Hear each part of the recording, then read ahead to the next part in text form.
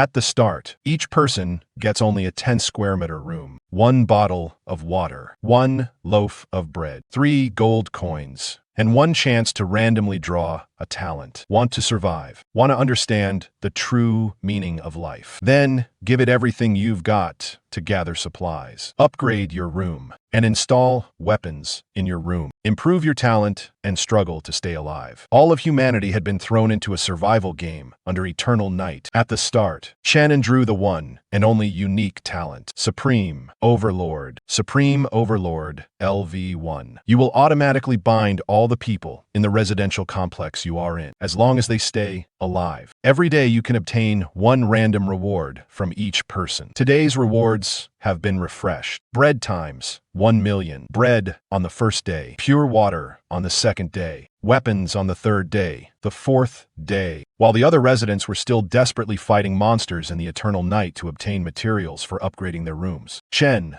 was already drinking champagne, holding different types of goddesses in his arms, and starting to enjoy himself. Thank the eternal night world. I finally understand the meaning of life now. Chen said, honestly, the story begins here. Welcome, everyone, to the eternal night world. Here, everyone's starting point is the same. At the start, each person gets only a 10 square meter room, 1 bottle of water, 1 loaf of bread, 3 gold coins, and 1 chance to randomly draw a talent. All of humanity will take individuals as the core unit and compete for survival in residential complexes of 100,000 people each. You can cooperate, or you can kill. In the eternal night world, there will be no restraints at all. Please note, with each passing day, the monsters you face will grow stronger, and new monsters may appear. On the 5th day, bossable monsters will attack your residential complex and your rooms. Defeat the boss, and you will receive extremely abundant rewards. Want to survive. Want to understand the true meaning of life. Then, give it everything you've got to gather supplies. Upgrade your room and install weapons in your room. Get ready. In 3 hours, the first wave of monsters will appear. This is danger, but it is also opportunity, because if you kill monsters, you might gain unexpected rewards. Lastly, I sincerely wish that all humanity can survive. A blended voice, impossible to tell whether it was male or female, seemed to ring out inside his head. Chen looked around blankly. He discovered that he was inside a cramped, narrow room. There was only a small wooden table in the room. On it sat a bottle of water, a packaged loaf of bread, and a white tablet. Survival, and all of humanity transmigrated together into a survival game. Chen took a deep breath and calmed himself down. As a Shuteen who had read novels for years, his ability to accept things was relatively strong. He quickly adapted to the fact that he had transmigrated, or rather, he had long been looking forward to the arrival of this day. He might die here, but compared to that, stagnant, dead water, like life, this wasn't bad at all. Chen picked up the tablet and saw a glaring countdown right in the center of the screen. Time until monster invasion. 2 hours, 59 minutes, 15 seconds. He tapped the screen with his finger to see whether the tablet had any other functions. Then, the 4 words beginner guide appeared on the screen. Chen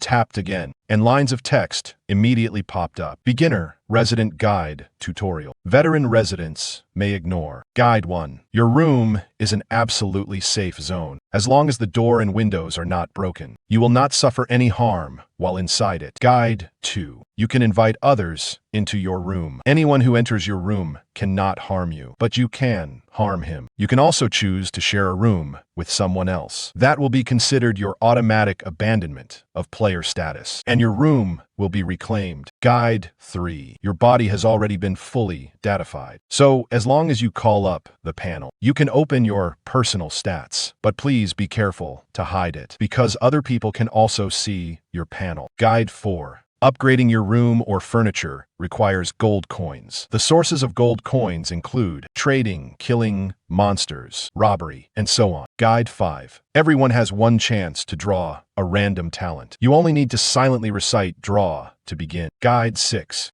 After drawing your talent, the chat room, mall, trading, platform, and personal backpack will all unlock at the same time. You can view and use them through the panel. After reading through the beginner guide, Chenin did not hesitate and directly said, "Draw talent." He was extremely nervous. There was no doubt that this talent was the key to whether he could survive. Because at the start, he had only one bottle of water and one loaf of bread, and monsters would descend in 3 hours if he didn't get a good talent. The pressure to survive would probably be overwhelming. Ding! Random talent drawing in progress. A virtual panel popped out. A roulette wheel covered in question marks appeared on it and began spinning rapidly. About 1 minute later, the spinning stopped. The arrow landed on a tiny crimson section at the very top. Then, that blended voice rang out once more. "Congratulations. You have drawn the unique talent. Supreme Overlord, LV1. Supreme Overlord, LV1. You will automatically bind all the people in the residential complex you are in, as long as they stay alive. Every day you can obtain one random reward from each person. Today's rewards have been refreshed. Bread. The current number of survivors in your residential complex is 100,000. So today, you have obtained 100,000 loaves of bread. They have been automatically placed into your backpack. Holy shit. This talent is basically invincible." Chanan's face was full of delight. This heaven-defying talent was no different from being born directly into the richest family in the world. At the very start, he had 100,000 people bound to him. He didn't have to do anything. The moment he opened his eyes every day, he could receive a fixed 100,000 rewards. This was amazing. Absolutely amazing. Ding! Detected that you have already drawn a talent. Residential complex chat room unlocked. Eternal Night World chat room unlocked. Mall unlocked. Trading platform unlocked. Backpack unlocked. After hearing all the notifications, Chen suppressed his excitement and said in a low voice, "Open panel. Resident Chen and gender male. Residential complex room number 009527. Room comfort 0. Stamina 75 100. Satiety 88 tone 100. Strength 1. All humans start with a base strength of 1. Agility 1. All humans start with a base agility of 1. Intelligence 1. All humans start with a base intelligence of 1. Talent Supreme Overlord, LV1. Backpack 26. Bread X 100,000. Gold coins X3. Note: the starting backpack has 6 slots. Each slot can hold up to 999,999 items of the same type. Neighborhood chat, click here. Trading platform, click here. Eternal Night World channel, click here. Shop, click here. Even though my talent is really strong, it's the kind that needs time to develop. So my top priority right now is to survive the first day and get the reward for the second day. Chen immediately stood up and walked to the door. It was a wooden door, and it looked pretty sturdy. The moment he placed his hand on it, a line of data appeared. An utterly ordinary wooden door. Level 1.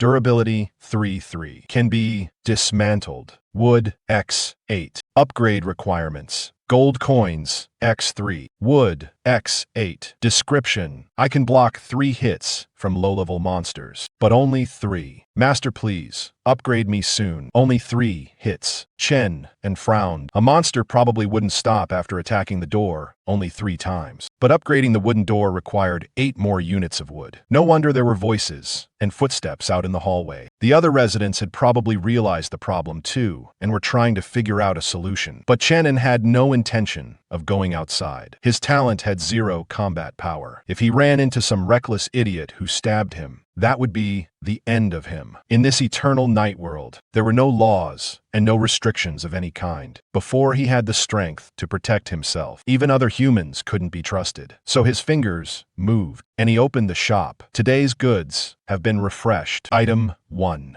A completely unremarkable bottle of mineral water, X1. Price, 50 copper coins. Item 2. A dry, stale loaf of bread, X1. Price, 50 copper coins. Item 3. A fairly sharp axe, X1. Price 1 gold coin. Exchange rate: 1 gold coin, 10 silver coins, 100 copper coins. Chenan's eyes were immediately drawn to the third item, an axe. What he needed most right now was a weapon. But if he bought the axe, he wouldn't have enough gold coins left to upgrade the door. Isn't this just getting stuck both ways? Chen scratched at his head in frustration and started thinking about how he could get an axe. And wood, too. Upgrading the door still needed 8 units of wood. Then, his gaze landed on the trading platform, and he opened it right away. Trading platform notice. Every transaction will incur a tax of 15% of the total price. Barter trades are tax-free. Turi's tax on trading too. Chen fell into thought, looking at it that way. If residents living in the same neighborhood traded through the platform, it wouldn't be very cost-effective. Meeting up and trading offline would save more money. But that came with certain risks, too. After all, it was easy to get robbed in offline trades. Chen scrolled through the trading platform interface and saw quite a few items. Selling wood. DM me your offer. Selling iron blocks. Gold coins only. Buying food and water with copper coins. If you have any, come fast. Chair blueprint for gold coins. Click my profile picture to DM. A college guy's worn white socks. If you want them, come fast. I'm cute. Please give me gold coins. There were already quite a lot of items listed on the trading platform. There were even blueprints. After watching for a bit, Chen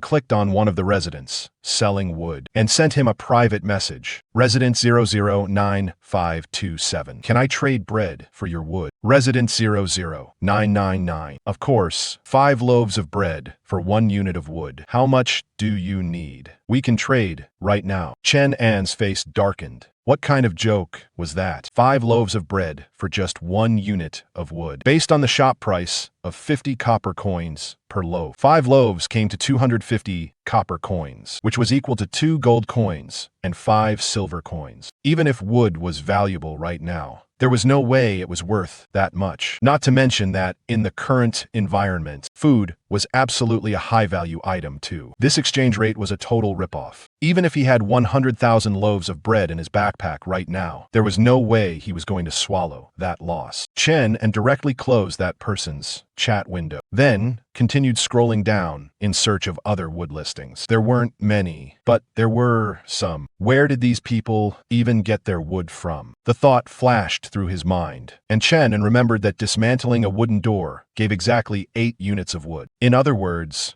the people selling wood might have gotten it by dismantling other people's doors. I didn't expect the most dangerous time to be these 3 hours before the monsters descend. Chen realized the danger. Then he immediately dragged the only small table in the room over to block the door. But he still felt deeply unsafe. No matter how he looked at it, that wooden door with only 3 durability seemed fragile. He had to upgrade it as soon as possible. Chen kept refreshing the trading platform for another 2 minutes, then spent 12 loaves of bread to trade with a resident for 8 units of wood. That came out to 1.5 loaves of bread for 1 unit of wood. His mental price had been 2 loaves of bread per unit of wood. Getting it down to 1.5 loaves per unit counted as a small win. Materials sufficient. The simple wooden door can be upgraded. Upgrade now. Yes. Chen tapped the confirmation button, floating in the air. The next moment, a countdown appeared on the wooden door. 0030,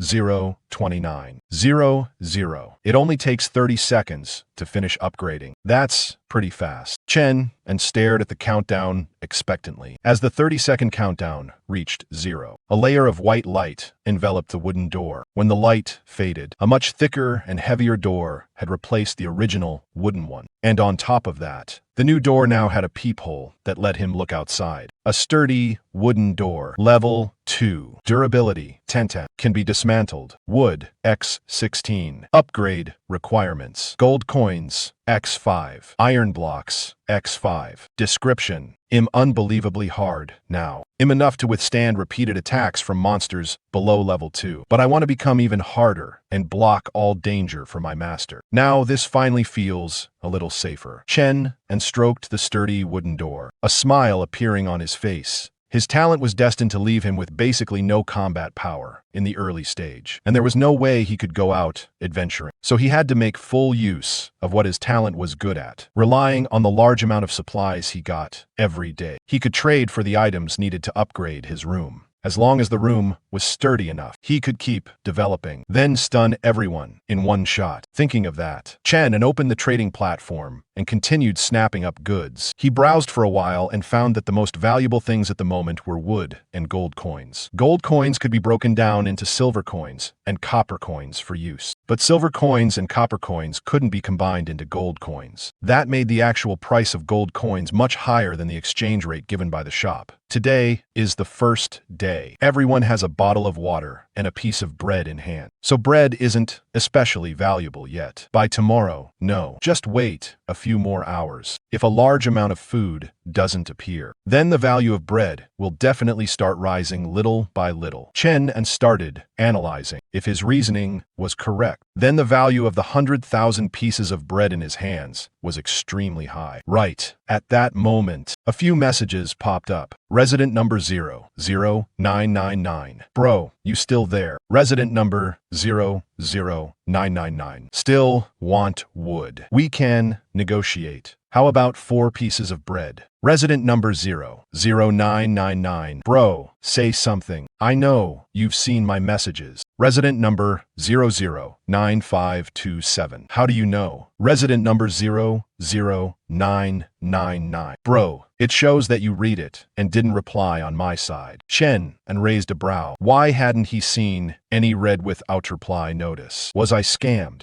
Resident number 00999. Bro, is your talent related to producing food? If it is, I can give you a bit more of a discount. That way, we can work together long-term in the future. Resident number 00999. Bro, read it and didn't reply again. Resident number 00999. Beep, beep, beep. Don't tell me you're really gone. Resident number 00999. Bro, say something. As long as you tell me your talent, I'll tell you mine too. Chen and had originally been browsing the trading platform, but the messages just kept ringing nonstop. He tapped into the private chat with resident number 00999, getting ready to mute him. But then he saw a useful message. Resident number 00999. My talent is an enhancement type. It can triple all my attributes for 5 minutes, but afterward, it'll be weakened for 10 minutes. So, want to cooperate? Triple all attributes, and it even lasts for 5 minutes. Chen and raised a brow. This talent's combat power in the early stage was terrifyingly strong. No, to be more exact, it would still be just as fierce in the late stage. If he could raise his base attributes in the late stage and then activate the talent for a 3-fold boost. TSK.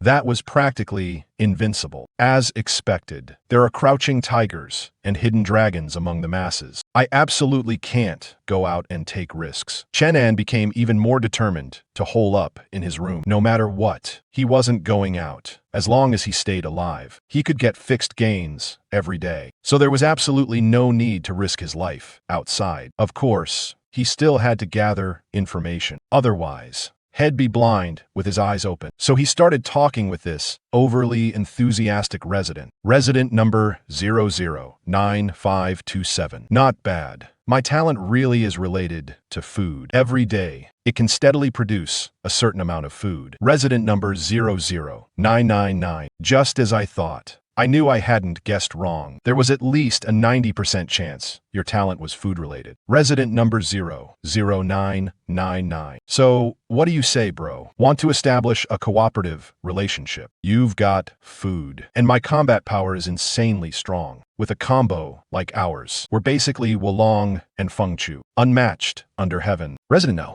009527. 90% chance? What about the other 10%? While scrolling through the trading platform to see if there was anything else good, Chinnen kept fishing for more information.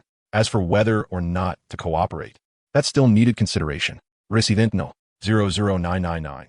The other 10% is obviously finding a huge amount of food in an empty room. But that kind of probability is ridiculously low, no less than winning 50 million in the lottery. Resident no. 009527. Empty room? What do you mean? Resident no. 00999. You don't know? Resident no. 00999. Don't tell me you still haven't gone out at all? Resident no. 009527. I've been studying my talent. Resident no. 00999. Fine, brother, you're seriously good at hiding. It's been almost 2 hours, and you still haven't moved an inch. Resident no. 0099527. What's with the empty rooms? Resident no. 00999.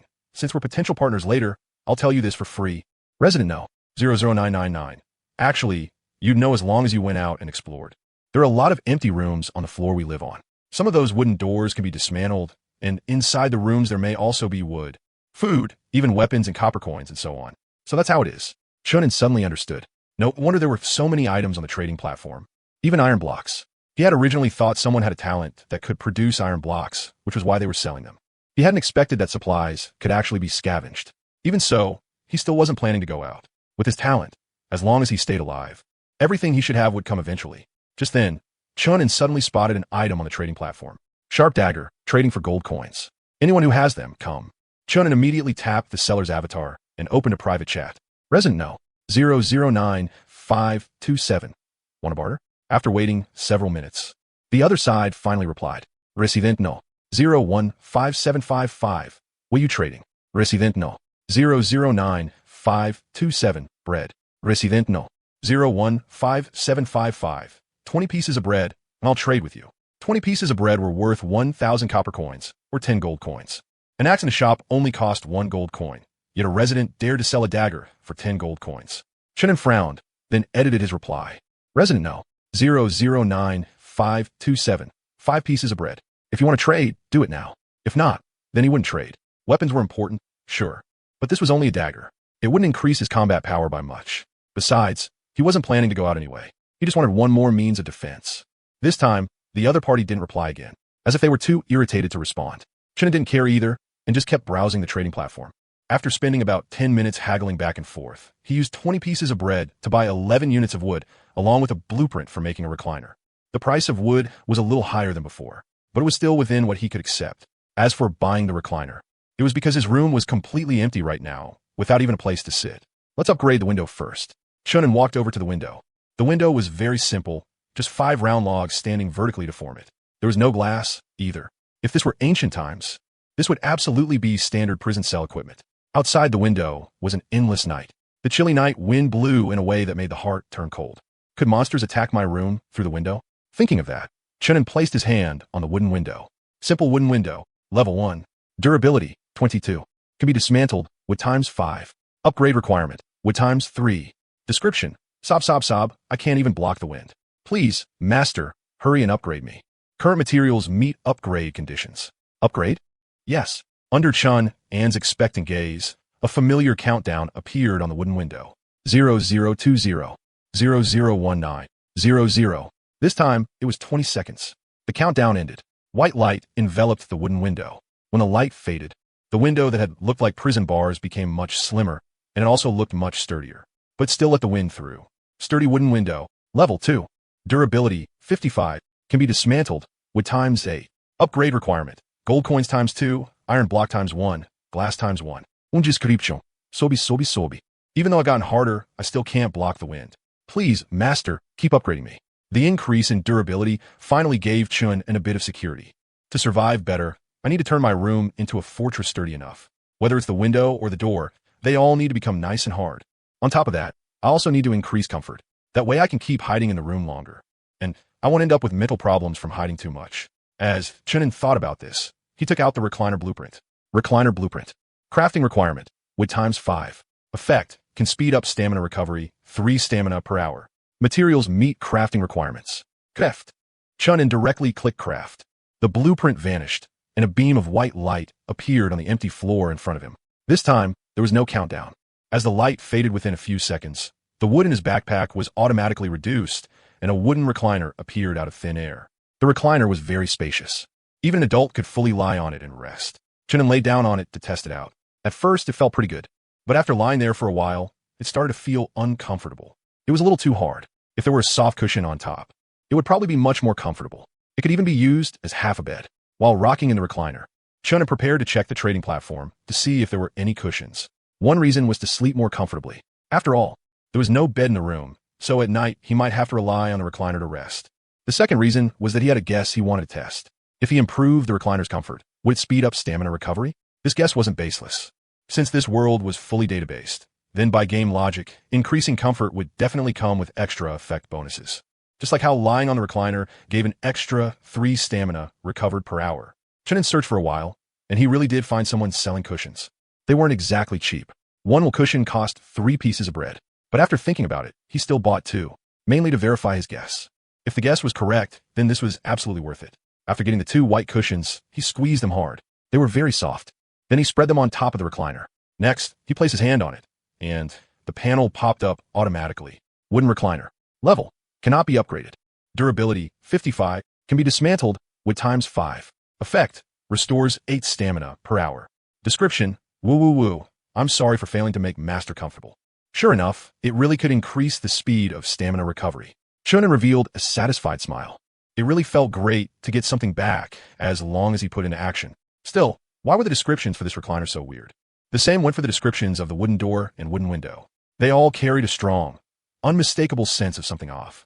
The planners of this world must have gotten mixed up with some filthy stuff. Too bad the recliner couldn't be upgraded. Shonen lay comfortably on the recliner, swaying slowly. He held the tablet in his hand and glanced at the countdown until the monsters arrived.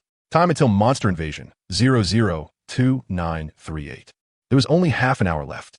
Shonen looked at his door and wooden window, feeling that they should be able to hold against the first wave of monsters, right?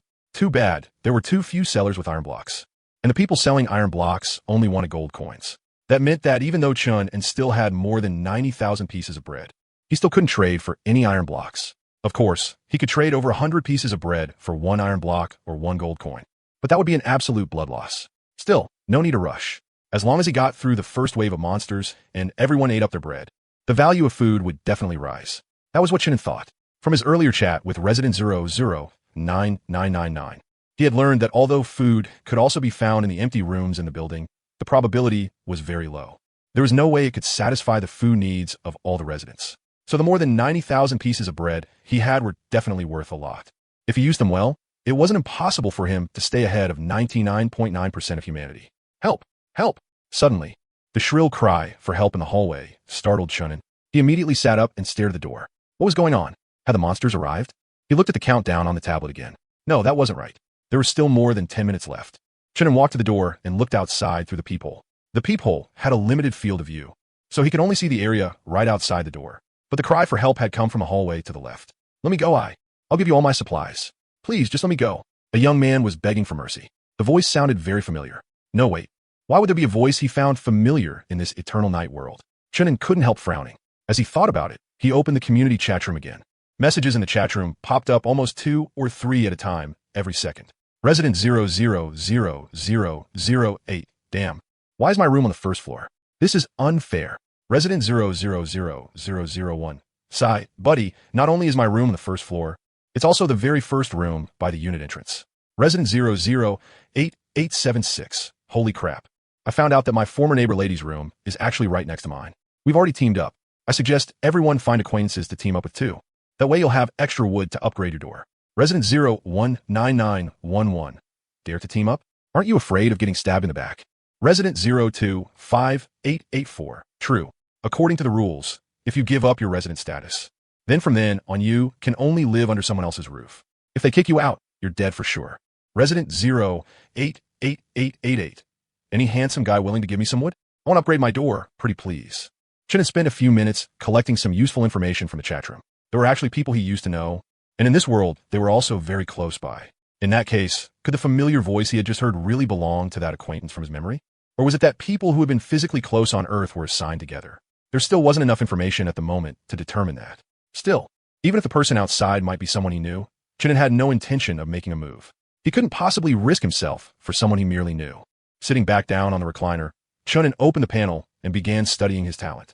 Soul Sovereign, Level 1. You will automatically bind everyone in your residential community. As long as they stay alive, you can obtain 1 random reward from each person every day. Upgrade requirements: 500 gold coins, room comfort level above 80, and completion of 1 designated task. Note, when your room comfort level exceeds 80, the designated task will automatically be triggered. These upgrade conditions didn't seem easy. Shunin frowned. He guessed the sources of gold coins should be killing monsters and exploring empty rooms. Maybe there were even talents that could produce gold coins? In any case, 500 gold coins wasn't the hardest part. After all, he had plenty of bread to trade for gold coins. But a room comfort level of 80. He glanced at the current comfort level on the panel. Room comfort level, 3. The starting comfort level was 0. After getting the recliner, the comfort level had increased by 2 points, and after buying the soft cushion, it had only increased by 1 more point. In other words, to raise comfort, he needed to get more furniture. And it had to be furniture he could actually enjoy using. He wondered what the talent upgrade requirements for other people were like. Thinking that, he closed the panel. Then he glanced at the countdown on the tablet. There were only 2 minutes left until the monsters descended. At this moment, the noisy sounds in the hallway had already quieted down. Those who had gone out to search for supplies, and those who had formed teams had all returned to their rooms. Everyone was nervously waiting for the monsters to arrive. Chen also pushed the recliner behind the door to block it, but he still felt a little lacking in security. So he braced the door with one hand while opening the trading platform with the other to browse around. He wanted to see if he could find a cheaper weapon. Time passed second by second. The 2 minutes quickly came to an end. Suddenly, a dull piece of music began to play. The sound was oppressive and eerie, making the hairs on people's bodies stand on end instantly. At the same time, a scarlet information window popped up in front of everyone. Warning! Warning! The monsters of the first day have arrived. Monster type, Laugh-mare. Hint. Laugh-mares will withdraw from the residential community once every 7 hours. But when they attack again, they will be stronger and more frenzied than before. They will grow stronger once every day. On the 5th day, a Laugh-mare boss will appear. Residents, please do your best to survive. Chun had just finished reading the message box when he heard laughter ring out in the hallway. The laughter grew denser and denser. It was as if many people had suddenly appeared out of thin air, then started letting out piercing laughter. Chun went behind the door and looked outside through the peephole. He saw a huge, deathly pale face floating in the air. That face wore a bizarre smile. The way its mouth split open looked as if it could stretch all the way back to the roots of its ears, making it look terrifying. Then, that smiling face suddenly turned and looked at the door with a grin. Shenan's heartbeat couldn't help speeding up for a moment. Even though he knew this monster called a Laugh-mare shouldn't be able to see through the wooden door, he still couldn't help cursing inwardly. That scared the hell out of me. Good thing I don't have heart disease. Then, under his watch, the Laugh-mare floated over to his door. Then it suddenly slammed heavily into it. Bang! Bang! Laughing all the while, it smashed its entire face against the door again and again. Then, that was it. Was this the Laugh-mare's attack? So weak. Chunin stared at the durability of the door. It hadn't even dropped at all. Sure enough, an attack at this level had no chance of breaking through a level 2 door. At the same time, a continuous mix of laughter and banging echoed through the hallway. Clearly, a lot of Smile Mares were smashing on other residents' doors at the same time. If this was all the strength they had, then the monsters on the first day should be pretty easy to survive. Chunin let out a breath of relief. But right then, while the Smile Mare at his door kept banging and laughing, clear words suddenly came out of its mouth. Open the door. Open the door. Open the door. You wanted to open the door, so I'll just open it for you? Chunin curled his lip. His little heart finally settled all the way down. With that kind of attack power, there was absolutely no way it could break through his level 2 wooden door. It could not even chip away the durability. At most, it was just too noisy and dealt a bit of mental damage to him. As for whether the other residents' level 1 wooden doors would get smashed open, he had no idea. Lying back down on the soft recliner, Chunin also opened the residential complex chat room and started reading. This counted as the only entertainment in the current environment. It could drive away fear, and he could also collect useful information along the way. Resident number 000001. Holy crap. That Smile Mare's face is way too creepy. Feels like I'm going to have nightmares tonight. Resident number 100000. Nightmares? With how noisy it is, you could still fall asleep. Resident number 022222. Huh? How are you guys seeing what the Smile Mare looks like? Don't tell me you opened the door. Resident number 000001. Hey friend, you still haven't upgraded your wooden door to level 2? Level 2 wooden doors have peepholes. You can see outside. Resident number 022222. Damn. Why didn't you say so earlier? Resident number 022222. But even if you did, it wouldn't help. Because I can't scrape together 8 units of wood, so I can't upgrade. Sigh, I'm seriously unlucky. I searched 2 rooms and only found half a bottle of water, and it was even a half bottle someone already drank from. Seriously, what the hell? Resident number 098863. Help. And my wooden door has already lost a bit of durability from getting hit. Can someone save me? Resident number 087878. Who the hell would dare go out and save you at a time like this? Figure out a way to upgrade your wooden door yourself. A level 2 wooden door can block the Smile Mare's ramming. If that really won't work, then repair the wooden door. As long as you repair it in time, you should be able to last until the monster leaves, right? Resident number 036365. Even if it only loses 1 point of durability every half hour, the Smile Mare won't leave until 7 hours later. That means you need to spend 14 units of wood on repairs. Where are you supposed to find that much wood? Resident number 036936. Has anyone tried killing Smile Mare? If this keeps going, then even a level 2 wooden door will probably lose durability from being rammed. right? Resident number 036936. Brothers, my name is Zheng Yuan. My room is on the 36th floor of Unit 9, Building 36. If there are any residents on this floor who want to team up to fight monsters, message me privately. Need residents with combat-type talents. If you die otherwise, don't blame me for not warning you. Resident number 036937. Zheng Yuan? Damn. Are you Zheng Yuan from Class 3 of the P.E. Department at Chengdu University? Resident number 036936. Yeah. Who are you? Resident number 036937. I'm Zhao Zhihao, Brother Zheng. Resident number 036936. Damn. Mouse. Who would have thought we'd actually end up together? Resident number 036938. Mouse. Brother Zheng? It's really you guys? I am Wang Jeki. Hurry, hurry. Add me as a friend. Let's squad up together. These students had actually been matched onto the same floor, and even their room numbers were very close. Seeing those chat messages, Chena became even more certain about one guess. Acquaintances, or rather, people who had been physically close before transmigrating, had a very high chance of being matched together. When I got transported into this world of eternal night, I happened to be in class. So most of the residents on this floor are probably my classmates. That also explained why he had heard that familiar voice earlier. That male voice calling for help earlier belonged to a classmate who was in the same class as him and also lived in the same dorm room. His name was Li Wenba. Even though they were dorm mates, their relationship was just SOSO. It would be more accurate to say that all their classmates had an average relationship with him.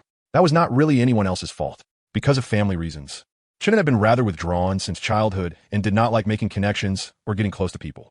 He was highly guarded against everyone and habitually kept his distance from all people. If this floor was full of college students, then maybe there was some room to work with. While thinking that, Chinnen picked up the bread on the table, tore it open, and started eating. College students were, after all, a lot more naive. You consume bread. Fullness plus one. While eating, he also kept an eye on the trading platform. The piercing laughter outside still had not stopped. Every so often, that smile mare would slam into the door once, then let out an eerie laugh. The mental damage was maxed out.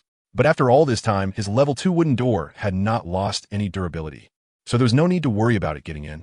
I'll hold out until tomorrow, then see the reward before deciding what to do next. Chinnen thought. Just then, a girl's crying scream suddenly came from the hallway. Help! Save me! My door is about to be broken open by the monster. Please, somebody save me. I'll work like an ox or a horse to repay you. I'm begging you. No one responded. There was only the smile mare's laughter, and the banging sound of it hitting the door once every dozens of seconds. The girl's cries for help grew more and more desperate. In the end, with a bang, the door was broken open. All that could be heard was a burst of desperate, shrill screams. Then the sound disappeared completely. Chinnen heard it very clearly, because that girl's room was very close to his, probably only 2 or 3 rooms away. But before he could even sigh about it, the laughter seemed to be getting closer and closer. Then the room next door suddenly started sounding with 2 impacts. No, wait. Could it be that after one room got broken open, the smile mare would keep going together with another smile mare to hit other room doors? Chinnen instantly frowned. This was a little damn terrifying. If most of the rooms on a floor got broken open, then if dozens of smile mares smashed into his door at the same time, even a level 2 door might not hold for long. Damn it. My door's durability is almost gone. I only have enough wood to repair it one more time. Is there anyone willing to go all in with me? Suddenly, shouting came from the hallway again.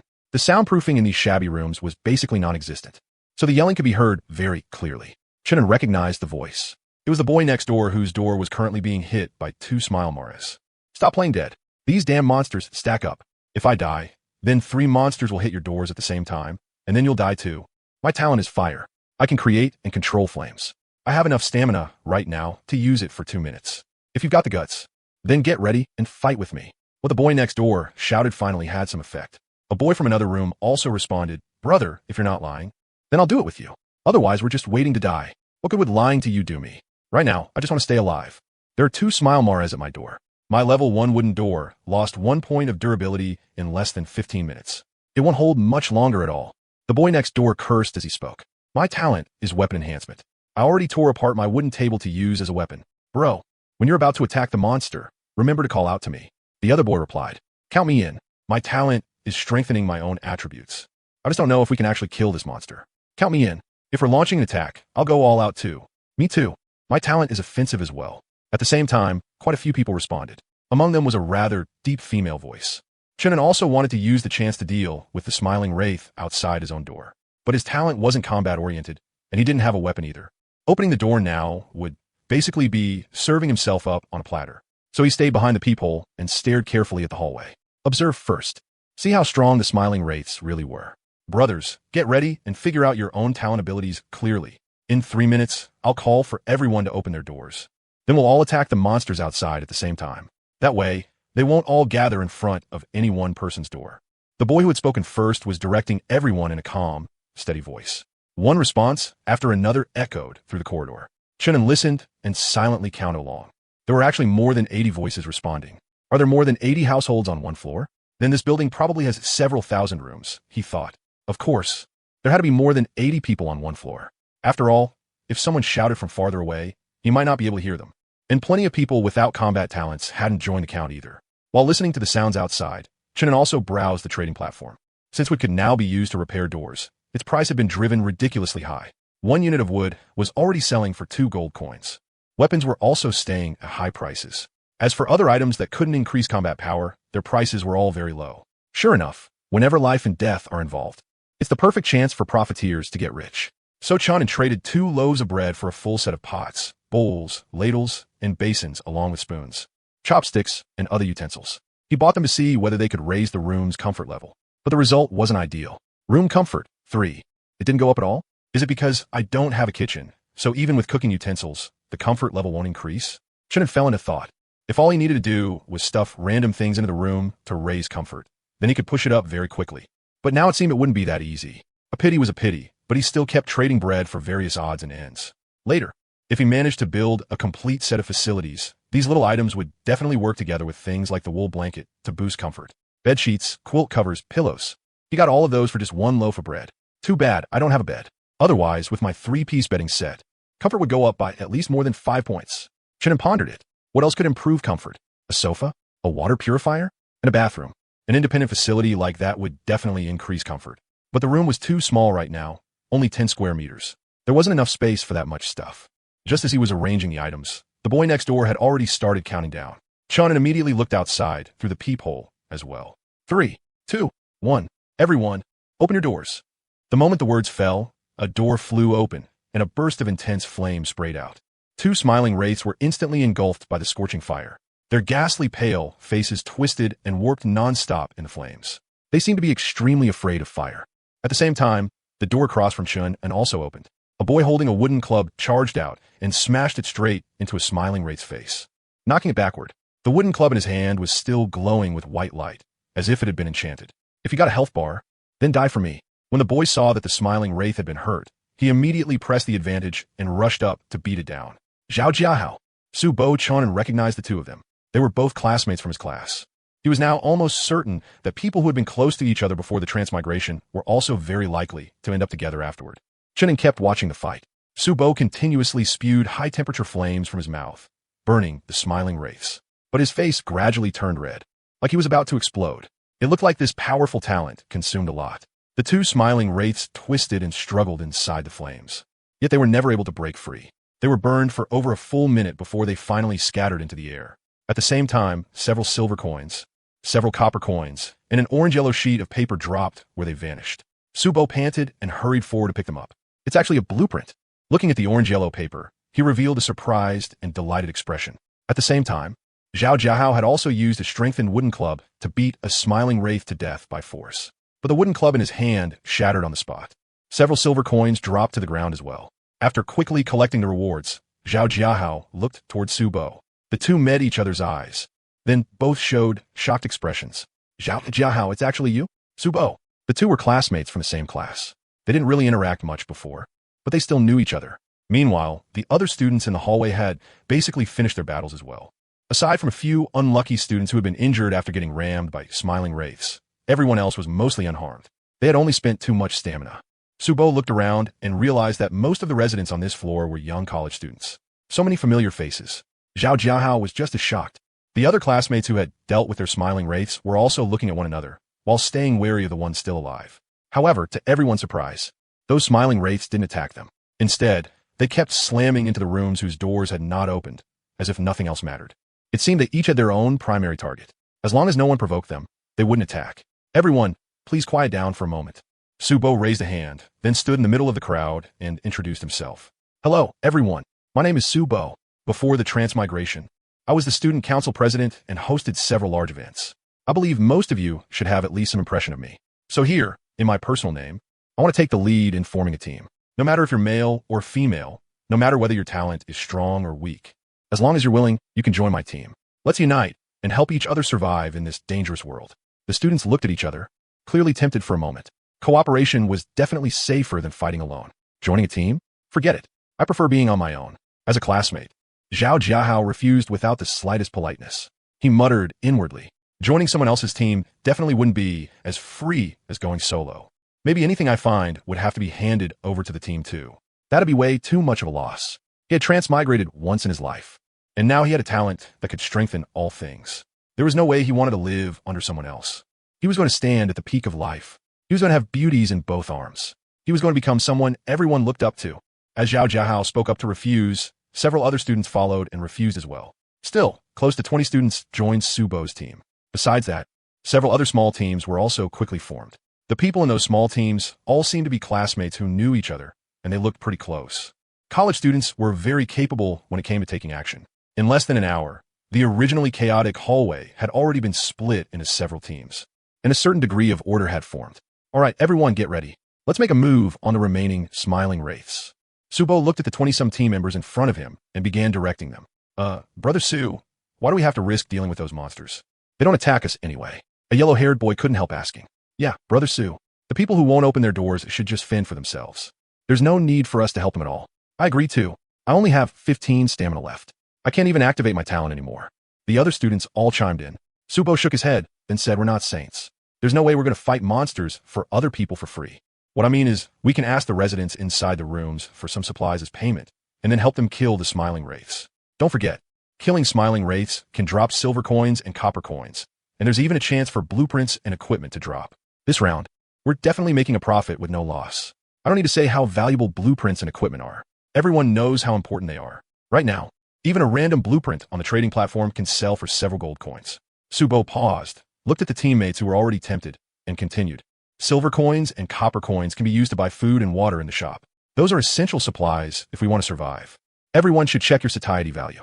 Don't let it drop below 10 points, but there's no guarantee you won't just starve to death. After all, everything in this damn world is data. It might affect a person's judgment. Hearing Subo's well-structured analysis, everyone really did feel a little afraid, and they quickly opened their panels one by one to check. Subo also took the chance to glance over the panels of several people around him. When he saw those people's talents, his eyes flickered. Brother Su, you're the captain. We'll all listen to you. The yellow-haired boy, Wang Jiwei, closed his panel and spoke first. Yeah. Brother Su's analysis makes sense. I'll listen to Brother Su. No, we should be calling him Captain Su now. The other students also echoed him. Subo really was steadier than them, and his vision was more far-sighted. So these students were all fairly convinced by him. Good. Then split into groups of 5. While ensuring your own safety, go contact the residents whose doors are being rammed. As Subo spoke, he glanced at the other small teams in the distance. Those teams had probably already realized they could kill smiling wraiths for rewards too. And these smiling wraiths were slow and dumb, making them very easy monsters to kill. As long as they coordinated well, then even though everyone had already used up a lot of stamina, they could still farm them without taking damage. The crowd quickly split up and moved out. Subo, meanwhile, brought 3 people to the door of the room next to his. A smiling wraith was currently slamming into the door. That door looked especially thick and heavy, as if it wasn't even on the same level as their own doors. So this is a level 2 door? Subo raised a brow, a little surprised. A level 1 door would lose a bit of durability after being rammed for half an hour. But this level 2 door had been getting rammed for so long, and its durability hadn't dropped at all. It was really tough. Also, the resident next door had actually managed to gather 8 units of wood and upgrade the door within the short span of just 3 hours after the monsters descended. It looked like his talent wasn't simple either. Brother Su, this person's talent might be related to wood. We happen to be short on wood right now. Wang Jiwei also noticed the door's level, and his eyes lit up. Not necessarily. It could also be some other kind of resource talent, and he traded for the wood on the trading platform. Subo paused, then walked to a spot about half a meter away from the smiling wraith and shouted into the room, "Student inside, do you need help? As long as you pay a little in supplies, we'll help you kill the monster smashing your door and keep you safe from the attack. No need." A rejecting voice quickly came from inside the room. Subo felt that voice sounded a little familiar. He frowned, then said, "Student, if the monster at your door isn't cleared out today, then when new monsters appear tomorrow, it might turn into 2 monsters smashing your door together. At that point, Even if you have a level 2 door, it might not be able to hold. You should know, the prompt already said the monsters grow stronger every day. Subo deliberately made the consequences sound more serious. That was the only way to make the other side willingly pay up. Faced with a resident who could upgrade to a level 2 door, Subo really wanted to fleece him a bit. There was no helping it. He was too poor right now. He couldn't even scrape together enough wood to upgrade his own door to level 2. Of course, deep down, he really did have that suspicion as well. If today's monster wasn't killed, then tomorrow there really might be 2 monsters smashing the door. No need. The rejecting voice came from inside the room again. Subo frowned instinctively. But before he could say anything, Wang Jue beside him spoke up unhappily. Bro, that's not very decent of you. We're helping you kill the smiling wraith. So isn't it only reasonable for you to give a little payment? Do you have to be this stingy? Besides, this smiling wraith keeps slamming into your door. It's affecting us too. What's wrong with you paying a bit of price? We won't ask for much. Just give us a few units of wood, whatever. Chunin listened to the demands outside the door and remained completely unmoved. It wasn't that he wasn't worried that there would be more monsters outside his door the next day. It was that he had just traded bread for iron. He would be able to upgrade to a level 3 door very soon. So there was no need to waste resources hiring someone else to fight monsters. What's more, killing smiling wraiths could drop rewards. Even if he paid nothing, someone would still come kill the smiling wraith at his door. The reason was simple. The first day's smiling wraiths were very dumb and had very weak aggression. Any resident with some strength would absolutely not miss this chance to farm rewards so easily. Thinking from another angle, if Chunin's talent were an attack type 1, then he would also go crazy farming rewards on the first day. So there was no need for him to be the sucker. Brother Su, what do we do now? Wang Jue looked unhappily at the door of room number 009527. This kind of freeloader really deserved to die. Forget it. Let's kill this smiling wraith first. Subo noticed that the other teams had already started coordinating attacks on the smiling wraiths. If they dragged this out any longer, they wouldn't be able to grab many rewards. He had a feeling. The strengthened smiling wraiths on the second day definitely wouldn't be as easy to kill as today's. Today's smiling wraiths were basically newbie benefits, so they had to kill as many as possible and use the rewards to raise the level of their wooden doors. No one objected. Brother Su, I'll bind it. Look for your chance to attack. Wang Jue stared at the smiling wraith and activated his talent, forced restraint. The smiling wraith that had been smashing the door suddenly froze in midair. Even though laughter was still coming out of its mouth, its body couldn't move at all. Then, Subo took a deep breath, opened his mouth, and spat out scorching flames that began burning the smiling wraith. A mere smiling wraith had no power to resist under their coordination. When the flames from Subo's mouth stopped, the other 2 boys holding weapons immediately rushed forward and started hacking wildly at the low-health smiling wraith. From time to time, prompts of 5 floated above the smiling wraith's head. Finally, a few seconds later, the laughing wraith's entire face split apart, turning into several silver coins, several copper coins, and a dagger that fell to the ground. As expected, their talents had usage limits. Chunin thought as he watched this through the peephole. Earlier, Subo's flames had blasted for a full minute or so, burning 2 laughing wraiths to death on the spot. But this time, they only lasted about 20 seconds. And then someone else had to finish the job. What was more, after using his flames, Subo's face was flushed red and he was gasping hard, obviously having expended a lot of energy. Wang Jue, who was in charge of control, also looked a bit pale. Looking at it this way, his own talent was indeed insane. It cost nothing at all. All he had to do was claim the fixed daily reward.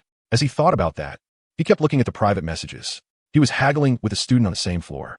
Resident number 009527. Can the 3 gold coins you posted be exchanged for supplies? I have bread and wood here. Take what you need. Resident number 009538. Yes. I want at least 8 units of wood, then 10 pieces of bread and 10 bottles of mineral water. Resident number 009527. 8 units of wood is no problem, and bread is fine too, but I don't have any extra water. Can I make up for it with bread? I can give you 15 extra loaves to cover 10 bottles of mineral water.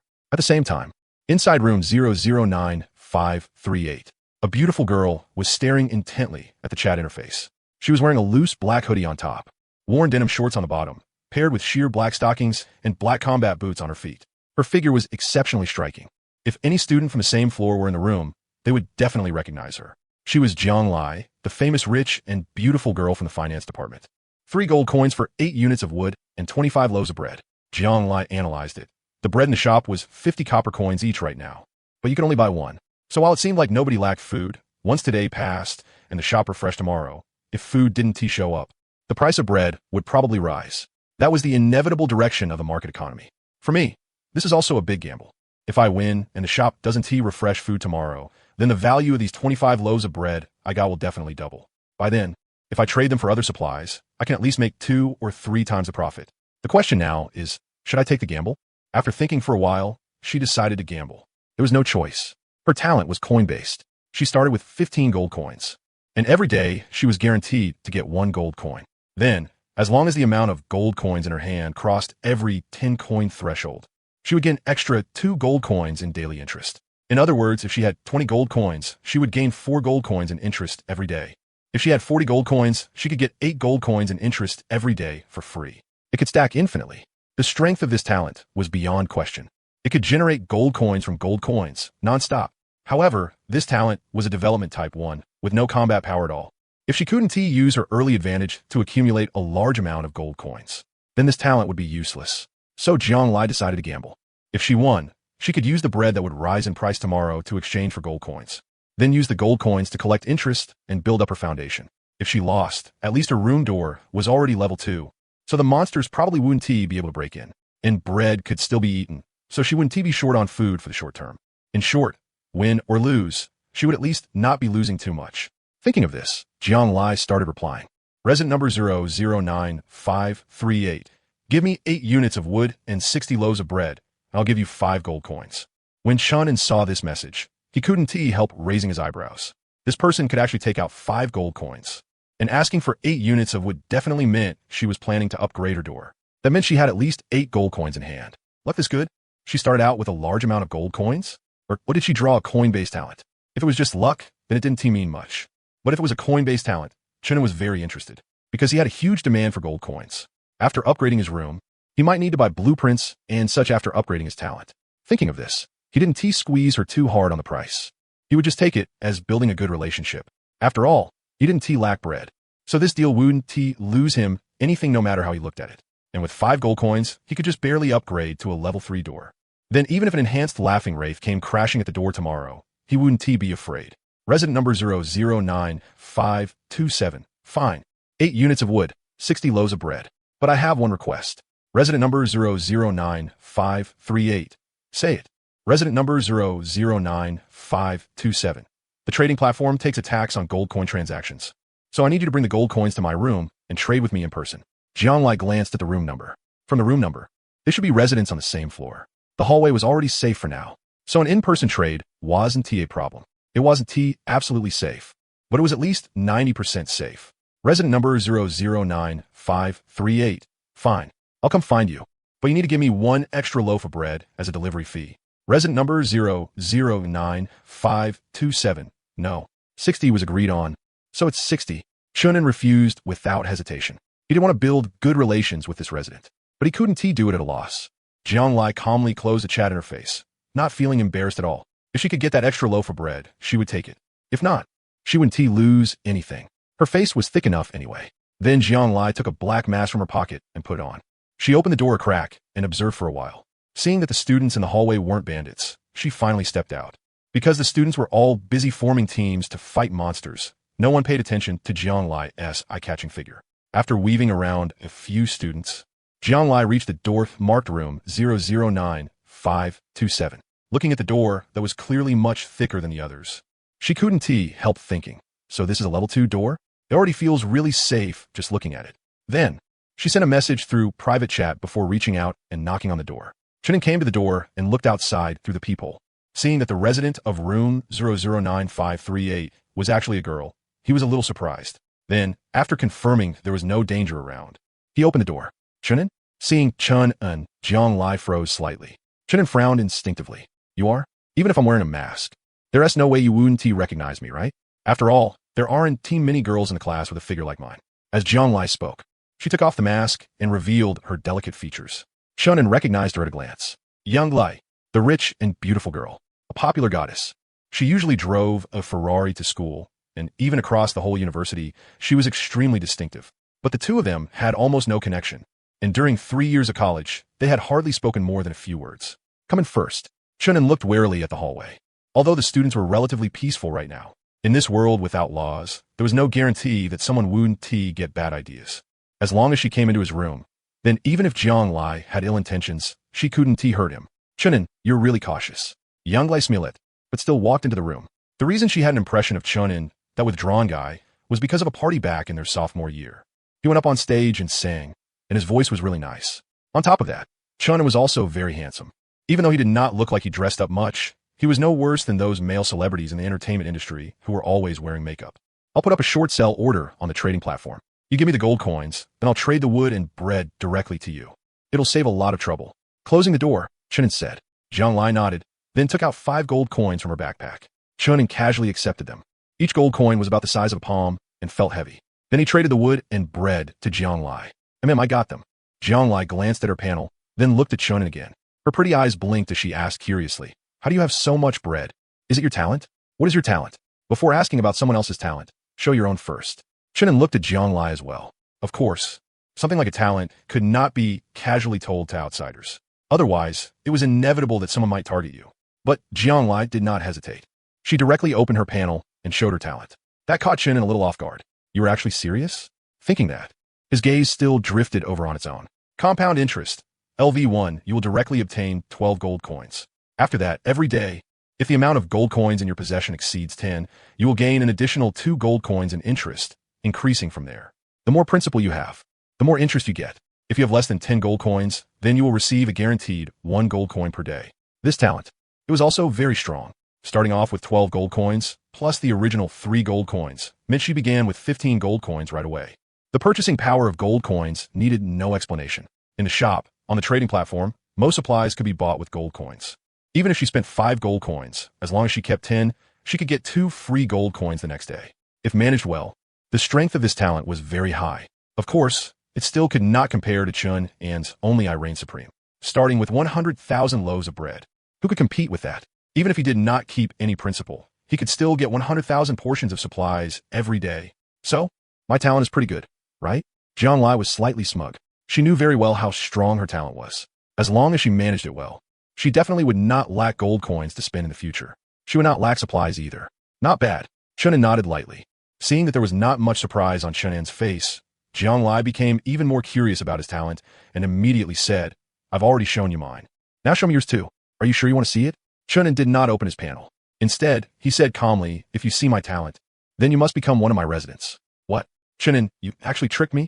Jiang Lai put her hands on her waist, a little angry. I already let you see mine, but you're not letting me see yours? Of course, she would not agree to the condition of becoming his resident, because that would mean she had to give up her own room.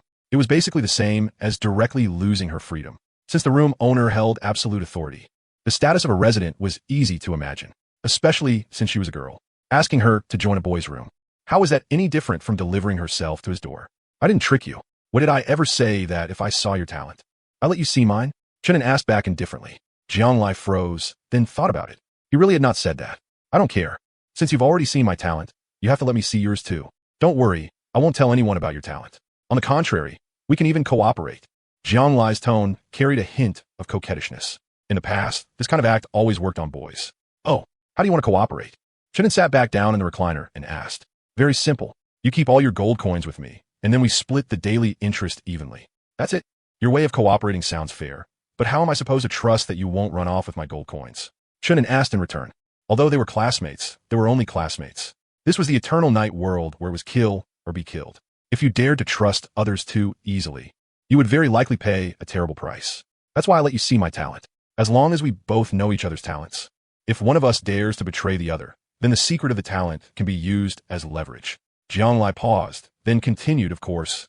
I also know that this kind of leverage isn't especially reliable. So if you're willing to give up your room and become my resident, that's fine too.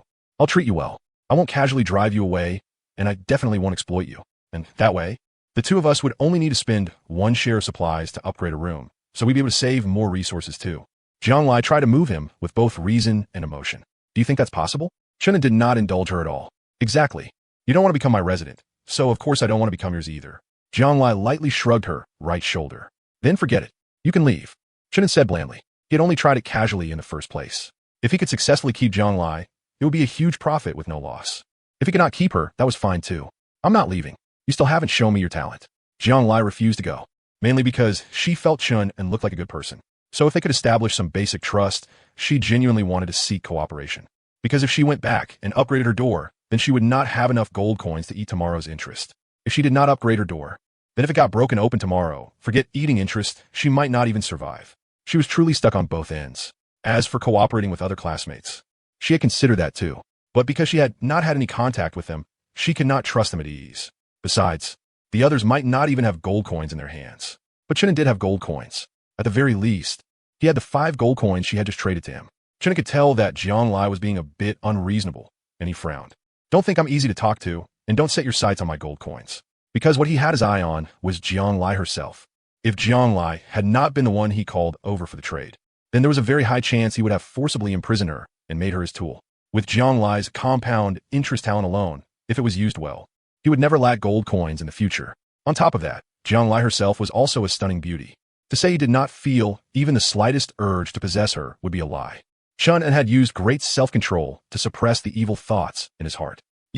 Seeing Chun An's expression, Jianglai realized he was not easy to fool. The coquettish act that had always worked before had not softened Chun at all. Only now did she realize that she was currently inside Chun An's room. If Chun An really refused to let her leave, then she would be completely unable to resist. I suggest you think about cooperating with me. If your talent can earn gold coins, and then you deposit those gold coins with me, then even if we don't go out to fight monsters, we can still have pretty good gains every day, and we won't need to live in fear all the time. Leaving those words behind, Jianglai hurriedly left. She was afraid that if she did not go now, she really would not be able to leave anymore. She noticed that the way Chun looked at her was already off. After all, it was only my first day after transmigrating. I still haven't completely let go of my old moral values. Chun gently rocked the recliner. Jianglai was right. His one above all talent, paired with compound interest, was practically unbeatable. Just think about it. Trade bread for a huge amount of gold coins, then stash them away and live off the interest. Even if he only deposited 100 gold coins, he could freeload 20 gold coins a day. In just a few days, he would probably be able to gather the 500 gold coins needed to upgrade his talent. At that point, the only thing left would be comfort. Come to think of it, if he increased the number of opposite-sex residents, would that raise the room's comfort level? A wild idea suddenly popped into Chun An's head. The system had not given a clear standard for judging comfort, but if he went by common sense, high-quality members of the opposite sex should also be able to provide a comfort bonus. After all, women were not only for sex. They could also clean the room, work like beasts of burden, and so on. If the right chance came up, I'll find a female resident and test the effect. Chun thought to himself. 80 comfort was not easy to grind up, so he had to think of ways from every angle. Of course, wanting to take in residence was not just for comfort. There was also the matter of going out to explore. Chun had no intention of going out himself. That was too dangerous. If someone screwed him over outside, then no matter how overpowered his talent was, it would be useless. So he needed a few subordinates he could command to go out and explore for him, handle trades for him, gather information, and so on. First, let's upgrade the door. Suppressing the thoughts in his heart, Chun got up and walked over to the door. He placed his hand on it. A line of virtual information immediately popped up. Upgrade materials are sufficient. Proceed with the upgrade? Yes. Without the slightest hesitation, Chun chose yes. 3:00, 2:59, 2:58, 0:2. This time, the upgrade took 3 minutes. Looks like the underlying logic is that the higher the level, the longer the upgrade takes. As he thought that, a look of anticipation appeared on Chun An's face. A level 3 door should be pretty damn tough, right? Seeing that other residents had powerful offensive talents had made him feel unsafe. That was why he'd been so eager to raise the door's level. Defending against monsters was only one part of it. More importantly, it was for defending against humans. So he had spent nearly 100 pieces of bread to buy 5 units of iron blocks and more than 10 units of wood. Then traded with Jianglai for 5 gold coins, finally gathering enough resources to upgrade the door to level 3. After this round of upgrading, all that remained in his backpack were a pitiful 8 units of wood and more than 98,000 pieces of bread. Too bad I can't buy any glass. Otherwise, I could upgrade the window too. Chun looked toward the wooden window. The wind kept pouring into the room, making it a little chilly. And outside, it was always night, which made him feel deeply uneasy. My little nest still isn't safe enough. Gold coins were easy enough to get. Jianglai should still have some left. The hard thing to find was glass. At the same time, the countdown above the door ended, and a layer of white light covered it. The glow quickly faded, and a layer of hard iron plating appeared over the originally heavy wooden door. The whole door's sense of security instantly rose by a huge margin. Chun directly opened the panel to check. Sturdy iron door. Level 3. Durability 2525. Can be dismantled into wood X16, iron blocks X5. Upgrade requirements. Gold coins X10, Iron blocks x15. Description: I'm hard as hell now. I can block all danger from my master. When my master sleeps, he can close his eyes without worry. A level 3 iron door with 25 durability. Even if the grinning wraith smashed against it for a whole day, it probably would not knock off even a single point of durability, right? Even the strengthened grinning wraith tomorrow most likely would not be able to do much damage to his door. This time it finally feels good. Chunin felt that this tiny room had suddenly given him enough of a sense of security. He could sleep well tonight. Still, the upgrade requirements for the next level were a little high. Chunin looked at the new requirements. 10 gold coins. Even Jiang Lai could not scrape that together. 15 units of iron blocks, on the other hand, would not be too hard to gather, because most residents could not even upgrade their wooden doors to level 2. Demand for iron blocks was not high at the moment. So Chunin contentedly lay back in the soft recliner and started browsing the trading platform, looking for iron blocks. This platform isn't smart at all. It doesn't even have search or category functions. As Chunin scrolled through the accumulated trade listings, he complained to himself. Without any category function, if he wanted some material, he could only search through everything little by little. Not only was it a waste of time, it was also easy to miss things he needed. Still, there was not much entertainment in this world to begin with, so he did have enough time for this kind of trivial work. Chunin spent several hours browsing the trading platform before he finally gathered all 15 iron blocks. The price he paid was 150 pieces of bread and 5 units of wood. Now I'm only short 10 gold coins. As long as I get the gold, I can directly upgrade to a level 4 iron door. When that happens, I really don't know how many grinning wraiths it would take to smash my door open. Chunin stretched lazily in satisfaction, then took a sip of water. There was not much water left, so he had to conserve it. He discovered that on the trading platform, the scarcest kind of food resource was actually drinkable fresh water. There was almost none up for trade. After browsing the chat channel for another hour and gathering all kinds of random information, Chunin finally drifted into his first dream in the world of eternal night while lying on the recliner. He was able to sleep peacefully, but the other residents had absolutely no mind to sleep. From time to time, the sounds of residents talking drifted through the hallway. Occasionally, there were even a few arguments mixed in. Because resources were limited, several teams led by Subo had developed disagreements and conflicts. The contradictions were still relatively minor for now, though. Everyone was only arguing and had not started fighting yet. Brother Su, our team still has 8 people who don't have enough to upgrade their doors to level 2. How about we check the other floors and see if we can find wood? Wang Jiwei suggested. Their team had more than 20 people, and most of them had combat-type talents, so they were extremely short on supplies. As for buying wood, they simply could not afford it. It was too expensive. Subo hesitated and looked toward the pitch-black stairwell. Let's first go observe the stairwell. If there's a chance, we'll go down and grab resources. If there isn't, we'll retreat. When that happens, our team can put 2 people in each room, and that should still guarantee everyone can upgrade to level 2 doors and safely make it through tomorrow. Subo said. This was currently the most resource-efficient and safest method. Otherwise, there really would not be enough wood. Because most of the empty rooms in the building did not have doors, naturally there was no way to dismantle them for wood. That meant at least 1/3 of the residents on this floor had no way to rely on this floor's resources to upgrade their doors to level 2. That was also the most fundamental reason the different teams had developed conflict. Limited resources had sparked strife. On the other side of the hallway, the other teams had also gathered together and were discussing solutions. Before the second day arrived, they had to raise their doors to level 2. Otherwise, once the strengthened grinning wraith came, it would definitely break through the door directly, and then they would be dead for sure. At the same time, in room number 009538, Jiang Lai had already upgraded the door to level 2. Then, looking at the requirements for level 3, she couldn't help frowning.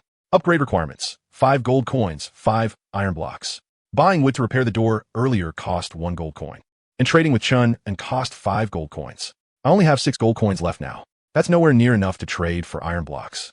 And I won't even get to enjoy tomorrow's compound interest. I really missed a wave of growth. Jiang Lai let out a sigh.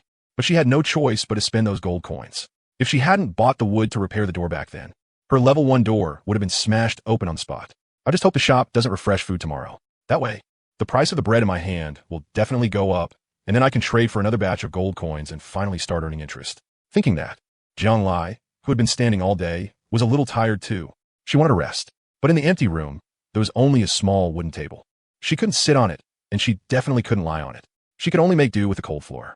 Too bad my big soft bed isn't here. Otherwise, I'd sleep the hell out of it. Lying on the floor, Jiang Lai started recalling her wonderful life before transmigrating. I really hope all of this is just a nightmare. If I open my eyes tomorrow and can go right back to my big bedroom, that'd be perfect. So hard, so cold. Lying on the floor, Jiang Lai tossed and turned, completely unable to sleep. Forget a big bed. Right now, even one of those cushioned lounge chairs from Chun An's room would be fine. At least it wouldn't be this hard or this cold. Jianglai couldn't bear to spend more gold coins on random things, so she could only force herself to sleep like this. Please don't let food refresh tomorrow. Holding that thought, Jianglai, whose stamina had been drained too much, finally drifted off to sleep. Today's goods have been refreshed. Product 1. 1 bottle of cool and sweet mineral water. Price, 80 copper coins. Product 2. 1 soft and chewy loaf of bread. Price, 80 copper coins. Product 3. 8 units of wood. Price, 16 silver coins. Today's exchange rate. 1 gold coin equals 10 silver coins equals 100 copper coins. Mineral water and bread again? Could it be that food and water are guaranteed daily refreshes? The first thing Chunin did after waking up was check the shop. In the end, he found that the changes weren't that big. Well, not exactly small either. At least the prefixes on the mineral water and bread had changed. Now they looked tastier. The price had also gone up by 30 copper coins, and it had directly refreshed with 8 units of wood, just enough to upgrade a level 2 door.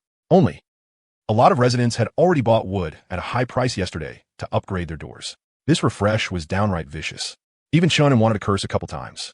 If it had refreshed yesterday, especially at this kind of low price, he could have saved at least dozens of pieces of bread. Damn dogs at planners. They really aren't human. While cursing inwardly, he also picked up the tablet and glanced at today's monster invasion countdown. Time remaining until today's monster invasion. 5 hours, 49 minutes, and 21 seconds. Almost 6 hours. There was plenty of time. Chunin wasn't that worried about the monster invasion to begin with. After all, the durability of his level 3 door was right there. Let's see today's talent reward. Chunin glanced at the time left before his talent activated on the panel. 3 minutes remained. 3 minutes later, today's reward would refresh. Too bad there's no toothpaste or toothbrush. Otherwise, the timing would have been just right for brushing his teeth. Chunin rubbed his lower back and stretched his somewhat stiff body after sleeping in the lounge chair for a few hours. The other residents only needed to worry about surviving, but he had a lot more things to think about. Toiletries, how to use the bathroom, and so on. Because he had eaten little and barely drunk any water yesterday, he still hadn't gone to the bathroom once. He definitely would have it today, but there wasn't a toilet in the room. Going outside to do it was too dangerous. I need to figure out a way to solve this. And I can't dirty up the room. As he moved his body, the 3 minutes passed quickly. A system notification popped up automatically. Only I reign supreme. Level 1, you will automatically bind everyone in your residential complex, as long as they stay alive. You can obtain 1 random reward from each person every day. Today's reward has been refreshed. Handsome Master Brand Mineral Water. Current number of survivors in the residential complex, 99,013. Therefore, today you have obtained 99,013 bottles of mineral water, which have been automatically placed into your backpack. Only a little over 90,000? In other words, our residential complex actually lost 987 people yesterday. Chunin couldn't help frowning. Those weak, smiling phantoms actually managed to kill nearly 1,000 people. What a huge loss. He had directly lost 987 bottles of mineral water in this wave. As the number of residents in the complex kept dropping, his rewards would also keep decreasing. That was a problem. Maybe I need to raise my talent level as soon as possible. By then, it might bring some different changes. Thinking that, Chunin took out a bottle of mineral water from his backpack. This was a bottle containing 550 milliliters of water, a pretty decent amount. Then he twisted open the bottle and started rinsing his mouth. With more than 90,000 bottles of water, he could totally afford to waste some. Besides, it wasn't pure waste. If he woke up and didn't brush his teeth, his mouth would stink a little. He didn't want bad breath to end up causing dental problems. In this world of eternal night, there was no way there'd be medical resources as good as the ones on Earth. While Chunin was rinsing his mouth, his panel also began to flicker. Someone had sent a private message. Chunin casually opened it. Resident 009538. Chunin, classmate. Have you thought over the cooperation yet? Resident 009527. I've thought it over. As long as you're willing to become my resident, all my gold coins can be deposited with you. After sending the message, Chunin casually changed the note name for Resident 009538 to Jianglai. Seeing that Jianglai wasn't replying, Chunin casually closed the chat interface and then checked his current panel. Resident, Chunin, gender male, residential complex room number 009527. Room comfort 3. Stamina 100 out of 100. Satiety 28 out of 100. Strength 1. Agility 1. Intelligence 1. Talent. Only I reign supreme, level 1. Backpack 4 out of 6 bread 99,831. Mineral water 99,012. Iron blocks 15. Wood 4. Note. The initial backpack has 6 slots, and each slot can store up to 99,999 items of the same type. So my satiety has already dropped to 28. No wonder I feel a little hungry. Chunin touched his stomach, then took out a few pieces of bread from his backpack and started eating them with mineral water. Judging from the panel, hunger actually wasn't linked to stamina. That was a good thing, because even if he didn't eat for a whole day, as long as he had enough stamina, he could still bring out peak strength. Satiety +1. Satiety +1. Satiety +1. Chunin ate until he was about 70% full. Then the urge to pee hit him. He looked at the bottle in his hand, then undid his waistband and started peeing into it. After he finished peeing, he directly tossed the bottle out the window. At least that way, the room wouldn't stink. He had to check the trading platform today and see if there was anything that could solve this kind of physical need. Otherwise, if he had to use the bathroom tonight, he'd probably have to go downstairs again. Chunin glanced at the pitch-black sky outside. He felt that going out was definitely a dangerous move. Who knew if there were still wandering, smiling nightmares in the residential complex or some other kind of monster? As for taking a dump in the room, that was absolutely out of the question. It would smell way too bad. The hallway was definitely no good either. So, he sat on the recliner, opened the trading platform, and started scrolling through it. From time to time, footsteps or voices talking could be heard in the hallway. Sometimes people even stopped outside Shonin's door and discussed his iron door for a few moments. A level 3 door was in a class of its own on this floor. Room 009538. Jiang Lai, meanwhile, was in an awful mood. The shop had actually refreshed bread again today. That meant the bread in her hand hadn't gone up in value at all. It had even vaguely dropped. More importantly, she had already finished her only bottle of mineral water today. It was bad enough that she didn't have enough gold coins to earn interest, and now she didn't even have water to drink. It really was one disaster after another. She was still short 3 gold coins to make 10 and earn interest, but if she didn't buy some wood before the monster invasion today, she just couldn't feel at ease. Jiang Lai looked at her level 2 door. Even though a level 2 door was very sturdy, today's smiling nightmares were powered-up versions. If they were highly aggressive, then without wood to repair the door in time, things would get very dangerous. Her talent had no combat power at all. Once the door was broken through, she was dead for sure. 16 silver coins could buy 8 units of wood. The price was much cheaper than yesterday. Jiang Lai looked at the third item in the shop. After hesitating for a moment, she still decided to wait and see how hard the smiling nightmares hit doors later. If they hit hard, she'd buy it. If they were weak, then forget it. As for now, she decided to take a risk and go out to search the empty rooms in the building to see if she could find any useful supplies. Even finding a pillow or a quilt would be fine. Otherwise, sleeping on this icy floor was just too uncomfortable. And also, she could look for a place to use the bathroom on the way. Jiang Lai put on a mask, then opened a crack in the door and looked outside. From time to time, students holding weapons hurried downstairs. She had no idea what they were doing down there. Only after the 3 people in the hallway left did she quickly step out. There were quite a few empty rooms on this floor. Almost every 2 occupied rooms had an empty room between them. But after searching several empty rooms, Jiang Lai didn't find a single thing. Everything inside had been stripped completely clean. Makes sense. Yesterday, the teams led by Su Bo had already swept through the place carpet style. There was no way they'd leave anything behind. Can't do this anymore. I need to find a toilet first. Jiang Lai looked at the empty rooms. She wanted to go inside and use the bathroom, but she was afraid someone passing outside would see her. After all, these rooms were too small and didn't even have doors. As long as someone walked past the doorway, they'd see everything at a glance. In the end, she still decided to go downstairs to use the bathroom. There was faint light inside the building, but downstairs was completely black. If she found a random spot, no one should be able to see her. Jiang Lai carefully went downstairs. She also ran into other residents along the way, but everyone was wary of one another. No one talked, and no conflict broke out. Most people still retained basic human morals. No one was recklessly smashing, looting, and robbing yet. It's so dark. Standing at the entrance of the building, Jiang Lai found the outside world almost so black that she couldn't see her own hand in front of her face. After hesitating for a moment and seeing quite a few people moving around in the distance, she finally dared to step out. Finding a remote corner, Jiang Lai quickly took care of her physical needs. Then, just as she pulled up her shorts and was about to leave, she suddenly saw several flickers of firelight approaching from ahead. She hurriedly backed away and hid behind the building. Strangers might have bad intentions toward her. Very soon, the firelight stopped at the entrance of this building, and then voices talking drifted over. Sister Bai, are we really going out of the residential complex? Won't that be too dangerous? A timid and fearful female voice sounded. There'll definitely be danger, but the resources in the building aren't enough to split around. If we don't take risks and search for supplies, we won't have enough food. A slightly magnetic female voice replied. After pausing, that voice continued. Earlier, I heard that the 2 teams on our floor were both preparing to go out. We can observe them first. If they can come back safely, then we'll go out of the complex and look for supplies. Sister Bai, I'll listen to you. Another crisp female voice chimed in. All right, Sister Bai. I just traded silver coins for 2 units of iron blocks. Looks like we're only 1 unit of iron block short of upgrading to a level 3 door. Good thing Sister Bai took the lead. The 4 sisters from our dorm are all living in one room. Not only is it safe, but we also have enough wood to upgrade and repair the door. Yeah, Sister Bai really is worthy of being the top student from Hongshui High School. She's seriously so smart. The sound of the discussion gradually faded into the distance. Hidden behind the building, Jiang Lai's eyes flickered. Those girls were actually high school students? Then again, that made sense. Only naive high school students would decisively give up their own rooms on the first day and become someone else's residents. For people living in one room meant they started with 12 gold coins and with 4 talents added on top of that. No wonder they could upgrade to a level 3 door so quickly. Could co-living really be the correct way for humans to survive? As Jiang Lai walked back into the building, she thought about how feasible co-living was. Although she believed her own talent had strong growth potential, compared with those 4 high school girls, it was nowhere close. Their way of co-living was much more reliable than forming a team. With a team, everyone was only cooperating in name.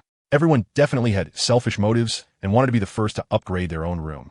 But if they became residents, then everyone would pool their resources together to upgrade one room. That efficiency would definitely be terrifyingly high. If only Chun and could obediently become my resident too.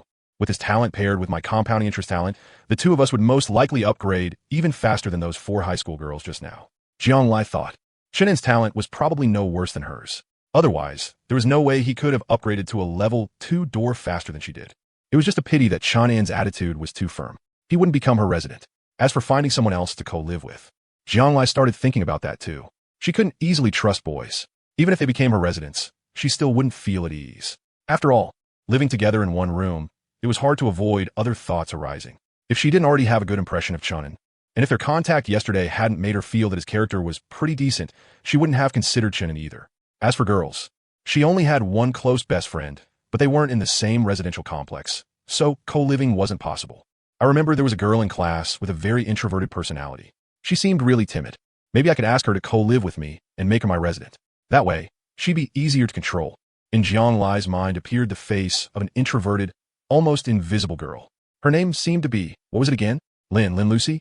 Jiang Lai racked her brain for quite a while before finally remembering that the other girl did seem to be called that name. But how to find that person was a problem. Go knock on every door one by one? Not a great idea. There were hundreds of rooms on one floor. How long would that take? As Jiang Lai thought it over, she had already returned to the 9th floor. When she passed room 009527, she looked over twice. She saw several people gathered in front of Chun An's door. Did Chun An run into trouble? That thought flashed through Jiang Lai's mind right away. Then she stood at a distance and observed. Classmate, are you really not going to consider joining our team? Our team already has 29 people. We're the biggest team on this 9th floor with absolutely overwhelming strength. Classmate, the situation right now is basically like the apocalypse. We humans should stick together for warmth. You can't be a lone wolf. If that really won't work, how about we make a deal? After listening for a while, Jiang Lai finally realized those people were here to invite Chun An into their team. She waited a bit longer. Those people seemed to have been rejected, and they left with dark looks on their faces. Only then did Jiang Lai walk over. But when she saw Chun An's door, she could not help freezing. It was actually an iron door. Could this be a level 3 door? Jiang Lai instantly showed a shocked expression. Chun An had actually upgraded to a level 3 door this fast. How'd he do it? Did he really have that many resources? Thinking back to all the things she had seen in Chun An's room yesterday, like the lounge chair, soft cushion, pots and pans, bowls and ladles, pillows, and all kinds of other items, Jiang Lai was even more stunned. Chun An's upgrade speed and total amount of supplies, as a single person, were practically on par with some teams. And she had not even seen Chun An go out to search for supplies or fight monsters. Was it just the raw strength of his talent? No wonder a team had come to invite him in person. A level 3 door, let alone on this floor. Even on the other floors Jiang Lai had passed just now, she had not seen one. That included the 4 high school girls who had been sharing one room before. Even with the resources of 4 people combined, they still had not upgraded to a level 3 door. His talent was actually this strong. Jiang Lai's eyes flickered. After checking that no one around was paying attention, she came to the door and knocked. Chun An, are you home? I'm here to talk cooperation with you. Again? When Chun An heard the knock, his brows furrowed. Ever since he upgraded his door to level 3 today, in just a little over 1 hour, for different groups had already come. Some wanted to invite him into their team, some tried to morally pressure him into trading supplies at low prices, and some had even threatened him. That made Chun An feel pressure too. So he spent 6 bottles of mineral water and 6 loaves of bread to trade for a dagger for self-defense. Even though a level 3 door was not something residents could easily break through, still being watched like this felt awful. He only wanted to survive in peace without bothering anyone. But even that tiny wish faced huge obstacles. Sure enough, wherever there were people, there would be endless conflict. Just because I don't want to exploit others doesn't mean others don't want to exploit me. As long as I'm even a little stronger than everyone else, I'll be targeted and envied. Chun'an's mindset was gradually changing too. Before, all he had ever thought was, if no one offends me, I won't offend them.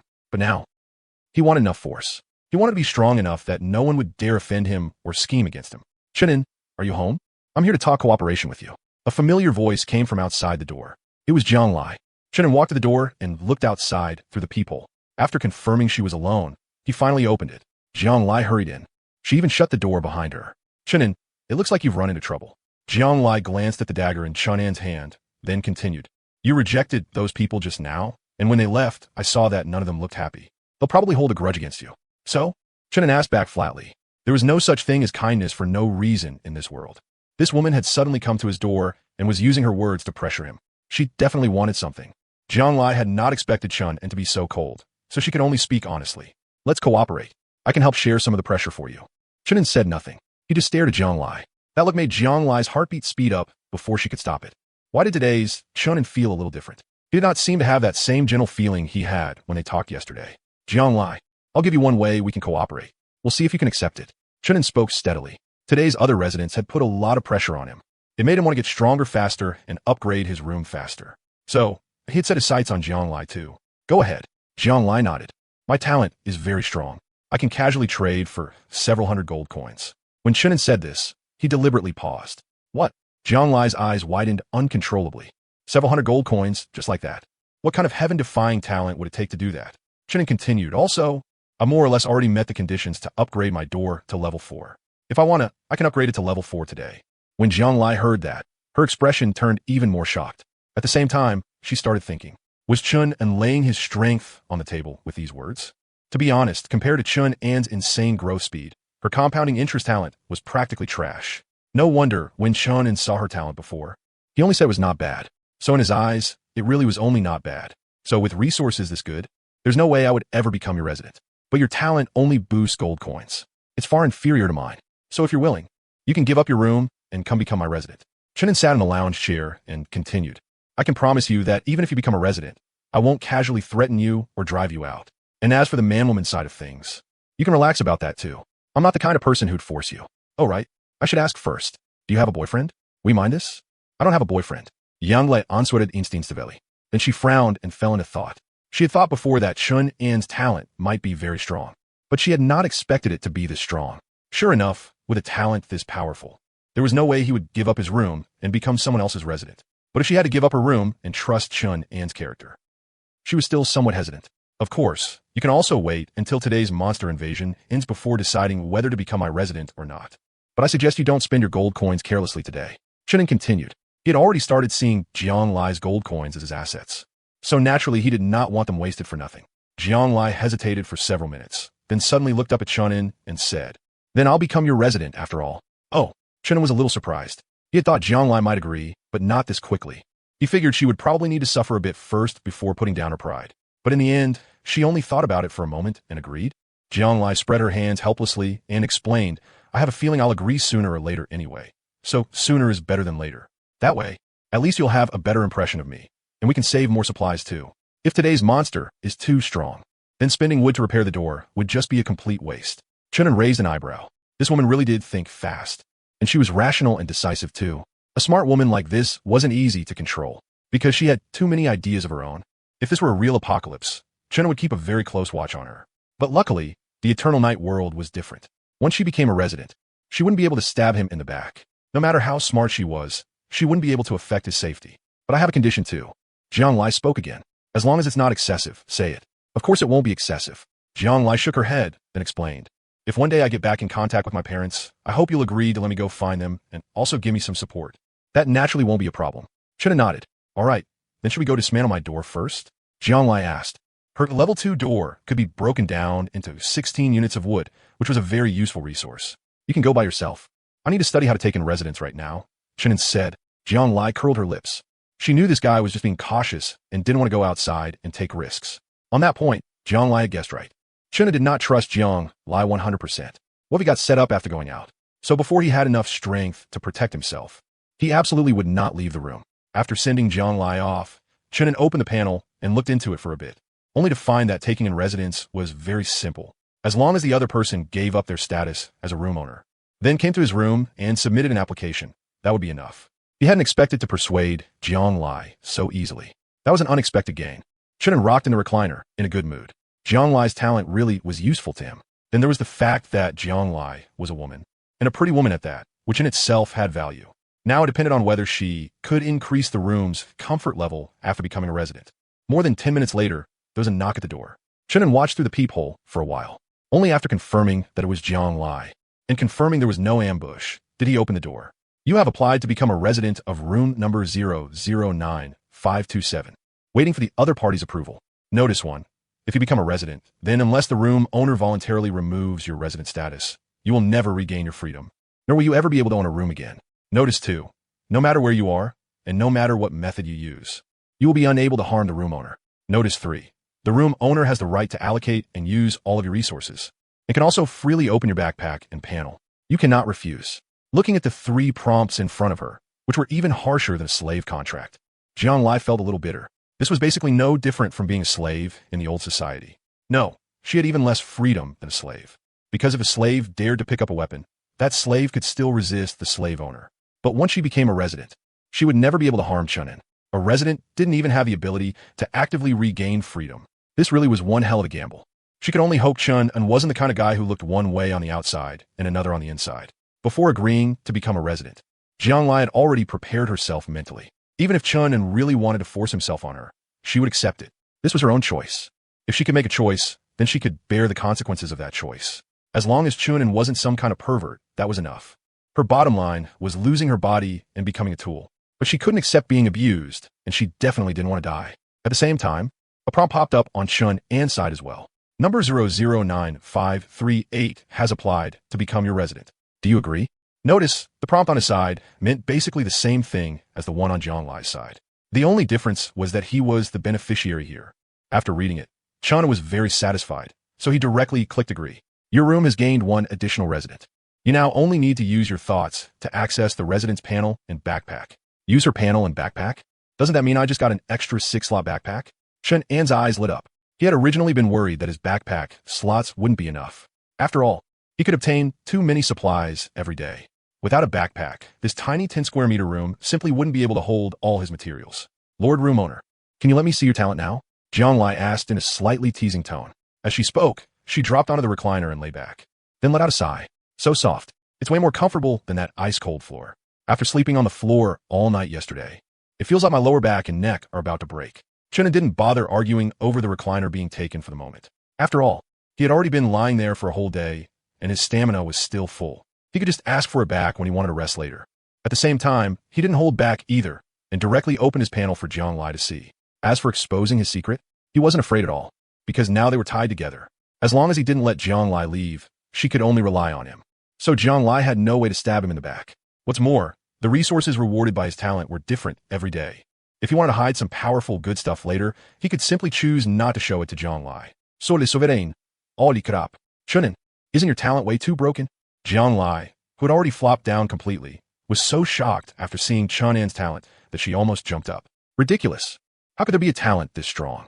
A talent like this shouldn't even exist, right? And this was only the effect at level 1. If level 1 was already this strong, then how strong would it be after upgrading? It was hard to imagine. It is a little overpowered, but not that overpowered. Chunin explained, after all, the output of my talent is tied to the total number of people in the residential complex. The fewer people there are, the fewer rewards I get. And the rewards are also completely random. If it rolls things like toilet paper or toothpicks, then they're basically useless. His talent really did rely a bit on luck. If it kept giving useful supplies like it had these past 2 days, then yes, it would be terrifyingly strong. But if it gave useless junk, then it would provide almost no benefit at all. Chunin might just starve to death in his room. After all, there were simply too many kinds of items in this world, and among them, there were countless types of miscellaneous junk. What you're saying makes sense. Yang Lai nodded, and stared at him again. But Chunin, your luck is also insanely good. On the first day you rolled bread, and on the second day you got fresh water, which is the most necessary thing for survival. Kind of think of it. You're not actually one of those protagonists from novels and TV dramas, are you? Or do you have some kind of system? Looking at Jiang Lai's curious face, Chunin smiled helplessly. Reality isn't a novel. What system would there be?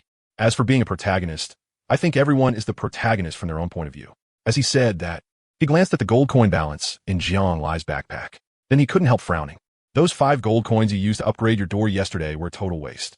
A level 2 door that didn't even get used once before being dismantled. And the gold coins aren't refunded either.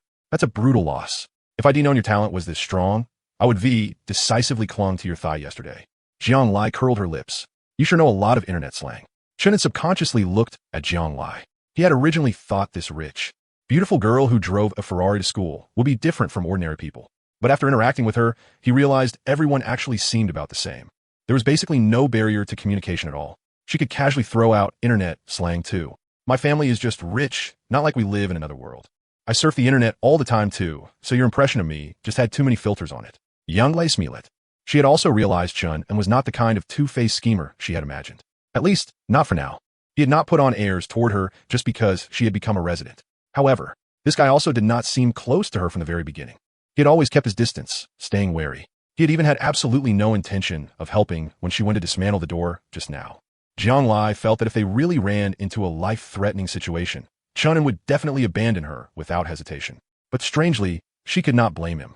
After all, that was only human nature. Their relationship had not gotten deep enough for them to throw away their lives for each other.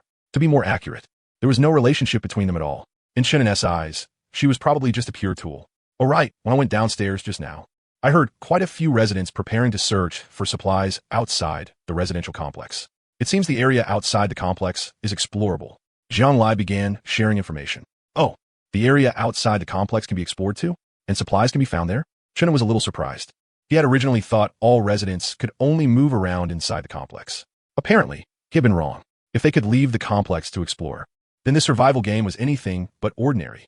Sure enough, staying holed up in the room meant the information he could get was still too limited. Just as Chun and Jiang Lai were talking, footsteps suddenly came from the doorway. Someone stopped at the door, then knocked on it. Knock, knock, knock. The door was struck. Through the peephole, Chun saw that the person knocking was a girl wearing glasses. She looked a little familiar. She seemed to be a female classmate from the same class. The girl knocked again, then subconsciously looked left and right before softly calling into the room. Hello, Jiang Lai. Sorry to bother you, but could I trouble you for a moment? Jiang Lai, who had been on the recliner, froze. She yes, looking for me? She walked over and leaned toward the peephole to look outside. Wang Zian? Why is it her? Jiang Lai muttered. Then she looked at Chun and Chun nodded, signaling for her to talk. Only then did Jiang Lai respond. Wang Zian, what is it? Jiang Lai, this room is actually yours. I saw you go in just now, and I thought I must have seen wrong. Wang Zian sounded shocked. Young Lei Frovnet. She had not expected that even after being so cautious just now, she had still been noticed by someone she knew. Young Lei, it's only the second day, and you've already upgraded to a level 3 door. That is seriously amazing. Your talent must be incredibly strong, right? Wang Zian kept chattering praise. So what is it? Jiang Lai directly cut her off. Wang Zian hesitated for a moment, then said, well, Jiang Lai, could we become roommates? Roommates? You want to become my resident? MHM. Don't worry, Jiang Lai, I'll definitely behave. Wang Zian nodded hurriedly. She had thought this through carefully. This was a level 3 door. Even if today's smiling nightmare had gotten stronger, there was absolutely no way it could break it open. And on top of that, Jiang Lai was also a girl like her, so living together would be much safer. Jiang Lai did not respond immediately. Instead, she looked at Chun and behind her. Chun pondered slightly, then said in a low voice, just tell her you need to think about it. Also, have her show her talent. Jiang Lai nodded and replied to the door, I need to think about it. By the way, what is your talent? My talent? I'll contact you through the room number, then send you my talent that way.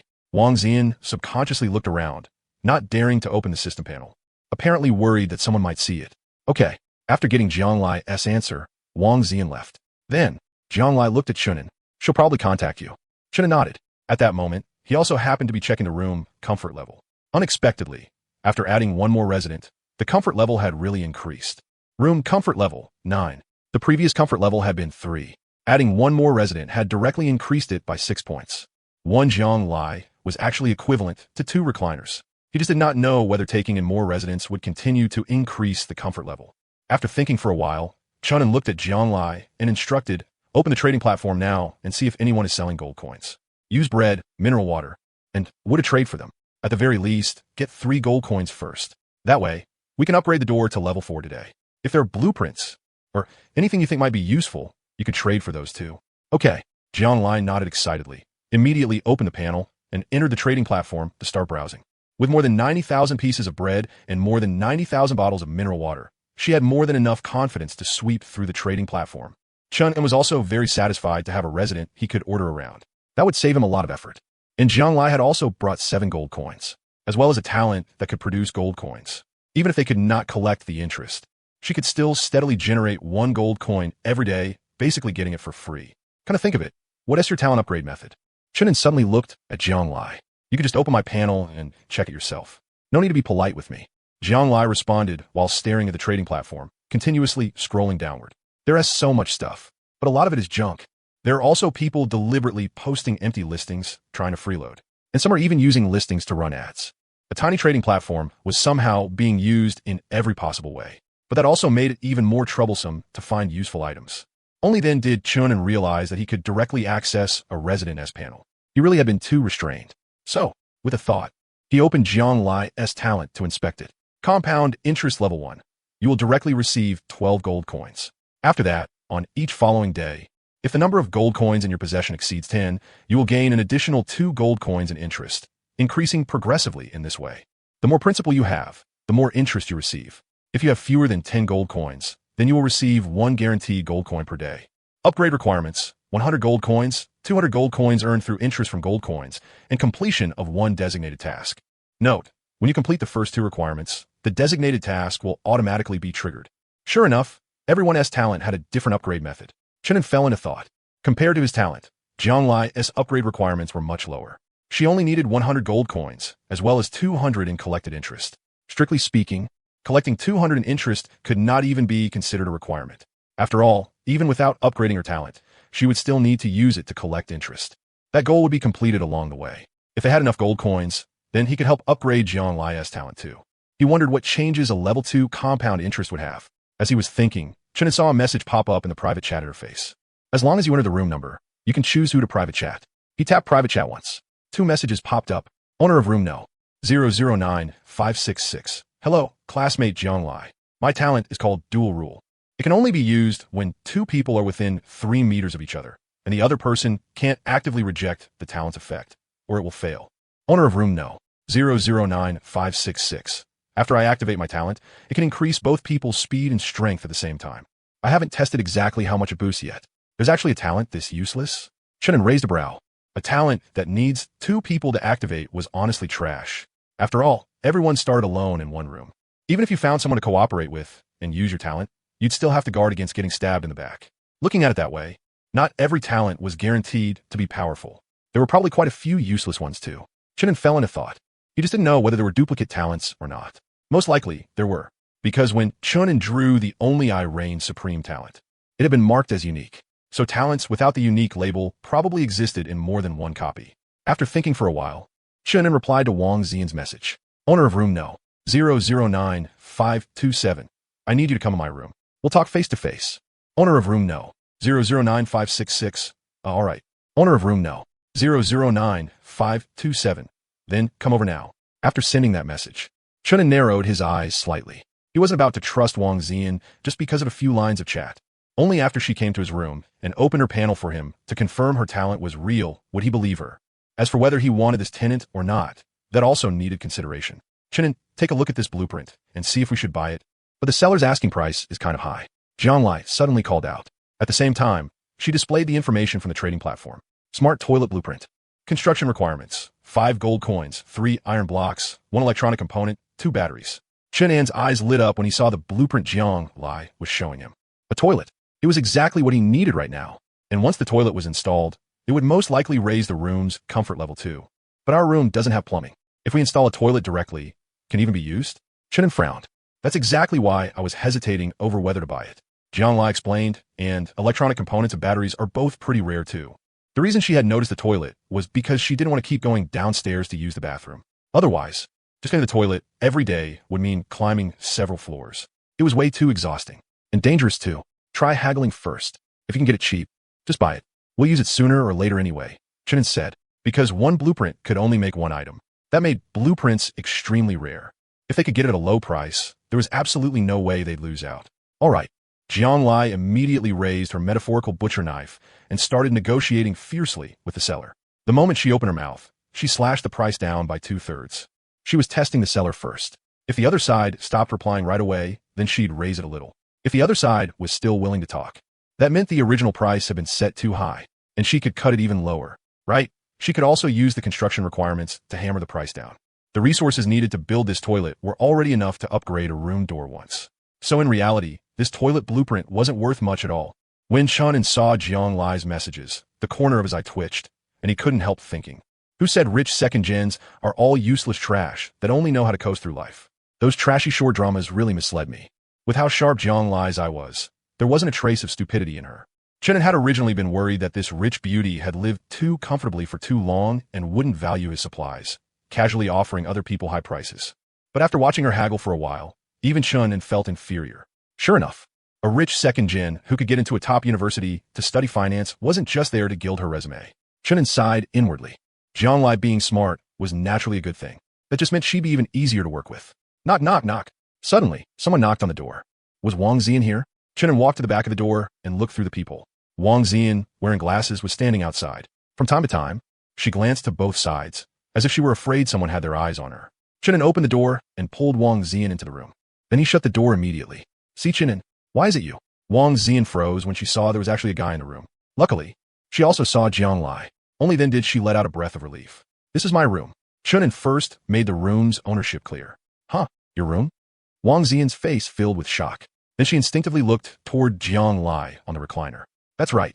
I'm Chunin's tenant now, so if you need anything, you could just talk directly with classmate Chun. And Jiang Lai smiled at Wang Ziyan, then went back to haggling. Wang Ziyan was instantly numb. She really hadn't expected Jiang Lai to become someone else's tenant. And judging from the relationship between the two of them, it seemed far from simple. Could they have already been a couple before this? Because her family circumstances weren't good, Wang Ziyan often worked part-time and rarely took part in class activities. So she wasn't familiar with the relationships between her classmates. She hadn't expected Jiang Lai and Chun to be this close. Open your panel now. Let me see your talent, Chunin said. Wang Ziyan hesitated for a moment, but in the end she obediently opened her panel. Inside someone else's room. Refusing wasn't really possible. Chunin glanced over Wang Ziyan's attributes. Just like him and Jiang Lai, every stat was 1. There were only 2 gold coins in her backpack, and nothing else. Then came her talent. Dual Rule LV1. When you are within 3 meters of a human, you may activate this talent. If the other person does not reject your talent, both of you will receive a boost to speed and strength at the same time. If the distance between you exceeds 3 meters, the talent will automatically lose effect. Chunin became interested and looked at Wang Ziyan. Use your talent on me. Wang Ziyan smiled bitterly inside, but she couldn't refuse. So she used her talent on Chun, and someone has used the talent on you. Do you agree? A prompt popped up before Chunan's eyes. So it really did require consent. That made it even more useless. He chose yes. Then, Chunin felt a surge of power erupt inside his body almost instantly. His legs and arms seemed to fill with explosive strength. He even had the exaggerated feeling that one punch could kill a whole herd of cows. He hadn't expected the talent's boost to be this obvious. Chunin immediately turned around, putting his back to Wang Ziyan, then opened his own panel to check the changes. Room owner, Chunin, tenant, Yang Lai. Gender, male. Community room number, 009527. Room comfort, 9. Stamina, 100-100. Satiety, 85-100. Strength, 14. Agility, 14. Intelligence, 1. Both strength and agility go up by 4 points each? That exaggerated? Chunin was a little shocked. Before this, he had thought a talent that tripled basic attributes was already insanely strong, yet that only gave 3 attribute points. But Wang Ziyan's 2-person dominion could let 2 people have +4 strength and +4 agility at the same time. It completely crushed that. And even more outrageous was that this talent apparently had no time limit. As long as it was used successfully, and as long as the distance between them did not exceed 3 meters, it could stay active the whole time. That was seriously powerful. Looking at it this way, even though this kind of supposedly useless talent had harsh usage conditions, its strength after activation was really high. It was kind of like building synergies in a game. The harder a synergy was to assemble, the more overpowered it became once completed. Originally, Chunin had not really wanted Wang Ziyan. After all, his room was only 10 square meters. Cramming in 2 people already made it feel a bit crowded. But now that he had personally experienced how strong this talent was, he was tempted. 2-person dominion could greatly increase his combat power. Even inside the building, he would not need to worry about being targeted for being physically weak. And later, if Jiang Lai went out to explore, this talent's boost could also greatly improve her ability to protect herself. So my talent isn't actually that bad. Feeling the changes in her body and looking at her own panel, Wang Ziyan could not help thinking that. The reason she had wanted to find someone to share a room with was honestly because she had no other choice. Because by herself, she could not even use her talent. If Su Bo's team had not helped her kill the smiling nightmare that was ramming her door yesterday, she definitely would have died long ago. That was also why she had worked up the courage to come ask Jiang Lai to room together today. She just had not expected Jiang Lai to already be sharing with someone else. You can think about whether you want to become my resident. Chunin looked at the glasses girl Wang Zian and said, the terms I can offer you are at least 3 bottles of water and 3 pieces of bread every day. This, Wang Zian was instantly tempted. Those terms were actually pretty good. At the very least, she would not go hungry every day. It was just that. Chunin was a guy, and that made her hesitate. After all, she was a girl, and a girl who already had a boyfriend at that. Living with another guy this. Chunin, I bought the smart toilet blueprint. Guess how many resources it cost? Jiang Lai's cheerful voice suddenly rang out. Oh, how many resources? Chunin cooperatively put on a curious expression. Only 2 pieces of bread, 2 bottles of mineral water, and 1 unit of wood. Jiang Lai said proudly. Chunin remembered that the other party's starting price for this blueprint had been 10 pieces of bread, 10 bottles of water, and 3 gold coins. It had been absurdly expensive, but Jiang Lai's bargaining had been even more absurd. Not bad. From now on, I'll leave all the household purchasing to you. Chunin nodded in satisfaction. Jiang Lai's miserly, money-saving personality was very suited to managing supplies. Okay, then I'll keep shopping and see if I can gather the resources to build the toilet. Jiang Lai put the blueprint she had bought on the table, and she went right back to browsing the trading platform. Toilet blueprint? Wang Zian was stunned. She was still worrying about survival. Yet, Jiang Lai and Chun were already preparing to build a bathroom? How do they have so many supplies? They had upgraded their door to level 3, could afford a recliner, could afford blueprints, and had even bought pots, bowls, ladles, bedding, pillows, and things like that. The tiny room was practically stuffed full. Student Wang Zian, have you thought it over? Chunin looked at Wang Zian. Aye. Wang Zian pressed her lips together. If you have any concerns, just say them. Chun did not like people speaking in riddles. Wang Zian lowered her head awkwardly and said, I have a boyfriend, so I can't share a room with you. Hearing that, before Chunin could say anything, Jiang Lai spoke first from the recliner. We're just sharing a room. It's not like we're going to do something that would betray your boyfriend. Aren't you overthinking this? Wang Zian had already been embarrassed, and now her face turned red. She quickly explained, that's not what I meant. Mainly, this room is too small. Men and women resting together in the same space would be really inconvenient. Because of how her mother had raised her since childhood, her personality was very conservative.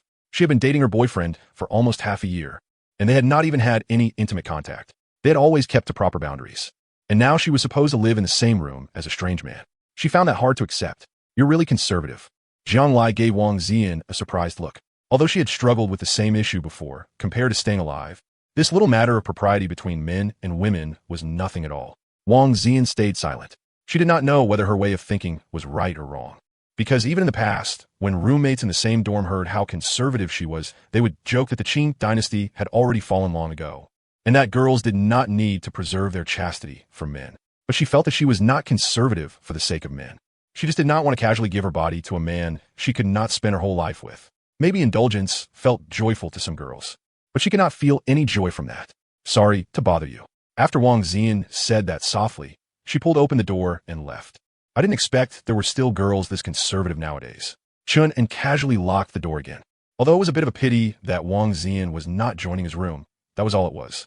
Actually, I'm very conservative too, Jiang Lai suddenly said. Who asked you? Chun had found a little funny. I've grown this old and never even dated before. Doesn't that make me way more conservative than her?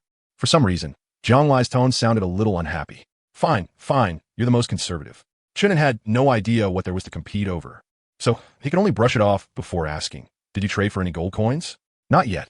Gold coins are really expensive right now. I asked several people willing to trade them, and all of them only wanted weapons and blueprints. Jiang Lai spoke. Gold coins can be used to upgrade rooms and build items. It's normal for them to be valuable. As Chunin spoke, he picked up the tablet and glanced at it. Time remaining until today's monster invasion. 02 hours, 19 minutes, 11 seconds. Only 2 hours remained before the monsters arrived. Dense footsteps could already be heard in the hallway. The residents were also all preparing to deal with the monsters. Whenever you needed time, it always passed quickly. 2 hours were gone in the blink of an eye. Jiang Lai did not stop for a single moment. She spent the whole 2 hours constantly checking the trading platform. And in the end, she finally gathered the electronic components and batteries needed to build the smart toilet, along with 8 gold coins. Those 8 gold coins cost 110 pieces of bread and 36 bottles of mineral water.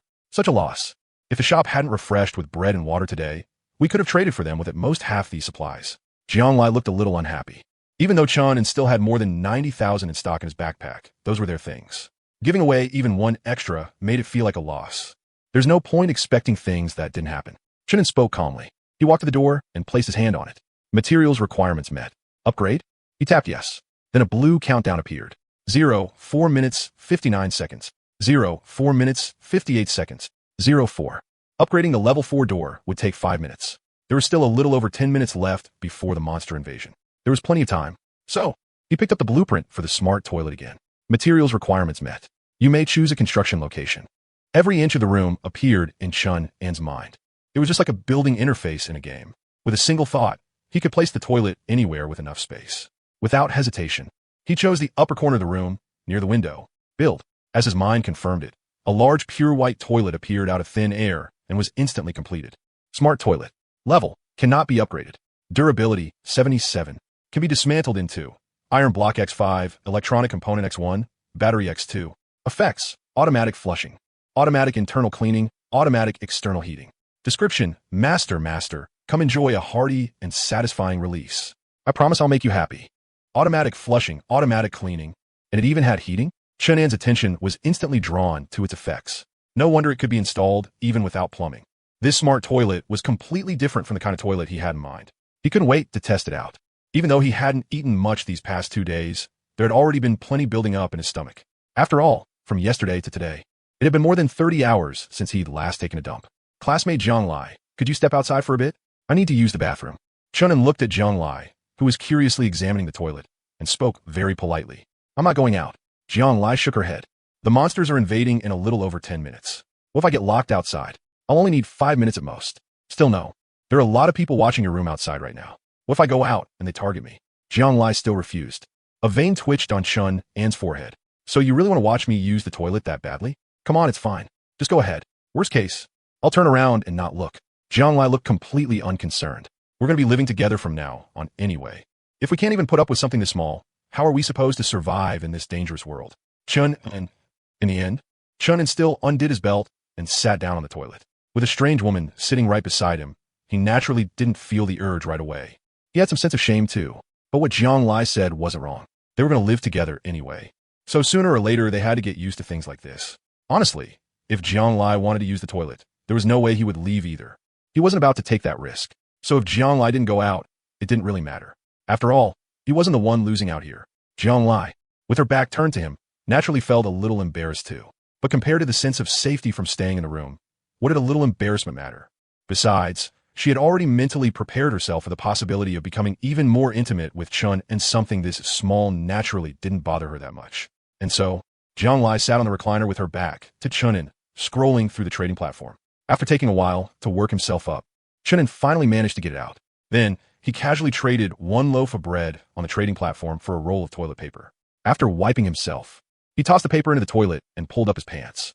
The moment he stepped away from the toilet, the lid seemed to sense something and slowly closed on its own.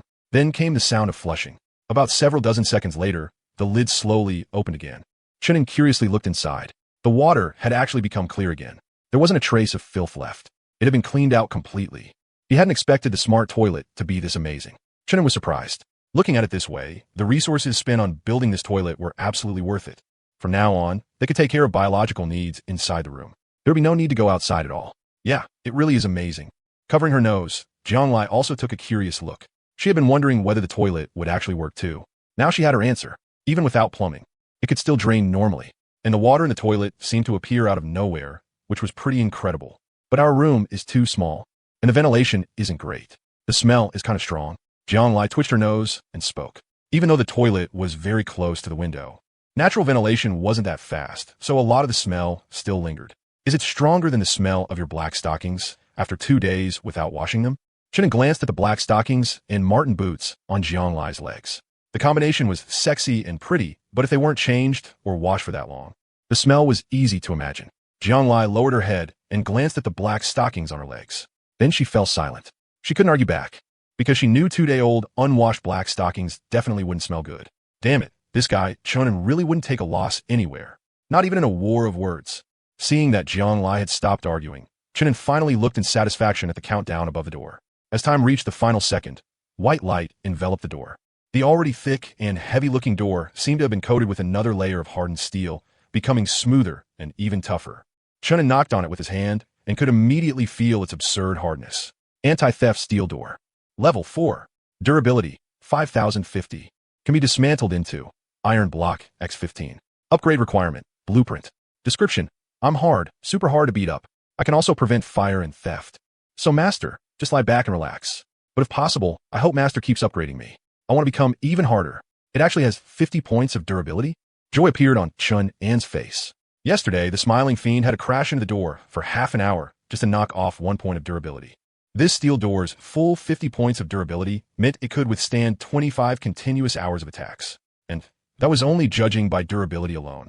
It had to be known that a level 4 door's defense was far beyond what a level 1 door could compare to. Even a level 2 door wouldn't lose durability after being rammed by the smiling fiend for over an hour. Then with a level 4 door, it probably wouldn't lose even 1 point of durability for several hours. In other words, as long as they stayed in the room now, they didn't need to worry about monsters at all. After reading the stats, Jiang Lai couldn't help but look delighted too. This is great. With the strength of a level 4 door, it feels like it could even tank the boss on the 5th day, right? Hard to say. Chunin frowned.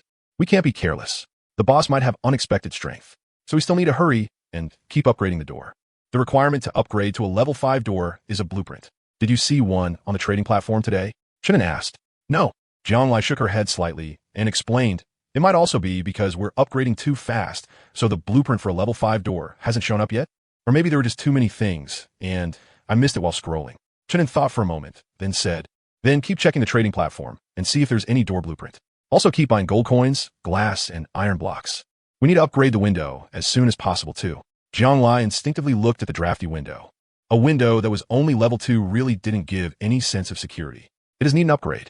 So she answered and went back to browsing the trading platform. Chunin glanced at the monster arrival countdown. There were 50 seconds left. So he went to the door and looked outside through the peephole. He wanted to see how the smiling wraiths appeared. And after being strengthened today, just how strong would the smiling wraiths be? As the countdown ended, Chunin saw pale, giant faces appear out of thin air in the hallway. They were actually being dropped in from nowhere. Then, he noticed that today's smiling wraiths were different from yesterday's stiff, mechanical ones. They drifted through the corridor, then would suddenly slam into room doors. There were even times when 2 smiling wraiths rammed the same door together. But there were also lucky people who were not attacked at all. Had today's attack pattern turned random? Chunin fell into thought. Just then, he saw one smiling wraith suddenly turn its head, let out a bizarre laugh at his door, and then accelerated straight toward it. Bang! There was only one crisp impact. The smiling wraith was actually knocked back a little by the rebound. A trace of confusion seemed to appear on its eerie face. But very soon, it stubbornly rammed the door again. Bang! Bang! Different from the crisp sound of wood doors being hit, the impact against the steel door sounded especially clear in the hallway. Several wandering, smiling wraiths were drawn by the noise and came over to slam into the steel door together. Chunin was a little nervous at first, but after realizing the smiling wraiths had taken turns ramming the door for several minutes without reducing its durability at all, he was stunned. So this was the defensive power of a level 4 door? It really was tough enough. Chunin completely relaxed. A level 4 room door was basically a dimensionality reduction strike on the second day. The resources he had invested were not wasted. He just did not know how much the smiling wraith's combat power had increased today, because his own door level was too high. Chunin had no way to judge whether the smiling wraiths had become stronger. After all, when they hit his door, its durability did not drop at all. So he kept watching, wanting to wait for combat-talented people like Subo to make a move. He should be able to gather useful information from the fighting. At that moment, his panel suddenly vibrated once. Someone had sent him a private message. Chunin casually opened it. Wang Zian. Chunin, can you help me? Wang Zian. My door is about to be smashed open.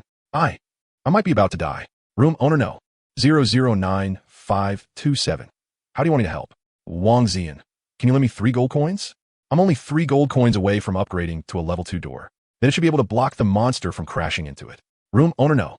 009527. I don't have any gold coins either. Even if he did have gold coins, Chunin would not casually lend them to Wang Zian. They were neither family nor friends, and she was unwilling to become his resident. If he lent out the gold coins, they would most likely be gone for nothing. At the same time, room no. 009566. When Wang Zian saw Chun An's reply, despair instantly washed over her. Outside the door, a smiling wraith was continuously crashing into her room door. It would probably only take 3 minutes for the door's durability to drop by 1 point. Her level 1 room door simply could not withstand today's smiling wraith attacks. If she had not bought 8 units of wood from the shop and kept repairing it non-stop, the door would already have been broken open by now. Wang Zian could not help but feel regret. If only she had agreed earlier to join Chun An's room. With his level 3 door, he would definitely be able to block the smiling wraith's attacks, right? Bang! Suddenly, The smiling wraith slammed into the door again, and it let out a bizarre, ear-piercing laugh. Durability -1. The door's durability dropped again. Looking at the mere 5 units of wood left in her backpack, Wang Xian fell into complete despair. 1 unit of wood could only repair 2 durability points. 5 units of wood, at best, only let her hold on for another little less than half an hour. But that was no different from suffering through half an hour while waiting to die. She had no means of saving herself at all. If only my talent could activate, then at least I could make one desperate try. Wang Xian could not help but remember the powerful force that had surged through her body when she used her talent with Shonen before. If she had that power now, she would even dare go outside and fight the smiling wraith hitting her door. At worst, she would die. That was still better than suffering like this while waiting to die. Bang! Bang! Durability -1. Another 3 minutes passed. The door only had 1 durability point left. Wang Xian seized the chance and hurriedly used 1 unit of wood to repair it. She had to wait until the door only had 1 durability point left before repairing it. Otherwise, 1 point of durability would be wasted. She had already suffered that loss once before. But even if she calculated everything carefully, all she was doing was delaying death. The smiling wraith would keep ramming for a full 7 hours. There was nowhere near enough wood. Wang Xian gradually collapsed limply behind the door. Her emotions were on the verge of breaking down. If I had known, joining Su Bo's team would have been better. She did not want to die. She truly did not want to die in this unfamiliar place. Right then, a familiar voice suddenly rang out in the hallway. Everyone in the building. Today's smiling wraiths hit harder than yesterday. A level 1 room door can't last even a few minutes, and even a level 2 room door will quickly get worn down in durability. Don't think you can barely survive just by repairing. We have to fight together. It was Su Bo's voice. He was shouting loudly, trying to make sure every resident could hear him. Wang Xian wanted very much to respond, but she had neither a combat talent nor a weapon. If she dared to open the door, the terrifying smiling wraith currently hitting her door could kill her instantly. Holy shit. No, wait. There's something wrong with today's smiling wraiths. They're actually attracted by sound. Everyone, hurry and make a move together. There are already 7 or 8 smiling wraiths gathered in front of my door. Su Bo's terrified voice rang out again. Wang Xian froze. Then, she realized that the smiling wraith at her door was no longer crashing into it. It seemed to have left. Attracted by sound? Could it be that the smiling wraith at my door was also lured away by Su Bo's voice? Wang Xian could not help widening her eyes. Shock, joy, disbelief. Then she quickly covered her mouth, afraid that if she accidentally made a sound, she would lure the smiling wraith back. This was like going from hell to heaven in an instant. Wang Xian had regained hope of surviving, but Su Bo's side was in terrible shape. He had originally wanted to do the same thing as on the first day, using shouting to get everyone on the floor to coordinate and share the burden of the monsters. But the moment he made a sound, he had actually drawn several smiling wraiths over, and even more smiling wraiths were rushing toward his door, although his room door had already been upgraded to level 2. And he had also prepared more than 10 units of wood for repairs. Just one glance outside through the peephole, and the densely packed, eerie, smiling wraiths made his legs tremble, as the banging sounds kept ringing out nonstop. The level 2 room door was clearly starting to give way, splitting open with crack after crack. Durability -1. Durability -1. With multiple smiling wraiths taking turns slamming into it, the door's durability was dropping extremely fast. Bro Su, what do we do? If this keeps going, the door really is going to get smashed open. Wang Jiwei was so scared that even his voice was trembling. He was Su Bo's tenant. He had originally thought that as long as he clung to Su Bo, he'd be safe. But he hadn't expected the smiling wraiths on the second day to be this strong. Keep repairing the door, don't stop. I'll think of something, Su Bo said through gritted teeth. Wang Jiwei didn't dare lose focus and stared fixedly at the door. When the durability was about to drop below half, he hurriedly clicked repair and restored it. But this couldn't hold for long. Fuck, damn it, what rotten luck. Su Bo couldn't help cursing. If he had known making noise would attract this many smiling wraiths, he never would have acted like a show-off. No, he couldn't just sit here and wait to die. Even if his stamina was full right now, and he could use his flame talent for a few minutes, there was no way he could kill this many smiling wraiths at once. He had to find someone to share the pressure. But the other tenants on this floor had all learned their lesson. Not a single one made a sound. In the entire hallway, aside from the banging on doors and the eerie laughter, there wasn't even the sound of heavy breathing. Su Bo knew it was impossible to persuade anyone else to take a risk just by talking. So he pulled a yellow blueprint from his backpack, then shouted outside through clenched teeth, "Everyone in the building, if anyone can make some noise and help lure away the smiling wraiths at my door, I'll trade him a blueprint." The moment he spoke, the smiling wraiths outside started slamming even more violently. Today's smiling wraiths were extremely aggressive and especially sensitive to sound. Without pausing, Su Bo continued shouting, the tenant with the level 3 iron door. Your door is high level. It can definitely block multiple smiling wraiths at once. As long as you're willing to help lure away the ones at my door, I'll trade you the blueprint right now. His target was clear. It was room number 009527, only a few rooms away from him. The first owner on their floor to upgrade to a level 3 iron door. Only that person might be able to withstand today's smiling wraith attacks. Just then, Su Bo's panel flickered and a private message came in. He was so tense that he had no mind to check private messages, but the moment he caught sight of the other party's room number, he hurriedly opened it. Room owner of 009527. I can make noise to lure the smiling wraiths away for you, but besides the blueprint, I also need at least 10 gold coins and 10 units of iron. I need to repair my door, or if too many monsters come over, my door won't last long either. Su Bo, I can give you 2 gold coins and 5 units of iron, plus a blueprint. The value of this blueprint is definitely higher than 10 gold coins. Room owner of 009527. What blueprint? Su Bo, I'll trade it to you directly. You'll know once you see it. It's absolutely worth it. Room expansion blueprint. Effect. Expands the room by 2 square meters after use. Usage requirement. See gold coin. Inside room 009527. Shunan's eyes lit up as he looked at the blueprint Su Bo had traded over. There was actually a blueprint like this. Just like Su Bo said, it really was worth more than the price. The only problem was that 2 square meters was a bit small, not even enough to fit a bed. Still, if it was free, only an idiot would refuse it. That's right, free. The reason Shunan dared say he could make noise to lure away the smiling wraiths wasn't because he wanted to risk his life for a single blueprint. First of all, his level 4 door was tough. Extremely tough. Even after several smiling wraiths took turns slamming into it for more than 10 minutes. Its durability hadn't dropped at all. It had even rattled them so hard they looked dazed. But there was one downside to such a tough door. It had become steel. So when the smiling wraiths hit it, the sound was unusually crisp and loud, much louder than the other wooden doors. And today's smiling wraiths were attracted to sound. So when the first smiling wraith slammed into his door and made noise, it attracted a second one. When the second one slammed into it, it attracted a third. As a result, even though Shunan hadn't made a single sound, there were several times more smiling wraiths in front of his door than in front of anyone else's. The neighbors next to him benefited too, since practically no smiling wraiths went to bang on their doors. Su Bo had originally been one of those lucky neighbors. But he stupidly shouted, and that caused most of the smiling wraiths to head for him instead. Going back to the earlier point, that meant even if Shunan didn't make any sound at all, he would still naturally attract more smiling wraiths. Since he was going to draw monsters whether he did it passively or actively, he naturally wanted to make a little extra on the side. It just so happened that Su Bo came asking for help on his own, which saved Shunan and the trouble of thinking up a plan. So after a few simple exchanges, Su Bo traded over another 2 gold coins and 5 units of iron. The gold coins and iron were extra profit. Shunan's claim that he needed them to repair his door was naturally just a bluff to fool Su Bo, because the smiling wraiths couldn't cause even the slightest bit of damage to his door. After taking the goods, Shunan got to work. He raised his hand and began knocking on his own door. Today's smiling wraiths were attracted to sound. So, in theory, as long as Su Bo's side didn't make any noise while the knocking on Shunan's side continued without pause, the smiling wraiths would be drawn over.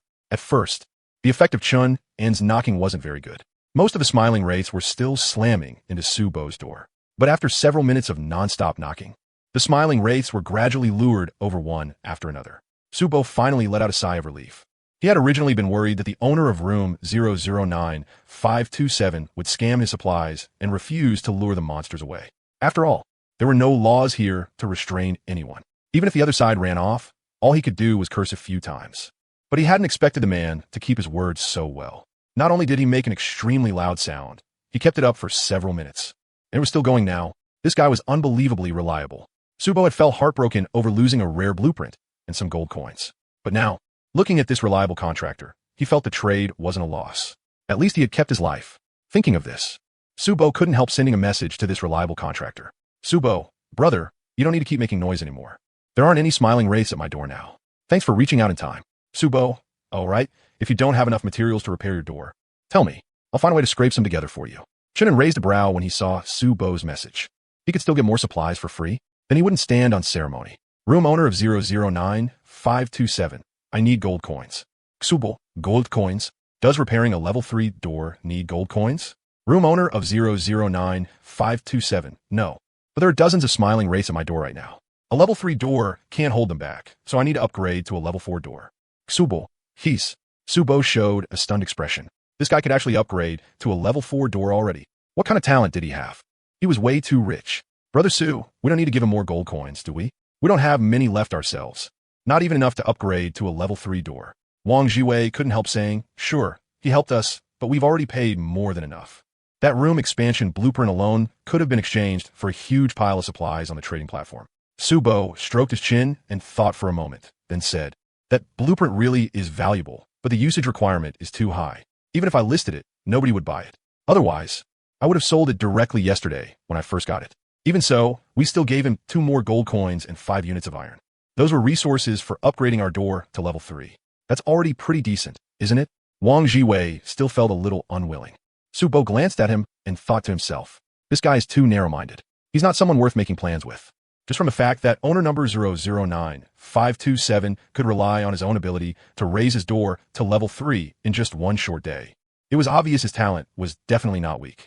On top of that, after taking the supplies first, the other party still kept his word and drew the monsters over. With that kind of personality and strength, he was completely worth befriending, even if the price of befriending him was that his own upgrade speed would slow down. But if they ran into life-threatening danger like before again, the other party might be willing to lend a hand. What's more, even if they didn't give the other party any gold coins, the resources they had now still weren't enough to upgrade a level 3 door. Although Subo nominally had a team of nearly 30 people, in reality, everyone was only huddling together for warmth. No one would give him resources for free. Not even a single piece of wood. His only advantage was using the team to kill monsters and using the team to explore for supplies. Squeeze the others dry? Impossible. No one was stupid enough to give up their own survival resources. If he dared to exploit them, those people would dare to gang up on him. So after weighing the pros and cons, building a good relationship with this resident who had such strong talent was definitely not a loss. If tomorrow's smiling wraiths became extremely terrifying, he might even get his life saved. So Subo quickly edited a message and sent it. Then set owner number 009527 as the target on the trading platform and traded over 1 gold coin. Subo, I only have this 1 gold coin left. I still have more than 10 silver coins. Do you need them? Owner number 009527. Forget the silver coins. Subo, then if you still need any resources, tell me. I'll do my best to think of a way. Owner number 009527. Do you want to kill smiling wraiths? Subo, what do you mean? Subo immediately became interested. Today's smiling wraiths would be attracted by sound, so he originally wasn't planning to open the door. He only wanted to hold out for 7 hours, wait for the smiling wraith to leave, and then go out to explore. But if there was a safer way to farm monsters, then of course he wanted to try it. After all, the rewards dropped by smiling wraiths were really pretty good. Owner number 009527. I can make a bigger noise to lure the monsters over. Then you could take the chance to open the door and use your talent to attack the smiling wraiths. For the rewards that drop, you get 70% and I get 30%. Subo this. Subo, let me think about it a little. When Shunin saw Subo's reply, he wasn't in a hurry either. Whether the other party made a move or not, he wouldn't lose out anyway. There was no way he was going out to take risks himself. If he could get extra profits, that would be a huge win. If not, then he would just lie flat and develop steadily. Chen and I bought glass. We can upgrade the window now. Jiang Lai's happy voice rang out. A lot of things that hadn't been on the trading platform before had suddenly been listed just now. There was a large amount of glass, and quite a few blueprints too. Things that weren't there before. Chen opened the panel and looked at the trading platform where new items were constantly being listed. A thoughtful look appearing in his eyes. Presumably, these things should have dropped from today's smiling wraiths. Sure enough, there really was a group of powerful residents. Or rather, residents who understood tactical coordination and talent combinations. To be able to kill today's smiling wraiths this quickly, their strength was definitely far greater than Subo's bunch of ragtag teams. I put the glass in the backpack. Upgrade the window first. I'll keep watching the trading platform. There'll definitely be more good stuff listed today. After saying that, Jiang Lai directly sprawled onto the recliner and began wholeheartedly refreshing the trading platform and haggling over prices. Chunin had no objection. He might really be able to buy what he needed today. He walked over to the window. He placed his hand on it. Materials met. Upgrade? Yes. Chunin directly chose to upgrade. 0159, 0158, 01. The upgrade time for a level 3 window was 2 minutes. However, in the past 2 days, no smiling wraiths had attacked from a window. He didn't know whether that was because the smiling wraiths couldn't fly that high, or for some other reason. Looking at the countdown on the window, Chunin fell into thought. Of course, he hoped no monsters would attack the window. Just then, the panel vibrated once. It was a private message from Subo. Subo, brother, I've decided. Let's do it. Subo, but can we talk about that split a little more? I still have another person on my side. How about we take 80% and you take 20%? After all, we're the ones going out to take the risk, so we're contributing more. Owner number 009527. You're going out to take risks, but I'm also taking risks by attracting the monsters. And I've spent quite a bit of resources upgrading and repairing my door too. Subo, true. Then we'll go with the split we agreed on before. I'll contact the others on my team right now. We'll attack the smiling wraiths together and try to kill as many as possible. Owner number 009527. Send me a message before the fight starts. When you launch the sneak attack, try not to make too much noise. Subo, alright. With the battle plan settled, Chunin calmly closed the chat interface. As long as he didn't personally put himself in danger. He didn't mind cooperating with other residents to farm monsters. As for whether attracting more smiling wraiths would cause problems, Chunin glanced at his door. After being rammed for so long, its durability still hadn't dropped at all. The toughness of a level 4 door was beyond his imagination. No matter how many smiling wraiths came, there was no way they could break it open. At the same time, the countdown on the window ended, and amid a burst of white light, the upgrade was completed as well. Sturdy window, level 3, durability 1010, can be dismantled into wood 8, iron 1, glass 1. Upgrade requirements: gold coin 6, iron 3, reinforced glass 1. Description: wah wah wah, I can finally shield master from the wind and rain. I'm so happy. With glass in place, cold wind finally no longer poured into the room. The temperature was slowly warming back up too. Reinforced glass? Chunin looked at yet another new material and raised a brow. He wondered if this reinforced glass could be as hard as bulletproof glass. Otherwise, if monsters attacked from the window, the glass would be too easy to break. That would make people feel very unsafe. Jianglai, remember to buy reinforced glass. And iron too. Chunin directly handed what he needed over to purchasing expert Jianglai. Okay, I'll keep an eye out. Jianglai responded, then adjusted her posture and continued refreshing the trading platform. In just a short while, she had already seen several blueprints. Too bad the sellers only wanted gold coins. But right now, the value of gold coins was extremely high. Although today's exchange rate was 10 silver coins for 1 gold coin, the market simply couldn't exchange for it. Because whether it was upgrading rooms or crafting items, both required gold coins. That caused the price of gold coins to remain extremely high. Yesterday, the price of wood got speculated into the sky, and then the shop refreshed with wood today. So with gold coins being so valuable today, could it be that the shop will refresh with gold coins tomorrow? Yanglai muttered. When Chunin heard that, his eyes lit up. You know, that really is possible. Although they still didn't know the rules behind the shop refreshes for now. Making a small gamble wasn't a bad idea. Then what do we do? Trade for some silver coins in advance? Jianglai asked eagerly. Although she lost the food bet on the first day, she felt her thinking wasn't wrong. So she wanted to keep betting. Silver coins could be used to buy things in the shop, and they could also be exchanged into copper coins. No matter how you looked at it, it wasn't a loss. Trade for a few hundred loaves of bread and keep them stored up, Chunin said with a nod. A few hundred silver coins won't cost that much bread. Even if we lose, it won't be by much. All right, I'll start stocking up right now, Jianglai answered, then immediately swung her big chopping knife and started haggling. There were a lot of silver coin orders on the trading platform. After all, as long as you killed laughing wraiths, they could drop them, so there was more room to bargain. At the same time, Chunin also received a message from Subo. 1 minute from now, we'll open the door and launch a sneak attack. Brother, you can start making noise in advance. Room owner 009527. Okay, Chunin replied, then took out a dagger and started banging it against the door, making crisp knocking sounds. Outside the door, the laughing wraiths, who had already started slacking off a little while ramming the door, instantly returned to their original rate of impact when they heard the noise. As the sounds he made grew louder and louder, the laughing wraiths slammed harder and harder. Even the ones in the back, who couldn't squeeze and were desperately trying to force their way forward. Chunin wanted to observe outside through the peephole, but the doorway was packed with laughing wraiths. His view was completely blocked. At the same time, Subo, several rooms away, took a look through his peephole and found that there were a few laughing wraiths at his own door too. They were trying hard to squeeze toward the direction the sound was coming from. Subo looked at Wang Jiwei and whispered when I opened the door later, if a laughing wraith pounces over, use your restraint talent immediately and cover me. Okay, Wang Jiwei could only nod. At first, he hadn't wanted to take the risk of killing monsters, but the owner of this room was Subo. He had no choice but to listen. Otherwise, he would be kicked out. He was already starting to regret giving up his status as room owner. Subo didn't care what Wang Jiwei was thinking. He took a deep breath, adjusted his mindset, and then gently pulled the door open. The door made a bit of noise, but it was nowhere near as loud as the banging from over there, so it didn't attract the laughing wraith's attention. Subo let out a breath of relief and carefully stuck his head out. When he saw the scene in the corridor, his eyes widened uncontrollably. All the laughing wraiths in the corridor were packed into one mass in front of room 009527. They looked like a tightly packed horde of zombies. They wriggled as they laughed in eerie voices. The sight alone was enough to make someone's scalp go numb. This was a great chance. Too bad there wasn't any gasoline, or this wave would definitely make us rich. Subo's heart stirred, but he also knew there was no time to go buy gasoline.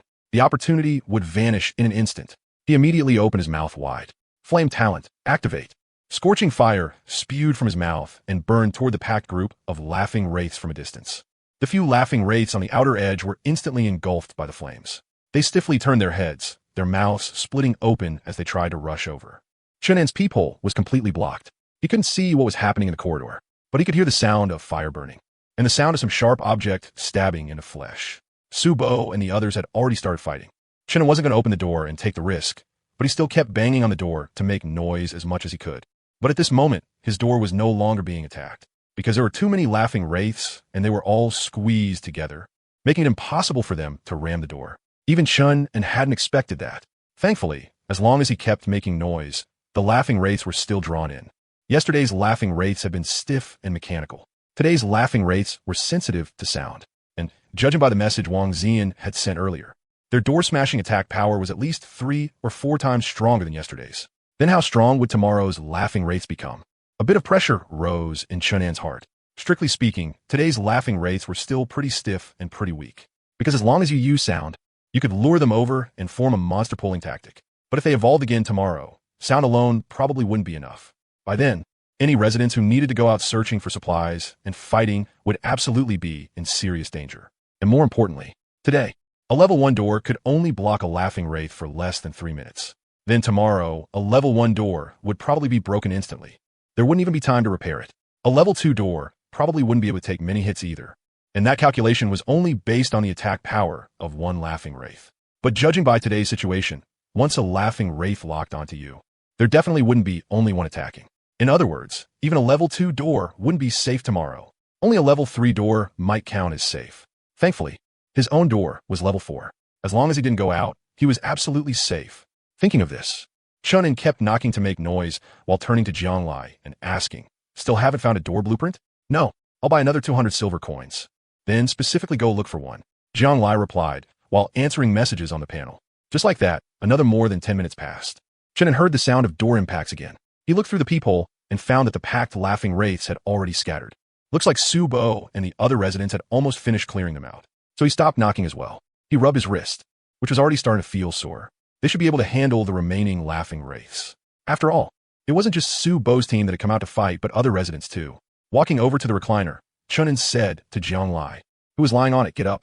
No, Jianglai didn't even move her, but, in a spoiled tone, she said, "Go sit on the toilet. Let me lie down a little longer.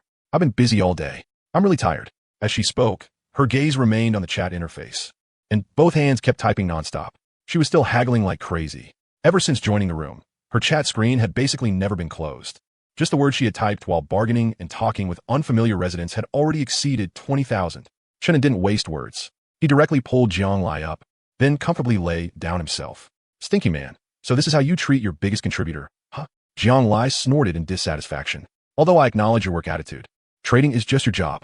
It doesn't qualify you as some great contributor." Chunan gently rocked in the recliner and spoke flatly. "Humph. You say I'm not a great contributor? Then take a look at this." Jianglai held out her hand. In her fair, slender palm appeared an orange-yellow blueprint. "You bought another blueprint?" "What blueprint?" Chunan became interested. "Give the recliner back to me, and I'll tell you. After all, I'm the great contributor now, so I deserve the most comfortable spot in the room." Jianglai shook the blueprint, her face full of smug pride. Chunan felt this woman was pushing her luck a bit. His expression didn't change as he said calmly, "There's no way I'm giving you the recliner. At most, I'll let you sit in my lap. Come on, I don't mind." If Jianglai hadn't been so dutiful and responsible, and if her tone hadn't clearly been more teasing and serious, he wouldn't have treated her this well. After all, he was a room owner, trying to take advantage of a beauty like me. What a slime man. Jianglai said that, but her body was very honest as she leaned closer. Of course, she was here to hand over the blueprint. Chunan took the blueprint. A prompt popped up. Thorn's door blueprint. Effect. After use, your door will gain a Thorn's effect. Every time an enemy attacks your door, they will suffer reflected damage equal to 5% of their attack. Use requirement, 10 gold coins. A door blueprint? Chunan was a little surprised. Then, after seeing the effect, he was even more delighted. It could actually reflect damage? If there was one thing he lacked the most right now, it was a way to strike back. His door's defense was already number 1 on this floor. Even if he looked across the whole apartment complex, or even among all of humanity's doors, it was absolutely one of the top-tier ones. But having only defense still wasn't enough. He wanted counterattacks. He wanted enemies to take damage and pay a price whenever they attacked him. He wanted to make them afraid to touch his door so easily. And this Thorn's effect was perfect. If his door had this effect today, it might have even reflected a few laughing wraiths to death. I only used 2 gold coins, 5 units of iron, and 30 bottles of mineral water to trade for this blueprint. So, pretty amazing, right? Jiang Lai said proudly. Amazing, amazing. This is seriously amazing. Chunin praised her from the bottom of his heart. This was a blueprint that could massively upgrade his door. Getting it for just that little was absolutely a huge profit. Jiang Lai showed a trace of pride after being praised, then explained. The homeowner selling this blueprint and his resident accidentally made some noise and attracted several laughing wraiths to slam their door. They happened to be short on gold coins and iron to upgrade their door to level 3, so I haggled hard and beat the price down. Not bad. Chunin nodded. He realized this girl Jiang Lai was pretty familiar with people right from the start. By now, the way she interacted with him already felt like she was dealing with an old acquaintance. Maybe it was exactly because of that easygoing personality that she was so good at bargaining. Speaking of which, after all your work, what supplies do we have now? Is it enough to use this door blueprint? As Chunin spoke, he opened his backpack to check. Backpack, 56 bread, 99,099. Mineral water, 98,861. Iron 9, wood 18, gold coins 2. Resident backpack, 66 bread, 360. Gold coins 4. Silver coins 499. Glass 1, battery 1. Hot and sour rice noodles 1. Chunin sorted the duplicate items together. Then, the backpacks became backpack, 46 bread, 99,459, mineral water, 98,861, wood 18, gold coins 6. Resident backpack, 56 silver coins 499, iron 9, glass 1, battery 1, hot and sour rice noodles 1. Even though he had spent several hundred bread and bottles of mineral water compared to the smart toilet blueprint and the Thorn's door blueprint he got today, plus several materials and gold coins, it was absolutely not a loss. 6 gold coins, just enough to use the room expansion blueprint. Chunin glanced at his pitch-black, tiny, cramped little room and decisively chose to use it. You have enough gold coins. Use the room expansion blueprint? Yes, no. Chunin clicked yes. The blueprint vanished into thin air. The 6 gold coins in his backpack were also deducted. Then, he and Jiang Lai watched as the once cramped room became a little longer and a little wider. But only a little. A 2 square meter expansion was only enough space for 2 or 3 more toilets. 6 gold coins for only this much extra space? Jiang Lai said with heartache. She had bargained so hard for every single gold coin that her hands had gone sore, and had paid a lot of bread and water too. And just like that, it was all gone. It's still pretty good. Looking at the expanded room, Chunin didn't feel bad at all. On the contrary, the feeling of upgrading the room little by little and filling it out gave him a strong sense of accomplishment. Besides, compared to the gold coins, that room expansion blueprint was actually much more valuable and much rarer. Hearing that, Jiang Lai nodded in agreement. True, I've been refreshing the trading platform for so long, and I haven't seen a single similar blueprint. Then get ready to work. Today's laughing wraiths have gotten stronger. They might even drop similar blueprints. So eat something and hurry up and keep farming. Okay. Sigh, I never thought I'd become your workhorse, and a workhorse that can only work standing up at that. Yang Lei sighed vaguely. That aggrieved little look on her face made it seem like she wanted Chun and to soften up and voluntarily give her the recliner. But Chunin didn't even raise an eyelid. He only said, "Who said you have to stand? You can sit on the toilet or sit on the floor. Anyway, you won't get cold." What a cold-hearted man. Jiang Lai unhappily dropped the act. In the end, she still chose to sit on the toilet, munching on bread while working. At least the toilet had a built-in heating function, but wouldn't get too cold. Buy more gold coins and see if you can trigger your rolling interest talent. Chun reminded her again. Triggering the talent was one reason. The other was that using the Thorn's Door blueprint also required 10 gold coins. Fortunately, it only needed gold coins and no other materials. Got it. Yang Lei answered. Chun meanwhile, browsed the apartment complex chat channel while waiting for news from Su Bo about the profit split. Homeowner no. 000581. Today's laughing wraiths are so strong. My level 2 door actually needed repairs several times just to barely hold on. Homeowner no. 000008. Strong? They're only average. There aren't even enough for me to kill alone. If anyone needs monster clearing services, come to me. Not free. Homeowner number 001811. Is anyone selling gold coins? I'll trade 25 silver coins for 1 gold coin. Homeowner no. 018888. Any pretty girls want to become my resident? I've already upgraded to a level 2 door, so it's absolutely safe. And my talent is crazy strong. Become my woman and just wait to reach the peak of life. Homeowner no. 019681. The guy upstairs is way too rich.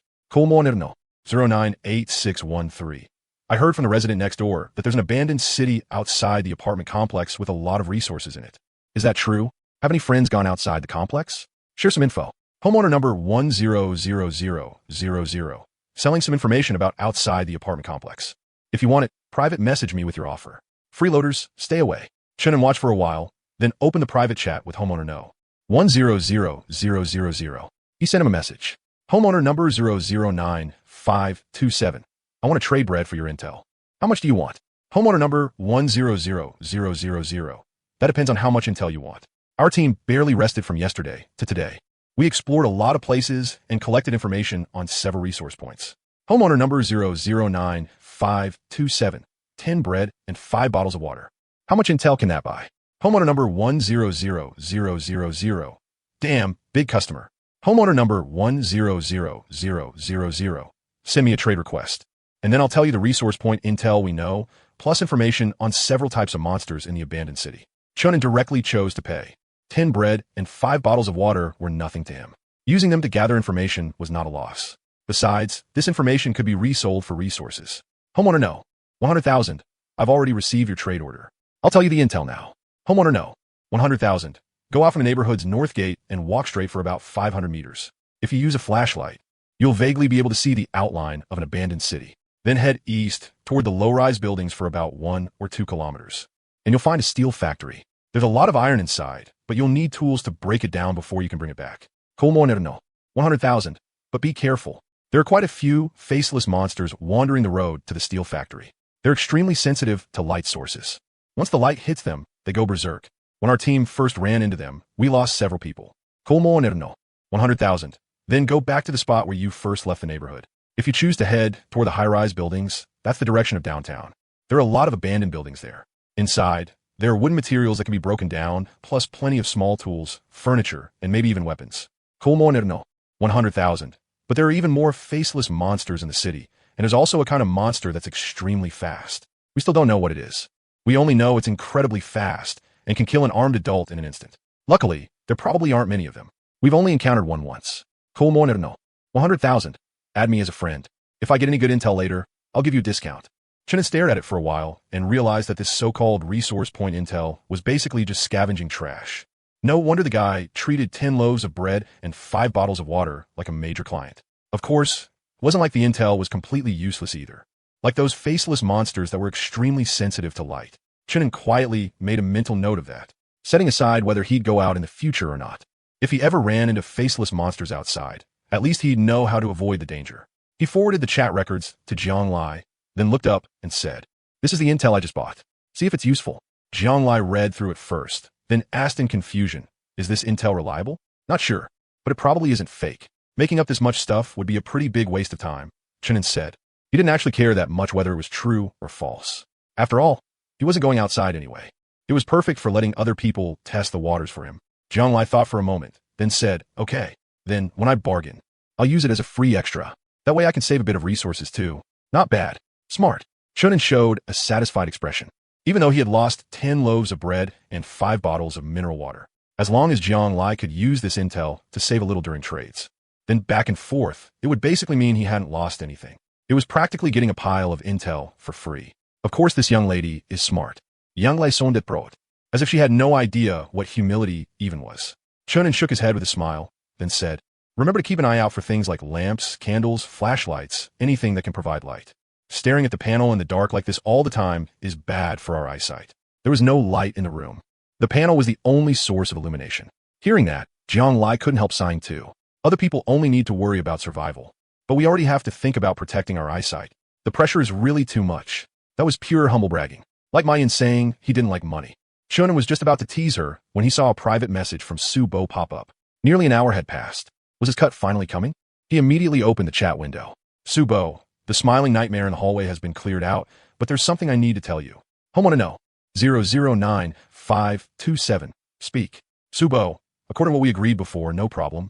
My team can give you 30% of the resources dropped from killing the smiling nightmare. I can decide that much. But the other teams, and those residents who didn't join any team, don't want to give you a cut. I can't persuade them either." After sending that message, Su Bo let out a sigh too. There was nothing he could do. He had some say within his own team. But the other teams and residents didn't listen to him. Those people weren't even willing to give up 10%. In their words, this guy never even left his room. So why should he get resources we risked our lives for? Subo had angrily argued back, but it was useless. Faced with life and death, he couldn't really blame other people for being selfish. Just a few silver coins might be enough to buy 1 day's worth of food. Colmo Nerno. 009527. It doesn't matter. I never made a deal with them in the first place. Subo. Good as long as you're not angry. Subo. Then can you come out so we can split the resources? When Chunin saw Subo's message, he became alert instantly. Come out? No way. Absolutely no way. That was way too risky. Even though Subo seemed like a decent guy, there was no guarantee he wasn't pretending. Maybe he wanted to lure him out and kill him. So Chunin turned his gaze toward Jianglai. I've decided. It's you. Jianglai, move out. Why are you staring at me? Don't tell me you're having some dirty ideas about me. Jianglai, who was busy checking the trading platform, sensed his gaze and suddenly looked at him with caution. It's not dangerous. I just need you to go out for a trip and get her spoils. Chunin said with a faint smile. Spoils? You mean your cooperation with Subo? Jianglai naturally knew about Chun An's cooperation with Subo. After all, Chun had spent half the day just knocking on doors earlier. She casually asked why, and that's how she found out about it. But she still couldn't help feeling speechless.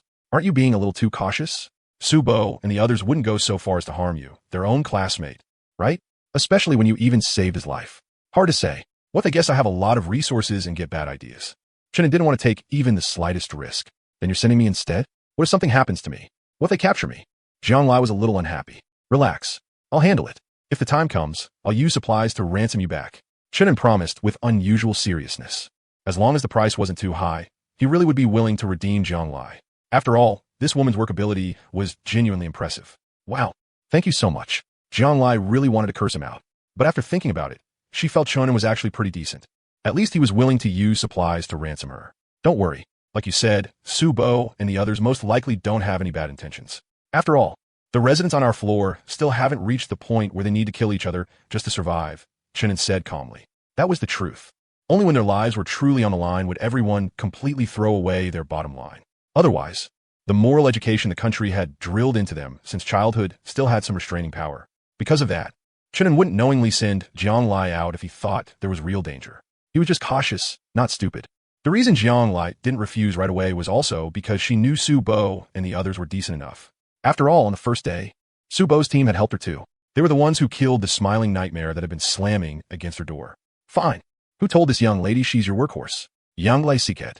Life was hard. Then she got up and stretched her somewhat stiff legs, straightened her clothes, and prepared to head out. Oh, right. If anyone asks, just say this room is yours. And take this dagger with you too. It can count as a way to defend yourself. As Chunin reminded her, he handed over the self-defense dagger he had bought earlier. He had already given her everything he should. If she really ran into trouble, then the only option would be to ransom her back. Okay. Jianglai took the dagger, feeling helpless for a moment. This damn sneaky man.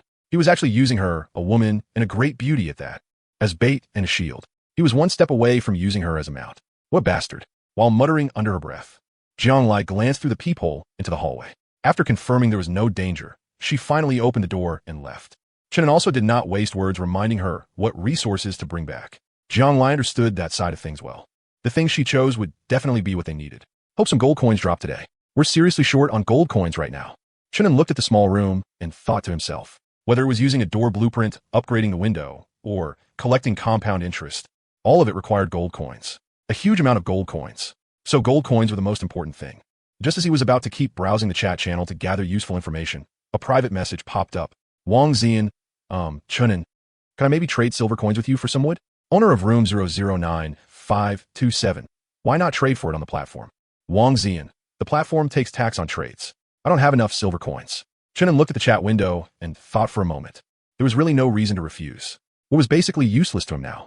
After all, upgrading and repairing the door and windows no longer required wood. And silver coins might be usable in the future to exchange for gold coins. Yeah, this trade wouldn't be a loss. Owner of room 009527. Sure. Then come to my room and we'll trade in person. When you knock, make sure no one else sees you. Wang Zian, Thank you, classmate Chunin. Chunin did not reject her thanks. This tiny bit of gratitude might come in handy someday. About 3 or 4 minutes later, knocking finally sounded at the door. Chunin looked through the peephole. Standing outside was Wang Zian, the bespectacled girl, acting all sneaky and looking around from side to side. Chunin opened the door and quickly let Wang Zian inside. He did not want to be seen. After all, his development speed was too fast. It was hard to say if that might stir up someone's greed. And there were all kinds of talents. There might even be a talent that could screw someone over just by seeing their face.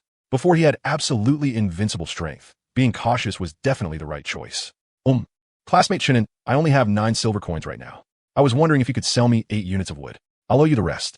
And I'll pay you back later, Wang Ziyan said awkwardly. After all, she had previously turned down Chun An's resident invitation. And now she had come asking for help twice in a row. It was honestly humiliating. But in order to stay alive, she could only throw away that worthless bit of pride. You're buying wood to upgrade your level 2 door, right? Why not buy in the shop? Shinnen asked. I already bought the 8 units of wood from the shop, and I used it all up in repairs just now, Wang Ziyan explained, pressing her lips together. If the shop had not refreshed with wood today, she would definitely already be dead. A level 1 door was just too fragile. You gathered enough gold coins to upgrade the door? How did you get them? Shinnen went straight to the point. That was what he was really curious about. Hadn't Wang Ziyan been short on gold coins before? She had even tried to borrow from him. But now she was suddenly taking out silver coins to buy wood and upgrade her door. That meant she had gotten gold coins. I found a resident to share rent with me. So now I have gold coins, Wang Ziyan explained. Oh, so she found someone to split the room with her. After learning that, Shinnen did not ask further. If it had been some other way of getting gold coins, he would have wanted in on it too. Fine. 9 silver coins for 8 units of wood. As Chun spoke, he directly initiated an empty trade order, with Wang Ziyan as the designated recipient. Thank you. Thank you so much, classmate Shinnen, Wang Ziyan said emotionally as she hurriedly took out the silver coins. She genuinely felt grateful to Chunin. She also felt ashamed of having asked him for help twice in a row, but she really had no other choice. She had also contacted classmates on the same floor whom she was on relatively good terms with, hoping to buy wood at a low price. But either they said they did not have any, or they said the price was too low and refused to sell. In the end, with no other option, Wang Ziyan gathered her courage and asked Chunin again. She had already prepared herself to be rejected. After all, no one's resources came for free. But she had not expected this. Chunin, this classmate who had never really interacted with her before, who had not even spoken to her more than a few times, had instead helped her out at a time like this. Did these silver coins drop from killing a smiling nightmare? Chunin asked as he played with the silver coins in his hand. Not me. It was my resident. She got them when she followed Su Bo's team and killed a smiling nightmare, Wang Ziyan said without hiding anything. She had quite a favorable impression of Chunin now.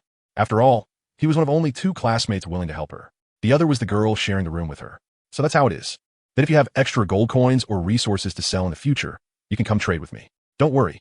The price I offer won't be lower than the market price, Chunin said. Wang Ziyan's talent was not weak in combat, and from the sound of it, her resident was very likely combat-oriented too. Then they would definitely kill monsters and go out exploring. Maybe they would get some good loot in the future. If there's any trade, I'll definitely come to you first. Wang Ziyan nodded seriously. Also, if the 2 of you can't survive anymore, you can choose to join my room. Chunin added. Wang Ziyan pressed her lips together and responded softly, somewhat gratefully. Only after experiencing despair could a person understand how beautiful hope was. Chunin had given her a way out, a path to survival. Then Wang Ziyan left. After Chunin locked the door again, a thoughtful look appeared on his face. The only reason Wang Ziyan survived today was pure luck. Even if she upgraded to a level 2 door, it still might not withstand tomorrow's smiling nightmare attack. And when that time came, Chunin would be able to take her in naturally, if he could recruit 2 residents with combat-type talents. Then in the future, he could have them go out and gather information from around the apartment complex for him. They might even be able to explore the abandoned city outside the complex. That was Chun An's ambition. The survival model of this world was obviously not something you could deal with just by lying low. The reward for going out to explore and killing monsters were extremely high. High risk meant high reward. But Chun wanted the high reward without paying the high risk. So controlling a few obedient residents and having them do the exploring was the best choice. Come to think of it, it's already been more than 10 minutes. Why isn't Jiang Lai back yet? Did she really get detained? Chunin subconsciously looked toward the door. Still, he had not heard any sounds of fighting or arguing. That proved Jiang Lai should be fine too. Nothing serious. So, Chunin sat back down in the recliner, took out 2 loaves of bread from his backpack, and started browsing the chat channel while eating. Tastes like chewing wax. He chewed the bread and frowned. His goal now was no longer just to fill his stomach. He wanted to eat well. He needed to get some rice, some meat, and ideally stir-fry a few dishes too. If he wanted to cook, he would need vegetables, meat, oil, seasonings, and the like. When Jiang Lai came back, he would have her keep an eye on the trading platform. Just as Chunin thought of that, there came a knock at the door. He went over and took a look. It was Jiang Lai outside. Speak up, Gao Gao, and Gao Gao Adi. Chunin opened the door and looked at Jiang Lai with a smile. How was the haul? 2 blueprints and 7 candles. As for the other useless resources, I cashed them all out and traded them for 2 gold coins and 44 silver coins. Jiang Lai casually shut the door behind her and started giving her report. Blueprints? What blueprints? Chun was instantly interested. She had actually managed to get 2 blueprints. Jiang Lai took out one of the blueprints and opened its info. Smart giant round bed blueprint. Effect: stamina recovery speed plus 25 per hour. Usage requirements: 5 gold coins, 5 wood, 2 iron blocks, 2 batteries, 4 springs. It's actually a bed? Seeing that blueprint, Chunin raised a brow. A bed was exactly the kind of furniture he badly needed right now. The recliner was comfortable. Sure, it was comfortable to sit in, and fairly comfortable to lie in too, but it was terrible for actually sleeping. After one sleep, it felt like his waist and back were about to snap, and even his neck ached and throbbed. What puzzled him, though, was this. Why did building this bed require springs and batteries? Was this bed even proper? Looking at the blueprint, Jiang Lai said, this giant round bed is nearly 3 meters across. Our room can barely fit it, but once it's placed, we won't even have room to stand, and it'll be right next to the toilet. The bed was huge, bigger than an ordinary double bed. Their room was only 12 square meters. Way too small. No rush. Let's gather the materials first. Once we have enough materials, the problem will solve itself. Chunin spoke calmly. He believed that since Su Bo could get a room expansion blueprint as a drop, then other residents definitely could too.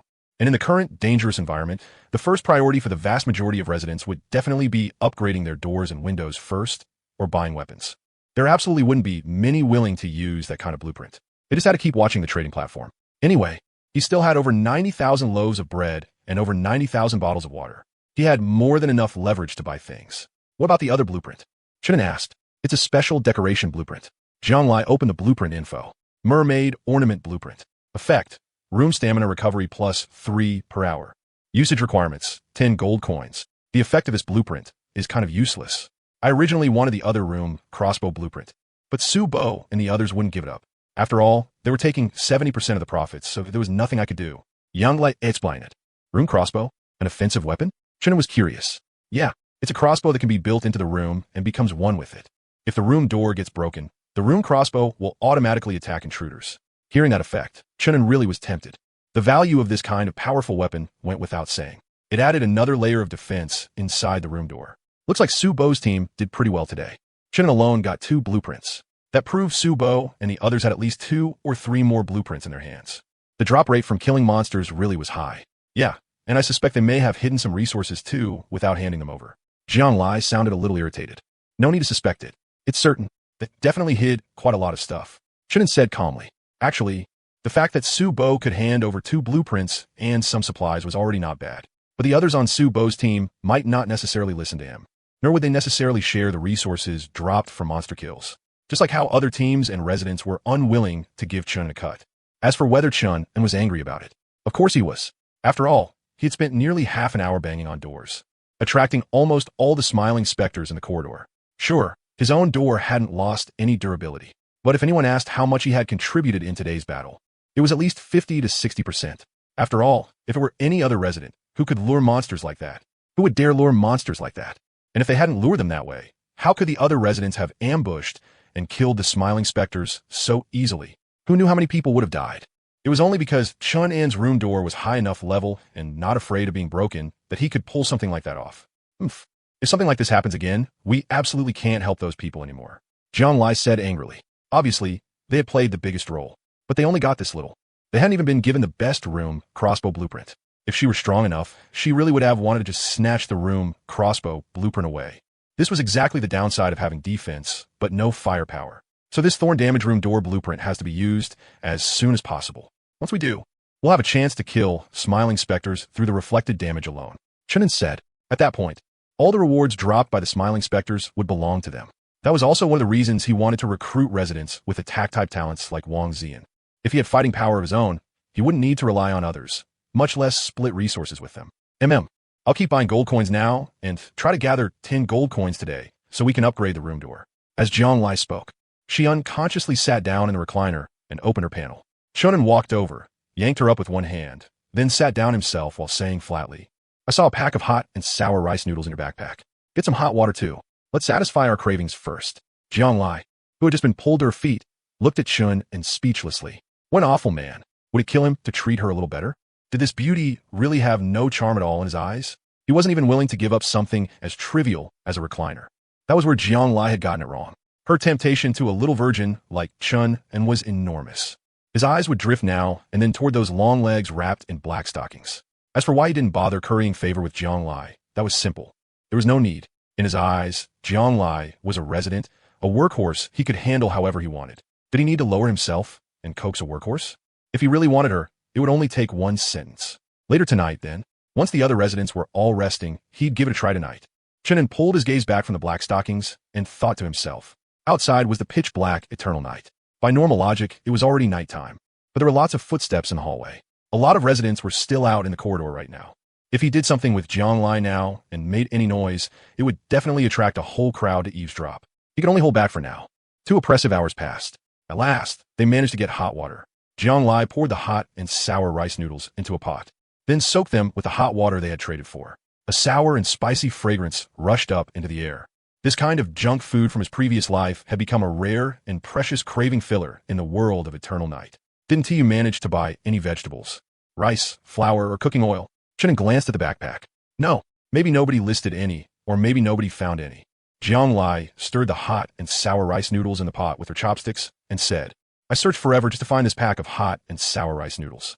It feels like there are very few kinds of food in this world. There are ISNT, even instant noodles. If we go too long without eating vegetables or getting protein, who knows if something will go wrong with our bodies. Hearing that, Chenin couldn't be sure either, but he felt like this world should have vegetables and things like that. It was probably just that nobody had put them up for trade yet. Since it's come to this, let us eat first. Chenin walked over and picked up the bowl and chopsticks on the table.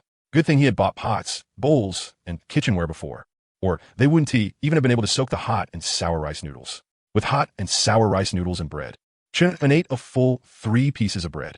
Jiang Lai ate 2 pieces too. After eating and drinking their fill, Jiang Lai went back to browsing the trading platform.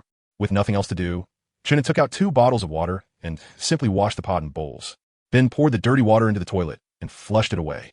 Having this toilet really did save them a lot of trouble. All right, that mermaid ornament blueprint can be put up for trade, Chenin said. Even though the ornament-S effect was magical, restoring stamina wasn't all that useful to him. After all, he didn't go out and fight, and his talent didn't consume stamina at all. He probably didn't even use up 1 point of stamina in a whole day. But for residents whose talents consumed stamina, the effect was still pretty decent. With faster recovery, they might be able to use their talents a few more times a day. Okay, I'll see if I can sell it. Jiang Lai nodded. Building the mermaid ornament required 10 gold coins. That was enough to upgrade a room door to level 4. Probably not many people would be willing to spend that. After browsing the trading platform for more than another hour, Jiang Lai leaned against the toilet and sighed. So far I've only managed to buy 1 gold coin. Gold coins are way too valuable right now. Some people open their mouths and ask for 50 bottles of water. That's just not worth it. Chenin thought for a moment, then said, then let us wait until tomorrow after the shop refreshes. If we still can't get gold coins, then we'll have to spend big and scrape together 10 gold coins to use the room door blueprint.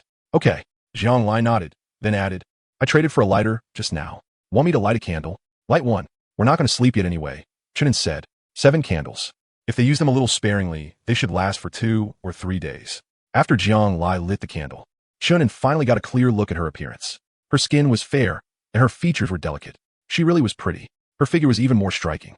Her waist was slim, her legs were long. Her chest wasn't too big or too small, just perfectly full. Classmate Chenin, why are you looking at me like that? Jiang Lai suddenly grew alert. Keep working. Don't slack off, Chenin said flatly, pulling back his gaze. Jiang Lai stiffened. Her fists stiffened. What a damn jerk of a man. Time passed quickly. In the blink of an eye, several more hours had gone by. A notification suddenly popped up. Today's monster invasion has ended. This notification appeared as a pop-up window. Both Chun and Jiang Lai saw it. The two of them instinctively looked at each other. Had 7 hours really already passed? It seemed like the pressure of survival wasn't actually that great. Mostly because their room door was sturdy enough, which was why things had been this easy. At the same time, Chun and S panel suddenly vibrated. It was a private message. Wang Zian, classmate Chenin, do you still have any gold coins? I want to trade a blueprint with you. Room owner number 009527. What blueprint? Soon after, a blueprint info panel was sent over. Smart refrigerator blueprint. Effect, preservation, freezing, ice making. Usage requirements, gold coins 8, iron blocks 5, electronic component 1, batteries 2. A refrigerator? This thing doesn't seem useful. Feels like this blueprint isn't worth much. Jiang Lai saw the blueprint too and gave a reasonable evaluation. They didn't have any food that needed preserving or freezing. As for making ice, the weather outside was on the cool side right now, so they didn't need ice to cool off. And their room space was already cramped. If they added a mostly useless refrigerator, it would feel even smaller. And the requirements to build the refrigerator are kind of a lot too. Batteries and electronic components are both pretty rare items. I want to be able to gather them in a short time, and as for gold coins, there's no need to even mention that. Jiang Lai emphasized it again. She was a little worried Chun would get lured in by Wang Ziyan and waste money buying a useless blueprint. I know, Chun replied casually, then continued typing to communicate with Wang Ziyan. Room owner number 009527. How many gold coins do you need? When Jiang Lai saw that line from Chunin, the corner of her forehead twitched. This damn man, was he even listening to her? So he really had been charmed by her after all. Even though Wang Ziyan looked decent enough, she was nowhere near as good-looking as her. With a great beauty like herself right beside him, he still ran off to fawn over someone else. Men really were all fickle, lustful bastards. Wang Ziyan, we're still short 4 gold coins to upgrade our room door to level 3. They were already upgrading to a level 3 room door? Chun was a little surprised. Where had Wang Ziyan and her residents scavenged so many supplies from, including this blueprint? Since he was thinking about it, he asked directly. Room owner number 009527. You've already gathered enough iron blocks? Wang Ziyan, we just got back from outside the residential complex and found some iron blocks. Room owner number 009527. Did you find the blueprint outside the residential complex too? Wang Ziyan, we got it as a drop after killing a faceless monster, and it also dropped 1 gold coin. Chun was a little shocked. Faceless monsters outside the residential complex could drop items too, and the drop rate was that high? The drop rate for gold coins was extremely low. Today, Su Bo and the others had cleared more than 100 smile rates on this floor, and altogether they had probably only gotten a few gold coins. After thinking for a bit, he sent a message. Room owner number 009527. I only have 2 gold coins on hand right now. Under Jiang Lai's purchasing efforts, Chen actually already had 5 gold coins in hand. But of course he wouldn't tell the truth, much less take them all out to trade for a blueprint that wasn't very useful at the moment. Wang Ziyan. Then let me discuss it with my resident. She asked the one who got the blueprint drop. Room owner number 009527. It's fine. Take your time discussing it. Wang Ziyan, As soon as Chun closed the chat at her face, he heard a disdainful snort from beside him. What a shameless woman. I thought she was so reserved. Chun looked at Jiang Lai, who was inexplicably snorting through her nose, and said with some amusement, how is she shameless? When we invited her to join our room before, she wouldn't come. But now the moment she runs into danger, she comes looking for you and wants to take advantage of us. You're not her boyfriend, so what gives her the nerve to be that thick-skinned? Isn't that shameless? Jiang Lai's hostility toward the glasses girl was very strong. Chun smiled faintly and explained, but she didn't really take advantage of me. Did she? The first time she borrowed gold coins from me, I refused. The second time, when she bought lumber, I took a small loss. But if you count the handling fee, it was basically no loss at all. Besides, my main goal was to win her over. Using a few pieces of lumber that were useless to us to win over 2 residents with combat talents was absolutely worth it. Just like now, the moment she got the blueprint, she came straight to us to trade. That's the benefit of winning people over. You're only okay with taking a loss because she's a woman. Zimsty badly. Yang Lai snorted. Looks like you're asking to get hit. Chun raised a brow. He realized Jiang Lai was being a little too stingy. Or rather, she was specifically stingy toward Wang Ziyan. Simp. Jiang Lai curled her lip, her eyes full of disdain. That did it. Chun's fists were getting itchy. If I bought this refrigerator blueprint for 2 gold coins, it'd definitely be a huge profit. Just because we can't use a refrigerator now doesn't mean we won't need one later. You need to think long-term. We're not just living for these 2 days. We might have to survive in this world for the next several decades. He explained patiently. That was the truth. Who knew how long they would have to survive in this hellish world? Who knew if the weather might suddenly turn hot next? If it really did, then a refrigerator that could make ice would be worth far more than a mere 2 gold coins. Chunin, you know why simps are simps? Because after taking a loss, they make up reasons for themselves and still think they profited. Jiang Lai said righteously. Damn it. Chunin was really angry now. This nasty woman really didn't know her place. Chunin stood up and walked over with a dark expression. What are you trying to do? Don't tell me you got triggered. Jiang Lai tried to back away, but there was a wall behind her. Yeah, I got triggered. So guess what happens next? Chunin rubbed his fists. Then he moved indirectly. My mind got broken, so your body is getting broken too. No, don't hit me. I was wrong. I really know I was wrong. Jiang Lai hurriedly started begging for mercy, but it was already too late. Even though their strength stats were the same, this was Chun An's room. He could easily suppress a resident. You don't know you were wrong. You just know you're about to get beaten. Then, the residents in the hallway heard a series of smacking sounds and a woman's laughter. That laughter sounded like she was laughing herself out of breath. Damn, Jiang Lai and her resident are playing that wild? Subo happened to pass by and heard the smacking sounds instinctively looking toward that steel door. He knew the homeowner was Jiang Lai. He also knew there was more than one person in the room. To be honest, Su Bo was a little jealous. Jealous of that lucky bastard for actually getting to fool around with Jiang Lai. Jiang Lai was so pretty, and her talent was strong too. He had just tried to invite Jiang Lai into his team, but she turned him down. Damn it. Stop, don't do it anymore. I really know I was wrong. I won't use that sarcastic tone with you again.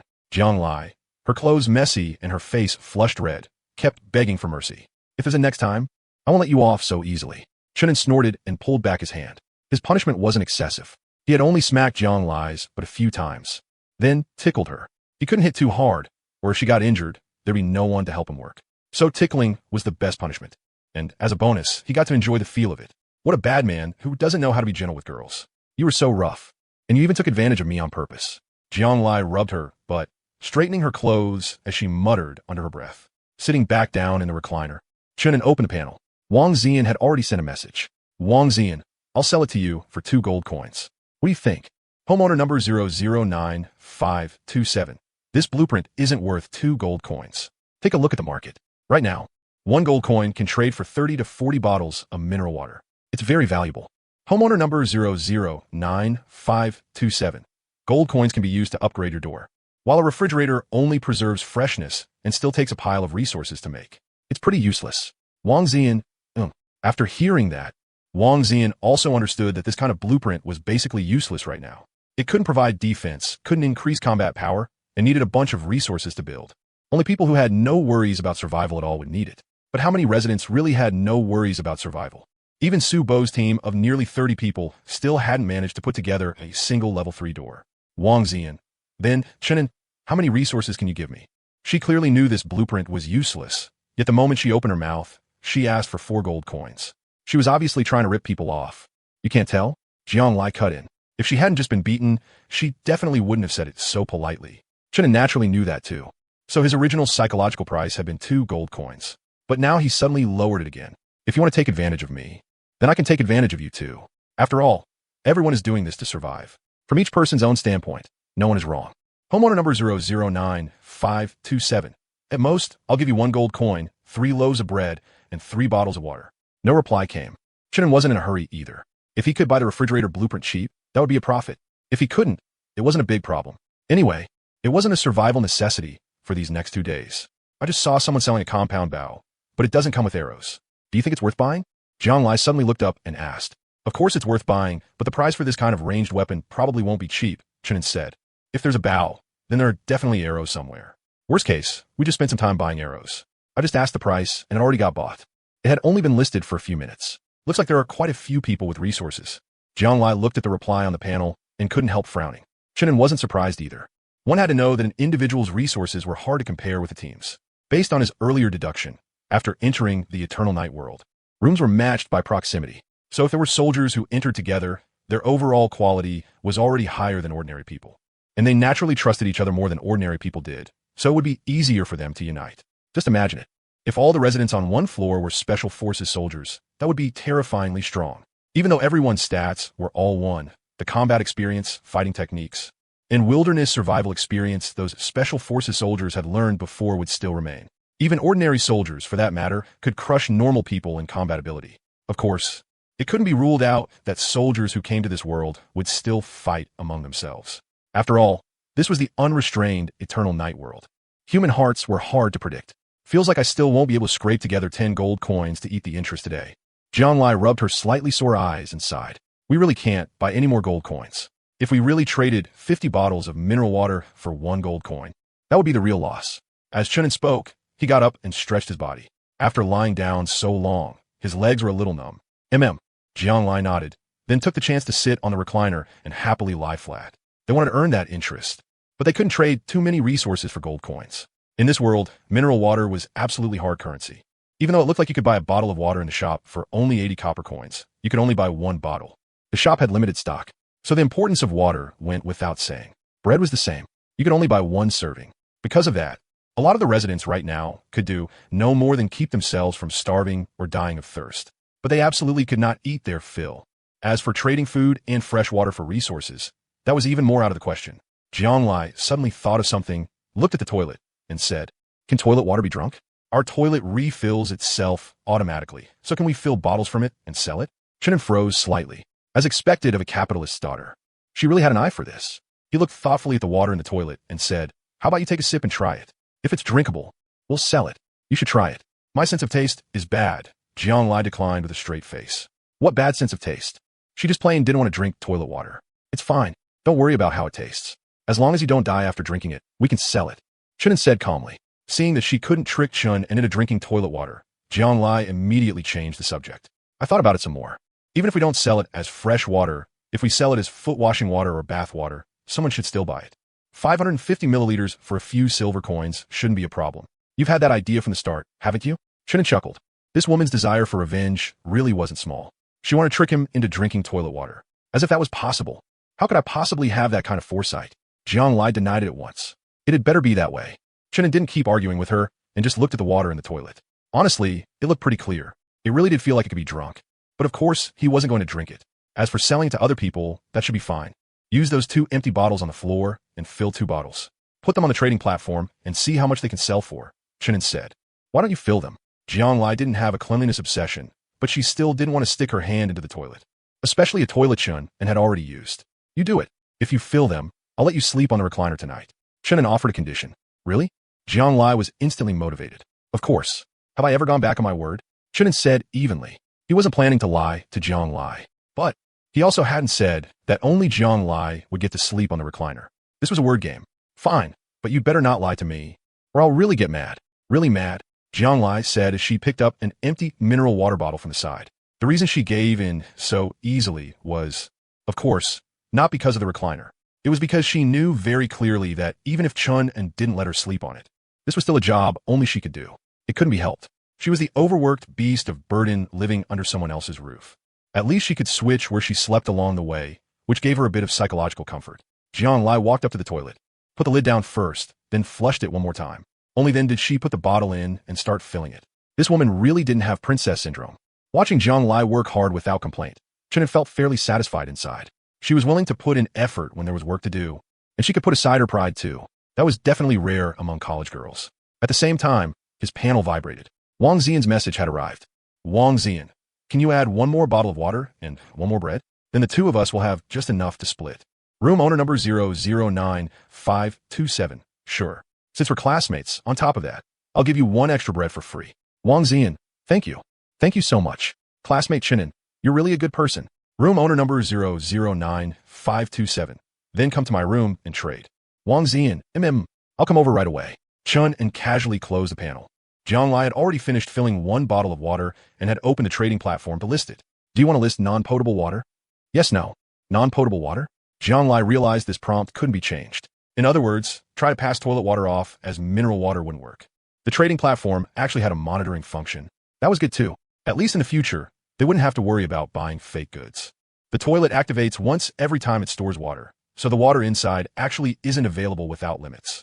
If it activates too many times, the toilet might run out of power, Jianglai said as she looked at Chunin. "We used a battery when we built the toilet, which proves it runs on electricity.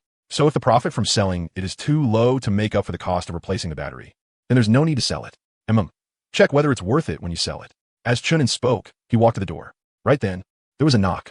He looked through the peephole, confirmed it was Wang Xian, and opened the door. 1 gold coin for bottles of water, 5 breads. Chun and handed the things over to Wang Xian. After putting them in her backpack, Wang Xian also handed over the blueprint. At the same time, her gaze unconsciously shifted toward Jianglai, who was currently filling water from the toilet. There was actually a toilet in Chun An's room. And why was Jianglai filling water from the toilet? Wait, the bottles of water in my hand. Don't tell me they were filled from the toilet too? Wang Xian looked like she wanted to say something, but hesitated. Chunin saw what she was thinking and said lightly, "Don't worry. The bottles I gave you are clean mineral water. If you don't believe me, you can list them on the trading platform and take a look. There'll be a prompt." Oh, that's good. Wang Xian let out a sigh of relief. Even if toilet water might also be drinkable, not seeing it come from the toilet and seeing it with your own eyes were completely different feelings. "Then I'll head back first. The resident and I are planning to go out of the neighborhood one more time and see if we can gather some more resources. Be careful." Chunin nodded lightly. Naturally, he was happy to say this kind of cheap, pleasant-sounding line. It didn't cost anything, after all. He could also build a little goodwill and set up the image of himself as a kind and generous good person. Sometimes, this kind of positive persona could have miraculous effects. Thank you. Classmate Chun and Wang Ziyan left. Then Jiang Lai's mocking voice drifted over. Thank you. Classmate Chun and looked at Jiang Lai, helpless and amused. It really took some talent for her to imitate that nasty tone so well. Why are you so hostile toward Wang Ziyan? Because classmate Chun is such a good person, Jiang Lai continued in that mocking tone. She had learned that line from Wang Ziyan too. Earlier, she had already seen the chat between Chun and Wang Ziyan. Is your butt itching again? Chun rolled his wrist.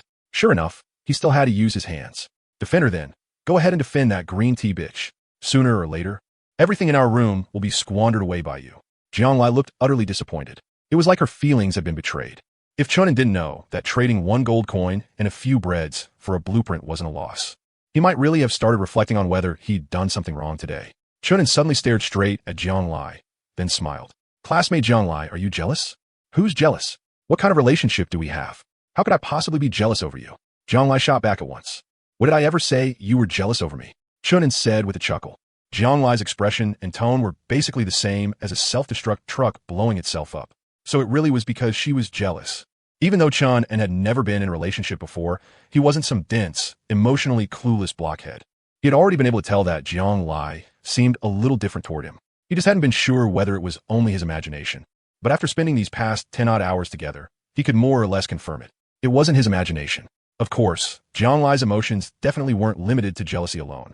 It was just that Chun had never studied psychology, so he couldn't fully see through her. You're so narcissistic. How could a lady like me possibly like you? Jiang Lai said disdainfully, though the tips of her ears were a little red. Of course, with only that tiny bit of redness, Chun couldn't see it. As for whether Jiang Lai had any favorable impression of Chun, she definitely did. Otherwise, she wouldn't have agreed to become his resident. Wanting to stay alive was one reason, but more importantly, she didn't dislike Chun. And the reason she didn't like Wang Ziyan was because Wang Ziyan had said today that she was conservative, which made Jiang Lai lose face. If Wang Ziyan not wanting to join a boys' room meant she had a conservative personality, then didn't that make Jiang Lai joining a boys' room seem promiscuous? On top of that, Wang Ziyan had shamelessly borrowed gold coins too, which made Jiang Lai even more annoyed. Of course, the most important thing was that she saw Chun treating Wang Ziyan very well. It felt like he treated Wang Ziyan even better than he treated her. That made her feel extremely uncomfortable inside. She, a great beauty, was giving herself wholeheartedly, yet Chun wouldn't even spare her a glance. Instead, he was eagerly fawning over some other woman. A two-timing bastard, eating from the bowl while eyeing the pot. It was really infuriating. But the problem was that she was just a workhorse, and she had no right to stop him. All she could do was vent with her words. Thinking of that, Jiang Lai suddenly had an idea, right? Why did she have to be so reserved and insist on waiting for Chun to take the initiative? If she were a little more proactive and just took him down directly, wouldn't that make her the mistress of the room? Then if that green tea Wang Ziyan dared come over and take advantage again, Jiang Lai would be able to drive her away openly and justifiably. Thinking of that, Jiang Lai suddenly stared straight at Chun and student Jiang Lai. What's with that wolf-like look in your eyes? Chun suddenly became alert. This woman had been firmly denying that she liked him 1 second ago, and the next second her expression had suddenly become this ambiguous. Had she figured it out? Chun, do you want to touch my leg? Jiang Lai lightly tugged at her denim shorts with one hand and deliberately stretched her long black-stockinged leg a little closer to Chun. She had figured it out. They were already living together anyway, so something happening between them was only a matter of time. Since it was going to happen sooner or later, why couldn't it happen sooner? That way she could obtain the status of the room's mistress 1 step earlier. Then she'd have a reason to drive away other wild women. Chun looked at that long black-stockinged leg and unconsciously raised an eyebrow. He had originally been thinking that if he wanted something to happen with Jiang Lai tonight, he would still have to put in some effort. He hadn't expected her to take the initiative first. It was a little unexpected, but at the same time, it also felt perfectly reasonable. Jiang Lai had always been a very rational woman. Just from how decisively she had chosen to join his room earlier, her personality was obvious. Girls like Wang Ziyan, the hesitant type, would only make that kind of choice after experiencing true despair. But Jiang Lai could foresee the consequences in advance and persuade herself to accept them. With that kind of rational and decisive personality, even if she had never met Chun, her chances of surviving in this world would still have been better than most people's. Since you're sincerely inviting me, then I won't hold back. Chun wasn't some impotent Liu Xiaohui. He wouldn't refuse a beauty delivering herself right to his door. What's more, no matter what schemes or thoughts Jiang Lai had, with her current status as a resident, there was no way for her to harm him. Since that was the case, what was there to hesitate over? Chun-En's hand directly landed on her soft black stocking thigh. The feel really was nice. His breathing also became a little hurried. After all, he was still just an innocent boy. blow out the candle first. Jianglai's cheeks turned red. Her heartbeat quickened uncontrollably. She pulled free from Chun'an's hand, went over to blow out the candle, and then closed her own panel. The room fell into complete darkness. And then Chun'an became even less restrained about that wolf-like hunger of his. Wait, don't tear it. Jianglai still wanted to say something. But then there was only a ripping sound, as if something had been torn apart. Intimate sounds echoed out. The recliner creaked and rocked. Jianglai, didn't you brush your teeth today? Chun'an rubbed one thigh with one hand and wiped his mouth with the other. He shouldn't have kissed her just now. There was a smell. I don't even have a toothbrush, so of course I didn't brush them. Being disliked like that, Jianglai pouted a little unhappily, then shifted her position. The space on the recliner was too small. The two of them had both been uncomfortable while messing around just now. So Chun'an stood up, found his shorts, and put them on while opening his backpack to check his current supplies. He wanted to see whether he could make the large round bed first.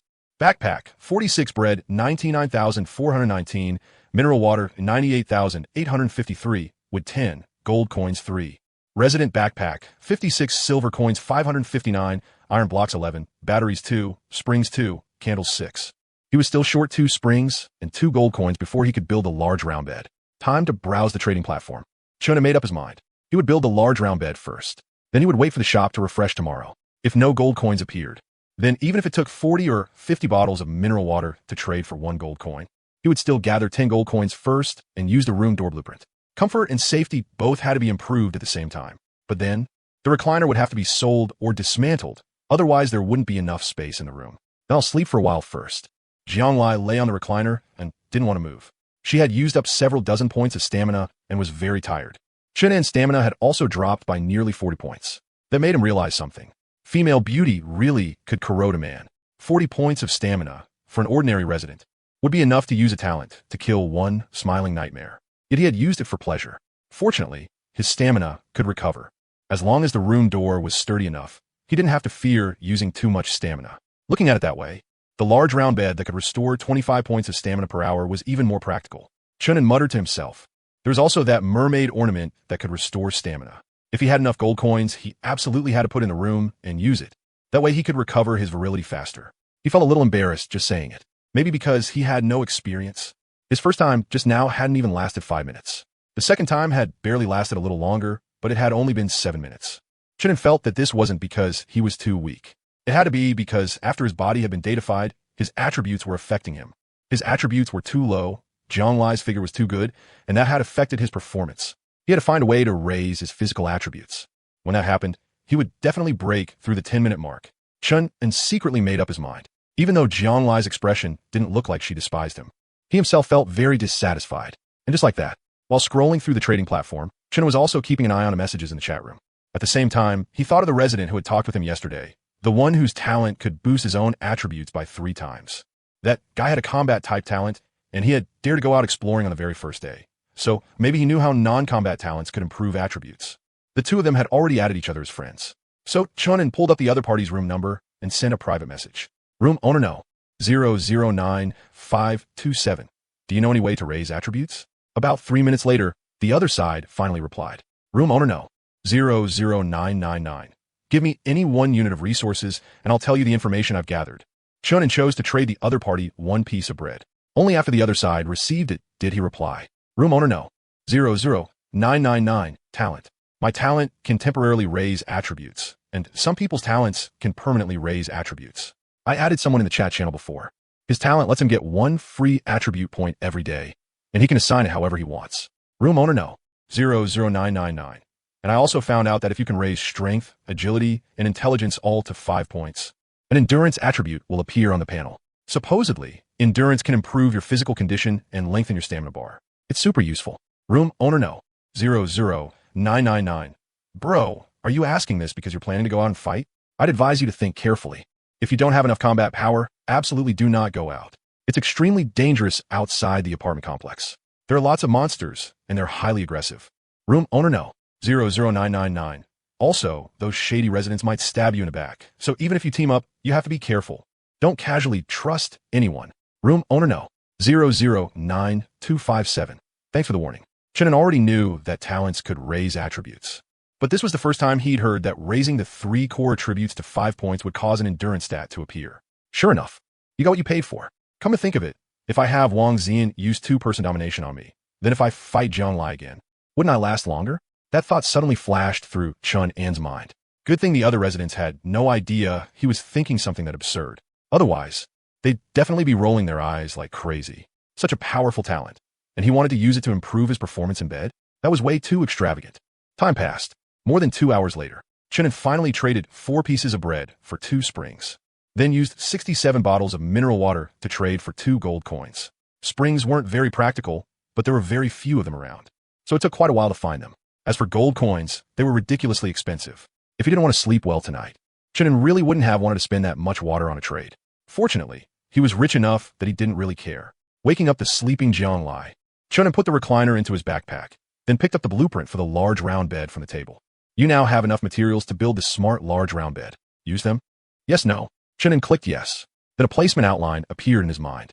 He adjusted it for a while and barely managed to leave a one-person wide path from the door to the toilet before choosing to place it.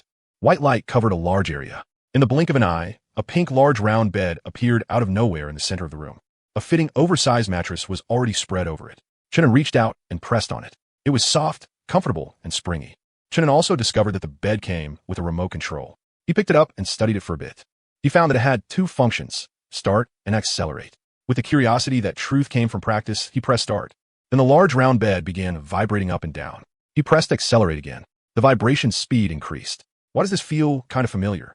The corner of Chun An's eye twitched, and he subconsciously looked at Jiang Lai. What indecent bed, Jiang Lai muttered, then pounced onto it, lying sprawled across it with a blissful expression. The bed is so comfy, even though it's not as good as the big bed at my house. Being all soft like this is really nice too. Chun An, meanwhile, opened the comfort stat and took a look. Room comfort, 15. Putting away the recliner had reduced comfort by 3 points. But the smart large round bed directly provided 9 comfort points. This trade was definitely worth it.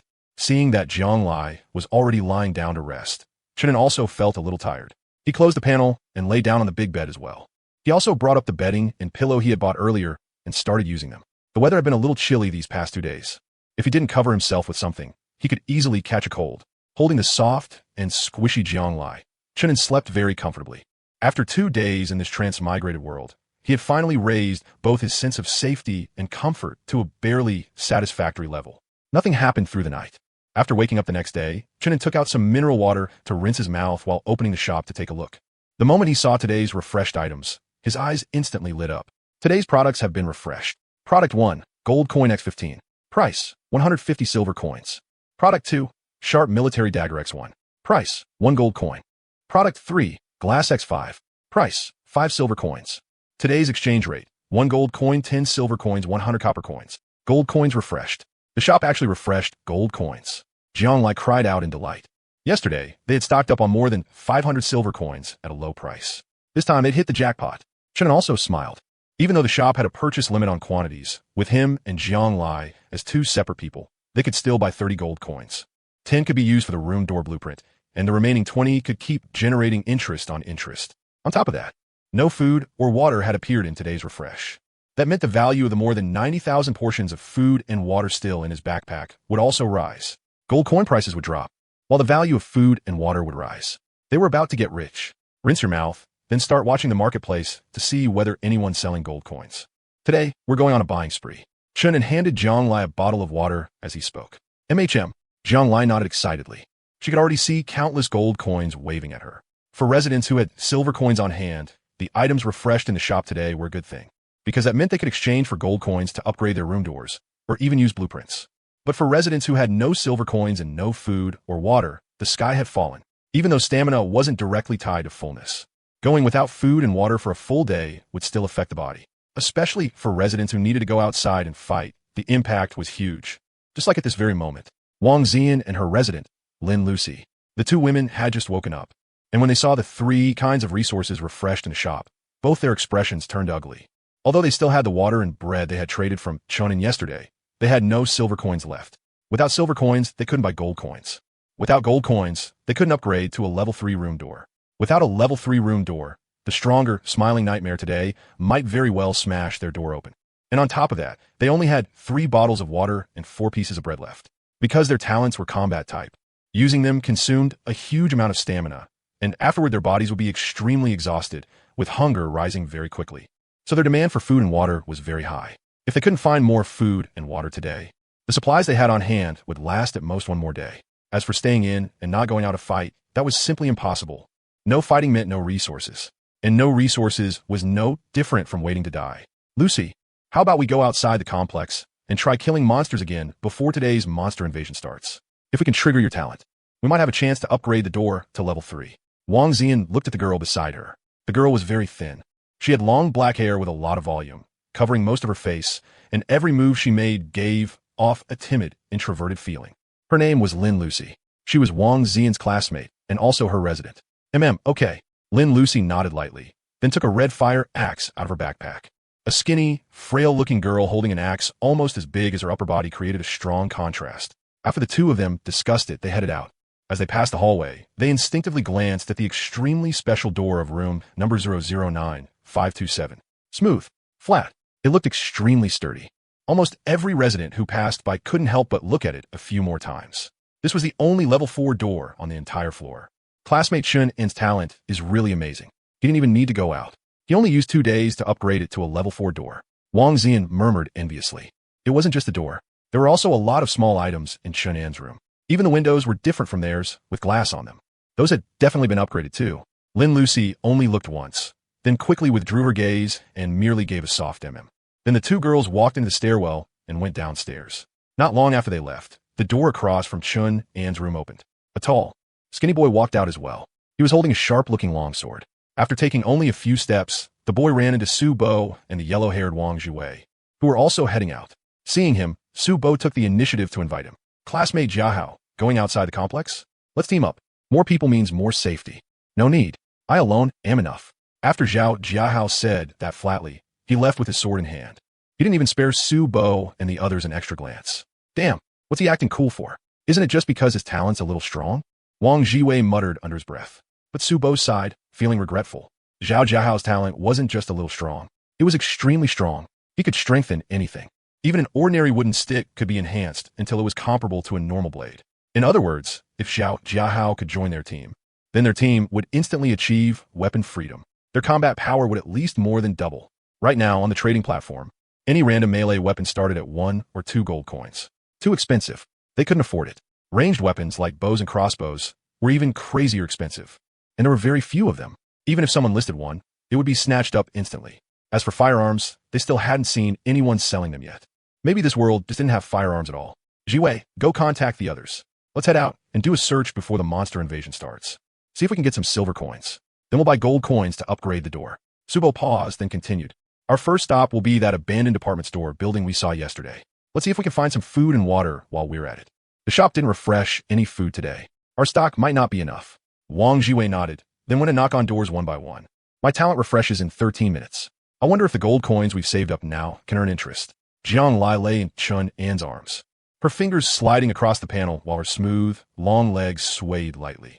She'll be fine. Chun An stroked her leg with one hand and said, I'll contact Wang Xian.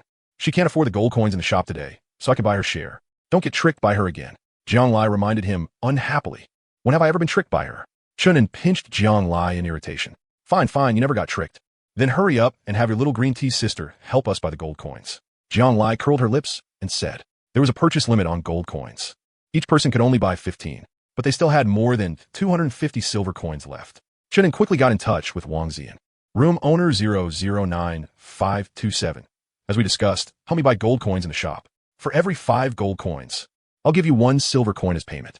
Wang Xian, but I can only help you buy at most 25 gold coins. I need to keep 5 gold coins to upgrade my door. Room owner 009527. That's fine. Come trade in my room. Wang Xian, I'm still outside the complex. It might take 1 or 2 hours before I get back. Can we trade after I return? Chun An frowned. If that was the case, then they wouldn't be able to benefit from compound interest today. Going through the trading platform wouldn't be worth it, because 25 gold coins would have 15% tax deducted, which meant a deduction of 3.75 gold coins. Even if he only moved 20 gold coins, the interest would only give him 4 gold coins. Back and forth like that, he wouldn't earn a damn thing. Yang Lai, who was resting her head on Chun An's thigh, saw the content of their chat and instinctively raised her pretty brows. If a resident dares go in and out of the complex this often, then your little green tea sister's talent must be very strong. Chunin couldn't be bothered correcting Jiang Lai's name for Wang Zian and instead said, I've transferred all the gold coins into your backpack. Check whether the interest came in. Jiang Lai didn't keep joking around and instead looked at her own panel. The talent countdown had just ended. Money makes money. Level 1, you will directly obtain 12 gold coins. After that, every day, if the number of gold coins you have exceeds 10, you will gain an additional 2 gold coins in interest, increasing from there. The more principal you have, the more interest you will earn. If you have fewer than 10 gold coins, then you will receive 1 guaranteed gold coin per day. Today's interest has refreshed. You currently have 30 gold coins. You will receive an additional 6 gold coins in interest, which have been automatically placed in your backpack. 30 gold coins get 6 gold coins in interest. So this really is the right way to make money. Jiang Lai happily rubbed against Chun En's thigh. This feels way too good. Getting something for nothing really is satisfying.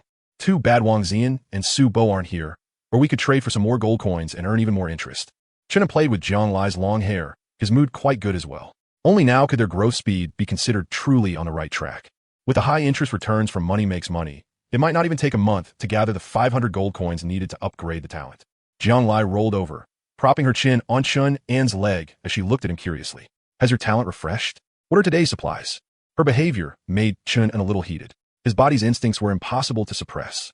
He almost sprang right into Jiang Lai's face. So horny. Jiang Lai's face reddened a little, and she reached out to grab it once. Stop messing around. We've still got important business today. Chun En held down her hand. Then opened the panel. I alone reign supreme. Level 1, you will automatically bind everyone in the residential complex you are in, as long as they remain alive. Every day, you can obtain 1 random reward from each person.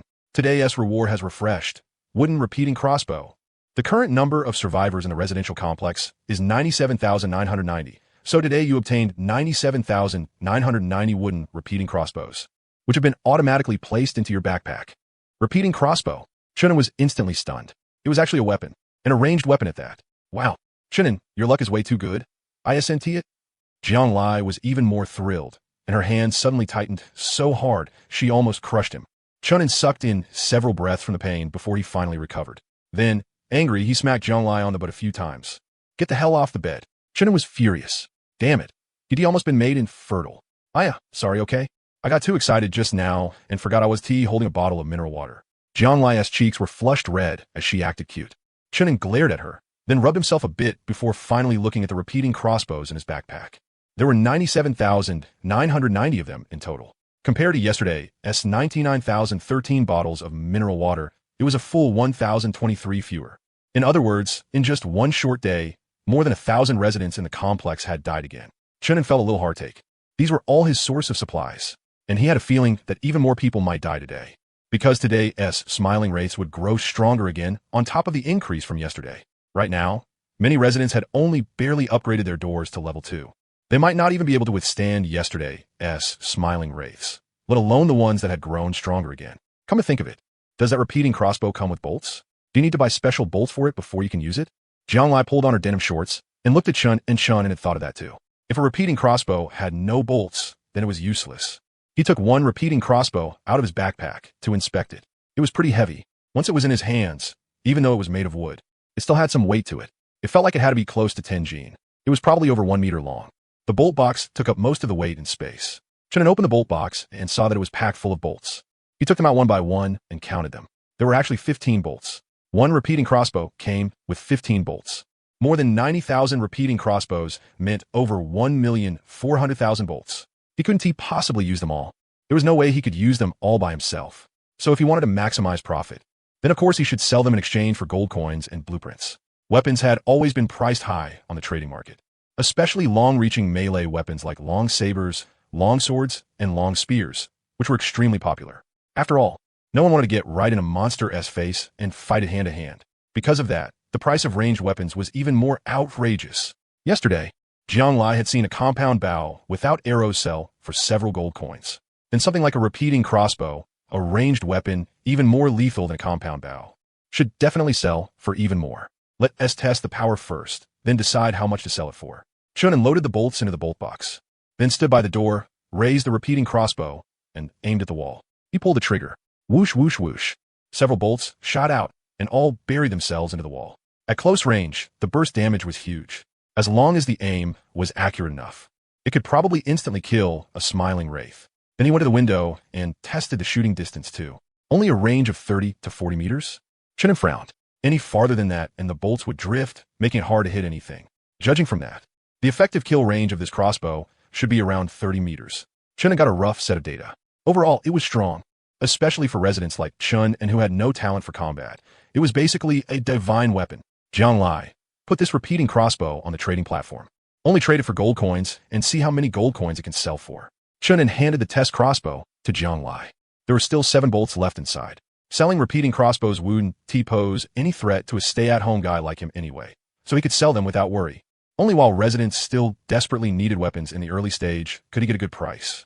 If firearms showed up after a while, then the price of cold weapons would definitely crash. It'd be great if this crossbow could be modified into the kind of repeating crossbow used by the military. Chun had seen military bows and crossbows before. Their effective kill range could reach 400 to 500 meters. It was downright absurd. Even ordinary handguns usually didn't have that kind of lethal range. Wow, the repeating crossbow I just listed got instantly bought the moment it went up. Jiang Lai's shocked voice came over. That fast? How many gold coins did it sell for? Chun was a little surprised. It felt like only enough time for a single thought had passed, right? At most 10-something seconds. And a repeating crossbow had already been bought. 10 gold coins. A full 10 gold coins. Jiang Lai said excitedly. Huh? Chun was shocked too. This thing could actually sell for 10 gold coins? You gotta be kidding me. I listed it at 10 gold coins just to test whether their DB customers are trying to haggle with me. My expected price was around 6 gold coins, but I didn't expect that the moment I posted it, someone bought it directly without even bargaining. Jiang Lai also found it a little hard to believe. She had thought the repeating crossbow would be very valuable, but she hadn't expected it to be valuable to this extent. 10 gold coins. That was already enough to upgrade a door to level 3.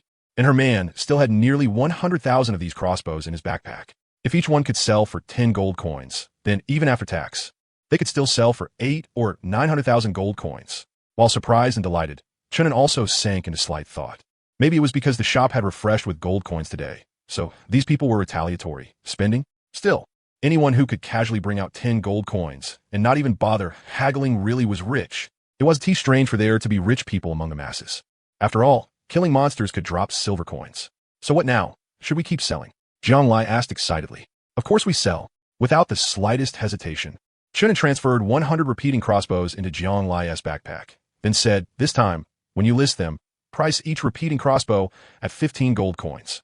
Or trade them for blueprints, because this batch of repeating crossbows comes with 15 bolts inside, so they should logically be more expensive than before. Of course, you can lower the price appropriately, since there probably aren't that many people who can casually take out more than 10 gold coins. Listing them high is just a tactic to attract customers. Leave the selling to me and just relax. We definitely won to lose out. Before Jiang Lai had even finished speaking, her hands were already moving. One repeating crossbow after another was listed on the trading platform. She listed 5 first. She couldn't put up too many at once, or flooding the market would cause the price of repeating crossbows to drop. Things are precious because they're rare. Today, that's going to be a windfall. Chun had a feeling. Today, he might be able to rake in 200 gold coins.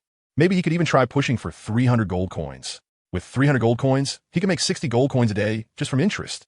And with 300 gold coins, he would only be 200 gold coins away from upgrading his talent. His already absurd talent. If it upgraded to level 2, who knew what kind of heaven-defying boost it would bring? Just thinking about it made him excited and full of anticipation. Chun didn't stay idle either. He also listed a few repeating crossbows, but he deliberately set the price at 20 gold coins. That way, it would make Jiang Lai's prices look relatively cheaper. Business operations really were just this plain and unadorned. At the same time, in a hallway on one floor of a building, a young man in a green military uniform was excitedly fiddling with a repeating crossbow in his hands. Captain, this repeating crossbow with my never-miss talent is just unbeatable. When the monsters invade today, brothers, just watch me put on a show. Another man in the same uniform, but a middle-aged one with insignia on his shoulders, said in frustration, Junzi, are you out of your mind? Even if this repeating crossbow is really useful for you, you still shouldn't have spent 10 gold coins on it right away. Was it easy for us to save up this much? Yeah, Junzi, you were way too hasty. The other soldiers in uniform all started complaining too. The young man called Junzi scratched his head and smiled awkwardly. I got too excited when I saw the repeating crossbow. I was afraid someone else would snatch it, so I placed the order immediately. Sorry, Captain Chun. I was too reckless. Captain Chun sighed helplessly, but he did not keep scolding him. Instead, he said, check what kind of bolts this repeating crossbow uses. If there is no way to replenish the ammo, then its value drops hard. Okay, I'll check right now. Li Jun quickly opened the bolt case to inspect it. Captain Chun could only sigh again. Good thing he was a soldier. Good thing everyone on this floor was from the same company. That made gathering resources much faster. Otherwise, spending 10 gold coins on one repeating crossbow really would have been a huge loss. At that moment, a young soldier beside them, who was browsing the trading platform, suddenly spoke up. Captain, I saw that seller list another repeating crossbow again. This time she actually priced it at 15 gold coins. That's straight up profiteering. Selling an ordinary repeating crossbow for that much. She really dares to ask for it. 15 gold coins? Captain Shun was shocked too. Was this person insane? Did she even understand how much 15 gold coins were worth? Even if the repeating crossbow was currently the best ranged weapon to appear on the trading platform, it was absolutely not worth that many gold coins. If Li Jun's talent were not especially strong when paired with a repeating crossbow, it would not even be worth 10 gold coins. Good thing I bought mine fast, or I would have had to spend 15 gold coins. After seeing the news on the trading platform, Li Jun immediately let out a sigh of relief. Captain Chen looked at the young man and said speechlessly, "Do you think there's a possibility that because your bid was too high, that person got the wrong idea, and that's why she dared to raise the price to 15 gold coins?" That does seem possible. Li Jun's expression froze. Now this was awkward. So he was the real culprit? The other comrades could not help laughing. They complained about Li Jun wasting resources. But none of them were actually angry. After all, they were comrades from the same unit. They had trained together for years and carried out missions together many times. They were the kind of brothers who had gone through life and death together. After the soldiers finished laughing and messing around, Captain Chen's expression turned serious. "All right, everyone, hurry and check whether the trading platform has any bolts for sale, along with whatever weapons you need. There isn't much time left before today's monster invasion. Do your best to raise your combat strength as fast as possible. We need to clear out the monsters that appear on this floor immediately. Then go help the other residents in the building as soon as we can. They're all citizens of Xia State. We can't let these monsters harm them." "Yes, sir." The soldiers instantly put away their playful expressions and answered seriously. For the past 2 days, they had not just been trying to survive themselves. They had also been uniting the residents in the building and helping them. At the same time, they had been communicating with the residents in the other buildings in the residential complex. Captain Shun wanted to unite everyone in the whole complex. He believed that only if all humans united could they survive longer. The gold coins have already broken 150. Jiang Lai could not hide the excitement in her voice. It broke 100 that fast? Chen was shocked too. It had not even been half an hour. Repeating crossbows were actually this popular. Although we didn't run into another sucker willing to pay 10 gold coins, there are a lot of people offering 5 or 6. I've already sold 55 crossbows so far. The smile at the corner of Jiang Lai's lips was almost impossible to suppress. A lot of people are asking about my talent. They think my talent lets me mass-produce repeating crossbows. Some people are even offering high prices to buy crossbow bolts, but sadly we can't make bolts. Otherwise, we could have made another huge profit. Not bad. Did you trade for any blueprints? Chunin asked in satisfaction. Yes. Besides gold coins, I've already traded for 3 blueprints. 2 of them are especially good. Jiang Lai took out all the blueprints. After taking them out, she directly displayed the detailed information for all 3. Room expansion blueprint. Effect. Your room will expand by 3 square meters. Usage requirement, 10 gold coins. Luxurious chandelier blueprint. Effect. Continuously provides light, dispels darkness, and intimidates weak dark creatures. Usage requirement, 5 gold coins, 3 iron blocks, 2 glass for light tubes, 2 batteries. Monitor blueprint, room-bound blueprint. Effect. Provide a view of the hallway. Usage requirement, 15 gold coins. The room expansion blueprint and the monitor blueprint are both pretty good. Shonen revealed a satisfied expression. The space in their room was still too small right now. An extra 3 square meters would give them a lot more room to move around, and they could also set out the recliner to increase comfort. It was killing 2 birds with 1 stone. Comfort was tied to the upgrade requirements of his talent, so it was very important. As for the monitor, if it could be installed in the hallway, then in the future he would be able to keep track of the hallway situation in real time. There was no need to say more about how practical that would be. The other blueprints can wait for now. We have enough gold coins at the moment. So let's upgrade the door first. Chunin picked out the counter-damage door blueprint from the pile of blueprints on the table. Naturally, he had not put all this miscellaneous stuff into his backpack, since the backpack had limited slots. Materials requirements met. Do you want to use the counter-damage door blueprint? Yes, no. Chunin clicked yes. Then a familiar countdown appeared on the steel door. 09:59. 09:58. 09. This time would take 10 minutes. As expected, the higher the door level, the longer the upgrade time required. Just like the settings in most farming games. The only question was whether this world had items like games did that could speed up construction. After all, if door levels got high enough later, and one upgrade took several hours, or even several days, that would be far too long. Just as Chonin was thinking about this, the panel suddenly vibrated. That was the notification that only appeared when a friend sent a private message. Chunin clicked to check. Wang Zian. Something happened. Subo was killed. Wang Zian. More than 10 people in their team were killed or injured. Owner of room 009527. What happened? Wang Zian. When we entered the residential complex, we ran into a group of people blocking the entrance. They were forcibly collecting entrance fees and protection fees. Subo's group refused to pay, and then they started arguing. In the end, Subo was suddenly ambushed and had his head smashed in. Wang Zian. Those bandits also said that from now on, anyone entering or leaving the complex has to pay protection fees. They even said that in a few days they were going to lock the unit in trance and force all of us residents to pay protection fees. Chunin frowned.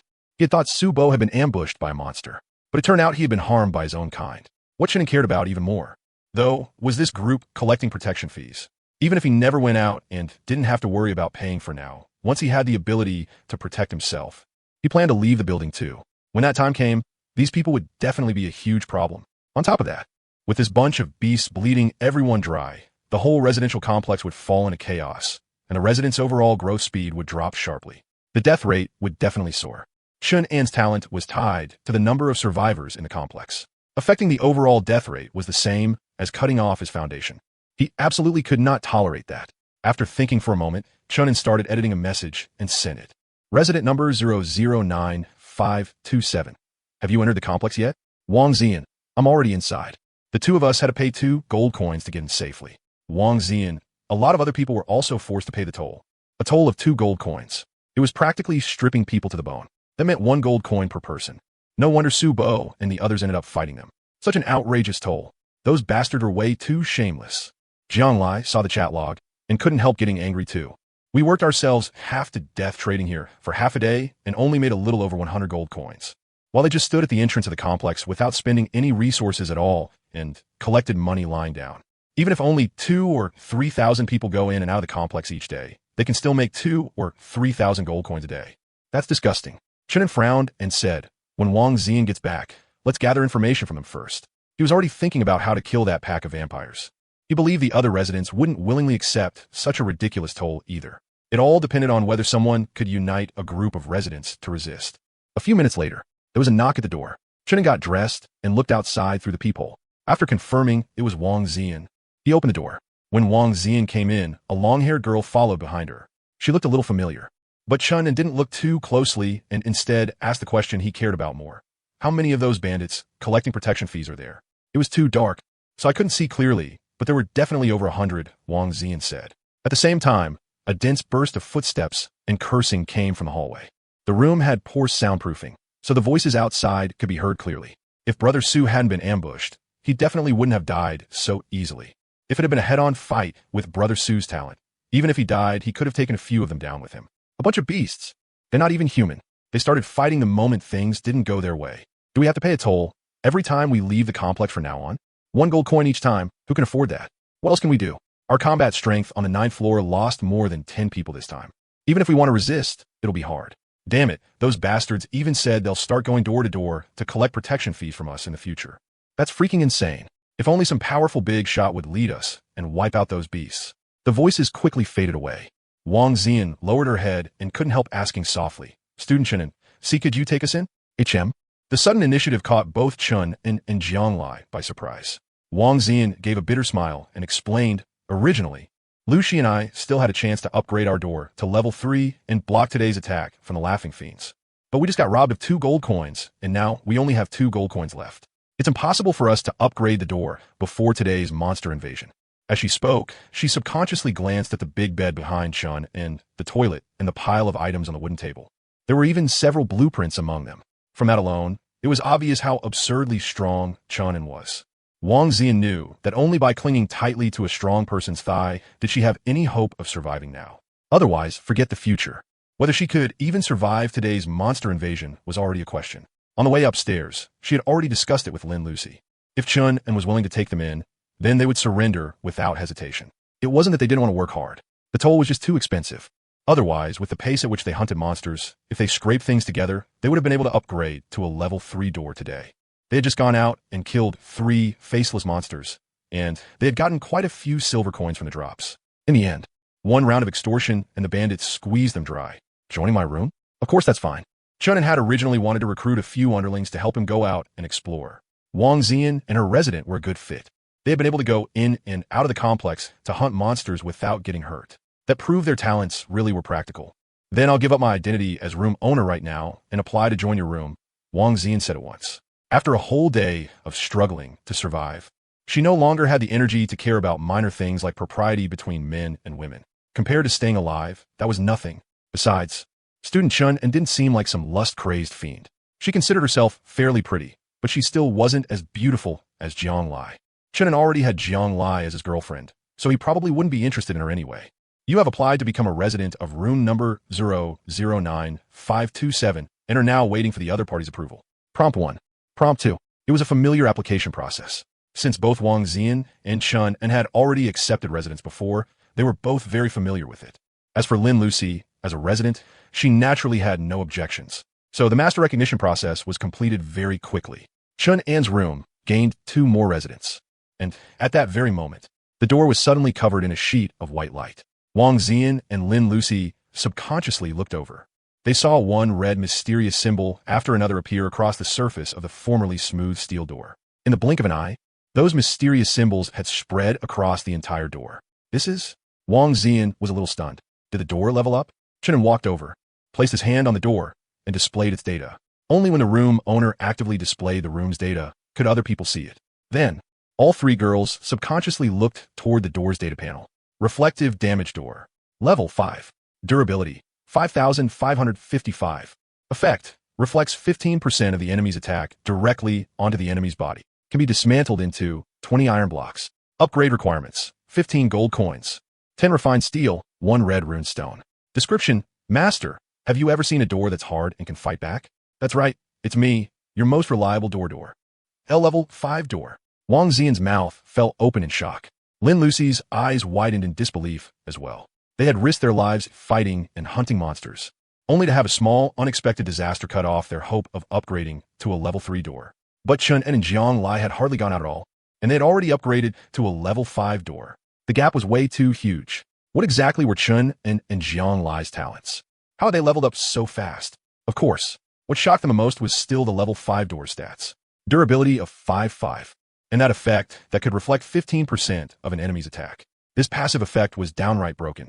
It was basically the same as hiding in your room and doing nothing, but as long as the monsters attacked, the reflected damage alone could kill them. It only added 5 points of durability. When Chun saw the attributes of the level 5 door, he frowned in dissatisfaction. The durability increase was way too small. Still, the door was clearly displayed as level 5, and the upgrade requirement after this was no longer blueprints, but items. This was probably one of this world's settings. And he had a guess. Maybe reflective damage doors weren't the only upgrade path. There might be other doors with different effects. In other words, going from level 4 to level 5 was a pretty obvious boost for every resident. It was just that most residents were still struggling to even reach level 3. So naturally they had no idea about this yet. Still, Chun didn't have the items needed to upgrade the door to level 6 either. Refined steel? He had been browsing a trading platform for so long and still hadn't seen any refined steel. And that so-called red rune stone. He had never even heard of it. Rune stone. I think I got one today. Suddenly, a soft, sticky sweet voice rang out. What? Chun immediately turned his head. The one speaking was the long-haired girl, Lin Lucy. All right. Earlier, when we killed that faceless monster, I think it dropped something called a rune stone. Wang Xian suddenly remembered. Then she took out her backpack. It was a jade stone about the size of an adult's fist, covered in lines of runes. And it gave off a faint green glow. Then, its information popped up. Green rune stone. Effect. Increases an item's restorative power and recovery speed. So, this was a rune stone? Chun took it and inspected it curiously. When he saw that it could increase an item's restorative power and recovery speed, he fell into thought. This one was green, while what he needed was red. Could it be that different rune stone colors had different effects? Although it says it can increase an item's restorative power, I didn't know how to use it, so I just left it in my backpack, Wang Xian explained. No rush then. Go back first and dismantle your room doors. Bring back anything else you can while you're at it. Chun instructed. Even though he had a big family business now, resources were still resources. No point wasting them. Wang Xian and Lin Lucy nodded. The two of them went out and left. Then, Chun first took out a candle and lit it, brightening up the room. Then he picked up the room expansion blueprint on the table. Originally, he had planned to hold off and use this blueprint in a couple of days. But now he had suddenly gained 2 more residents. The room was starting to feel a little too small. Might as well increase the space. Materials requirements met. Use blueprint? Yes, no. Yes. Chunin tapped to use it. 10 gold coins were deducted. The blueprint vanished. This time, Chunin found that a full image of the room appeared in his mind. That meant he could choose a direction to expand. And the actual area after expansion would also be shown to him in advance as a shadow projection, so he could decide whether or not to proceed. That was convenient. It gave him room for trial and error. So he tested a few directions, and in the end, chose the side with the toilet and the window, then tapped expand. At once, the area by the toilet and window became much more spacious. Now using the toilet wouldn't be so close to the bed, so it wouldn't smell as bad. And there was now an extra empty spot beside the toilet, enough to place the recliner. At that moment, Wang Ziyan and Lin Lucy also returned. Huh, the room feels bigger again. Wang Ziyan looked around the room in surprise. I just used a blueprint, right? Su Bo is dead. Doesn't that mean his room is empty now? As Chunin spoke, he suddenly remembered Su Bo's death. Wouldn't this be the perfect chance to loot Su Bo's room? He seemed to still have a room crossbow blueprint. Who knew whether he'd left it in the room or not? His door was already broken open by his teammates earlier, and everything inside was taken away too, Wang Ziyan quickly explained. Those people move fast. Chunin raised a brow. What a pity. A step too late. With a sigh, he took out the recliner and placed it beside the toilet. Room comfort +3. Hearing the announcement, Chunin opened his own panel. Owner, Chunin. Residence, Jianglai, Wang Ziyan, Lin Lucy. Gender, male. Apartment number, 009527. Room comfort, 30. Stamina, 100. Satiety, 6100. Strength, 1. Agility, 1. Intelligence, 1. Talent, Soul Supremacy, level 1. Backpack, 4-6 bread 99, mineral water 98. With 6, wooden repeating crossbow 97. Resident backpack, 5-6 gold coins 168, silver coins 269, iron blocks 9, candles 5. Pickled mustard 1. Resident backpack, 6-6 silver coins 9, iron blocks 5, gold coins 2, bread 3, mineral water 2 with 6. Resident backpack, 3-6 silver coins 7, sharp fire axe 1, copper coins 8. The comfort level had directly broken past the 20-point threshold. In other words, not counting the recliner's 3 points of comfort, Wang Ziyan and Lin Lucy alone had brought him 12 points of comfort. 6 points each. Not bad. He was one step closer to upgrading his talent. And besides the comfort, he had also directly gained 12 more backpack slots. Now he could store even more things. After looking through the items in Wang Ziyan and Lin Lucy's backpacks, Chunin was still a little surprised. Because before the monster invasion yesterday, Wang Ziyan had been dirt poor, and her door had only been level 1. Yet only one day had passed. She actually had 2 gold coins and 9 silver coins in her backpack now, and had even upgraded her door to level 2. On top of that, she also had several units of wood and iron blocks. Alright, she'd also been scammed out of 2 gold coins as toll fees. In other words, in just a single day, these 2 girls had managed to get 8 or 9 gold coins, a blueprint, and these basic materials on top of that. That resource gathering speed was insanely strong. Chunin couldn't help but look at the somewhat shy and timid long-haired girl, Lin Lucy. Could such rich gains have something to do with her talent? Chunin asked, what's your talent? Lin Lucy froze for a moment, subconsciously glanced at Wang Ziyan, then hurriedly opened her panel and showed her talent. After reading her talent, Chunin couldn't help showing a surprised expression. War Spoils Treasure level 1. You will directly gain a boost of 2 to all attributes. And every enemy unit you kill will increase your drop rate by a certain amount. The higher your drop rate, the richer the rewards you obtain from killing enemy units. When your accumulated drop rate reaches 100%, you will receive 1 ultimate grand prize. Your current drop rate is 5%. When Chunin saw this talent, even he couldn't help being shocked. What a freak. An absolute freak. Right from the start, it gave a permanent boost of 2 to all attributes, already putting her ahead a lot of people. Then, killing monsters could increase drop rate. And this drop rate stacked on every enemy unit. In other words, before she hit the jackpot at 100%, her drop rate would only keep getting higher and higher. No growth phase, only power spikes. As long as she dared to fight and dared to kill, she would only keep getting stronger. And this enemy unit never said it only meant monsters. If humans were hostile toward her, they were enemy units too, and they could also drop rewards. No wonder after Wang Ziyan teamed up with her, she managed to gather so many supplies in just one day. Lin Lucy's talent itself already gave 2 points to all attributes, and Wang Ziyan's 2-person dominion could add another 4 points of strength and agility. Lin Lucy could directly reach 7 strength and 7 agility. That was 7 times that of an ordinary resident. She could crush monsters with raw stats alone. It was ridiculous, as expected of a passive talent. Too underhanded. Back when he played games, Chunin had always felt passive skills were the sneakiest. Now, looking at Lin Lucy's talent, all he could say was that his instincts had been right. Passive skills really were unbeatable. No need to actively use them or spend stamina. Yet the payoff was terrifyingly strong. Come to think of it, Chun An's own talent also seemed to be a passive one. And then there was Jiang Lai's profit on profit with no upper limit. Classmate Lin Lucy, your talent is way too strong. It's absurdly strong. Jiang Lai was so shocked that she blurted it out. She was basically Chun An's mouthpiece. And no. Lin Lucy lowered her head and replied softly, clearly embarrassed. A bit introverted? Huh. That was what Chun An thought. And then he said, no wonder you were able to get a rare material like runestone. It should be related to your talent. Runestone was a material only used when upgrading a rune door to level 6. So it was definitely far more valuable than ordinary basic materials. So far, no one had listed it on the trading platform. That didn't mean nobody had gotten one. It just meant ordinary people couldn't get one. MHM. Lin Lucy kept her head lowered and only gave a soft response, then said nothing else. Far too introverted. Chun An didn't force her to talk anymore. Anyway, she was already one of his residents now. He wasn't worried about backstabbing or anything like that happening. Still, Lin Lucy's war treasure talent needed combat to maximize its gains. And combat meant going outside, maybe even leaving the residential complex. That made those toll-collecting vampires even more deserving of death. If Chun An had wanted to kill that group of vampires before only because he didn't want the death rate in the complex to get too high, then now it was directly tied to a major benefit right in front of him. The grand prize that dropped after War Treasure reached 100% drop rate had to be incredibly good.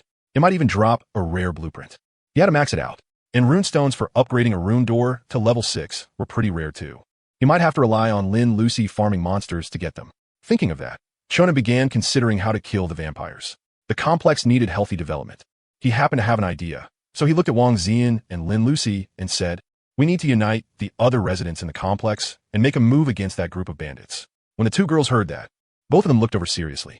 Lin Lucy only glanced up once before timidly lowering her head again. Chun An didn't mind and continued. There are over 90,000 people in the complex. The bandits collecting protection fees are, at most, only a few hundred. We don't even need to unite all the residents.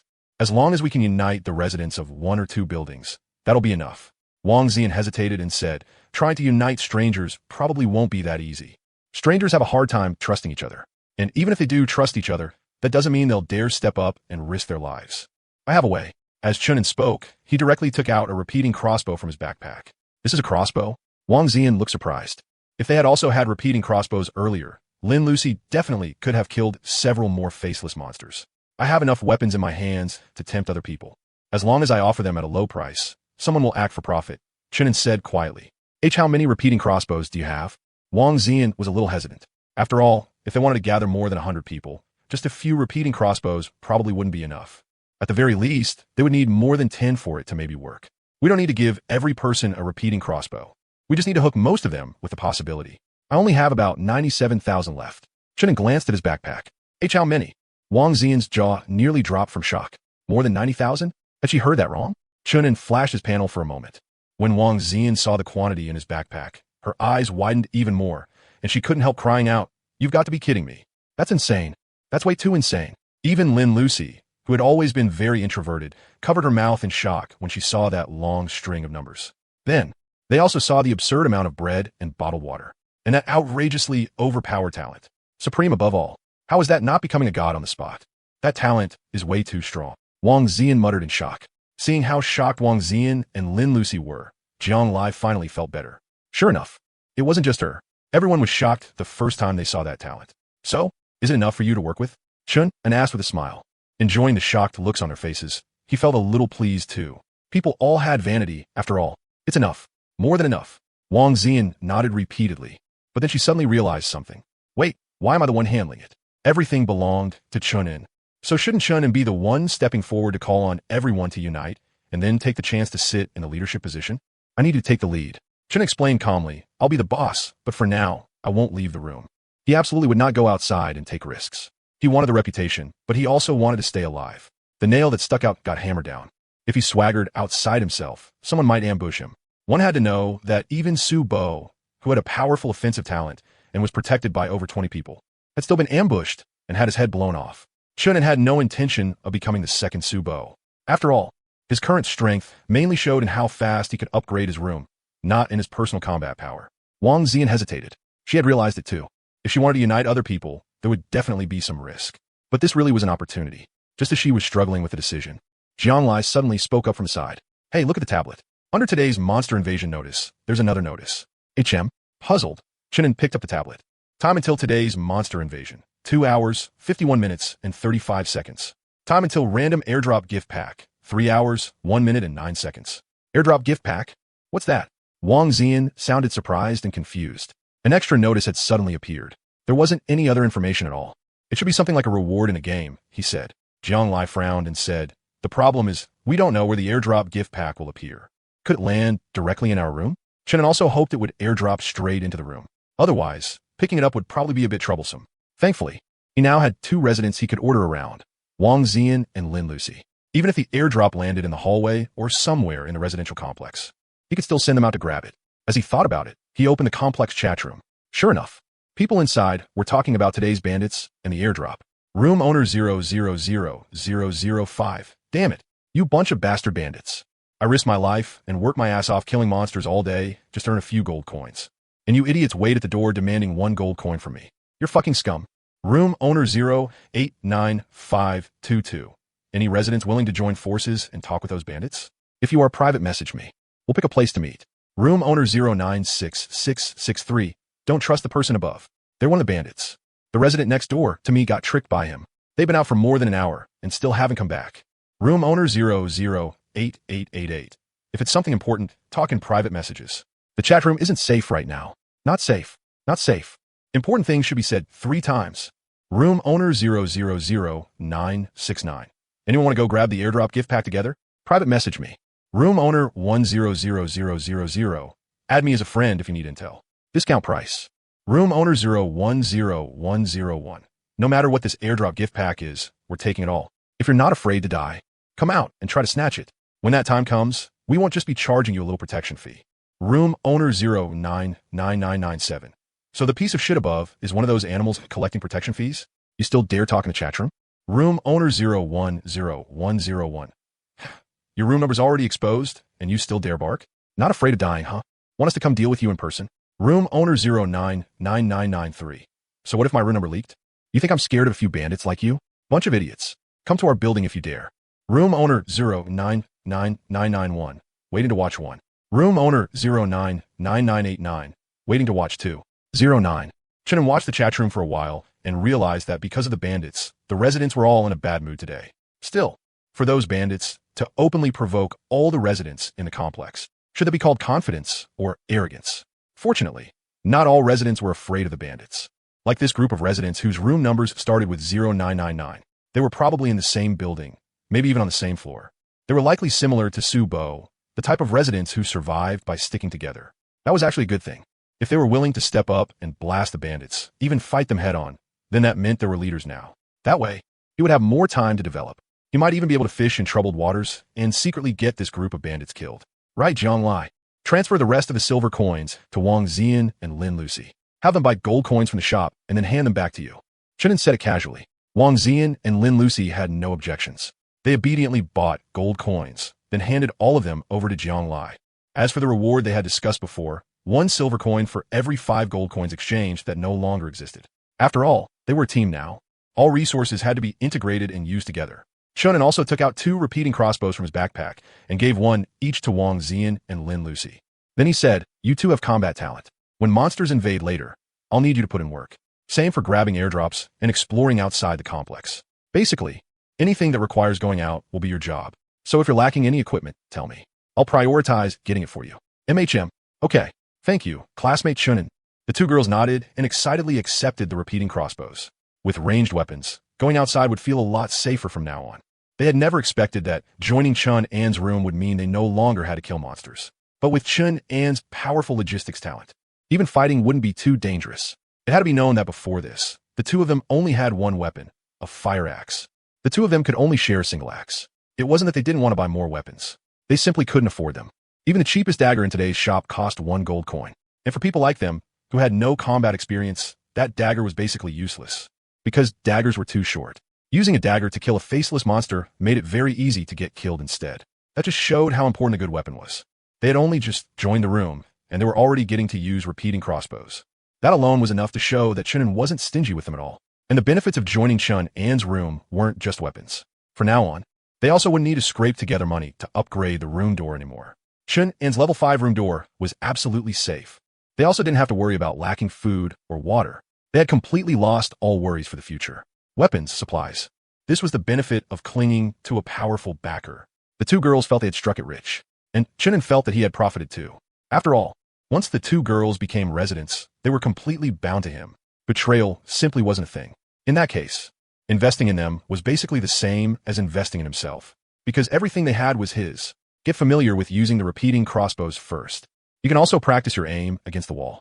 No need to save arrows. As Chunin spoke, he found the surveillance camera blueprint on the table. The peephole's field of vision was too limited. It was necessary to make a surveillance camera. If he could control the movements of monsters and residents in the hallway, it would also let Wang Zian and Lin Lucy harvest better. Materials have been met. Build? Yes, no. Yes. Chunin chose to build it directly. The blueprint disappeared. 15 gold coins were also automatically deducted from his backpack. Chunin looked around inside the room, but nothing had changed. Then he opened his status panel. He discovered that there was now an extra surveillance camera icon on it. He tapped it, and a clear image appeared on the panel. It was the scene in the corridor outside. When Jianglai and the other two girls saw the image, they all curiously moved closer. There was a faint light in the hallway, so the surveillance feed looked even clearer. With this surveillance camera, it'll be way easier for us to kill monsters from now on. Wang Zian's eyes lit up. If they saw danger at the door through the surveillance feed, then they just wouldn't go out. Their safety would rise massively. Don't crowd, don't crowd. You're leaning in too close. Men and women shouldn't touch so casually. You know that? Jianglai shoved Wang Zian away in dissatisfaction, then wrapped herself around Chun An's arm, declaring her claim over him. She had no intention of sharing a man with other women.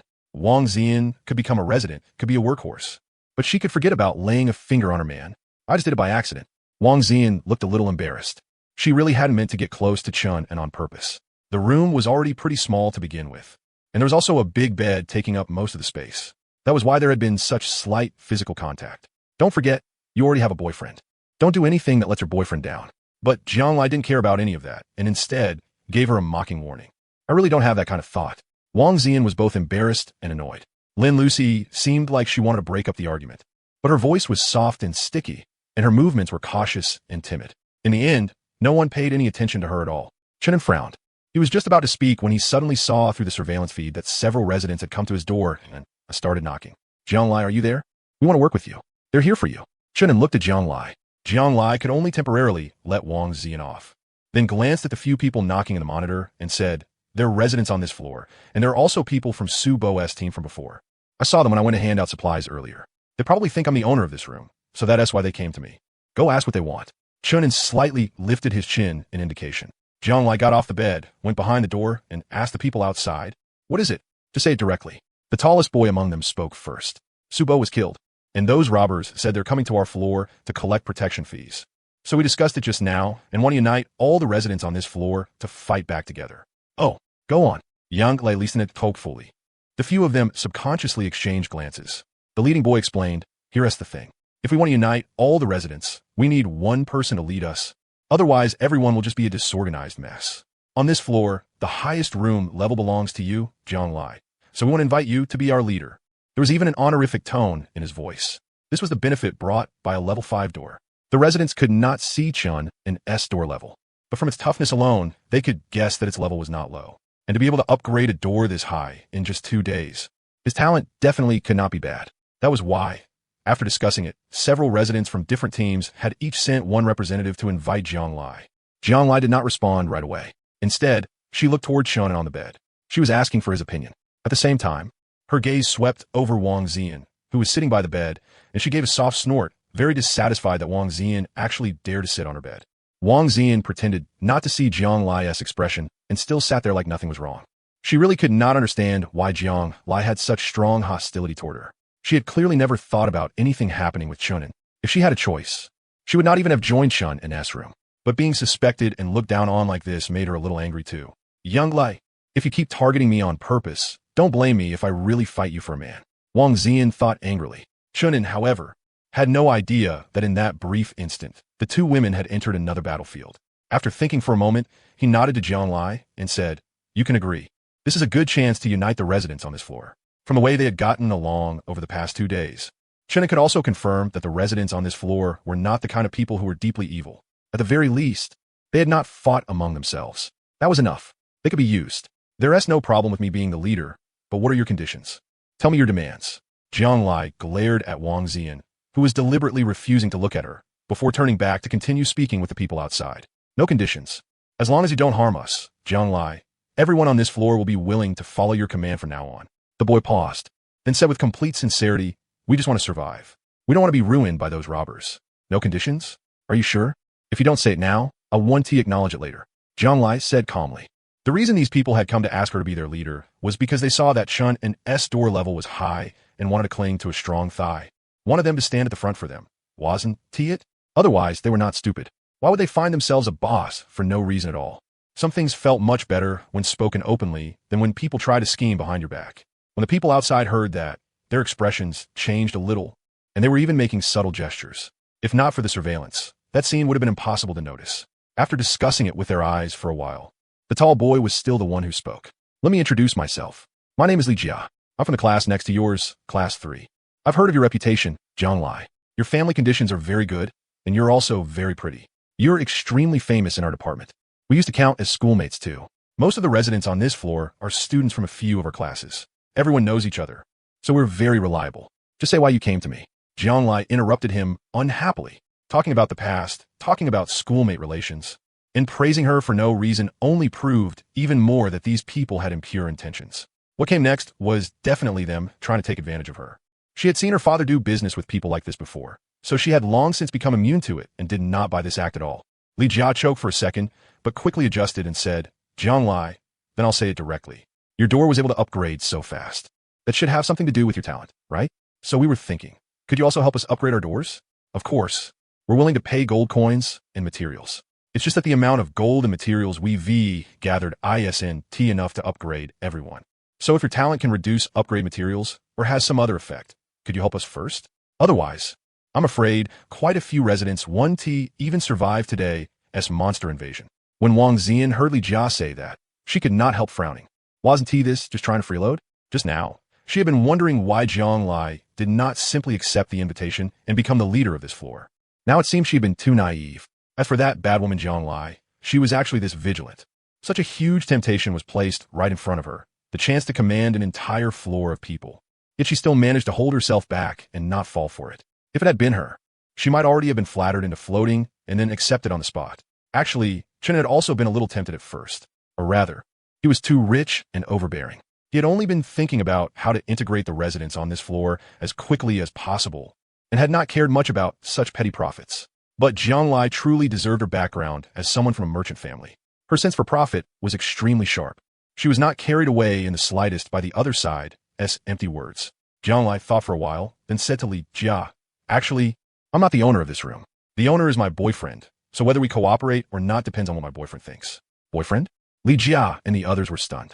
Very surprised. Back in school, they had also heard plenty of rumors about this rich, pretty girl.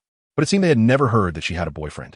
Who is your boyfriend? Is he from our school too? When Li Jia asked that, there was a faint sourness in his tone. The reason he had come to invite Jiang Lai to be the leader was not just because he had his eye on Jiang Lai's supplies.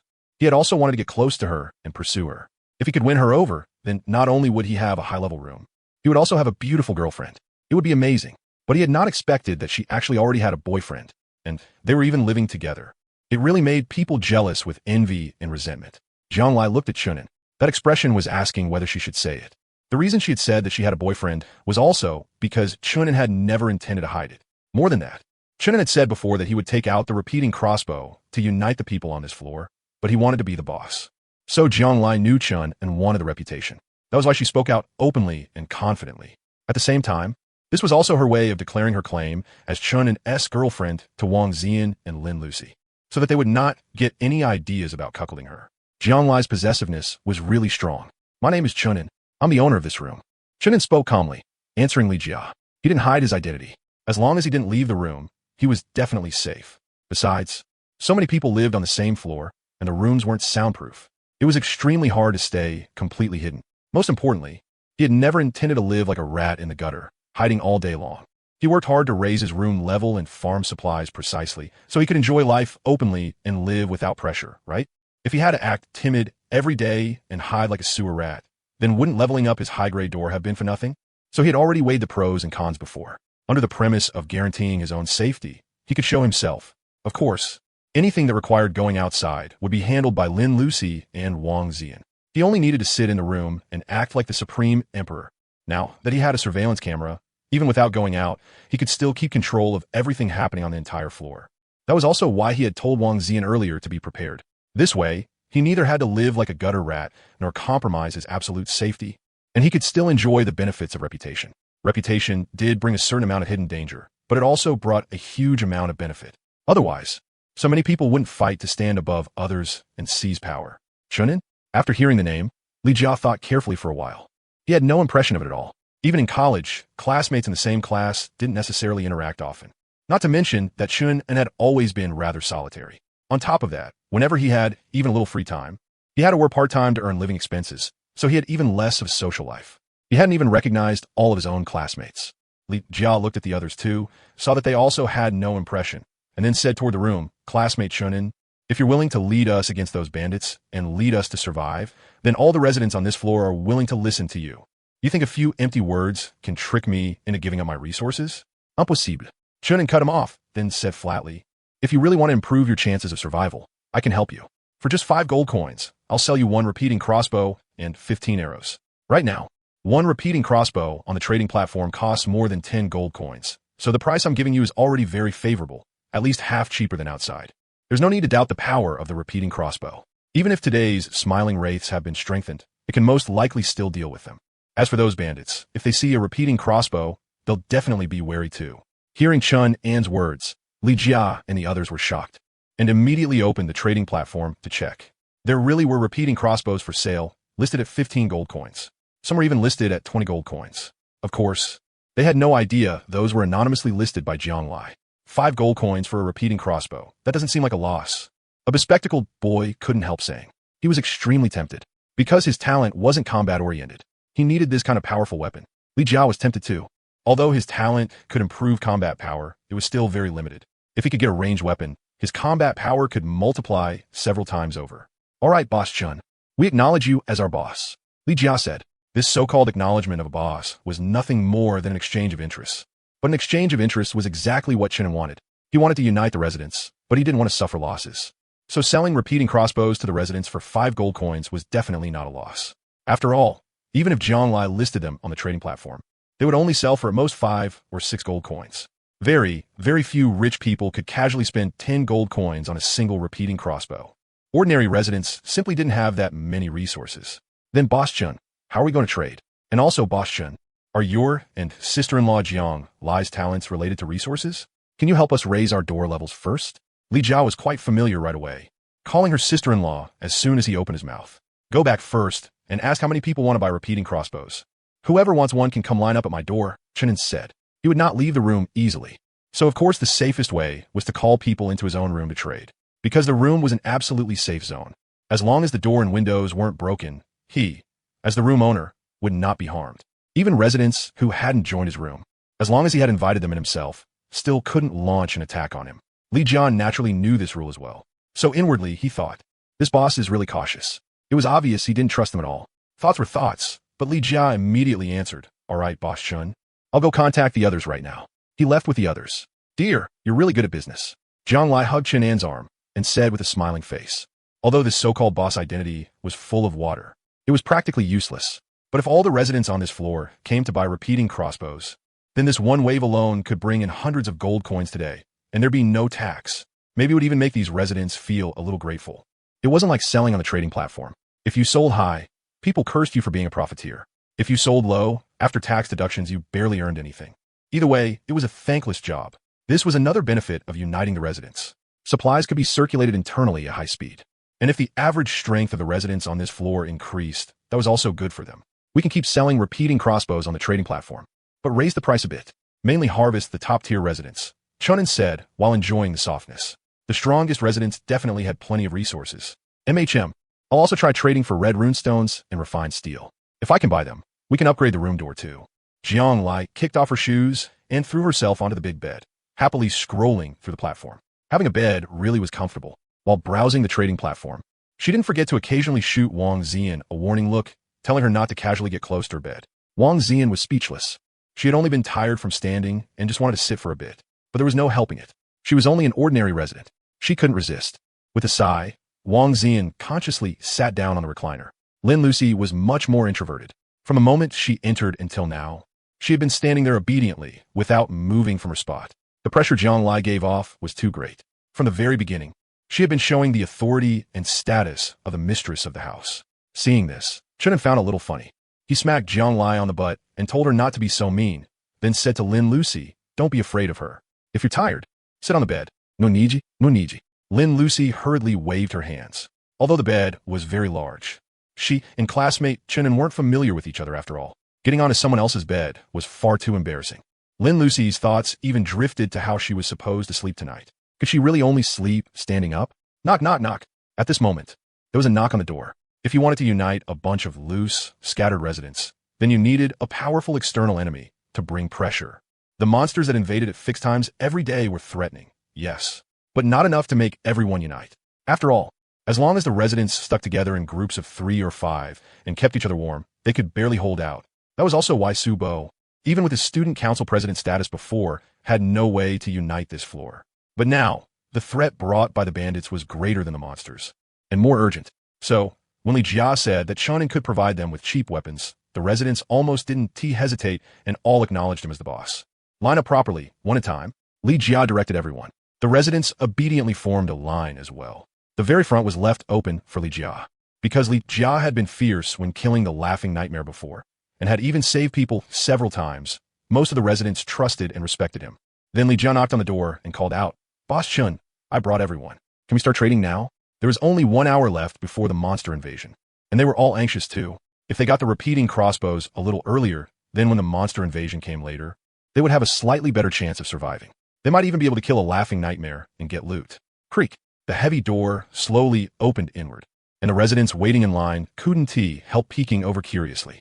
What was their boss, the person with the highest level door on this floor, like?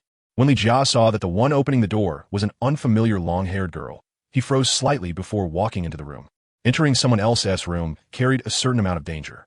But thinking of how many residents were behind him, he believed Chen probably wouldn't dare screw him over. Otherwise, even if the others didn't avenge him, they would still push Chen away. After walking into the room, Li Jia couldn't help going blank for a moment when he saw the big bed, the toilet, the lounge chair, and the other furniture inside. Damn, Boss Chun, you've got so many supplies. Li Jia looked at the handsome boy sitting by the bed in shock.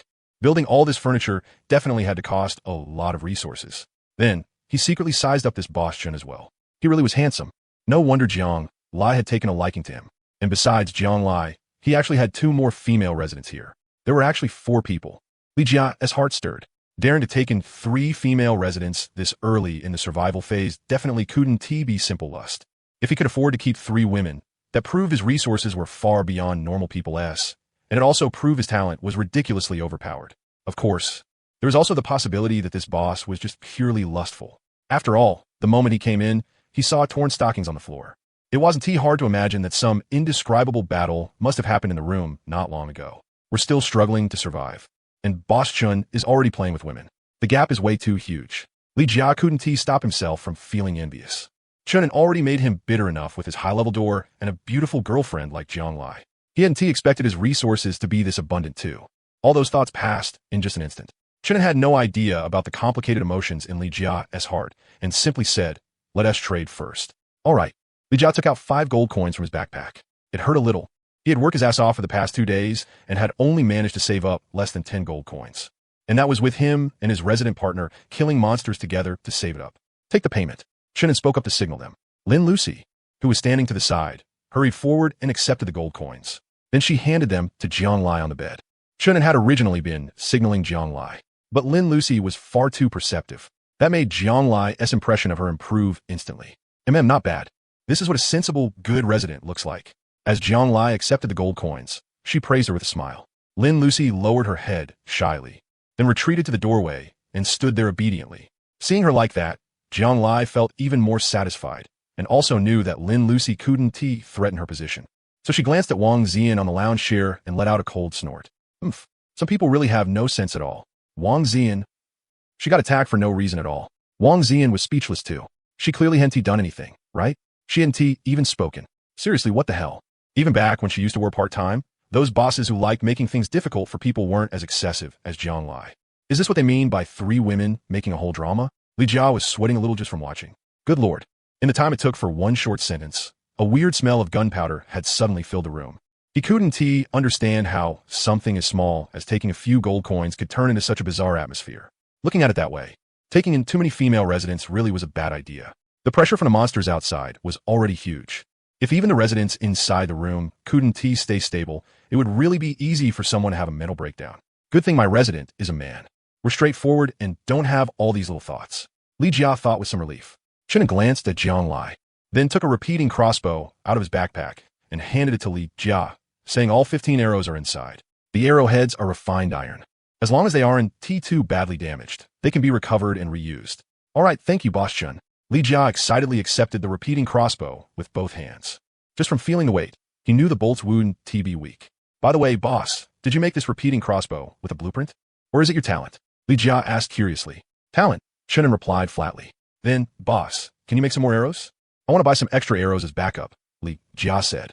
Not for now. Chen refused, then said, there isn't too much time left before the monster invasion. Let the others come in and trade as soon as possible. Okay. Li Jia nodded repeatedly and walked out of the room. Naturally, the people at the door had heard the trade process inside loud and clear. So the second resident came in, gave a simple self-introduction, and quickly completed the trade. Then came the third, the fourth. Quite a few people came. There were both men and women, but the ratio of men was higher, making up 70 to 80%. After more than 10 minutes of busy work, everyone in line had bought a repeating crossbow and left satisfied. We only sold 36 repeating crossbows in total. There should be more people left on this floor than just this, right? Jiang Lai counted the gold coins and asked in confusion. Right now, most residents are sharing one room with 2 people or even 3 people to a room, so the people buying repeating crossbows have to be counted by room, not by head count. After all, not everyone can come up with 5 gold coins. If one room can afford even one repeating crossbow, that is already pretty good. Wang Ziyan said quietly. Her tone carried a hint of mocking Jiang Lai for not understanding survival pressure. Of course I know that. Jiang Lai looked at Wang Ziyan unhappily and said, what I mean is, even if we count by room, it still shouldn't be only 36 rooms. There are more than 200 residents on this floor. Even if it's 2 people to a room, there should still be at least 100 rooms. Even if dozens of people have already died, it still shouldn't be only 36 rooms. That means quite a few people still didn't come. Got it? Seeing that the 2 women were about to start arguing again, Chen frowned and cut in quiet. The 2 women stopped mid-sentence and subconsciously looked at Chen. Hearing that his tone wasn't good, they didn't dare continue arguing. I want this room to be more harmonious in the future. Even if you don't like each other and want to compete, I want it to be healthy competition, not arguing. And even more so, don't let your little emotions damage my interests. Understood? Chen looked at the 2 women calmly, especially Wang Ziyan. Seeing Chen and looking at her, Wang Ziyan explained aggrievedly, I never wanted to compete with classmate Jiang Lai for anything. She's the one who's been picking on me the whole time. I know. Chen nodded faintly. And then, that was it. Jiang Lai was his woman. So even though he knew Jiang Lai was the one causing trouble for Wang Ziyan, he would still help Jiang Lai. Helping your own, instead of siding with reason, was only natural. Besides, this was also to provoke Wang Ziyan. He wanted Wang Ziyan, and even Lin Lucy, to understand that as long as they became his women, then in this room, they would be above ordinary tenants and have privileges. Otherwise, if everyone were absolutely equal, how could he make them form healthy competition? The so-called healthy competition in Shan'an's eyes was making the women put the energy they would use for catfights into killing monsters and leveling up, searching for supplies, earning gold coins, and even currying favor with him. That way, not only would it not damage their interests, he could also enjoy their beauty, killing multiple birds with one stone. As for the fact that Wang Ziyan had a boyfriend, or whether she was willing to let go of her pride, Chen didn't care. If she wasn't willing, then when Jiang Lai bullied her in the future, she could just endure it. Don't resist, even though that was unfair. But in the world of Eternal Night, there had never been fairness to begin with. If you wanted to survive, if you wanted to live comfortably, then you had to give more. I understand. Wang Ziyan bit her lip and answered softly. She could see what Chen meant. This was a warning to her. This was blatant favoritism. Wang Ziyan felt terribly wronged inside. It obviously wasn't her fault. So why was he treating her like this? Jiang Lai, on the other hand, let out a breath of relief. Instead, she happily hugged Chen and kissed him. Honey, you're so good. She had thought Chen and was angry with her. So he had been speaking up for her after all. So happy. Check the trading platform more often and see if there are any resources we need. Chen said with a light laugh as he stroked Jiang Lai's thigh. Jiang Lai adjusted her posture to make things more convenient for Chun'an's movements. Then smugly glanced at Wang Ziyan before opening the trading platform and getting to work. Wang Ziyan bit her lip feeling even more aggrieved. And a little angry too. Dumb Yang Lai. I clearly don't have any thoughts about your boyfriend at all. Yet you just have to keep pressuring me. You just have to force me. Oomph. If something really does happen later, it'll all be your fault. Wang Zian thought viciously. Lin Lucy kept her head lowered, her eyes fixed on her own toes, not saying a single word. Chenin, however, revealed a satisfied expression. Look, wasn't this nice? Jiang Lai became more obedient and more sensible. Wang Zian also stopped speaking in that sarcastic way. The atmosphere in the room instantly improved. Just then, there was suddenly a knock at the door. Chenin raised a brow and subconsciously glanced at the time on the tablet. There were 9 minutes left before the monster invasion. Who came again? He casually tapped open the panel and looked at the surveillance screen. When he saw the tall, curly-haired mature beauty at the door, a trace of surprise appeared on Chun An's face. It was actually teacher Bai Mangjia, a beautiful associate professor of 31. Her academic background and qualifications were both strong, and she was also Chun An's teacher. He hadn't expected that she was on this floor too. Open the door. After getting Chun An's signal, Lin Lucy hurried over and opened the door. Classmate Lin Lucy? Bai Mangjia showed a surprised expression when she saw who had opened the door. Then she looked into the room and saw several more familiar faces. Classmate Wang Zian, classmate Jiang Lai, and classmate Chen Bai Mangjia recognized all of them, because they were all students in her class. Hello, teacher Bai. Lin Lucy's tone carried a bit of happiness, along with some nervous shyness. Chun and the others also greeted her politely. Teacher Bai had a gentle personality, so everyone had a fairly good impression of her. Without any conflict of interest, they could still get along harmoniously. Classmate Chunin, the monster invasion is almost here. I came to buy a repeating crossbow. Bai Mangjia looked at Chunin and said a little embarrassedly, but I spent a long time selling supplies just now, and I still couldn't gather 5 gold coins. So I wanted to ask if I could borrow the repeating crossbow first. Once I get gold coins later, I'll definitely pay you back. She really had no other choice. Her door couldn't be upgraded to level 3, and her talent didn't boost combat power either. If she couldn't buy a repeating crossbow, she didn't even know whether she could survive today. If it were someone else, I definitely wouldn't lend it. But teacher Bai, you helped me before, so I trust your character. As Chunin spoke, he took out a repeating crossbow from his backpack. Even though he considered himself a refined egoist, he was never stingy about repaying people who had helped him. Teacher Bai had once lent him living expenses before. Even though it had only been 300 yuan, it was still a favor. Thank you. Thank you, classmate Chun and Bai Mangjia spoke excitedly, then took out 2 gold coins, 7 silver coins, and 3 copper coins from her backpack. It was a mixed pile of exact amounts. At a glance, it was obvious she had scraped it together from everywhere. If the remaining gold coins drop when I kill the smiling nightmare today, I'll definitely pay you back. No need for the gold coins. Teacher Bai, just take the repeating crossbow and use it. Chunin shook his head. He had originally just wanted to repay the favor, so naturally he didn't want to take money. After all, to him, 1 repeating crossbow wasn't worth much at all, and using it to repay a favor didn't hurt much. That won't do, classmate Chunin. Helping you before was my basic duty as a teacher. I can't use that to take advantage of you. As Bai Mangjia spoke, she forcibly stuffed all the gold, silver, and copper coins into Chunan's hand, then picked up the repeating crossbow and said, I'm heading back first. The monster invasion is about to begin. After saying that, she didn't wait for Chunin to refuse and left directly. Looking at the coins in his hand, Chunin couldn't help but laugh. He had only wanted to repay the favor. That way, he could scam teacher by however he wanted in the future without feeling burdened. But he hadn't expected her to insist on paying. At the same time, back in her room, Bai Mangjia was quickly familiarizing herself with the structure of the repeating crossbow and studying how to use it. As for why she had insisted on paying, part of it was because she didn't want to owe a favor. And there was another reason.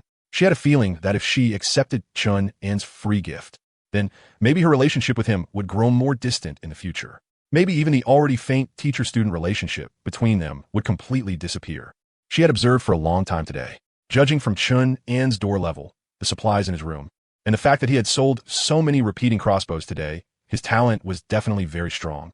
So there was no need to ruin this precious connection over a single repeating crossbow. Today's monsters have begun spawning. At the same time, that mixed voice, impossible to tell as male or female, suddenly rang out by her ear. Weird laughter also began to appear in the hallway. Bai Mangjia immediately gripped the repeating crossbow tightly and stared fixedly at her level 2 door. She didn't dare make a single sound. Bang! Suddenly, the door was slammed heavily once, and a huge section of the wooden board caved inward. At the same time, that piercing and eerie laughter came through, and a prompt popped up. Durability 1. What? Bai Mengjia's eyes instantly widened. It was just 1 hit, and the durability dropped by 1 right away. A level 2 wooden door only had 10 durability in total. It could only take 10 hits. Why was today's laughing nightmare so strong?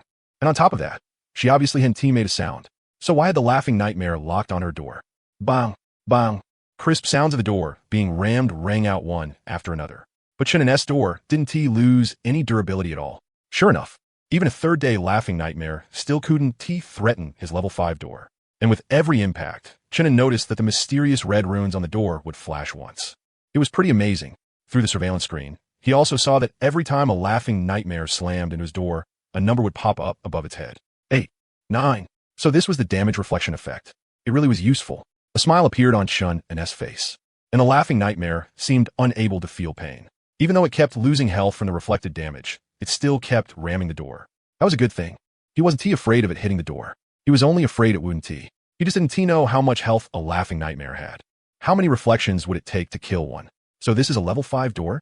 Wang Xian looked at the completely unmoving door and couldn't help but murmur to herself. Looking at it this way, even though she had lost her freedom, at least she didn't have to worry about survival anymore. Wrapped in that sense of safety, the grievance in Wang Xian's heart lessened a lot too. She could actually understand Chun and S favoritism. After all, Jiang Lai was his girlfriend, while she was only an ordinary resident. It was perfectly normal for him to help his girlfriend.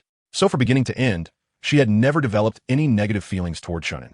The one she had always been angry at was Jiang Lai. Even though their relationship hadn't exactly been good before, they hadn't had any real grudge either. Why did Jiang Lai keep maliciously guessing at her intentions? Why did she keep pressuring her? If she had really had some kind of thoughts about Chunin, or if she had done anything over the line, then even if Jiang Lai called her a homewrecker, she would have accepted it. But from beginning to end, all she wanted was protection. All she wanted was to survive. She had never had any dirty thoughts. But Jiang Lai's non-stop pressure and slander had lit a fire in her heart too. And Chunin's favoritism had given her a trace of improper thoughts. If she were Chunin's girlfriend too, then he probably wouldn't take sides like that anymore, right? At that point, Jiang Lai wouldn't dare pressure her so casually anymore. Maybe she could even steal Jiang Lai's man and take fierce revenge on her. I really didn't have thoughts like this before, but you forced me into it. Wang Xian looked at Jiang Lai leaning in Chun&'s arms, her gaze flickering. It took 23 reflections to kill it. That means this laughing nightmare has around 200 health. Chun had been counting the impacts the whole time, right up until the laughing nightmare exploded on the spot and turned into a few silver coins and several copper coins that fell to the ground. Each hit of reflected damage was either 8 or 9 points, so its total health was somewhere around 200. And then there was something else. After observing for a while, he realized that today's laughing nightmares had become a little smarter. They were no longer attracted by sound like they had been yesterday. Even though his reflective door was making a lot of noise, the other laughing nightmares showed no intention of coming over. Instead, they specifically chose level 2 wooden doors to attack. They had brains now. They knew to go for low-level doors first. But these laughing nightmares were all shiny rewards. How could he let them get drawn away by other people? Chen turned to Wang Xian and Lin Lucy and said, "Now it's time for you two to farm monsters. One repeating crossbow each. Test the power at the doorway first. If it doesn't work, fall back right away." Lin Lucy nodded seriously, then took out a repeating crossbow from her backpack. "I'll do my best to." Wang Xian's face was serious as well. She knew this was an opportunity, a chance to show her value and strength. As long as she was valuable enough, Chen definitely wouldn't just watch her get pressured and bullied by Jiang Lai. And if her value was high enough, then the chance of Chun and taking a liking to her would be even greater. Maybe, for the sake of her value, he might even actively pursue her. At that point, wouldn't Jiang Lai be furious to death? Thinking of that, the excited Wang Xian became even more motivated. So she directly used her dual rule talent on Lin Lucy. Lin Lucy immediately accepted the talent. Their attributes instantly surged. "Are you both ready?" Standing by the door and watching the scene on the surveillance screen, Chen asked. "Ready." The two girls took a deep breath and nodded. Because they had already gone through 2 days of battle, they had become much braver too. At the very least, they wouldn't go weak in the legs from seeing a laughing nightmare like they had on the first day. Now, they had the courage to fight laughing nightmares head on. Especially with repeating crossbows in hand, their confidence was even stronger. With a sharp weapon in hand, fierce intent naturally rises. "Kill the one on the left first." "The one closest to our door," Chunin said, pointing at the surveillance screen. Both girls saw that laughing nightmare and nodded in response. Only then did Chunin unlock the door. Then he pulled it open in one motion. Lin Lucy reacted quickly. She rushed out at once, then raised the repeating crossbow and pulled the trigger at the laughing nightmare that was extremely close. Whoosh, whoosh, whoosh. Bolts shot out in rapid succession. Quite a few of them missed, but even more bolts hit, sinking into the laughing nightmare's body. At once, red numbers popped out over it. 30, 35, 38. Each bolt dealt at least 30 damage. With one burst, the laughing nightmare didn't even have time to react before it exploded on the spot. turning into one gold coin and several silver coins that dropped onto the ground. So strong. Even Lin Lucy herself was shocked. She had actually insta-killed a laughing nightmare in an instant. No kiting needed. No technique needed. Pura stat suppression. But right at that moment, the laughing nightmares that had been ramming level 2 wooden doors, some of them even close to breaking the doors open, suddenly all turned at the same time and stared at Lin Lucy and Wang Xian. Their faces wore eerie smiles as they let out piercing laughter and charged over violently. Get inside. The moment Chunin saw things turning bad, he directly pulled both girls into the room, then shut and locked the door in one smooth motion. Bang, bang, bang. The laughing nightmares that had rushed over at terrifying speed slammed heavily into the door, and reflected damage numbers popped out on their bodies. 12, 11, 13. These few impacts were far stronger than the earlier laughing nightmare S. If that had hit a person's body, they would probably have died on the spot. Lin Lucy and Wang Xian both looked at the surveillance screen with lingering fear. So fast. Today's laughing nightmares react way faster than the previous 2 days. Wang Xian subconsciously swallowed. Just now, she had even wanted to take a few more steps forward and attack another laughing nightmare. She hadn't expected the other laughing nightmares to react that quickly or to charge together like that. If she had been even a few seconds slower, she definitely would have been sent flying. This should be the direction of today's laughing nightmare enhancement. Speed, attack power, and intelligence. Chunin stared at the surveillance screen thoughtfully. He saw that the laughing nightmares that had rushed over only rammed the door once before leaving again. They went back to attacking the lower level doors again. That proved they really had developed a bit of intelligence. But only a little. Not much. Otherwise, they would have known to focus all their strength on attacking a single door. Chunin revised the monster-killing plan and reminded Wang Xian and Lin Lucy. Do the same as before. Go kill the smiling nightmare on the right that's closer to us. After you kill it, retreat straight back into the room. Don't rush to pick up whatever it drops. With the surveillance, they could spot the smiling nightmare's positions in advance and plan accordingly. As long as they stayed alert, there was basically no danger at all. Chunin's aggro-pulling tactic was very simple, but ordinary residents had no way to copy it. Because their door levels were too low, the smiling nightmares wouldn't just ram the door once and leave. They would either break the door open directly or lock onto their door from the start and keep smashing it. So on this floor, only Chunin dared to kite monsters around like this. What came next was simple. First, use the surveillance to confirm the smiling nightmare's position. Then Chunin opened the door.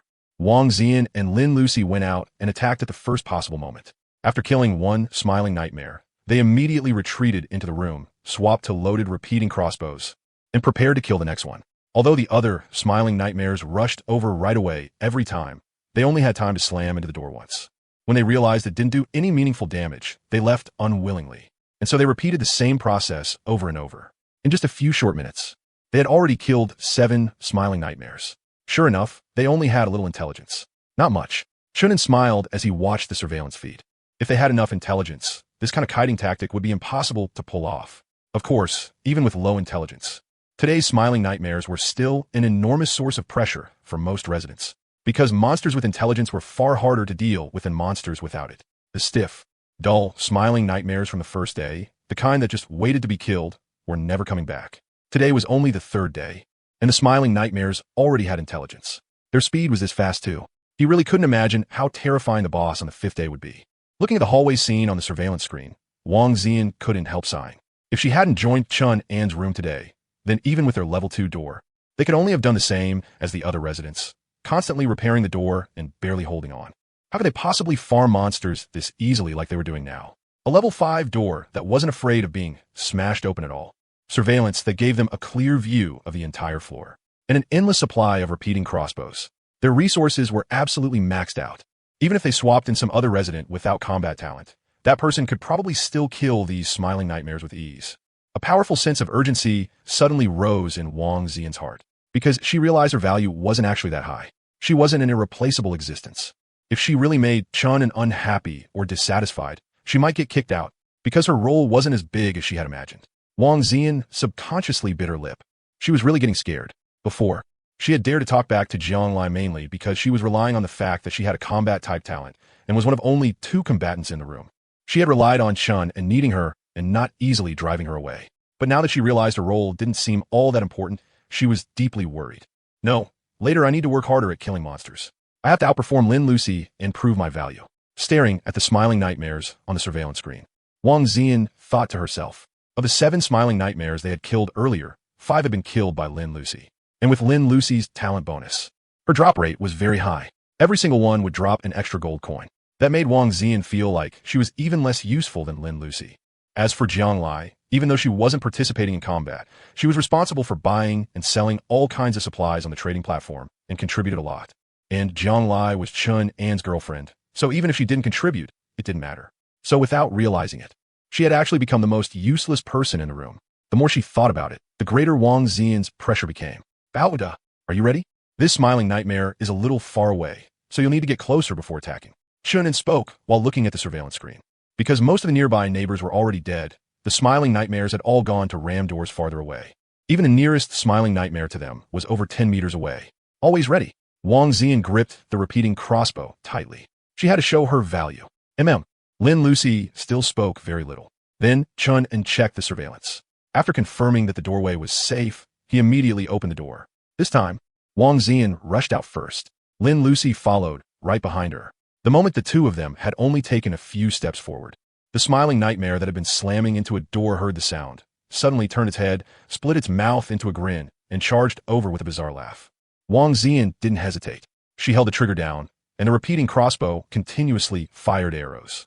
Although her aim was still bad, the hallway was narrow, and the smiling nightmare was huge, so most of the arrows hit and blew it apart on the spot.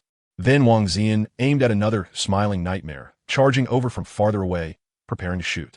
But at that moment, from the distant depths of the dark corridor, even more smiling nightmares let out laughter and rushed over at high speed.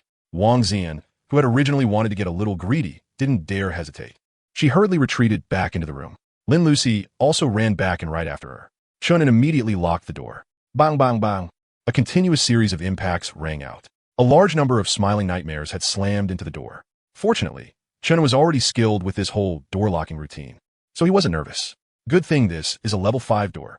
Otherwise, kiting like this would be way too risky. Chun An let out a breath, then looked at Wang Zian with some displeasure and scolded her. Were you planning to kill another smiling nightmare just now? I already told you before, don't rush. Don't get greedy. What if the smiling nightmares on the other side of the hallway suddenly charged over? And there are only 15 arrows in the crossbow total. You use at least 10 of them killing the first smiling nightmare. The rest weren't enough to kill another one at all. Being reckless like this won't just get you killed. It'll also get Lin Lucy killed, and it could even drag me down with you. I'll only say this one last time.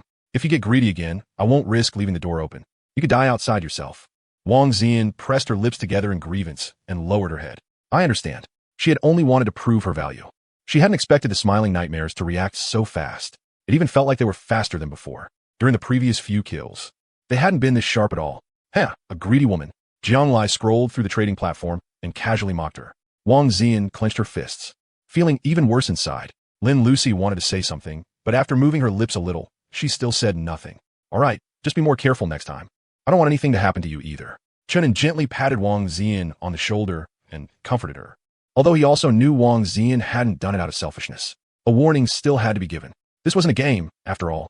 You couldn't just revive after dying. One careless mistake, and people would really die. I'll be careful this time. Wang Zian looked up at Chun, and there was a bit more seriousness in her expression. Switched to a new crossbow. Chun took out a fully loaded repeating crossbow from his backpack and handed it over. As for the crossbows that had run out of arrows, they could be listed on the trading platform and sold at a low price. No matter what, they wouldn't lose out. Try to let Lin Lucy land the killing blow on the Smile Fiends. Her talent has a higher drop rate. Just help keep an eye on any Smile Fiends that get close and protect her. Chun An paused, then reminded them again. I think the Smile Fiends reacted a little faster just now than before. They've probably gotten smarter and can tell when they're being kite. So even if you empty your bolts and still can't kill one, don't keep taking risks. Pull back in time and lure them again. Our margin for error is big enough anyway. Listening to Chun An ramble on, Wang Zian didn't find it annoying at all. Instead, she felt at ease. Because she knew Chun and truly didn't want anything to happen to them. He cared about them. Looks like someone came out. Right after Chun had finished explaining the plan, he saw a door open in the hallway on the surveillance screen. A boy had copied the tactic they had just used and came out with a repeating crossbow to kill monsters. But his luck was bad. There was already a Smile Fiend next door smashing against the door. Even though the boy reacted in time and attacked with his repeating crossbow, that Smile Fiend still slammed hard into him. The other Smile Fiends heard the noise and all rushed over too. Now, a bunch of Smile Fiends have been drawn over. Get out there and ambush them. Chun An said at once. The boy was pretty far from his room, making him perfect bait. Chun An opened the door. Wang Zian and Lin Lucy immediately rushed out aimed at several smile fiends charging toward the boy, and pulled the triggers. Swoosh, swoosh, swoosh. Bolts shot out one after another. 3 smile fiends exploded on the spot and turned into dropped gold coins. But their attack also drew the attention of the other smile fiends. And the crossbows in their hands were out of bolts too, so the 2 girls immediately retreated into the room without hesitation. And the boy who got hit once didn't die either. A layer of golden light was glowing around him, seeming to block most of the damage for him. So after killing one smile fiend, he scrambled and rolled his way back into his room too. But his room only had a level 2 door. The smile fiends showed no sign of leaving and were smashing against it like mad. Even though the door was being repaired non-stop, it still looked like it wouldn't hold out for long. Take this chance and keep hunting. Chunin immediately transferred 50 repeating crossbows each into Wang Zian's and Lin Lucy's backpacks to make swapping easier. The 2 girls glanced at the surveillance screen, locked onto the next target, then went out to hunt again. As they lured and killed monsters over and over, their mindsets and shooting experience were both growing fast. Not bad. Growth is always a good thing. Watching the 2 girls move more and more skillfully on the surveillance screen, Chunin showed a satisfied expression. He wanted to kill monsters too, but going out still felt a little dangerous. Even though the danger was probably only around 5%, maybe not even 5%, it still wasn't safe enough. After all, he didn't have the dual Dominion talent buff. His agility was much lower than Lin Lucy's and Wang Zian's. If he failed to make it back into the room, that would be dangerous. Or if he accidentally tripped on flat ground, that would be dangerous too. Yeah, better not take the risk. I'll wait until I find life-saving equipment later, or until my stats improve, then I can work on combat experience. Thinking that, Chun kept watching the surveillance screen. He saw Lin Lucy kill another smile fiend, and this time it actually dropped a blueprint. A blueprint finally dropped. Compared to gold coins, blueprints were much more valuable. But Lin Lucy had no time to pick it up because the other smile fiends were already gathering. Phew! The 2 girls retreated into the room again, breathing a little heavily. Their stamina had already dropped by more than 40, and they were getting tired. Going in and out like this to kite monsters while carrying a repeating crossbow that weighed over 10 pounds was no small amount of exercise. Drink some water first and rest for a bit. Chunin took out 2 bottles of water from his backpack and handed them to Wang Zian and Lin Lucy. Thanks. The 2 girls took the bottled water and drank. At the same time, they sat on the bed to increase the speed of stamina recovery. But still, it was a bit too slow. Chunin remembered that earlier there had been a mermaid ornament blueprint that seemed able to speed up stamina recovery too. He searched through the pots, bowls, and utensils on the table and found the blueprint. Mermaid ornament blueprint. Effect: restores 3 stamina per hour in the room. Requirement: gold cart 10. Requirements met. Build? Yes, no. Chunin directly clicked yes. Before this, he had thought this blueprint was pretty useless. But now that he saw how slowly Wang Zian and Lin Lucy were recovering stamina to the point that it was already affecting combat, he no longer thought it was useless, because the effects of these ornaments and furniture could stack. The round bed could restore 25 stamina per hour, and the mermaid ornament could restore 3 stamina per hour. Added together, that made 28. The longer the time, the stronger that stacking effect became. And since there could be a mermaid ornament, maybe there would also be other ornaments with special effects. By then, if he filled the room with a bunch of ornaments, maybe they could recover 100 stamina in an hour. As a flash of white light passed by, an exquisite ornament about the size of an adult's forearm appeared on the table. The upper half of the ornament was a delicate-faced woman with long, slightly wavy hair, while the lower half was a fishtail mounted on a transparent base. The ornament looked lifelike. Chunin stared straight at it. Of course, it wasn't because he was turned on by the ornament. It was because he realized that this ornament could actually be upgraded. Mermaid ornament. Level 1. Effect: when placed in a room, restores 3 stamina per hour. Cannot be dismantled. Upgrade requirement: 25 gold coins. Description: Fishy can make her master last a little longer. Material sufficient. Continue upgrading? Yes, no. This tiny ornament can actually be upgraded? I thought things built from blueprints couldn't be upgraded at all. Chunin fell into thought. Or maybe this mermaid ornament was special, so it could be upgraded? Seeing that the upgrade requirement wasn't high, Chunin thought for a moment. Upgrade it, as long as it could speed up stamina recovery. Then Wang Zian and Lin Lucy could kill a few more monsters and far more rewards. So losing a little gold coin interest wasn't a bad deal. And the stamina recovery effect wasn't only useful right now. Going out later to fight oversupply drops, exploring outside the residential complex, farming monsters tomorrow, and even fighting the boss the day after tomorrow would definitely all make use of it. If stamina recovered too slowly, there simply wouldn't be enough time to do that much. 0029, 0028, 0002, 0001. After the 30-second upgrade countdown ended, white light enveloped the mermaid ornament. Wang Zian and Lin Lucy, who were recovering stamina, both looked over curiously. When the light disappeared, the mermaid ornament didn't seem to have changed much.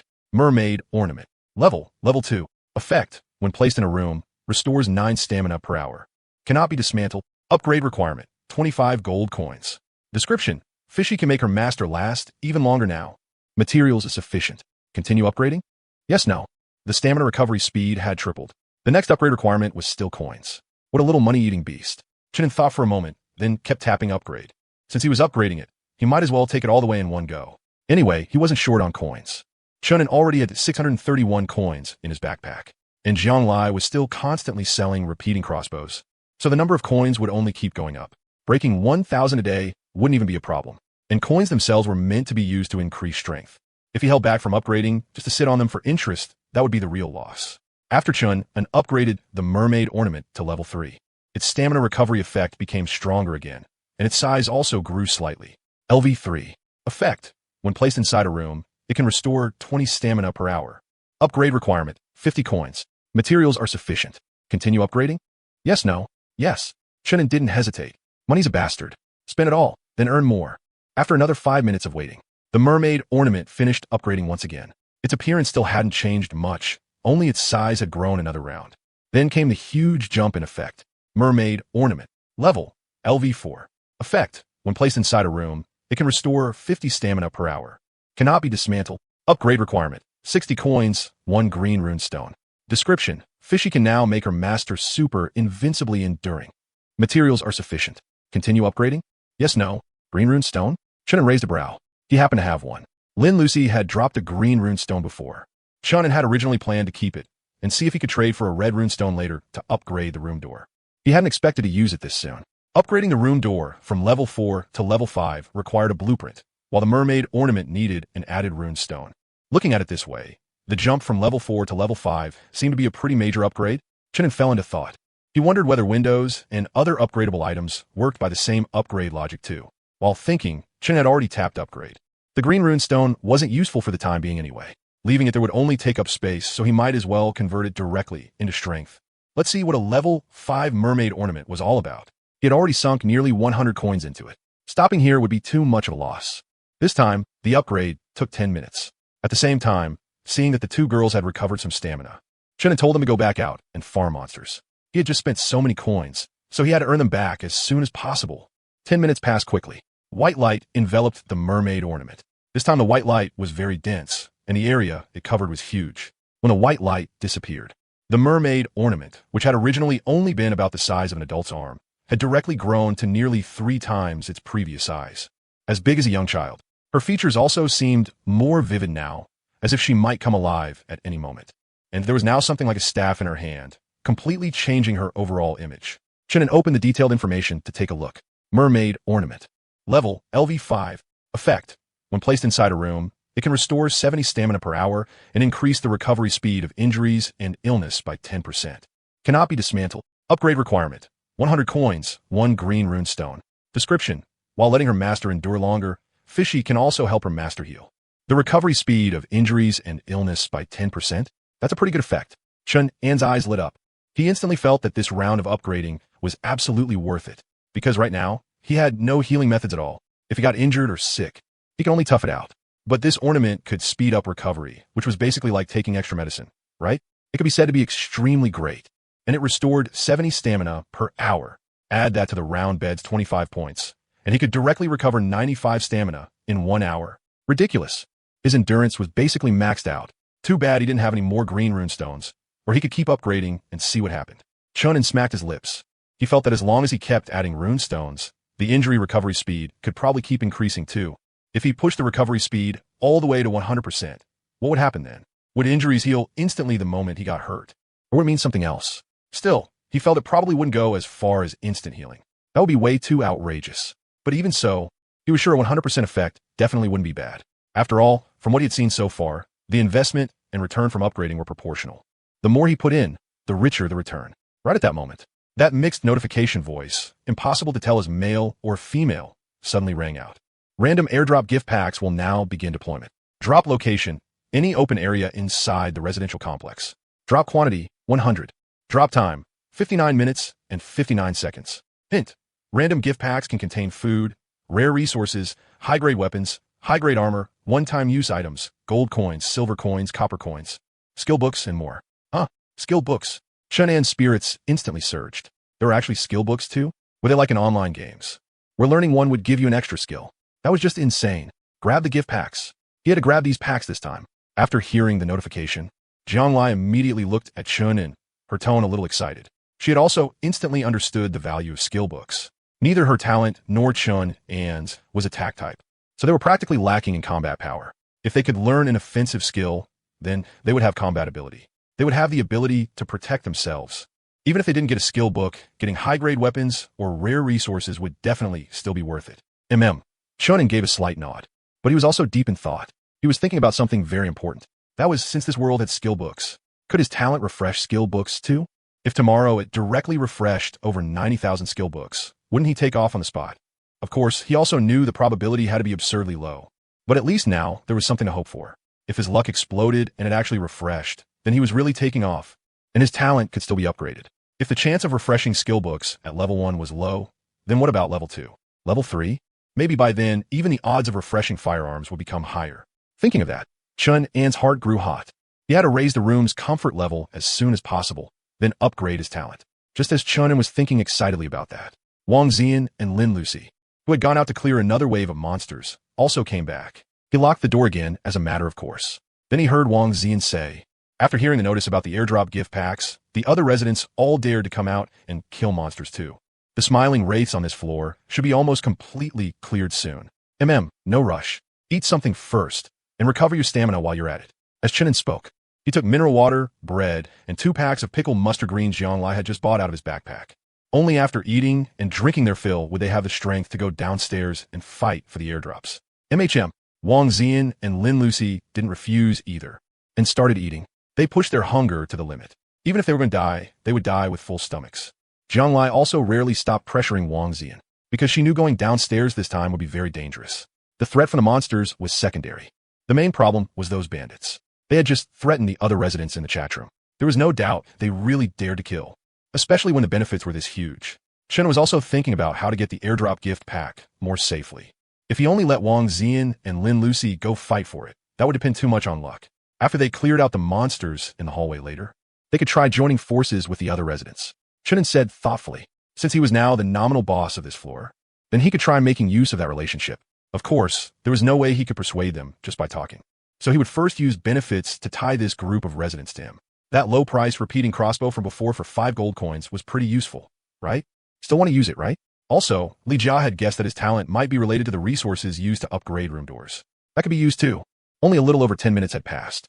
The sounds of fighting in the hallway had already grown much quieter. Wang Zian and Lin Lucy's stamina had fully recovered. The mermaid, ornament, and the round bed were working together, restoring several points of stamina every minute.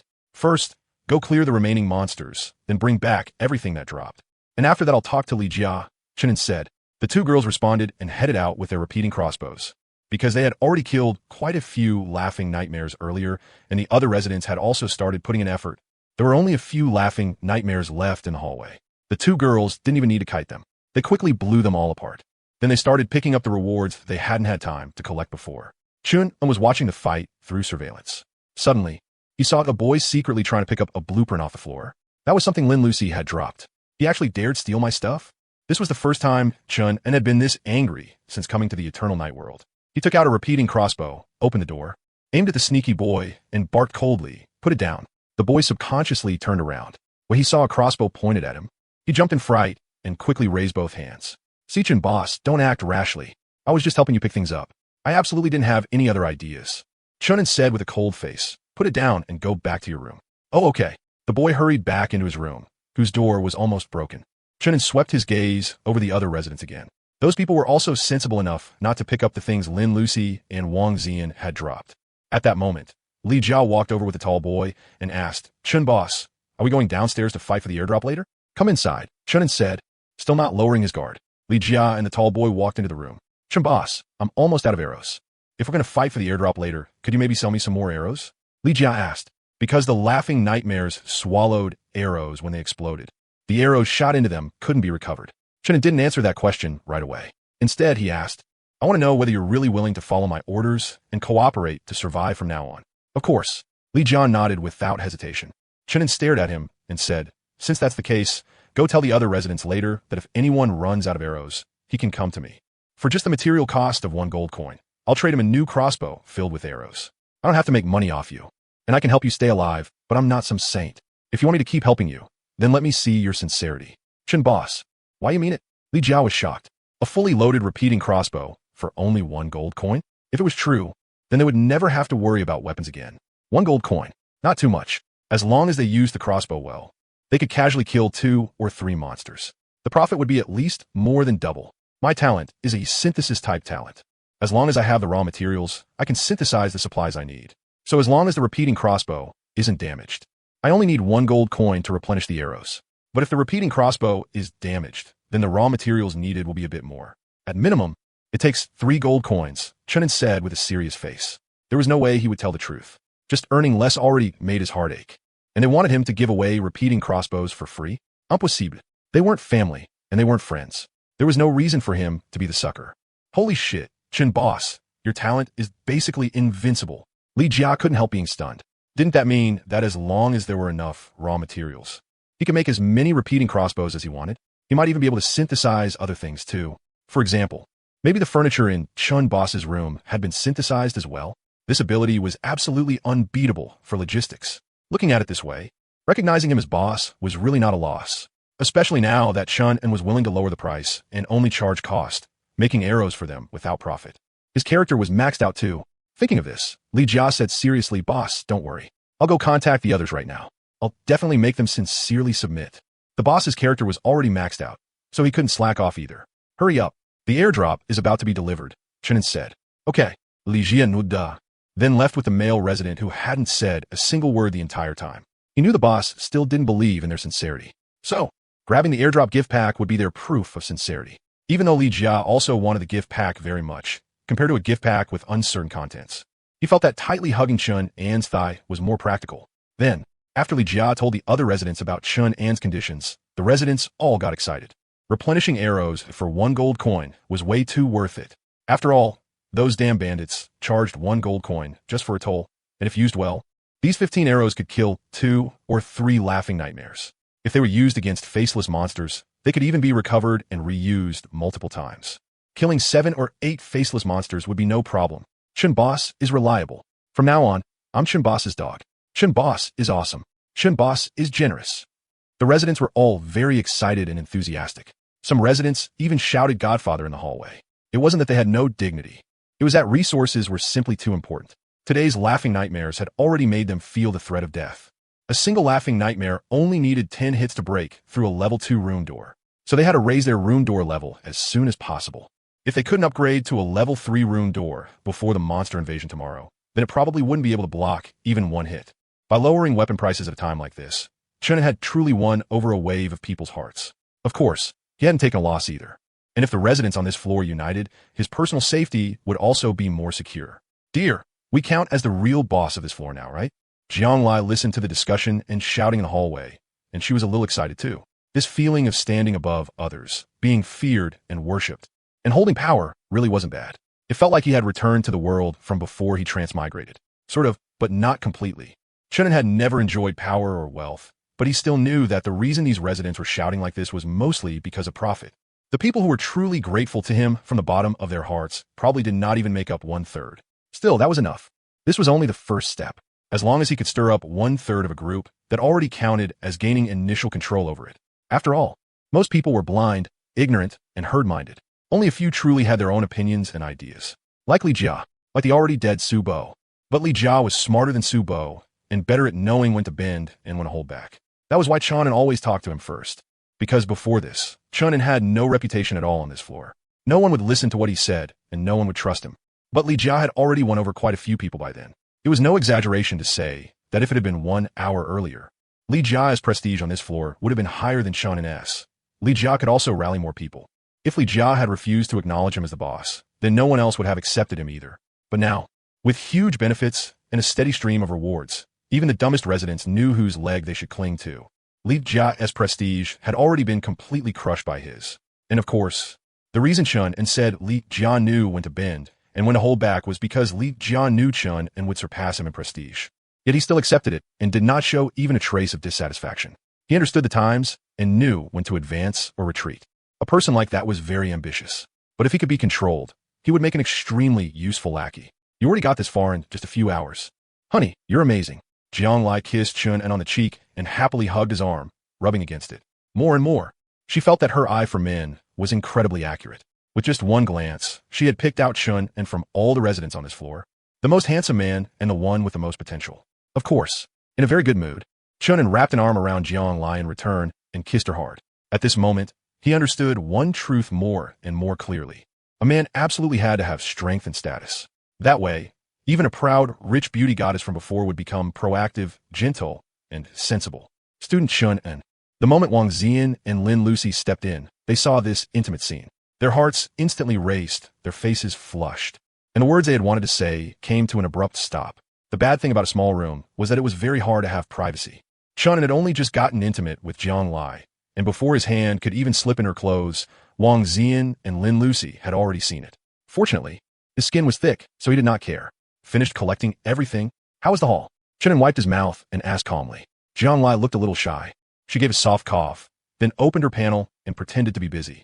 Yes. In total, 19 gold coins, 63 silver coins, and 103 copper coins. There was also 1 blueprint, 3 loaves of bread, 2 bottles of water, and 2 cups of instant noodles. Wang Zian suppressed her embarrassment and gave a report. Lin Lucy, meanwhile, kept her head lowered and said nothing at all, quiet and introverted. 19 gold coins? Student Lin Lucy's drop rate really is pretty good. Chun nodded slightly. He had also observed the other residents' drop rates through surveillance. When they killed the laughing fiends, they rarely got gold coins. Even the amount of silver coins they got was 1 or 2 less than Lin Lucy. And that was 1 or 2 less per fiend. Sometimes the gap was even 3 or 4. That alone showed just how high the drop rate of war treasure was. If war treasure reached level 2, what kind of improvement would it bring? At that thought, Chun's mind stirred, and he directly opened Lin Lucy's panel to check the upgrade requirements. Lin Lucy raised her head slightly. Seeing her panel get opened just like that made her feel a little strange inside. But that was the lower status of a resident. She had no power to resist. War Treasure LV1. You will directly gain an increase of 2 to all attributes. And all enemy units you kill will increase your drop rate by a certain amount. The higher your drop rate, the more generous the rewards you obtain from killing enemy units. When your drop rate accumulates to 100%, you will receive 1 ultimate grand prize. Your current drop rate is 16%. Upgrade requirements. 300 gold coins. Obtain 1 ultimate grand prize. And complete 1 designated mission. Note, when you complete the first 2 requirements, the designated mission will automatically trigger. These upgrade requirements did not seem too difficult. Chun looked at the panel and sank into thought. He had observed it earlier. Every time Lin Lucy killed 1 laughing fiend, her drop rate increased by 1%. So, as long as she killed 100 laughing fiends, that would be enough. Thinking of this, he opened Wang Zian's panel again. He wanted to see the upgrade requirements for Wang Zian's talent. Dual Rule LV1.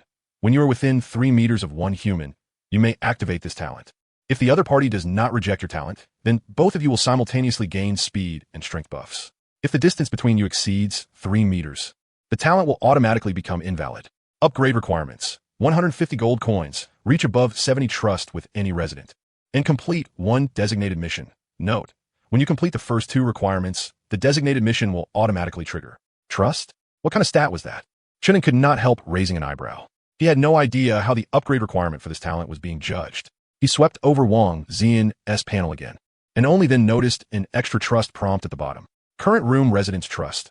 Chun 39, Lin Lucy 38, Jiang Lai 9. So that meant the comfort level of his room was not something displayed to all residents either. Just like Wang Zian's trust. It was probably a special kind of stat. Only then did Chun understand. Earlier, when he had seen that none of the 3 women's panels showed room comfort, he had thought it was because they were no longer the room owners. Now it seemed that everyone's panel displayed different things. No wonder when he had first arrived in this world, the beginner guide had specifically reminded people to be careful to hide their panels. Maybe some residents' panels even had special stats on them. If a stranger saw stats like trust or comfort, it would be very easy for that person to target them. While thinking that, Chun took the blueprint out of Wang Zian's backpack. Smart bathtub blueprint. Effect: cleans the body, automatically heats, relieves fatigue. Usage requirements: 10 gold coins, 2 batteries, 6 iron blocks. What a pity it isn't a weapon blueprint. Wang Zian spoke with some regret.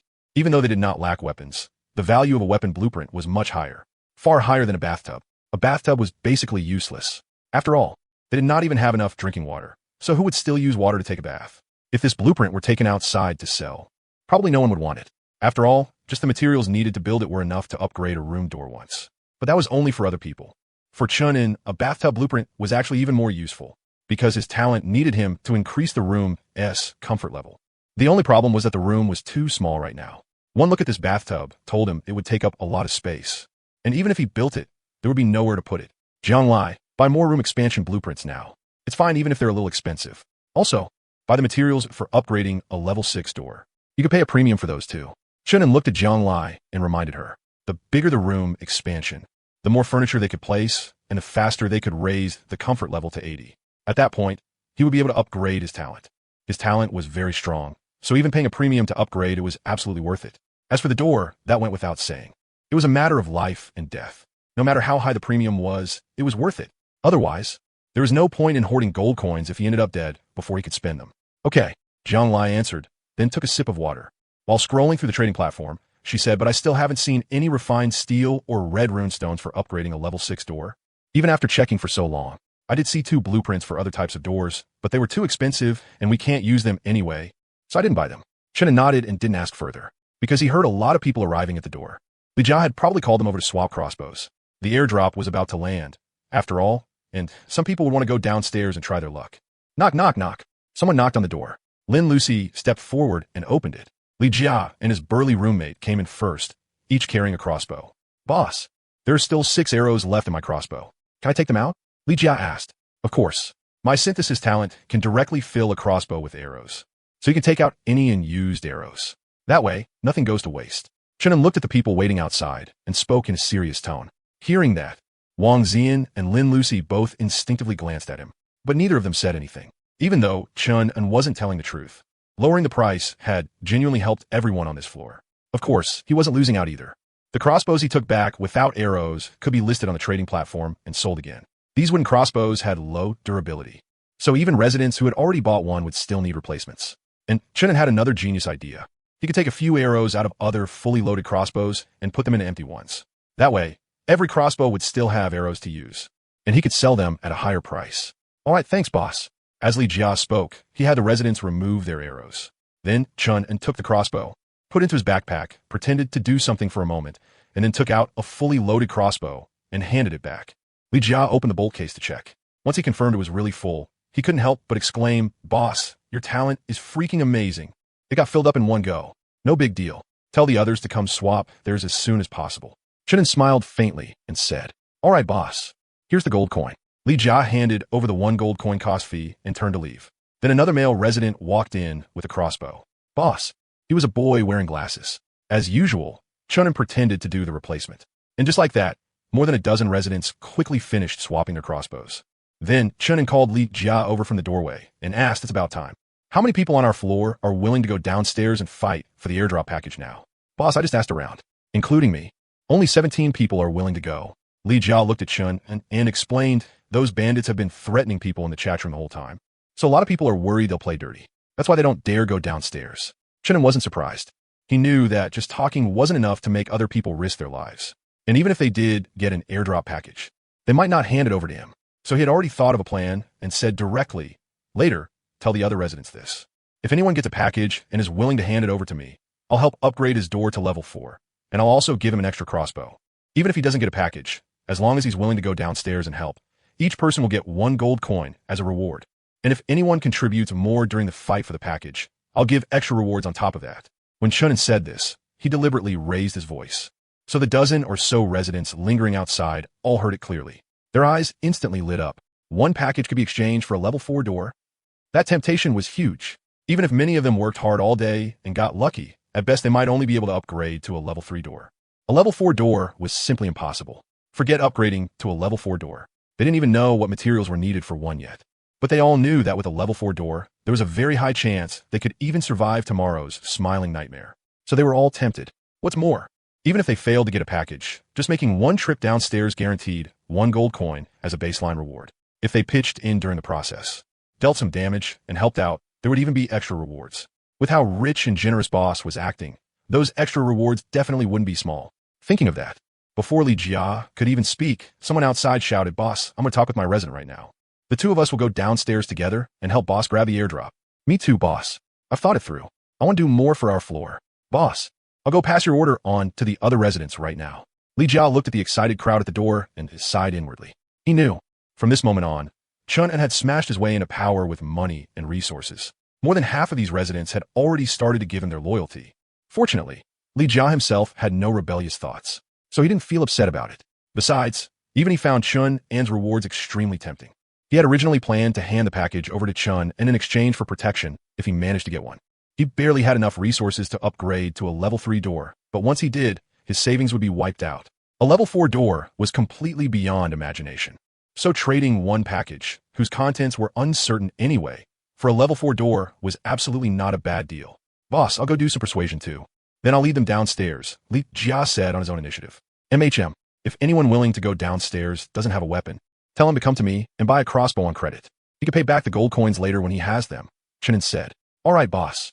You're really righteous." Li Jia praised him sincerely, although he guessed that Chunin was still making a profit, even if he sold each crossbow for only 3 gold coins.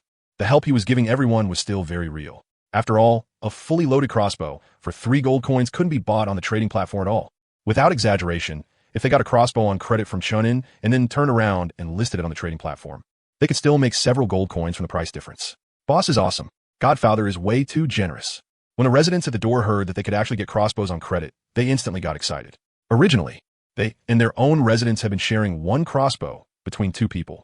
If boss was willing to lend them one on credit, then everyone could have a crossbow of his own. Profit moved people's hearts. Once Chun and promised such massive benefits, sure enough, a whole bunch of residents became willing to go downstairs. Among them were more than a dozen female residents. They all came to get crossbows on credit. Chun and had Jiang Lai write down their names, then generously gave them one each. Credit. Lend hard. As long as the residents on his floor were armed strongly enough. What were those bandits supposed to be? "Thank you, classmate Chunin." Bai Mangjia took the newly replaced repeating crossbow and said with some gratitude. She had run out of bolts for her previous repeating crossbow, and then the smiling nightmare had slammed the door open and damaged her crossbow too. She had originally been worrying about what to do about tomorrow's monster invasion. She hadn't expected Chun to actually start letting people buy repeating crossbows on credit. So she also decided to go downstairs and take a risk fighting for an airdrop gift pack as a way to repay Chun and teach her Bai. Stay close to Wang Zian and Lin Lucy later. They're stronger, and they can protect you while they're at it. Faced with teacher Bai, who now had a bit of a favor owed between them, Chunin gave her an extra reminder. Bai Mengjia felt a little embarrassed, but she still nodded. Then tactfully went outside to wait. "Is everyone ready? It's time for us to move out. The airdrops will land in less than 10 minutes. Li Jiao led people through the hallway, as he called out.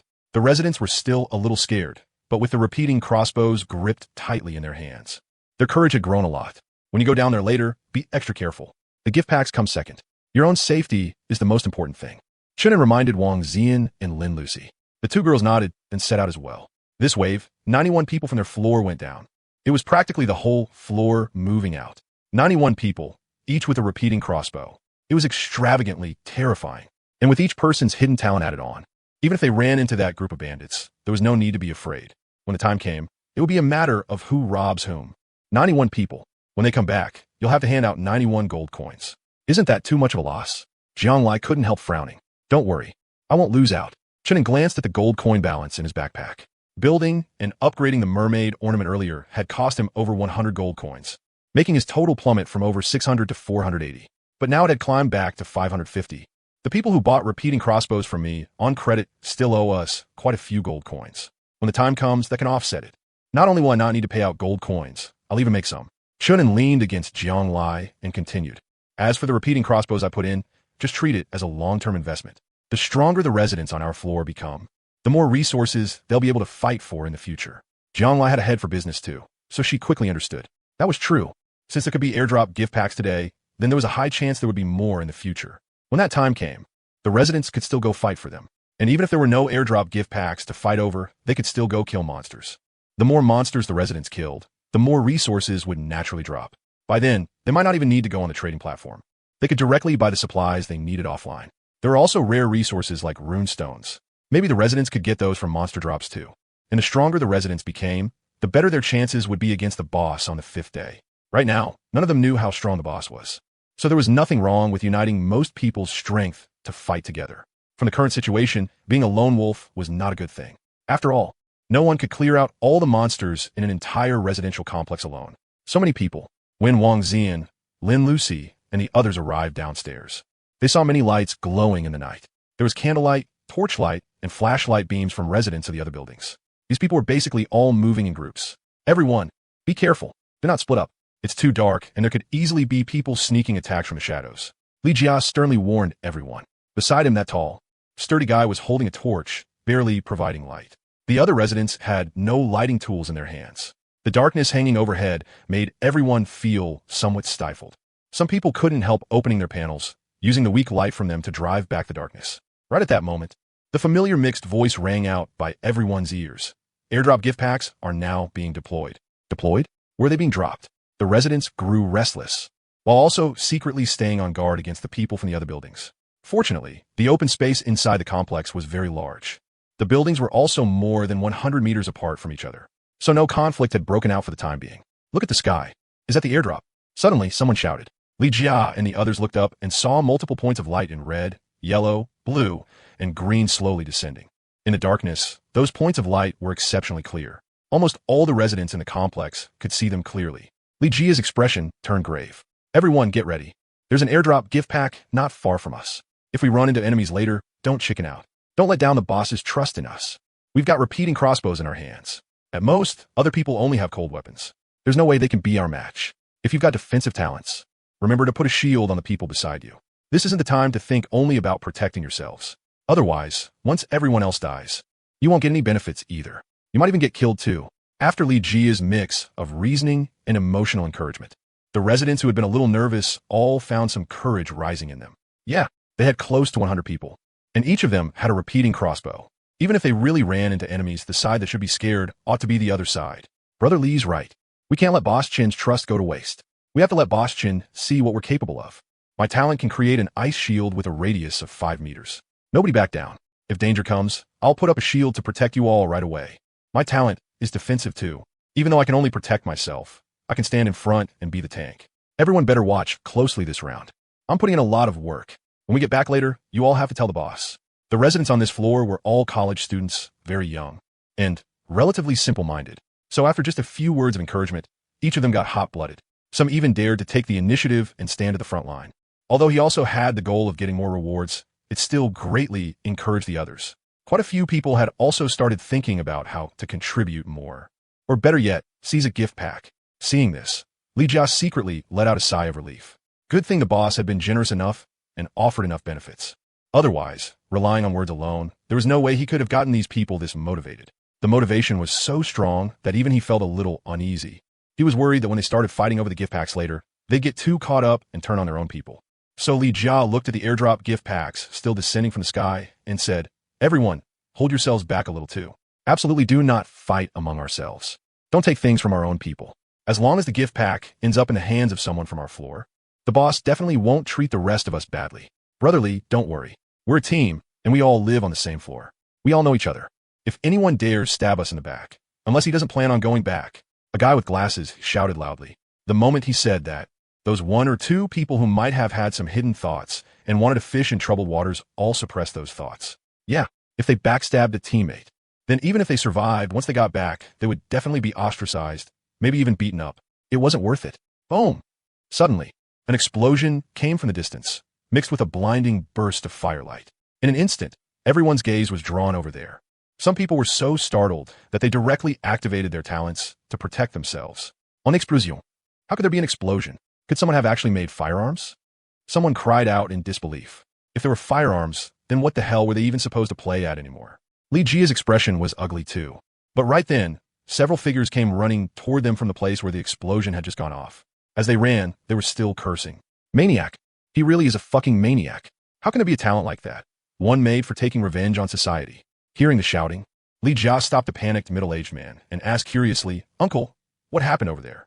At the same time, he took out a pack of soft cigarettes from his backpack and handed it over. He had gotten it yesterday from killing a faceless monster outside the residential complex. Li Jia didn't smoke, so he had just tossed it in his backpack. He hadn't expected it to come in handy now. The middle-aged man had been impatient at first. But when he saw the cigarettes, he subconsciously swallowed, took them, and stuffed them into his pocket, then said, "There's a lunatic over by building 31. He just got slapped twice by some big guy." And suddenly he started yelling something like, "Us post-2000s kids don't put up with your shit." And then he blew himself up on the spot. The survivor said it looked like that was his talent, a one-time self-destruct talent. The power was terrifying, way scarier than grenades in the movies. If I hadn't been standing far away, I'd probably already be dead. After hearing the man's explanation, everyone was stunned and couldn't believe it. There was actually a ridiculous talent like that, and there was actually a ridiculous person like that. Bai Mengjie and Wang Ziyan spoke at the same time. But the two girls were focused on completely different things. Li Jiao was dazed too. He knew talents came in all kinds of strange forms. But this self-destruct talent was way too useless. Sure, the power really was strong. Freakishly strong. But this was a one-time talent. And a one-time talent that could only be used by staking your own life on it. If you were dead, then what was the point even if you took the enemy down with you? He really had no idea how that guy had survived the past 3 days of monster invasion without using his talent. Yeah, he finally managed to survive this long. And then he just randomly blew up with someone. That's way too hot-blooded. Everyone started talking at once. And some of them were already thinking about backing off.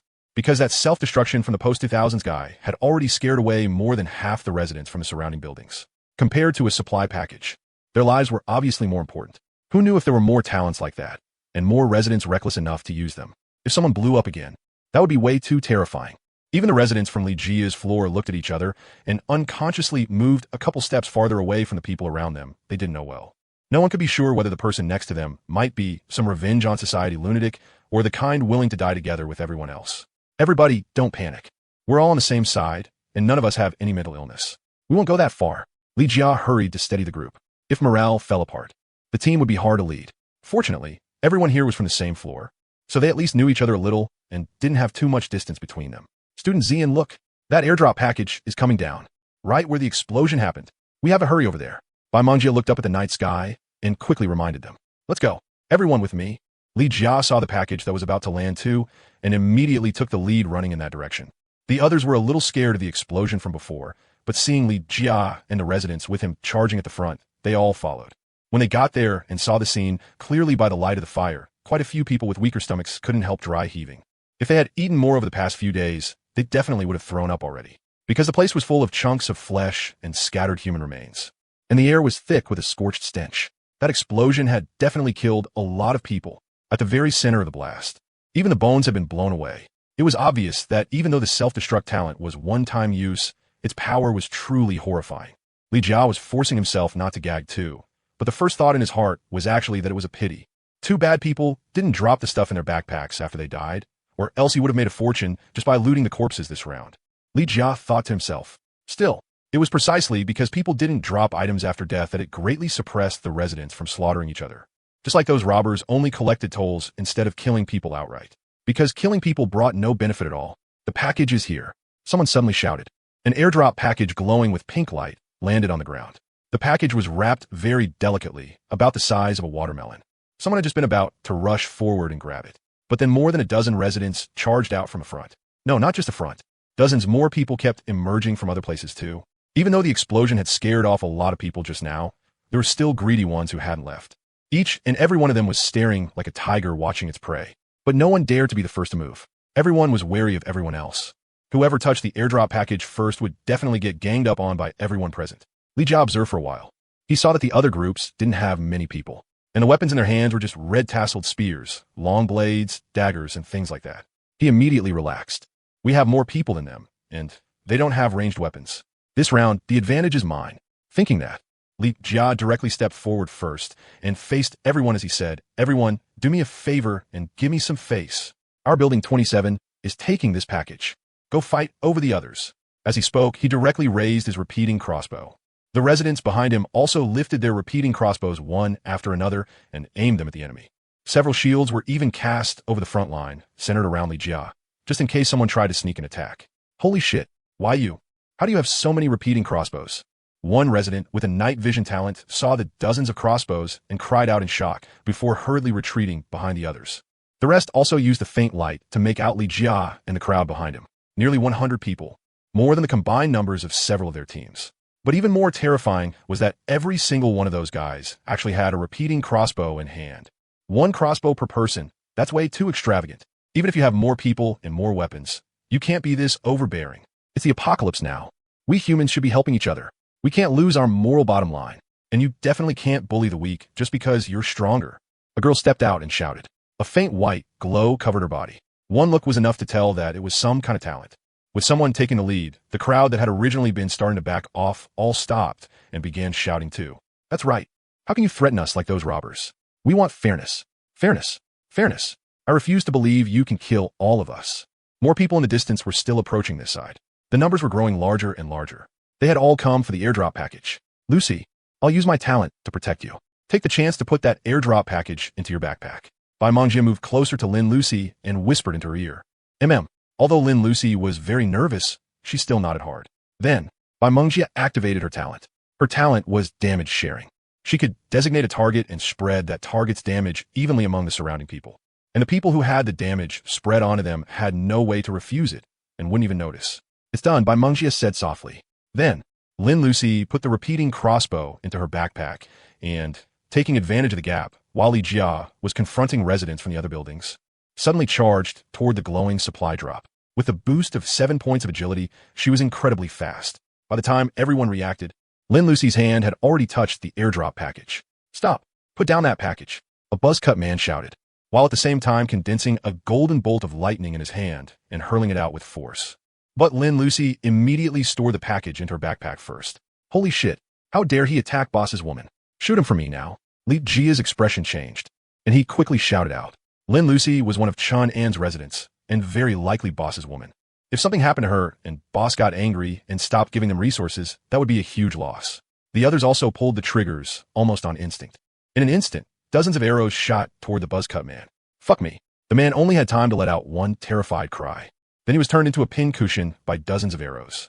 The other residents who had been shouting about fairness were so scared by the scene that they scattered in all directions. In the face of overwhelming force, moral coercion was completely useless. At the same time, the golden lightning attack from the buzzcut man also landed on Lin Lucy. Lin Lucy's whole body trembled from shock, and she staggered a little. Then she lowered her head and looked at her slightly numb chest. It seemed like the damage was very low, but Lin Lucy didn't notice that in the distance, Bai Mangxia and the 8 or 9 people beside her all shuddered at the same time, feeling a numb, tingling sensation in their chests, like they had just gotten electrotherapy.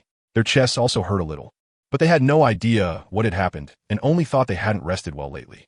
Phew, thank goodness we have Teacher Bai. Wang Zian rubbed her slightly aching chest too and let out a sigh of relief. She had chatted with Bai Mangxia earlier and learned about Teacher Bai's talent effect. Damage sharing.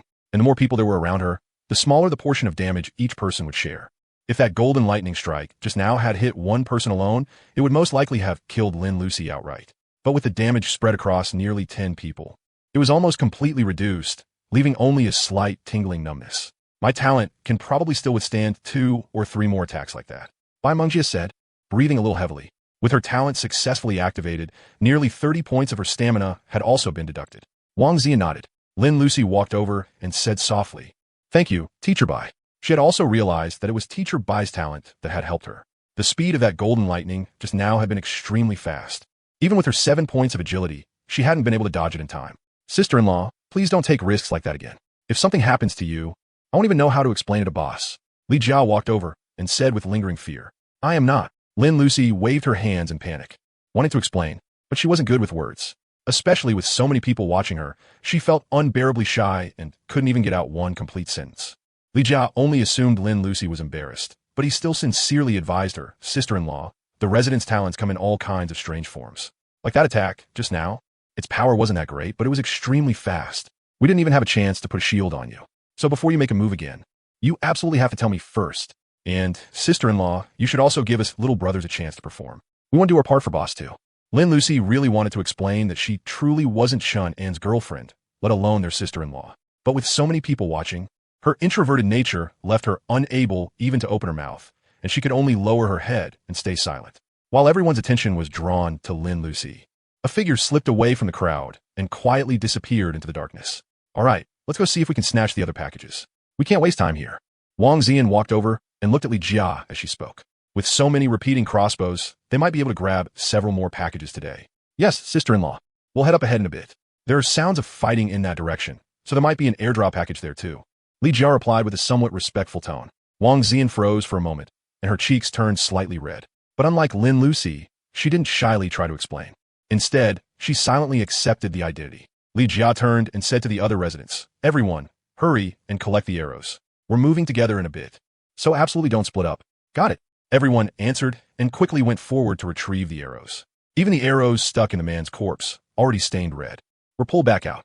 After the clash just now, the residents had already clearly understood their own strength. They were strong, extremely strong. Ordinary people were not even worth one exchange against them. Even though that group just now had nearly the same number of people as they did, they hadn't dared resist at all and had been scared off on the spot. So the residents' confidence had completely been built up. As they were now, even if they ran into that fierce group of bandits, they wouldn't be afraid at all. While the residents were recovering the arrows, Lin Lucy and Wang Xian also contacted Chun and briefly told him what they had just experienced, then traded the airdrop package over to him. Wang Xian. This package was snatched by classmate Lucy while risking her life, and Teacher Bai also contributed a lot. Teacher Bai's protective talent is incredibly strong. Wang Xian. But the one who contributed the most was still classmate Lucy. Wang Xian didn't steal the credit. Instead, she strongly praised Lin Lucy. Residente 009527. Not bad. All of you did well. When you come back, I'll reward you properly. Wang Xian. We're getting ready to go grab another package now. We'll try to snatch 2 more today. Room owner no. 009527. Make sure to stay safe. After Chun and replied to the messages, he impatiently took out the airdrop package. Let me see what kind of good stuff this can open. Looking at the pink package, Chun felt like his heartbeat was a lot faster than usual. Expectantly, he placed his hand on top of the package, ready to open it. Open airdrop package? Yes, no. He froze slightly. He had originally thought he would have to open it by hand, but he didn't expect it could be opened with one click. This world really was starting to feel more and more like a game world. Chun clicked yes.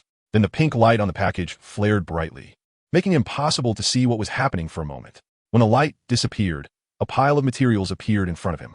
You opened a random airdrop package and obtained 10 gold coins, 5 reinforced glass, 10 550ml colas, 2 self-heating hot pots, 1 1-liter barrel of purified water. That's it. Chun was instantly deeply disappointed. A rare package, with only 100 dropped in a residential complex of 100,000 people, had actually only opened up this little in supplies. Was this supposed to be charity for beggars? It felt like all his anticipation had been built up for nothing. This is already a lot. Jiang Lai found it a little funny and hugged Chun An's arm, helplessly comforting him. It's just that your talent is too strong, darling. And your supplies are too abundant, so that's why you think it's little. Forget everything else, just those 10 gold coins alone. Probably 80% of the residents couldn't come up with them, even if they sold everything they had. Not to mention cola, self-heating hot pot, and even purified water. On the trading platform, all of those were very rare foods, and each could sell for at least 1 or 2 gold coins. Since Jiang Lai had been watching the trading platform the whole time, she was very clear on the value of these supplies, especially that reinforced glass. Chun had asked her to buy it before, but she had never managed to find any, so she was certain this was definitely a relatively rare material. That made sense. Chun also felt like his mindset might have gotten a little too inflated. It couldn't be helped. There were just too many supplies in his backpack. He didn't have to ration food or water at all. He could even use bottled water to wash his face and clean his private parts. This kind of extravagant life really could corrupt a person's heart. Reinforced glass was good too. It was perfect for upgrading the window. Chun got out of bed, walked to the window, and placed his hand on it. Materials requirements met. Upgrade? Chun directly tapped yes. A 6-minute countdown popped up. Then he lay back down on the bed and waited comfortably. Right, see if there's any meat for sale. Buy some and reward Lin Lucy and Wang Xian. Chun turned to look at Jiang Lai. Lin Lucy was the one who had grabbed this gift pack. And from Wang Xian's description, the process had been extremely dangerous. If Teacher Bai hadn't helped, Lin Lucy might have been seriously injured or even died. So she definitely had to be rewarded. Lin Lucy was his tenant, and she had no use for a level 4 door, so the only way to reward her was with food. But a reward was a reward. Chun decided that when Lin Lucy came back, he was definitely going to kick her hard in the butt. She had almost died over a trash gift pack.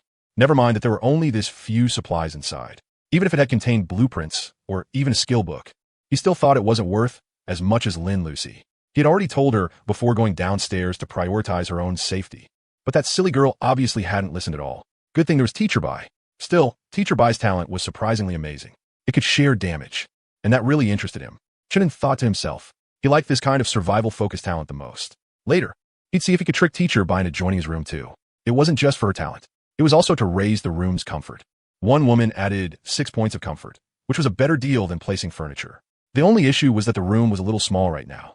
If Teacher Bai joined, it would be a bit too crowded. Even after expanding it twice, Chunan's room only had 15 square meters of space, about the same as an ordinary bedroom. The key problem was that his room also had a big bed, a toilet, and a recliner, so the space was packed full. There wasn't even room to place the refrigerator. And there was also that gorgeous chandelier blueprint. Chunan had originally wanted to use it, but actually said the room wasn't tall enough to install it. So expanding the room was very important. The apartment complex chat room is so agitated. Feels like all the tenants have fallen into chaos because of these 100 gift packs. Jiang Lai frowned as she watched the trading platform while browsing the chat room. Chunan also felt it was a bit of pity. Every time one person died, that meant one less reward for him. It was such a waste. He could only hope there would be some change after his talent leveled up to level 2. Otherwise, if this kept going, the supplies he could get every day would only keep decreasing. Even if he could still get tens of thousands of shares, he still felt it wasn't enough. And somehow, it felt like this damn game was deliberately making humans fight each other. Just like Wang Ziyan had said, there was a tenant downstairs who self-destructed and blew a lot of people to death. A self-destruct talent like that, hurting the enemy by 100 while harming yourself by 1,000, actually existed. Trying to survive peacefully in this world was really not easy. Just then, the countdown above the window ended. White light enveloped it, and the upgrade was complete. Hard window, level 4. Durability, 2020. Can be dismantled into wood X8, iron blocks X4, glass X1, reinforced glass X1. Upgrade requirement, window blueprint X1. Description, wah wah wah, I'm finally nice and hard now. I can protect Master from the dangers in the darkness. So happy. Sure enough, there was a hurdle between upgrading from level 4 to level 5. Since he had already guessed it before, Chunan wasn't surprised. The level 4 window was much wider than before. The glass area was larger too. He tapped it with his finger, a little worried whether this window could withstand monster impacts. Let me test how hard it is. Chunan gathered strength in his hand, then slammed a heavy punch into the glass. Bang! His fist hurt a little from the recoil, but the glass didn't move at all. So this was the hardness of reinforced glass. Not bad, not bad. Chunan was very satisfied. The last weakness in the room had finally been patched up. From now on, he wouldn't have to worry about monsters attacking through the window. Even though in the first 3 days, he hadn't seen any monsters at the window, and no one in the chat room had even mentioned anything like that. But judging from a description of this Wawa monster window, there was a high chance monsters would attack through windows later on. That was reasonable too. Otherwise, there would be no need to specifically say windows could be upgraded. Walls didn't have any upgrade prompt. Even though the walls looked like ordinary cement walls, Chunan had tested them with a repeating crossbow. It could hit them, but couldn't damage them. In other words, whether it was monsters or people, if they wanted to attack him inside the room, they had to come through the door or the window. So those two entrances absolutely had to be upgraded hard. I saw a window blueprint before, but I didn't have time to buy it. Then that person's profile picture turned black, and the blueprint was removed too. After seeing the upgraded Windows stats and the requirements for the next level, Jiang Lai spoke up to explain. A profile picture turning black meant that tenant was already dead. Once a tenant died, everything he was selling would automatically be removed. No rush. Just keep an eye on the trading platform later. I don't think monsters will attack through the window in the next 2 days. Shouldn't guessed. Even if he guessed wrong, a level 4 window should still be enough. Okay, Jiang Lai nodded, then stopped reading the gossip in the chat room and seriously started refreshing the trading platform. Her job as a purchaser really wasn't easy, because every single second, new items were being listed. She had to watch carefully, or it was easy to miss good things. Of course, compared to Lin Lucy and Wang Ziyan going outside to risk their lives, her work was relatively easy, and at least there wasn't any danger to her life. At that moment, Chun An's panel vibrated. It was a message from Wang Ziyan. Wang Ziyan, we didn't get the second gift pack. And Teacher Bai and Lucy got hurt too. Wang Ziyan, there was a guy who could turn invisible. Too disgusting. While we were fighting other tenants, he secretly put the gift pack into his backpack. Even though we caught him, he had already traded the gift pack to someone else. Chun frowned. He was just about to reply to Wang Ziyan's message. Then the panel vibrated again. Li Jia's message had also arrived at that moment. Li Jia, boss. We almost got the second gift pack, but some bastard snatched it away at the last second. Now he's insisting he traded the gift pack to his landlord. I beat the hell out of him, but he said the gift pack can't be taken back anymore. Li Jia, boss. I want to ask how we should deal with this guy. Chun had originally wanted to say to kill him directly, but killing people brought no profit at all. After thinking for a few seconds, he replied, Room owner 009527. When you come upstairs, bring him with you. Then we'll talk to his landlord and make his landlord pay to ransom him. Li Jia, okay, boss. Chun closed Li Jia's chat window, then replied to Wang Ziyan. Room owner number 009527. Take Lin Lucy and Teacher Bai upstairs first. If you're injured, don't take any more risks. Wang Ziyan, I wonder if student Lin Lucy is badly hurt. I'll see if I can trade for bandages and medicine right now. Jiang had seen the chat too and took the initiative to say, medical supplies are extremely scarce, and the prices are generally very high. Buy them if you find them. It doesn't matter even if they're overpriced, Chenin said. After all, it had been his order for Lin Lucy and Wang Zian to go downstairs. As for the guy who had snatched their airdrop pack midway, there was no real benefit in killing him outright. Better to see if they could get some supplies back out of him. No way he was really fearless of death. Or of torture. Even though Chanin had never learned any methods of torturing people, scaring someone was still easy enough. If it really didn't work, he'd just have Li Jia kill him. Anyone who dared steal their stuff had to pay the price. Otherwise, if the other residents found out, they'd think they were easy targets. Then everyone would come over and step on them. Knock, knock, knock. Just then, someone knocked on the door. Chunin thought Lin Lucy and Wang Zian had come back, but after checking the monitor, he found that it was actually the neighbor across the hall, Zhao Jiahao. He frowned. He had some impression of this neighbor. Earlier, he had heard him turn down Su Bo's invitations several times. He was a lone wolf. Still, he had come to buy a repeating crossbow before, and he had even paid in gold coins on the spot. This guy was better developed than the average resident. Thinking that, he opened the door. Student Chunin, can we discuss a trade? Zhao Jiahao asked the moment he saw Chunin. A trade? Come in and talk. Chunin said. Chunin was wary of lone wolves like this. People like that usually had plenty of ambition and refused to stay under someone else's command. Zhao Jiahao, in particular, didn't bother hiding his intentions. For example, all the other residents called him boss, or even godfather. But Zhao Jiahao called him classmate. What kind of trade? Let's hear it. Chunin said as he sat on the bed and looked at Zhao Jiahao. He noticed that Zhao Jiahao had wounds on both his arm and leg. They'd been wrapped with strips of torn cloth, but blood was still seeping through. Earlier, you said that as long as someone brought back an airdrop pack for you, you'd help upgrade their door to level 4. Does that still count? Zhao Jiahao asked, one hand pressing on the wound on his arm. Chun An's heart stirred, and he nodded. How could I go back on something I said in public? As long as you can give me the airdrop pack. No matter what comes out of it, I'll help you upgrade your door to level 4. Good. I've already put the airdrop pack on the trading platform and set you as the designated trade target. As long as you upgrade my door to level 4 right now, the airdrop pack is yours. Zhao Jiahao swallowed and said. Judging from how weak he looked, his stamina was probably close to empty. Chunin checked the trading platform and confirmed there was an order. Then he took out a bottle of water and tossed it to Zhao Jiahao. Drink some water. Give me upgrade permission. Then wait in my room while I go upgrade your door. Okay, thanks. Zhao Jiahao nodded, and he also let out a sigh of relief inside. The reason he hadn't taken out the airdrop pack directly was because he was worried Chun and might cheat him. Although judging from today's events, Chun didn't seem like that kind of person. Still, caution was necessary. He had no intention of gambling on the evil side of human nature. Chun locked Zhao Jiahao inside his own room before going out to help upgrade his door. He did that to prevent Zhao Jiahao from stabbing him in the back. After all, the residents on the floor still hadn't come back yet, so there was no guarantee this guy wouldn't have some malicious idea. Materials have been met. Upgrade door. Yes, no. Hint. The room you are currently upgrading is a non-bound room. Please consider carefully. Chun directly clicked yes. The resources required to upgrade a level 2 door to level 3 were 5 gold coins and 5 units of iron. He already had 30 units of iron in his backpack, and he was even less short on gold coins, so he didn't feel any pain spending them. 3 minutes passed quickly.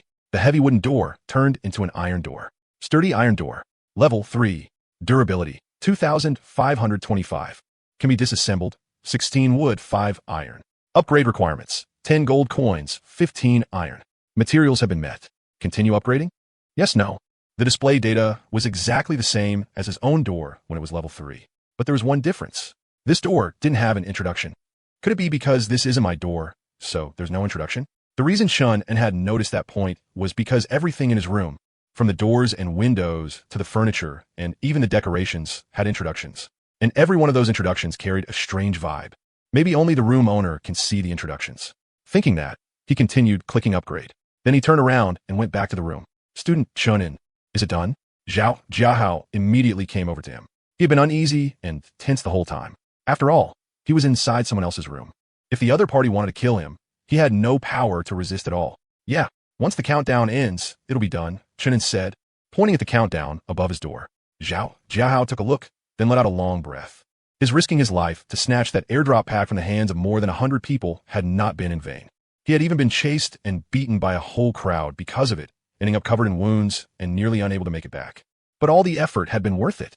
With a level 4 door, he now had hope of surviving tomorrow, and even surviving the boss on the 5th day. Student Chinin, I've already traded the airdrop pack to you, so I won't disturb you any longer. After saying that, Zhao Jiahao hurried back to his own room impatiently. He wanted to see just how tough a level 4 door really was. and he really didn't need to lie down for a while to recover his stamina and injuries. He was about to hit his limit. I didn't expect Zhao Jiahao to actually manage to snatch an airdrop pack, and from the looks of it, it seems like he went for it alone. He's got guts, Jiang Lai said, swinging her long legs. Everyone has their own opportunities, from beginning to end. Chunin never asked Zhao Jiahao how he had managed to snatch the airdrop pack. Anyway, he wasn't losing out on this deal. Even if this airdrop pack contained the same stuff as the first one, he would basically still make his money back. At most, he'd only lose 5 or 6 gold coins. Opening airdrop packs had always involved some luck. If it were 100% guaranteed to open a skill book or a huge pile of rare species, he believed Zhao Jiahao definitely wouldn't have taken out to trade with him. Now it was time to open the blind box. Chunin took the airdrop pack out of his backpack. It was a red airdrop pack, the same size as the pink one from before. Open airdrop pack? Yes, no. Open. Chunin clicked yes. A dazzling red light burst out. More than 10 seconds later, the light finally faded. You opened a random airdrop gift pack and obtained 1 elemental skill book. Damn, a skill book? Chunin was instantly overjoyed. This was way too sudden. He almost didn't react in time. A skill book really just dropped out that easily? A thick, heavy book floated in the air. He reached out excitedly to touch it, and a message popped up on it. Elemental skill book? After use, you can randomly obtain 1 element-related skill. Do you want to use it? Yes, no. Notice, please use it in a safe place. After reading the notice, Chunin clicked yes. The floating skill book instantly turned into a streak of light and merged into his body. Jiang Lai stood nearby and watched expectantly too. She wanted to know what skill he would get. As the skill book entered his body, Chunin suddenly felt a chill well up inside him. At first it was only a little cold, but that chill quickly grew heavier and colder. It was like an icy coldness stabbing straight into his bones. Cold, trembling, hiss. The process of gaining a skill was actually this cold. Chunin was so cold that his body started shaking. Seeing that, Jiang Lai stepped forward and hugged him. Even through his clothes, she could still feel the icy cold coming off his body. Thankfully, the cold didn't last too long. It was only about 5 or 6 minutes. The freezing sensation gradually faded, and Chunin suddenly felt a wave of comfort spread through his body. It felt so good he almost cried out. And on top of that, the room had originally felt a little chilly, but now he didn't feel any cold at all. Did my cold resistance improve? While muttering to himself, Chunin looked at the message prompt that popped up in front of him. You have obtained the Frost Dominator skill. Frost Dominator, LV1. You can create and control ice for offense or defense, and you'll gain a certain level of resistance to low temperatures. Your current ice control range is 10 meters. Dear, your skill looks really amazing, Jiang Lai said in surprise while hugging Chunin's arm. This skill really was pretty strong. Just the fact that he could create ice out of thin air made it extremely practical. Ice could melt into water, and there was no need to say how scarce water was. Then there was the 10-meter control range, which let him attack and defend however he wanted. Chunin raised his hand, and in the blink of an eye, an ice spike about 10 centimeters long condensed in his palm. The condensation speed isn't bad. A satisfied look appeared on Chunin's face. If it took too long to form, then this skill would be pretty weak. After all, by the time he finished condensing it, the enemy would already be right in his face. Then he glanced at his stamina. Stamina, 91,100. Condensing a single ice spike had consumed 9 points of stamina. That wasn't a low cost. Chunin tried condensing an ice shield again. An ice shield less than 1 meter tall directly emptied all of his stamina. The ice shield was very hard. He even tried shooting it with his repeating crossbow, and it still couldn't be pierced easily. And the shield could be as thick as he wanted it to be, which meant that as long as he had enough stamina, he could create a shield that not even bullets or even missiles could punch through. This skill is strong, but my stamina is too low. I need to find a way to raise my attributes and increase the upper limit of my stamina bar. Only then can I bring out even more power. Lying on the soft bed and recovering his stamina, Chunin kept thinking it over. Still, based on the information he'd gathered earlier, other than some special talents, there still wasn't any clear way to increase attributes. Then, his gaze stopped on the level icon of Frost Dominator. LV1. That meant skills could also level up. It was just that the panel didn't say how to level them. He clicked a few times, but nothing happened. Maybe after a skill levels up, it can reduce stamina consumption, or maybe increase attack range. Chunin was very much looking forward to the effects after this skill leveled up. If it could increase his ice control range, then it would definitely be even stronger than the repeating crossbow, because when he controlled ice, he did it with his mind, so the accuracy was extremely high. It would be hard for an enemy to dodge it all, and with this skill, he could finally be considered to have offensive power and the ability to protect himself.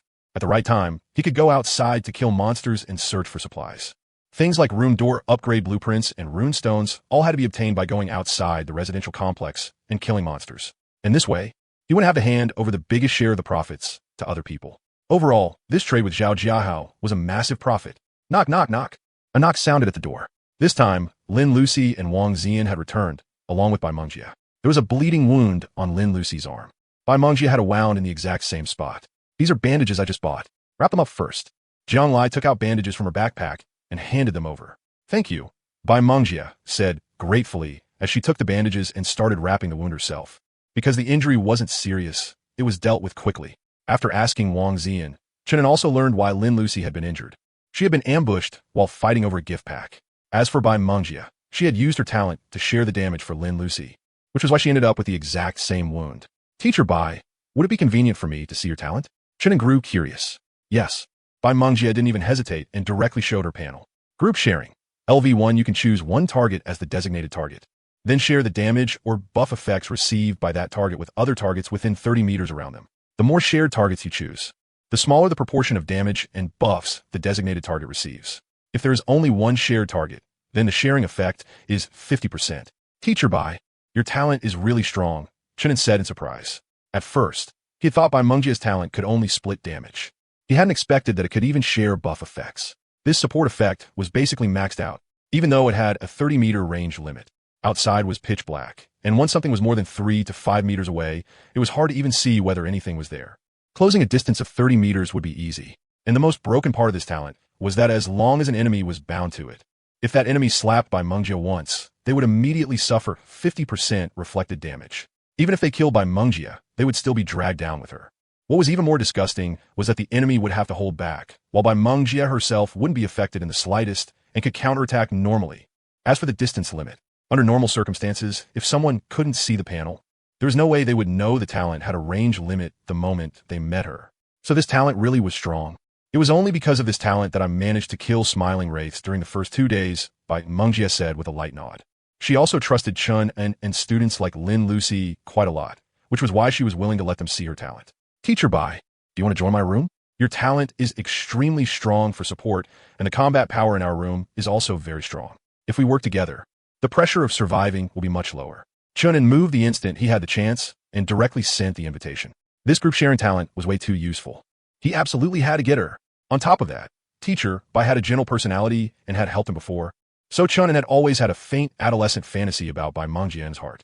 He'd had it even before transmigrating. It was just that before. Because of the teacher-student relationship and the family situation, Chun knew he wasn't worthy of Teacher Bai. So even when he spoke, he felt a little inferior.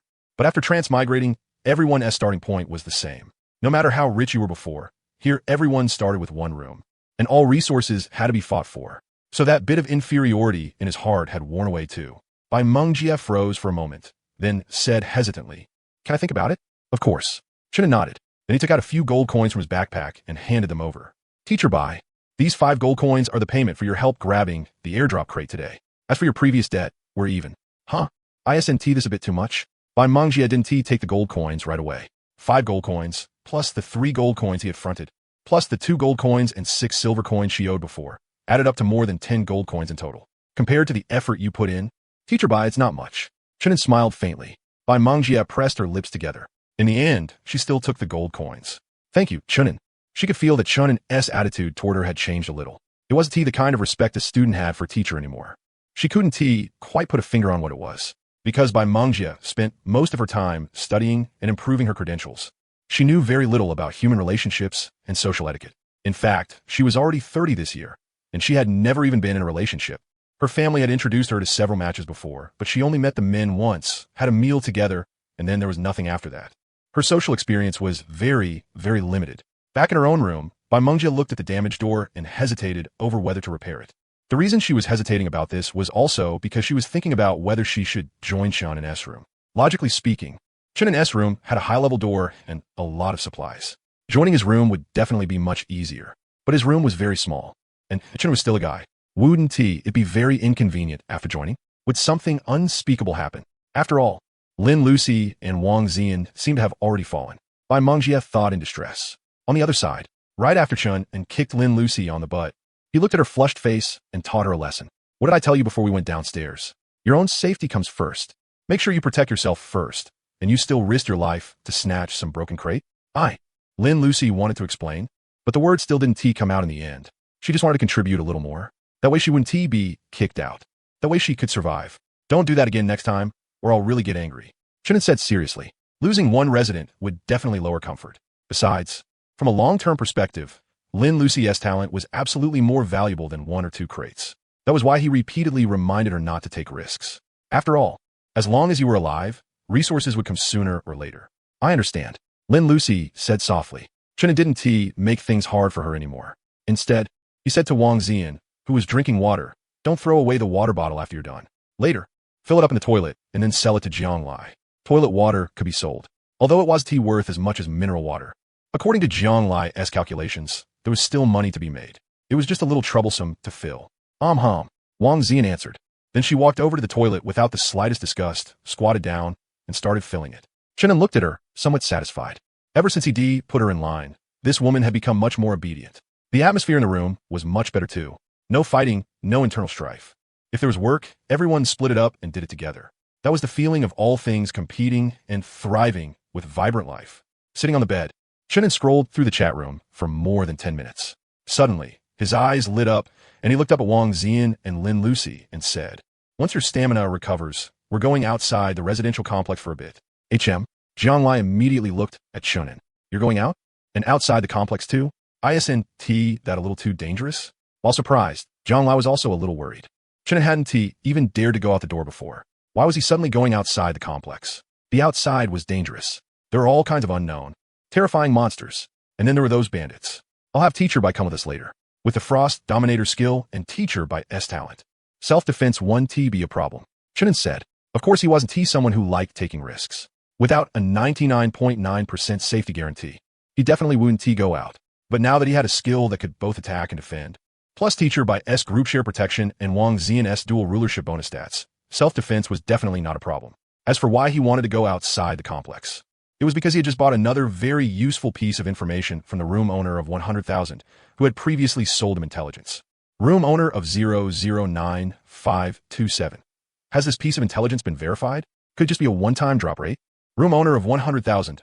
No way, bro. My intel is absolutely legit. As long as you kill those 6-legged monsters, they're guaranteed to drop a treasure chest. And those 6-legged monsters aren't aggressive at all. Even if they run into people, they only flee.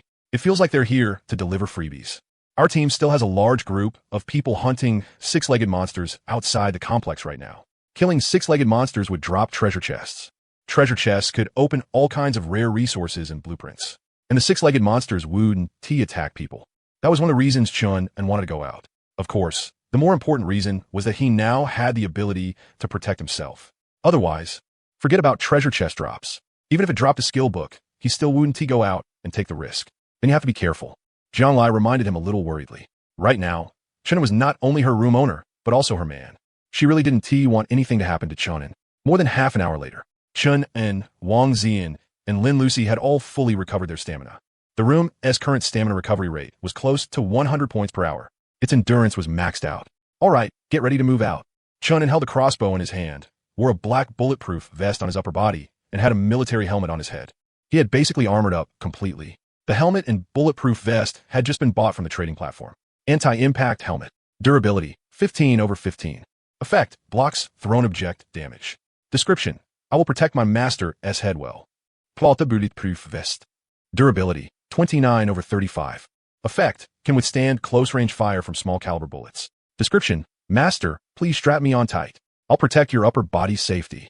These two pieces of armor were a little expensive, but their protection was pretty good. He had tested them before. A crossbow bolt at close range couldn't even penetrate the bulletproof vest. It only shaved off a few durability points. The bulletproof vests in this world seemed to have been datafied too. It was pretty amazing. Dear, this is the flashlight I just bought. Well, it definitely need it outside. Jianglai handed him a flashlight. Let us go. Chun took the flashlight, drew a deep breath, and then opened the door. Time to go. Let me see what this eternal night world is really about. After passing dozens of rooms, he arrived at By Mengjia's door. Chun paused slightly, because Teacher By's door was damaged beyond recognition. It cannot even block the wind. By Mangjia, who was sitting on the ground recovering her strength. So Chun and the others quickly stood up, asking, are we leaving now? Chun had already sent her a message earlier, inviting her to explore outside the residential complex and search for supplies. She was also badly short on supplies, so she agreed. Yeah, Teacher By, aren't you going to fix your door? If you don't have any wood, I can help repair it. Consider it payment for hiring you to come downstairs with us, Chenin said. No need to fix it for now. We'll talk about it after we get back. Anyway, there's nothing much in our room, Bai Mangjie said, shaking her head. All right, then, teacher, please use your talent on me first, and then we'll head downstairs. As Chenin spoke, he looked toward the stairwell. It had been 3 days since he crossed over. This was his first real step out of his room. It's already done. Bai Mangjie's talent could designate targets in advance. Then, when damage or a buff effect was triggered, it would automatically be shared out. She could control how many people it was shared with. After that, the group stepped into the faintly lit stairwell. There were lights in the stairwell, though they were the small, orange-yellow kind. The visibility they provided looked exactly like the lighting in a horror movie scene. Lin Lucy and Wang Ziyan walked in front. Chenin walked in the middle. Bai Mangjie stayed at the back. This formation was naturally the most favorable for Chenin. While going downstairs, every time they passed a floor, Chenin would glance over with curiosity. He could hear people talking, but there were not many voices on each floor. He had no idea whether the residents had gone out to snatch airdrop gift packs or gone outside the complex to farm monsters. As Wang Ziyan led the way, she said, actually, most of the residents in our building are pretty normal. They want to casually attack people, so there's no need to be too cautious. She was saying this to Chenin because ever since he left the room, his face had been serious the whole time, and his finger had stayed on the trigger of the repeating crossbow, like he was ready to shoot someone at any moment. That wary look of his was honestly a little funny to her. You can never let your guard down against other people. Teacher Bai, you need to be careful too. If anyone tries to ambush us, spread the damage over right away. Fully armed, Chenin spoke with a serious expression. Okay. Bai Mangjie nodded. She actually was not very nervous, because so far, there had not been any incidents of residents attacking each other in their building. Sometimes, when they ran into each other downstairs, they would even greet one another. Wang Ziyan felt a little helpless. This man was way too cautious. The group of 4 quickly arrived at the first floor. Outside the door was a pitch-black world. You could barely see your hand in front of your face.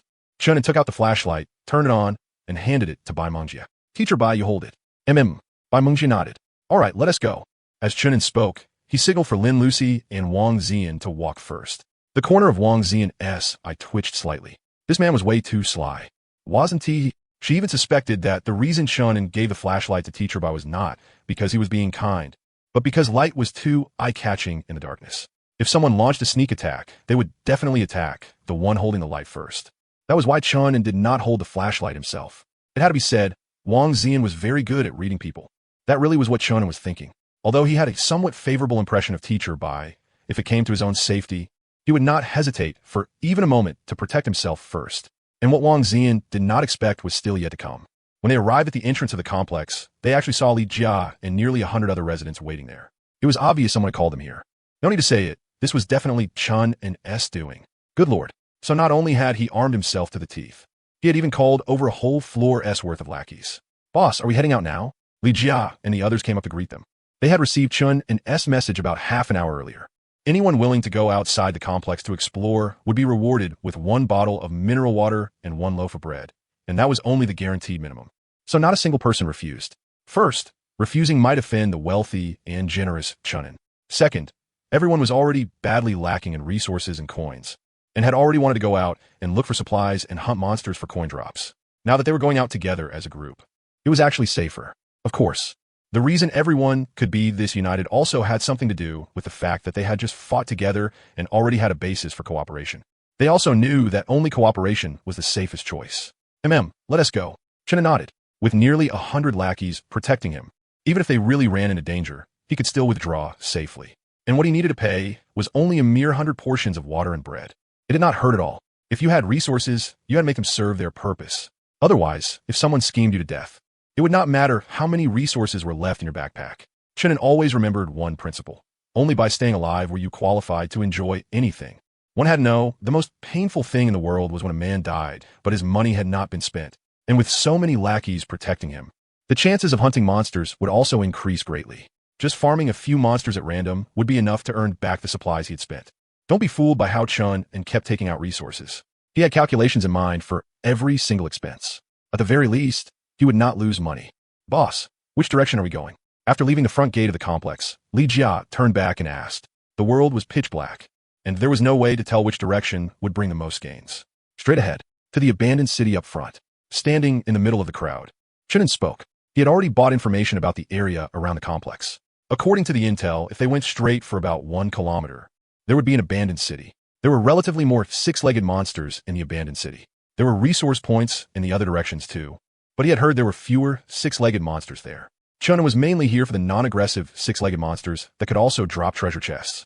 Second, he wanted Lin Lucy to kill more monsters and stack the drop rate bonus from her talent. The group advanced with vigilance the whole way.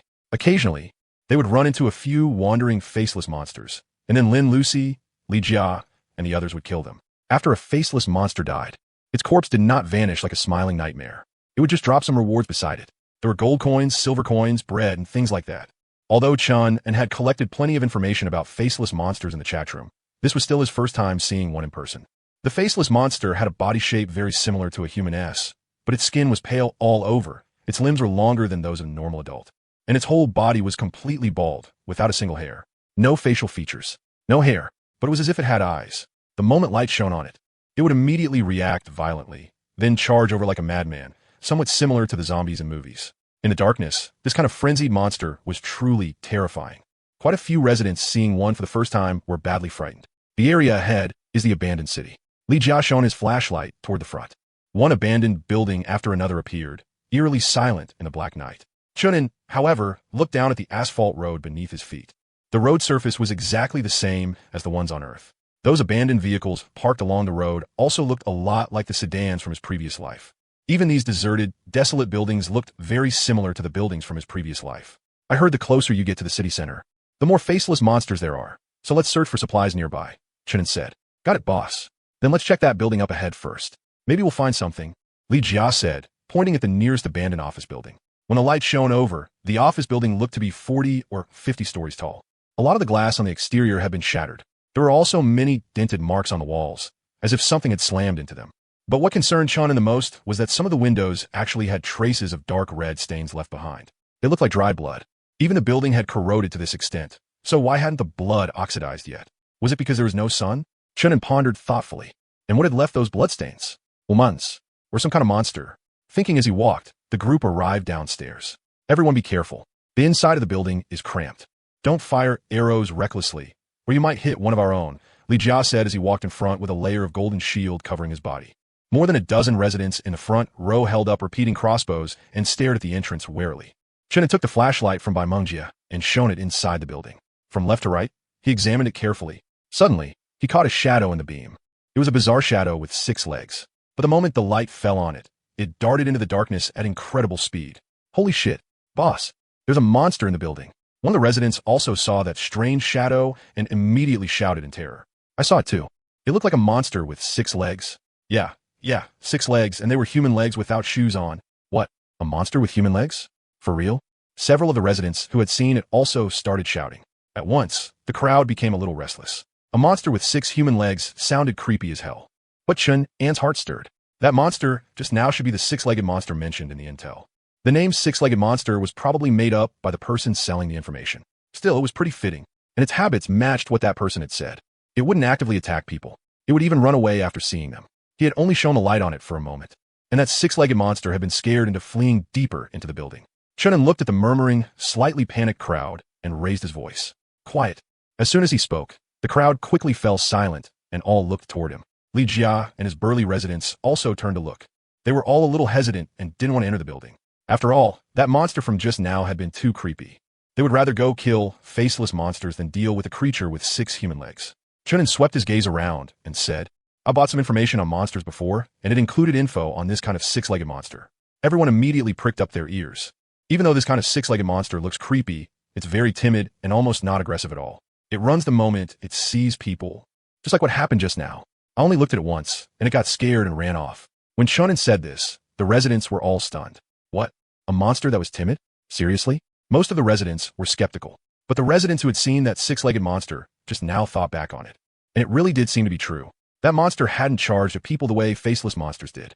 Instead, it had slipped into the darkness. Could it be that this monster really wouldn't attack people? Boss, if this 6-legged monster is that timid, then doesn't that mean we can kill it for resources?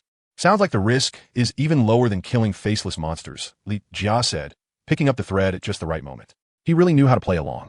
Chunin looked at Li Jia and nodded. That's right. Killing 6-legged monsters is easier than killing faceless monsters, because they only run fast and are almost not aggressive. And killing a 6-legged monster will also make it drop a treasure chest. The kinds of resources you can get from a treasure chest are more varied than what you get from killing other monsters. Killing a six-legged monster makes it drop a treasure chest, and the chest can give more kinds of resources. The moment they heard that, the residents were instantly tempted. Li Jia glanced at everyone's expressions, then tactfully followed up again. Boss, the kinds of resources in the treasure chest may be many, but the amount probably isn't stable, right? Right? It's not stable. It might be a lot, or it might be a little. Chunin nodded. Then if I get a treasure chest, can I sell it directly to you? I only need 1 gold coin. That way it feels way safer than opening it myself and not knowing what I'll get. Li Jia asked. The moment he said that, the residents' thoughts all became active. 1 treasure chest for 1 gold coin? That didn't sound like a bad deal. This kid really is smart. He knows I want to buy treasure chests. Chunin silently gave Li Jia a thumbs up, then deliberately paused for 2 seconds before saying, I'll give you 2 gold coins because the drop rate from a treasure chest is still a bit higher than that of ordinary monsters. So 2 gold coins is more appropriate. Boss, you're righteous. Li Jia shouta acceptably. That emotion wasn't entirely an act. He had guessed earlier that trading 1 treasure chest for 1 gold coin might be a loss, but since he wanted to curry favor with Chunin, he deliberately played along in front of the other residents and said he wanted to sell the chest. In the end, Chunin actually raised the price straight to 2 gold coins. Compared to a treasure chest that might or might not give useful supplies, 2 gold coins was steady income. So of course he was tempted. Although the value had dropped slightly because the shop had refreshed gold coins today, gold coins were still hard currency. After all, upgrading door levels and constructing blueprints both required gold coins, lots of gold coins. So after hearing these terms, the other residents were tempted as well. Boss, if we get treasure chests, can we sell them to you too? Yeah, boss, I want to upgrade my door, but I'm still short a few gold coins. Same here. I don't even have silver coins. I couldn't afford the gold coins the shop refreshed today. Boss, carry us. Godfather, your son wants to go look for treasure chests too. The residents all crowded around Chun and shouted. This was exactly the effect Chunin wanted, with Li Jia guiding things. It was easy to get everyone on the same page. Of course that's fine. As long as you bring me treasure chests. I'll buy every single one for 2 gold coins each. No matter what resources come out of them, I'll take the profit or loss, Chunin promised the crowd. Boss is awesome. Godfather is righteous. Quick, quick, quick. Let's go chase that 6-legged monster from just now. It's definitely still in the building. As the residents got excited, some were already shouting and preparing to rush into the building. Profit moved people's hearts. For 99.9% of people, 2 gold coins was absolutely a windfall. Don't rush. Let's split into teams first. That way if we run into other monsters, especially faceless monsters, it won't be as dangerous. Those things are highly aggressive, and running into them alone would be pretty risky. Li Jia quickly stopped them. The residents calmed down a little, but then they ignored Li Jia and looked straight at Chunin instead. Boss, how should we arrange this? Boss, you gave us the monster intel. Whatever you say, we'll follow. Same here. Li Jia watched this group, and the corner of his eye twitched slightly. Just as expected. As long as a big spender like Chunin was here, these people simply would not listen to him, even though he had built up a bit of prestige before. In the end, it still was not as attractive as real money. Splitting up too much is too dangerous. You can form teams freely, but each team needs at least 5 people. Then search floor by floor for the 6-legged monsters. There might be more than one in this building. Search this whole building first, then we move together to other places. Chunin assigned the plan. That was relatively safer too. The office building was not that large inside. Even if one team on a certain floor ran into danger, everyone else could still regroup in time. We'll listen to the boss. Very quickly, everyone began splitting into groups. Some teamed up with classmates they knew. Some teamed up with people they were close to. In short, the teams were formed fast. If you run into multiple 6-legged monsters, remember to call people over and gang up on them. All right, move out. At Chun An's order, the residents responded and filed into the building. Every team also took out some kind of lighting tool. There were torches, candles, and flashlights. Before this, they had been too reluctant to use them. Of course, some people had only just traded for their equipment a moment ago. In short, they would not easily contribute for the collective. But when it came to their own small team, they would not hold back either. After all, the building was pitch black. Without light, never mind finding monsters. It'd be a problem whether they could even see the road. Seeing this, Li Jia secretly felt that the boss's grouping strategy was actually pretty good. This made the search faster, and it could also stir up the residents' enthusiasm. After all, moving in teams made it easier to snatch treasure chests and resources.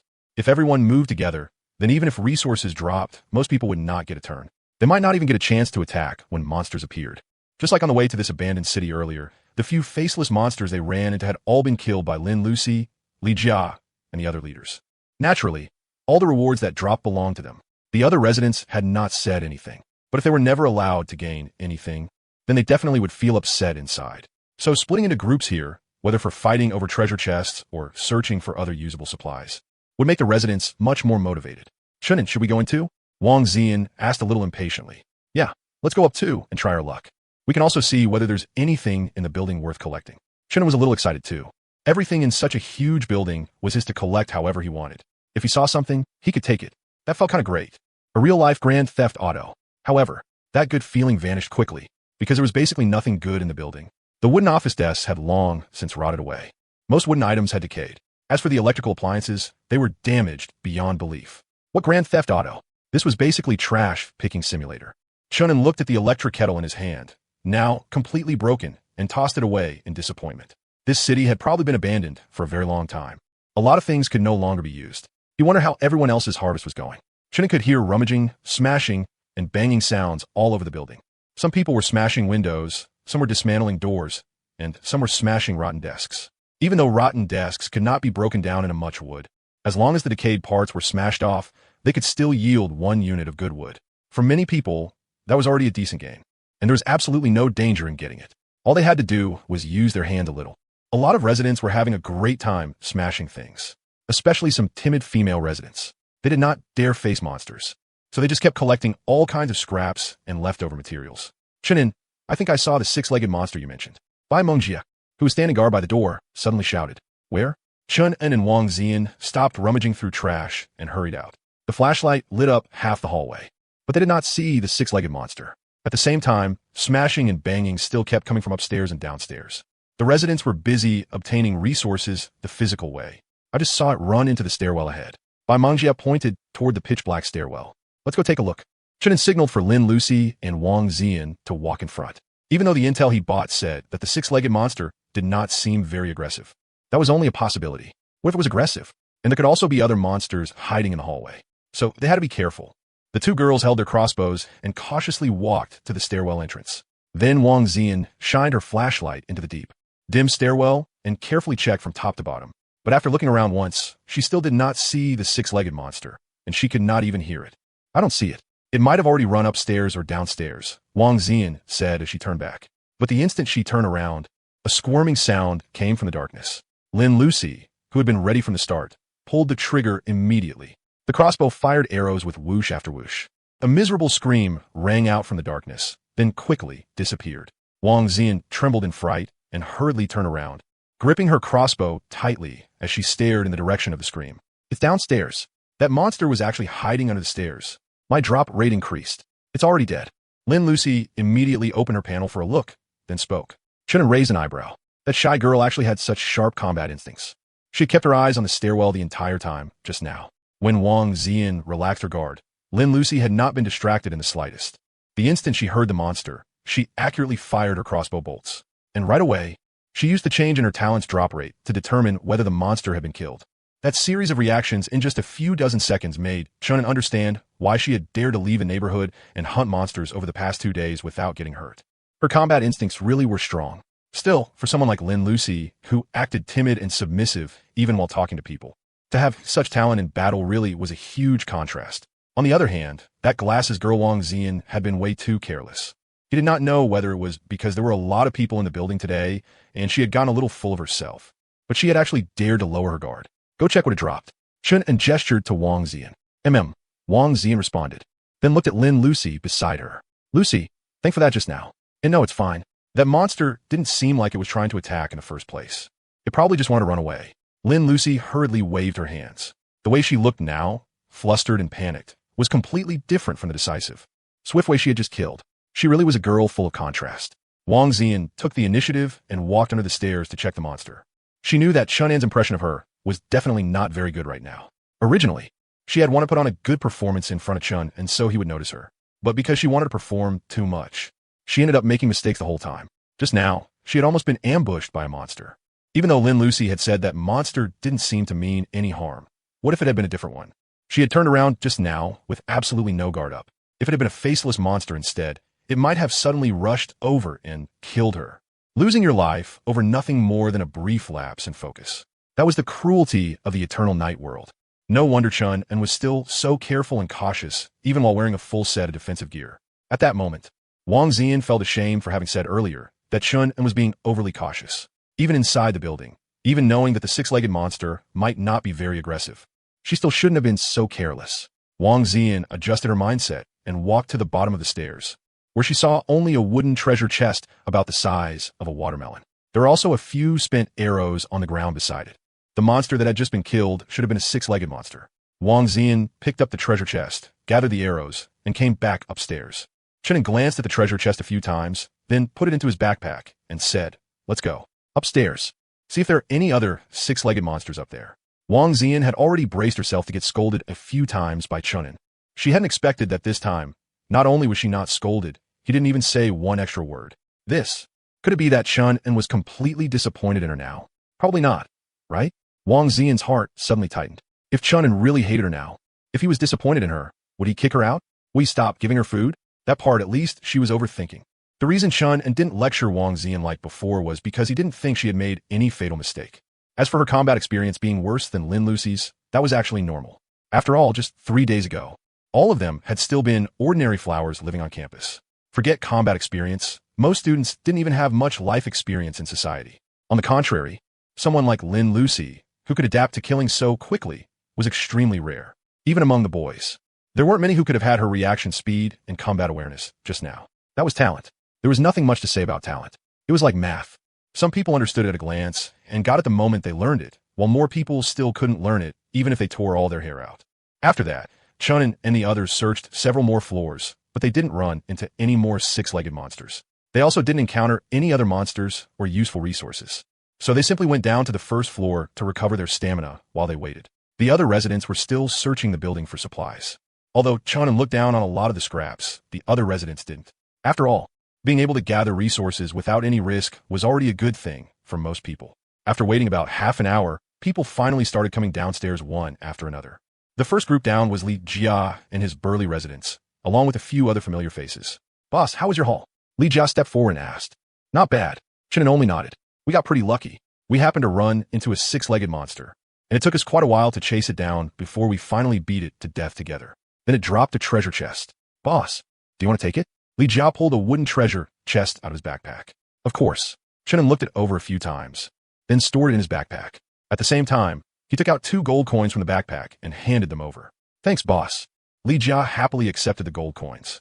The few people behind him all lit up with joy. Even though six-legged monsters ran fast and were hard to chase down, they weren't aggressive. Killing them only wasted a bit more stamina and involved absolutely no danger to their lives. In this dangerous world, something with no life-threatening risk and high returns was absolutely a benefit.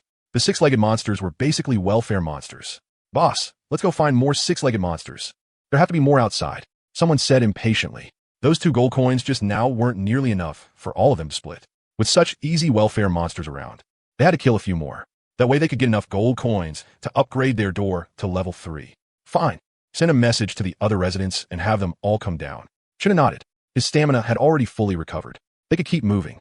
Li Jia and the others immediately started sending messages one by one to their friends. Then they had those friends pass the message along to their other friends. That was the fastest way to notify all the residents to gather. Chunin looked at the chat interface, thoughtful. This kind of communication really was a hassle. If only they could create a group chat. That way, as long as one message was sent to the group, everyone would receive it. There'd be no need to contact people one by one. This world was weird too. Its technology was clearly miraculous enough that just by adding materials, you could upgrade doors and build furniture. Yet whether it was the trading platform or the chat room, both were primitive like early era QQ and WeChat. Chunin muttered inwardly. You couldn't even create a group chat. The trading platform didn't even have a search function. Advanced and backward at the same time. Another dozen or so minutes passed. The residents gradually all arrived. Among them, 2 teams had also gotten 2 treasure chests, and both sold them to Chunin. "Everyone, check the head count. If everyone's here, we'll leave this place," Li Jia directed. Naturally, there was no need for Chunin to handle this kind of small matter personally. Chunin had gathered a force to save himself trouble, not to give himself more of it. A few minutes later, after confirming the numbers were complete, the group walked out of the office building. Their target was clear, another office building not far away. But while they were still some distance off, they saw a few people standing guard at the entrance with clubs and other weapons in hand. Those people also saw Li Jia and the others at the front, and immediately shouted, "We're searching this building right now. Go somewhere else. Otherwise, don't blame us for being rude." The moment those words left their mouths, they used the firelight from the torches to see that Li Jia and the others were actually carrying repeating crossbows. And there were a lot of them. There had to be over 100 people. The key point was that every single one of those 100-plus people had a repeating crossbow. The few of them instantly lost a lot of their nerve. Be brothers, we're all from the same neighborhood, and there are still a lot of abandoned buildings around here. There's no need to fight over this one. A buzz-cut young man stepped forward a few paces and spoke very politely. Huh, arrogant first, humble later. What a joke. Just now you said you'd be rude to us, and now that you've seen we have numbers, suddenly you want to talk reason? In the crowd, a girl sneered mockingly. Chunin subconsciously glanced at that girl. He could vaguely tell she had a pretty good figure, but there was clearly something wrong with her personality. He frowned almost imperceptibly, then withdrew his gaze. The buzz-cut young man's face turned a little ugly after being mocked, but facing so many repeating crossbows, he didn't dare get angry at all. He could only apologize meekly in a low voice. I'm sorry. I spoke carelessly just now, but we really just don't want to come into conflict with fellow human residents. We absolutely didn't mean anything else by it. Li Jia cut him off. No need for the apology. Tell us why you're guarding the building from outside. The rest of our team is inside gathering supplies. We were worried monsters might come in, so we stayed to guard the main entrance, the young man explained. Li Jia stared at the young man, his eyes flickering slightly. He felt like this guy might not be telling the truth. Huh, I think there must be something good in this building, and that's why you're blocking the door and not letting anyone else in. The girl who had spoken earlier let out another cold laugh. Quite a few residents heard that and immediately felt it made sense. There might really be something good in this building. Don't get the wrong idea. What good stuff could there be in an abandoned building? At most, just some wood and iron that can be broken down, the crew-cut young man hurriedly explained. When Li Jia heard that, he instinctively looked toward Chun and in the crowd. He wanted to know what the boss thought. If the boss wanted to go in, then they would fight these people and head inside to see what was going on. With their weapons and numbers, taking down these people without losses would be easy enough. But Chunin gave a slight shake of his head. Seeing that, Li Jia withdrew his gaze and looked at the crew-cut young man. Yeah, that makes sense. By the way, how long have you been here? Do you know where nearby has the most resources? This is our first time here too, so we're not too sure. The crew-cut young man shook his head, then added, but I heard this place is on the outskirts of the city. If you go toward the city center, there should be more resources, since there are some large supermarkets and shopping streets over there. Oh, you heard? From who? Li Jia asked. I saw it in the chat room. I'm not sure if it's true either, the crew-cut young man explained. Li Jia did not ask any more questions. He just turned his head and said, let's go. We'll check the office building next door. Most of the residents had no objections. After all, if a conflict broke out, people would die. They were not bandits or murderers. They did not want to kill casually. And aside from blocking them, these people had not attacked them, so they could not really be counted as enemies. Most importantly, there was no conflict of interest between them. As the crowd shifted, Chunin turned back to glance at the crew-cut young man and narrowed his eyes slightly. He had no idea whether the crew-cut young man had deliberately guided them toward the city center. If he had done it on purpose, then that proved the man was vicious and up to no good. Because according to the information Chun had bought before, the closer one got to the city center, the more faceless monsters there were. There were even some more terrifying monsters. Things that could kill a person in an instant. Even the ones selling the intelligence did not know for sure what those monsters were. So if the crew-cut young man knew perfectly well that the city center was full of monsters and still deliberately lied to send them there, then he was clearly malicious. Pure evil. Damn, that scared me to death. Good thing Brother Huang reacted fast. If that group found out there were several six-legged monsters in our building, they'd definitely fight us for them. Obviously, six-legged monsters can drop treasure chests. How the hell are these guys so rich? Every single one of them has a repeating crossbow. Are they even human? One of them probably has some insanely overpowered support-type talent. Watching Li Jia's group leave, the people around the crew-cut young man all let out long sighs of relief and started talking among themselves. But after hearing them, the crew-cut young man only snorted. So what if they're rich? If they dare go to the city center, they're dead for sure. Hearing that, the others exchanged looks and could not help laughing too. That's right. Forget the city center. Just a few more kilometers ahead, the number of faceless monsters will explode. As soon as they make any noise, they'll attract hundreds or even thousands of monsters a minute. At that point, even if every one of them has a repeating crossbow, they still won't be able to kill them all. They dared threaten us. They deserve to die here. Keeping a group this strong around is also a threat to the tolls we collect. Best if they all die here. By the way, Brother Huang, should we talk it over with Brother Huang and then follow those fat sheep? If they really dare go to the city center, maybe we can use the chance to ambush them and steal their crossbows. If we get those crossbows, then our word will be law in the residential complex. The group kept discussing and offering plans, acting completely different from their earlier timid selves. I'll contact Brother Huang. As the crew-cut young man spoke, he opened his panel. But right at that moment, sharp whooshing sounds suddenly rang out from the darkness. These people did not even have time to send a message before bolts from repeating crossbows struck them one after another, and they fell to the ground screaming. Some were hit in the head and died on the spot. At the same time, a group of people carrying repeating crossbows walked out of the darkness. It was Li Jia and the others who had just left. WY. The crew-cut young man had dozens of bolts stuck in him and was down to his last breath. Yet he still stared at Li Jia with hatred and unwillingness. He could not understand it. Hadn't this group already left? Why had they suddenly come back just to kill them? They had no grudge against each other. So why the hell? Huh, you took us for fat sheep. Did you really think we were idiots? A pretty girl with a slim figure walked out holding a repeating crossbow, her face full of cold mockery. She was the same girl who had been speaking in a mocking, provocative tone the whole time before. Impossible. The crew-cut young man's face was full of disbelief, as if he could not figure out how they knew what he was thinking. But after saying only that, he breathed his last.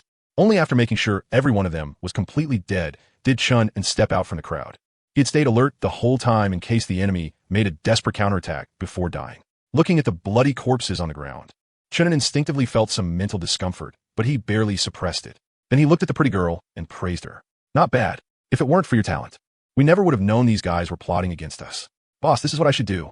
The girl smiled sweetly, then picked up the spike club beside the crew-cut young man's corpse and casually pulled the bolts out of his body as well. She showed not the slightest disgust or aversion toward the corpse. What a strong mindset. Chun sighed inwardly.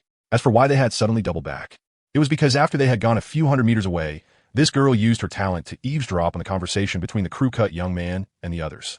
When everyone heard that these people had deliberately tried to trick them into going to the city center and had even treated them like fat sheep and fools, they were furious. So Chun followed the will of the group, doubled back, and took them out. After recovering the bolts, Li Jia turned back and asked classmate Bai Lu, "How far does your talent's detection range go? Can you check how many people are still in the building? I'll give it a try."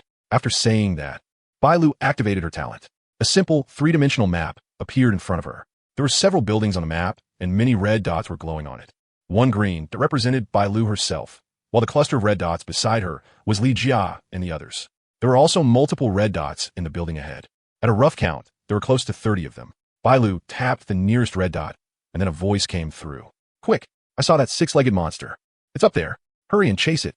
Fuck, block the stairwell. Don't let those two beasts get away." Bai Lu looked at Li Jia and said, "These red dots are people." That was her talent, a detection ability similar to radar. It could not only manifest the surrounding terrain, but also detect enemy positions and even eavesdrop from long range on what the other side was saying at that exact moment. Even Chun had been shocked the first time he saw it. Although the map was extremely simple, and the red dots on it could not distinguish between humans and monsters, as long as they listened to the voices, they could tell whether the target was a monster or not. In this world of eternal night, it's basically like turning on God's eye view and X-ray vision. "Boss, what do you think? Should we take them out?" Li Jia looked at Chunin and asked. The others were all itching for a fight too. Originally, they hadn't wanted to kill anyone. But since this bunch of bandits had taken them for easy prey and wanted to rob them, then screw them.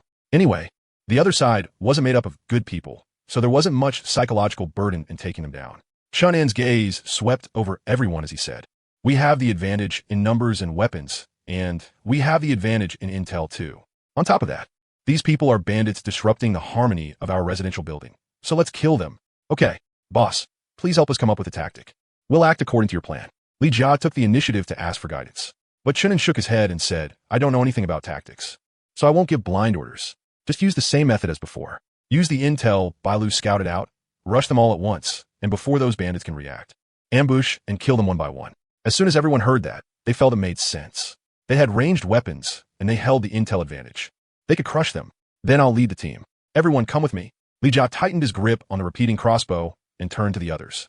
Those with defensive talents, use them on the front line first. Those with support talents, stand in the back and output damage. Everyone else, don't shoot arrows carelessly and risk hitting our own people. Now enter the building. After a simple round of arrangements, Li Jia led everyone into the building. They had to kill the bandits inside before they could react. Otherwise, once they realized the people guarding the entrance were dead, they would definitely be on high alert. At that point, it might turn into a hard fight. Most of the residents went into the building. Only Chun and Wang Zian, Lin Lucy, and a few other residents whose talents had no combat power at all stayed outside. Chun would never personally take that kind of risk, because he had no idea whether there might be someone among those bandits with some absurd scouting talent like Bai Lu's, someone who could directly identify him, the boss. Or maybe someone had a self-destruct type talent, which would be even more dangerous. Waiting downstairs, if he saw anything going wrong, he would immediately take his residence and run. Does everyone in the building have to be killed? Could there be some innocent people among them? Bai Mengjia hesitated for a long time before finally saying that. She just felt Li Jia's arrangement was a little too aggressive. At a time like this, who has the time to sort out who's good and who's bad? Before Chunin could speak, Wang Zian looked at Bai Mengjia and said with some displeasure. Just like earlier, if we hadn't killed those people right away, and if we'd given them a chance to fight back, maybe one of them had a talent that could have hurt us. It's the same now. If we waste time trying to distinguish good from bad, then the other bandits will have time to prepare. Compared to wrongly killing one or two possible good people, of course the safety of our own people matters more. After hearing that, Bai Mengjia felt it made sense. Although she couldn't bear it a little, she also knew she couldn't let the people on her floor die for the sake of strangers. The other residents also started speaking up in agreement. Sister-in-law is right. Besides, what good people could there be among these bandits? When they forced our residents to hand over gold coins, I didn't see any good person step out to help speak for us. Exactly. This morning alone, that group of bandits extorted 1 gold coin from me. That was my hard-earned money, something I barely scraped together by risking my life killing monsters. If my talent were stronger and I hadn't used up so much stamina, I want to go up there and kill them myself right now. Most of the residents hated the bandits to the bone. Chunin looked at Wang Zian and nodded to himself in satisfaction. This glasses girl was finally starting to adapt to this cruel world. He still remembered that yesterday, stiff and conservative as she was, she believed that even if she died, she couldn't stay in the same room as a strange man. And now, in less than 2 days, her way of thinking had already become this pure. She even dared to kill people. Luckily, Teacher Bai was just kind by nature, not some brainless saintly woman. Otherwise, he'd really have to think about whether to let her into his room. Only after seeing that Bai Mengjia didn't argue with Wang Zian did Chunin feel satisfied. In his previous life, Chunin would have liked kind people a lot. But in this cruel world, brainless kindness wouldn't just harm yourself, it would get the people around you killed too. If it was normal kindness with boundaries, then of course that was fine too. Actually, Chunin also liked having lawful good types around him. Otherwise, he wouldn't even be able to sleep peacefully. Sitting on the steps nearby, Chunin opened the chat interface and sent Jiang Lai a message, telling her that when she sold repeating crossbows, she could also accept silver coins in trade. He needed to collect silver coins, because today, the shop could exchange silver coins for gold coins. Although his quota had been used up, there were still over 100 residents on this floor. They definitely didn't have enough silver coins to exchange for gold coins. So Chunin planned to use his authority as the boss to buy up all those and use quotas. This was the benefit of controlling population, resources, and power.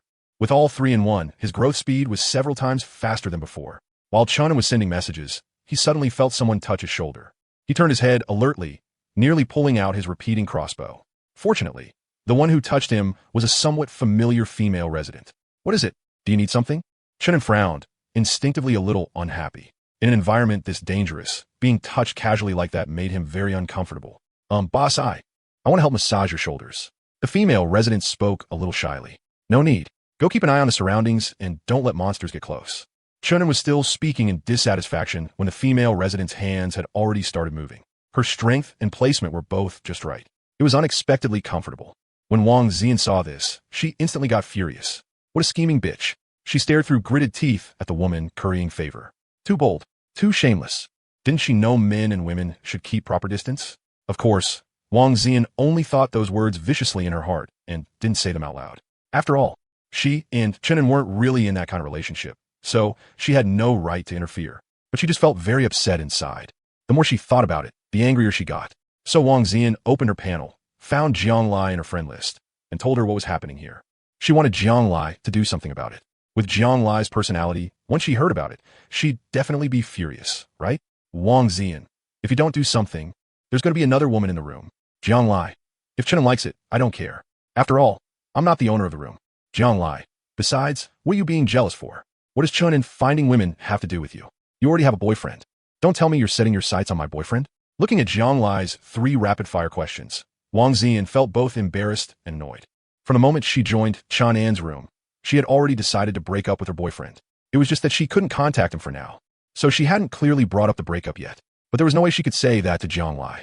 Otherwise, with Jiang Lai's sharp tongue, she would definitely mock and ridicule her in that passive-aggressive way. Damn Jiang Lai, why do you only target me? Can't you see the other women are about to steal your place?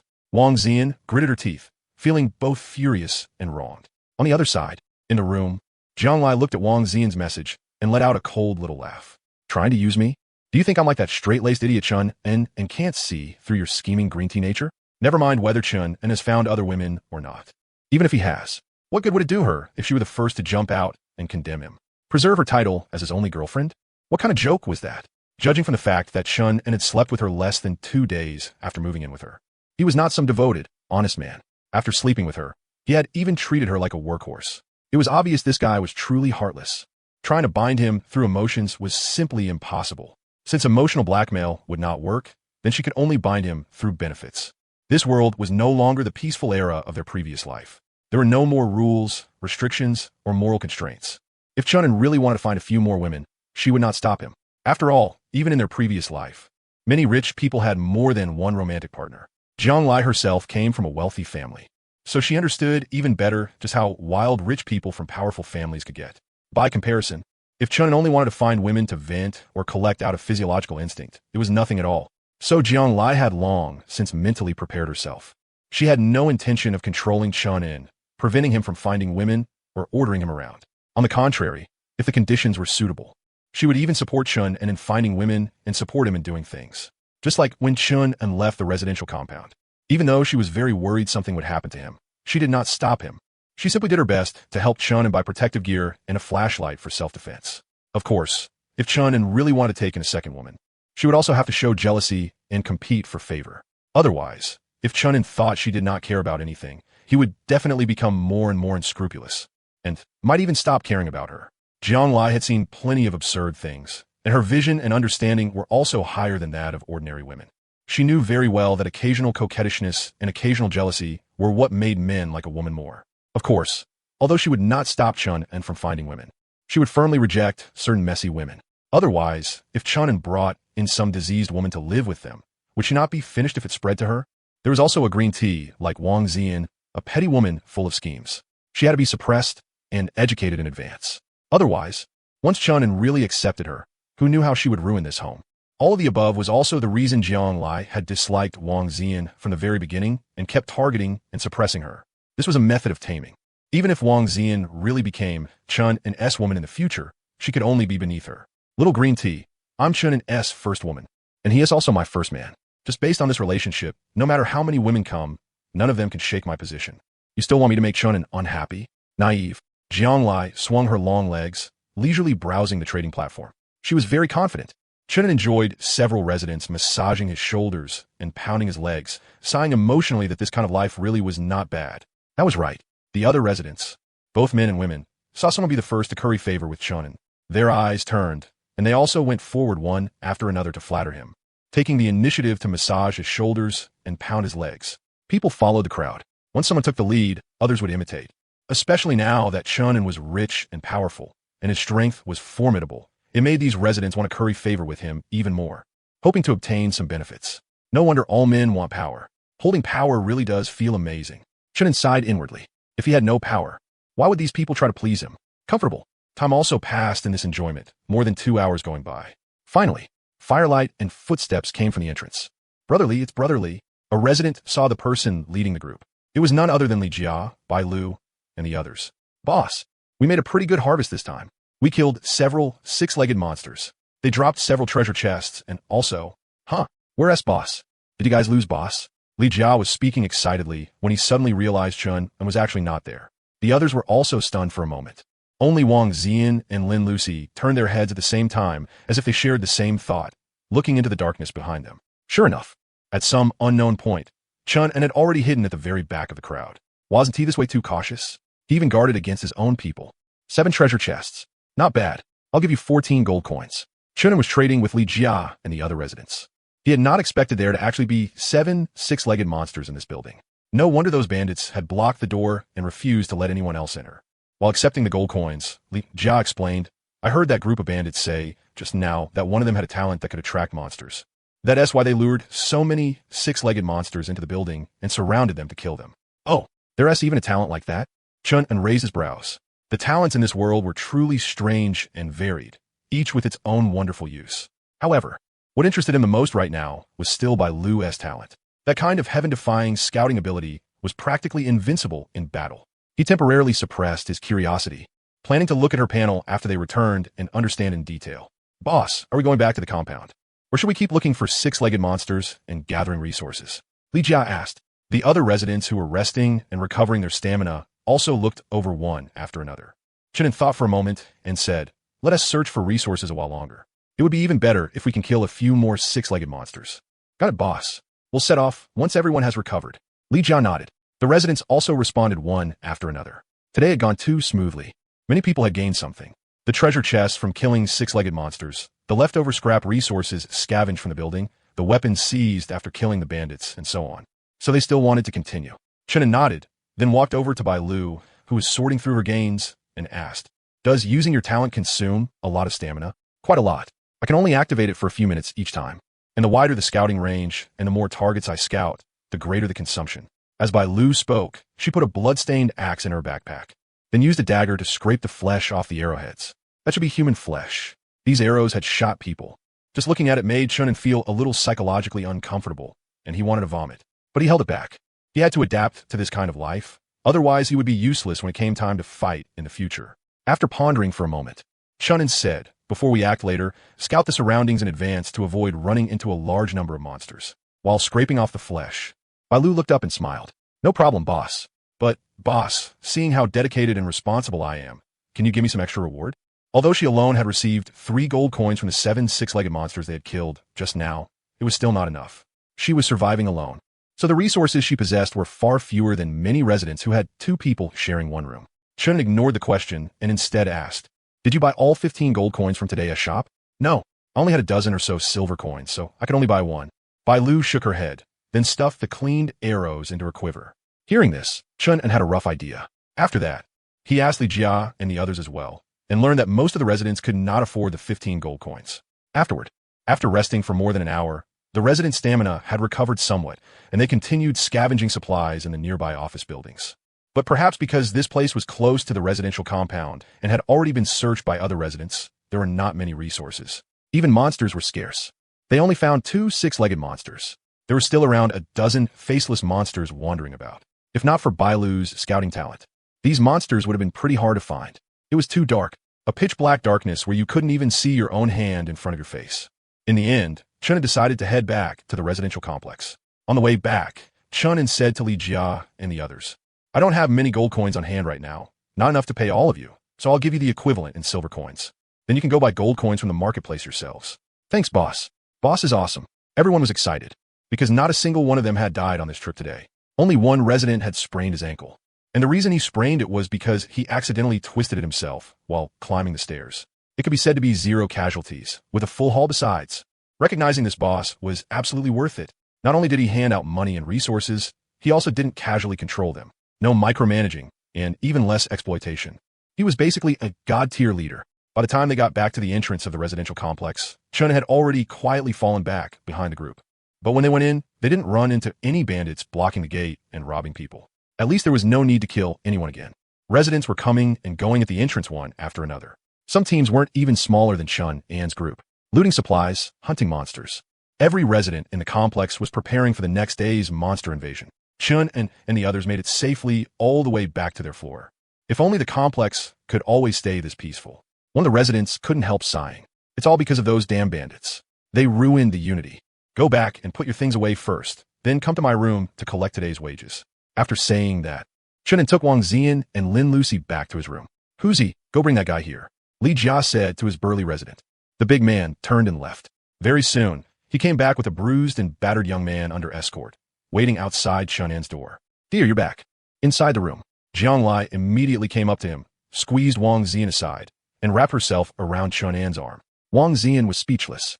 This annoying Jiang Lai was always targeting her.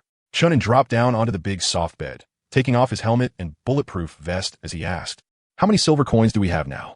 "More than 5,000. That many?" Chunin was a little surprised. Looks like during the few hours he had been out, Jiang Lai hadn't slacked off at all and had been trading the whole time. MHM.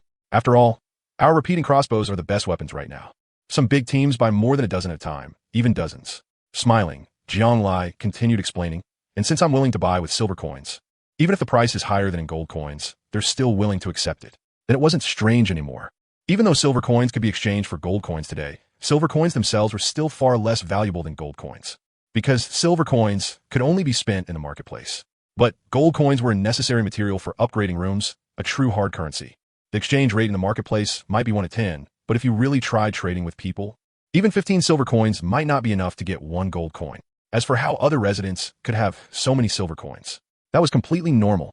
All of humanity had transmigrated over. The population base was just too massive, nearly 10 billion people.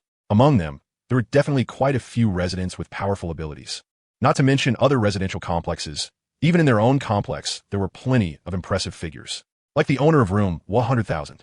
His team's intelligence gathering ability was very strong. They had new information for sale every day, and it was extremely accurate. Like today's intel on the six-legged monsters. And before that, intel on the faceless monsters and nearby resources, and so on.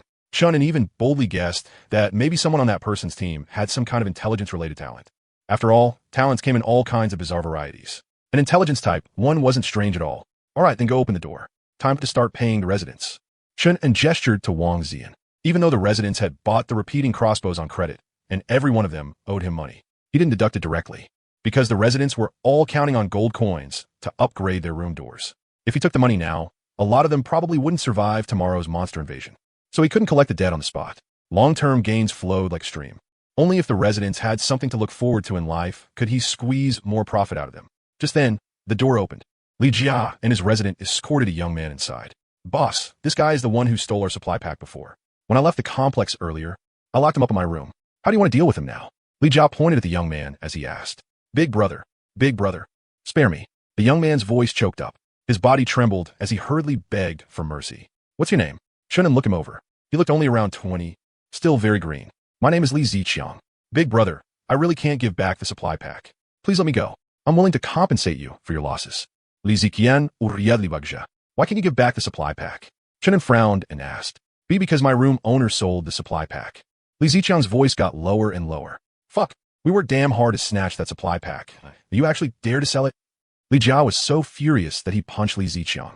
That was a supply pack that could have been traded for a level 4 room door. And just like that, it was gone. Li Jia's burly resident was even glaring at Li Ziqiang with a face full of rage. Chunin was also a little annoyed. But the supply pack was already gone, so saying any of this was pointless. I was wrong. I really know I was wrong. I'll never dare steal your things again. My room owner and I are willing to offer 2 gold coins, 3 silver coins, and 5 units of iron blocks to compensate for your losses. Li Ziqiang covered the arm that had been hit and didn't dare resist at all. Chunin said coldly, Your life is worth only this much? Big brother, it's not that I don't want to give more. It's that my room owner can only come up with this much. He already used the other gold coins and materials from selling the supply pack to upgrade to a level 3 room door. Li Ziqiang explained miserably on the verge of tears. He felt wrong too. If he had known earlier, he never would have sent the supply pack back. He had begged his room owner for a long time before the other man was finally willing to bring out these few gold and silver coins to ransom him. There was no helping it. He was only a resident. Without authorization from the room owner, he simply couldn't use any resources at all. Chunin frowned and thought for a moment, then looked at Li Jia and said, Have your resident take him outside first. I'll settle today's wages with you. All right, Li Jia answered. His burly resident was tactful enough to twist Li Ziqiang around and drag him out. You and your resident get 1 gold coin each, 1 bottle of water each, and 1 loaf of bread each. That's the base pay. As Chunin spoke, he took out 20 silver coins for bottles of water and 4 loaves of bread from his backpack, then added, but you contributed a lot, so on top of the base pay, I'll give you 2 extra bottles of water and 2 extra loaves of bread. And the debt for what you bought on credit before is cleared too. Thank you, boss. Li Jia accepted the silver coins and supplies with satisfaction. This was already quite a lot, because he had bought 1 repeating crossbow on credit and refilled crossbow bolts, owing Chunin a total of 4 gold coins. Counting it all up, Chunin was basically paying him 6 gold coins in wages, plus 4 portions of food and water. And this was only the wages. He still had the income from selling treasure chests, as well as the supplies from killing monsters and searching. It was completely enough to upgrade the door to level 3. It was just that damned thief Li Ziqiang who was too infuriating. Otherwise, he could have gotten 1 more reward for a level 4 door. Damn it. The more he thought about it, the angrier he got. He would beat him up again later. As for that Li Ziqiang, squeeze him a bit more and see if he can get more ransom out of him. Once we get the money, we split it 50-50. Chunin said, Okay, boss. I'll go squeeze him right now. After Li Jia finished speaking, he hurried off impatiently to do it. Chunin also revealed a smile. A 50-50 split of the ransom was a huge profit for him. After all, he was getting money while lying down. If he had to trade with gift packs instead, he would have had to put up another share of resources to upgrade a level 4 door. But now, this was pure freeloading. Next, the other residents also lined up to collect their pay. Each person was guaranteed at least 10 silver coins, 1 bottle of water, and 1 loaf of bread. Those who had contributed more in battle got extra food and water, or even silver coins. The residents had originally been nervously wondering whether Chunin would deduct their wages to pay off their debts. But Chunin did not. Instead, he paid them directly in cash. The only requirement was that they had to buy up all the gold coins in the shop. Chun and would provide silver coins for the purchase, and they would hand him the extra. The residents, grateful for Chun An's generosity, naturally did not refuse. After all, they could not afford gold coins in the first place, so they might as well trade them to the boss and build some favor. But as more and more residents made trades, they could not help but be shocked. Boss could actually take out this many silver coins?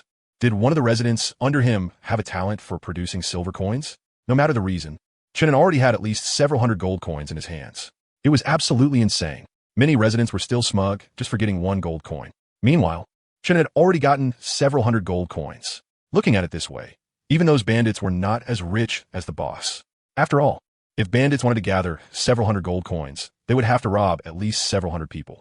And the gold coins they robbed would also be split among hundreds of people. It was impossible for all of it to go to one person. So who was richer and who was poorer was obvious at a glance. The residents gained a completely new understanding of Chun An's wealth. At the same time, they became even more determined to cling tightly to this thigh. Just a tiny bit leaking out from between the boss's fingers was enough to stuff them full. Classmate Bai Lu, you contributed quite a lot today, so you'll get an extra 10 silver coins, 1 bottle of water, and 1 loaf of bread. Chun looked at Bai Lu and gave her double supplies. Her scouting talent had played a huge role in dealing with the bandits. Bai Lu pulled her gaze back from the big bed, took the supplies, and said with a bright smile, "Thank you, boss." Chun nodded faintly and was just about to call the next person when he heard Bai Lu ask with a grin, "Boss, do you still need residents in your room? I want to join your room too and be your girlfriend." The gazes of Jiang Lai and Wang Zian instantly shot over in unison. There was actually such a shameless woman. Right in front of them, without the slightest attempt to hide it, she said she wanted to be Chun An's girlfriend. This was not an ordinary resident, but a girlfriend. Even Chun An was slightly stunned. He really had thought about taking Bai Lu in. After all, this woman's scouting talent was very strong. But what he had in mind was building some feelings first, then asking whether she was willing to join the room after everyone got more familiar. Because the room could not fit more people now. A mere 15 square meters already had 4 people living in it. Counting teacher Bai, that would make 5. Add one more, and it would really be too crowded. But he had not expected Bai Lu to be this proactive. At the same time, Manga, who was waiting outside the door to collect her pay, also heard Bai Lu's words.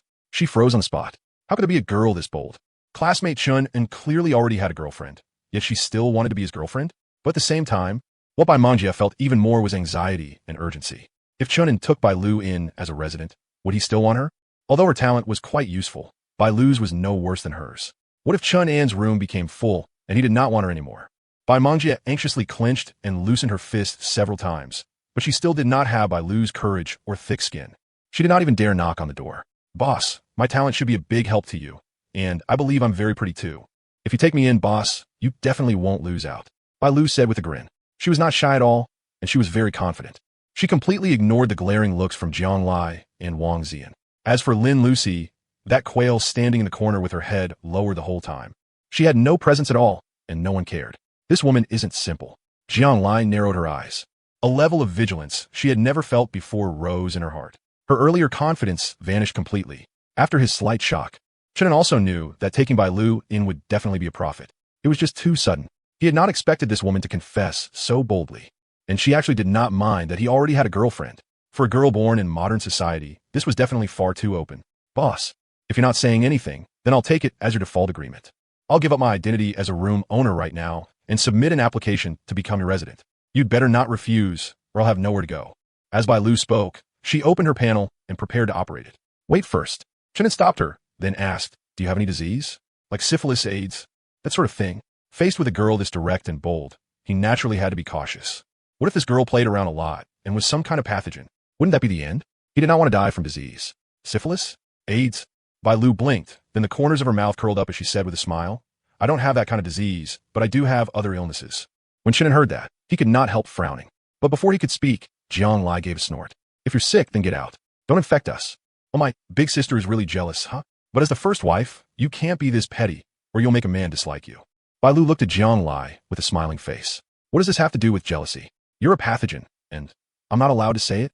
Jiang Lai's face was cold, and she increasingly felt that this woman was a huge threat to her. Thick-skinned, good with words, and her looks were good too. If the sense of crisis Wang Zian gave her was 1, then Bai Lu was at least above 5. The two were not even in the same league. Most importantly, Jiang Lai felt that this woman would very likely affect her position as the big sister.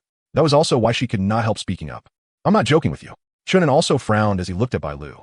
The room was already small, so if a pathogen came in, it would instantly turn into a poison den.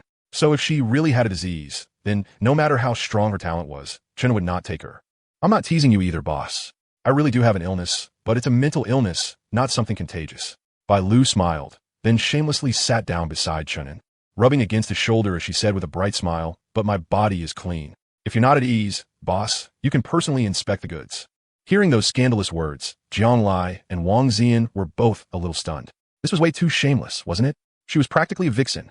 Lin Lucy lowered her head even more, obviously embarrassed too. A mental illness? Chenin frowned in confusion. Then he remembered how outside the apartment complex earlier, Bai Lu had stirred up the residents and urged them to attack those robbers. Back then, he had already felt that something was off about this woman. She seemed like she was deliberately trying to start trouble. It had to be known that those robbers hadn't shown any hostility at the time.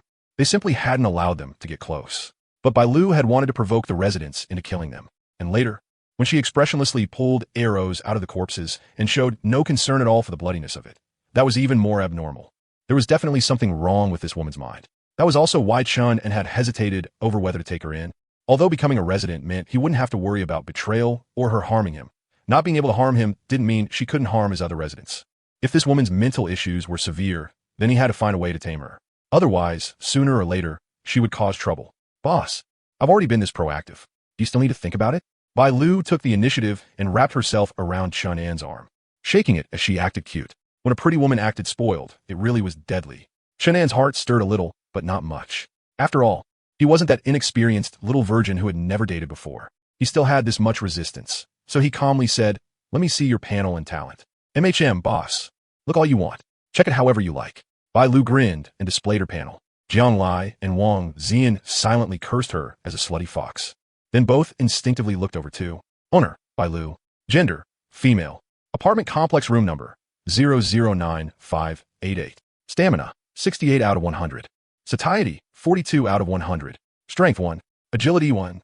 Intelligence 2. Talent, God's Eye View, level 1.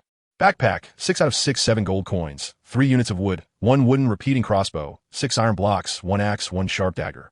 God's Eye View, level 1 you will gain 1 point of intelligence. After using this talent, you can scout the terrain and all units within 100 meters around you, and you can eavesdrop on sounds made by the units you have already scouted. This talent was really amazing, Jiang Lai thought to herself. Scouting units within 100 meters. In this pitch-black world of eternal night, it was way too useful. No wonder Chun and had hesitated. If emotions were set aside and they only talked about benefits, she would also choose to accept Bai Lu as a resident. With Bai Lu's talent, the safety of going out in the future would improve by a lot. Speaking of which, can your scouting detect invisible people? Chun suddenly remembered that Li Ziqiang, the guy who had stolen his gift pack before, could turn invisible. I haven't tried it. Bai Lu shook her head slightly. Because activating her talent consumed a lot of stamina, she hadn't turned on her scouting when her gift pack was stolen earlier. Chun directly opened his own panel and sent Li Jia a message. Owner of room 009527. Has Li Ziqiang been released? If not, bring him here first. I want to run an experiment. Li Jia. Okay, coming right away. Then, in less than a minute, someone knocked on the door. When he said right away, he meant right away. Boss, I'm here. Wang Zian opened the door and was slightly stunned when she saw Li Jia and Li Ziqiang. Because Li Ziqiang now had several bruises on his face, and even his eye sockets were swollen purple. He had clearly been beaten badly. Be big brother what? What experiment do you want to do? Li Ziqiang sualuba nervously. Chenin couldn't be bothered to explain and directly said, now, use your talent. Huh? Li Ziqiang had only just frozen for a moment when Li Jia smacked him across the head. Boss told you to use your talent. You don't understand human language? I know. Li Ziqiang looked like he wanted to cry, then quickly activated his talent. Just like that, right under everyone's eyes, his body turned invisible. He was completely impossible to see with the naked eye. Even the sound of his breathing couldn't be heard. If Li Jia weren't still able to feel him with his hand, he would have thought the guy had disappeared completely. Chenin looked at Bai Lu again. She had already very consciously activated her talent. The surrounding terrain manifested into a mini-map, and red dots appeared one by one. But Chenin counted them. There were only 6 red dots in the room. That meant Li Ziqiang couldn't be detected after turning invisible. Looking at it this way, scouting was a little weaker than he had thought. While thinking that, Chenin said, cancel the invisibility, then open your panel and let me look at your talent. Even though Li Ziqiang was very confused and very unwilling, after glancing at the fierce-looking Li Jia behind him, he hurriedly, obediently opened his panel. He had really been beaten into fear. That bastard Li Jia really did hit hard. Stealth. Level 1 you will gain 1 point of agility. After activating this talent, you will enter a hidden state. In this state, the The sounds you make will be hard to hear, but your stamina consumption will increase greatly. Chen only looked at it a few times before having Li Jia take Li Ziqiang away. His talent was pretty good too. Stealth wasn't exactly strong, but with the bonus point in agility, ordinary people in the early stage wouldn't be able to catch up to him. And after going into stealth, it also came with sound suppression and anti-detection effects. That made it pretty strong. Still, it was only better at saving his life and ambushing people. Chen sent Li Jia another message, telling him to personally escort Li Ziqiang back later and keep an eye on his room number. It was worth keeping note of him. Maybe he'd be useful later. Boss, are you looking down on me now? Bai Lu asked pitifully. Not that far. Chen shook his head. People with stealth talents definitely won't be common anyway, so the practicality of scouting is beyond doubt. Besides, if your talent reaches level 2, maybe it'll gain the effect of detecting stealth. As Chen spoke, he looked again at the upgrade requirements for Bai Lu's talent. God's Eye View. Level 1 you will gain 1 point of intelligence. After using this talent, you can scout the terrain and all normal units within 100 meters around you, and you can eavesdrop on sounds made by the units you have already scouted. Upgrade requirements. 200 gold coins, scout 200 units, completed, and complete 1 designated mission. Designated mission. Kill 10 humans, completed 3 out of 10. The upgrade conditions were actually this simple. Chen was a little surprised. Could it be because this talent was relatively weaker, so the upgrade requirements were simpler too? Simple? Bai Lu blinked. Not even mentioning the designated mission. Just 150 gold coins alone was something she might not be able to save up in a month. After all, she still had to upgrade her door, buy food, and so on. She couldn't exactly stop eating, stop drinking, stop upgrading, and just save money, could she? Gold coins that were hard for Bai Lu to save up were actually much easier for Chen. After all, he already had over 1,000 gold coins. But killing 10 humans, that requirement was way too outrageous. Chen couldn't help frowning. No wonder this woman had kept instigating things earlier. She had probably been harboring the intention to kill from the very beginning, and she had already killed 3 people. That made Chen even more wary. Damn this hellish world. To upgrade a talent, actually have to kill someone? Wasn't that encouraging humans to turn on each other? Could it be that when the time came, his own designated missions would also require killing? If every designated mission was about killing, then the whole residential complex would probably fall into chaos. Thinking of that, Chen felt a sense of crisis too, so he looked at Bai Lu and said, "Give up your homeowner status and apply to join my room." "Okay, dear." Bai Lu giggled, and even the way she addressed him had already changed.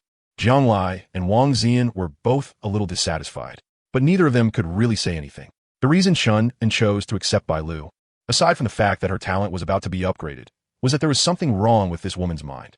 Very twisted.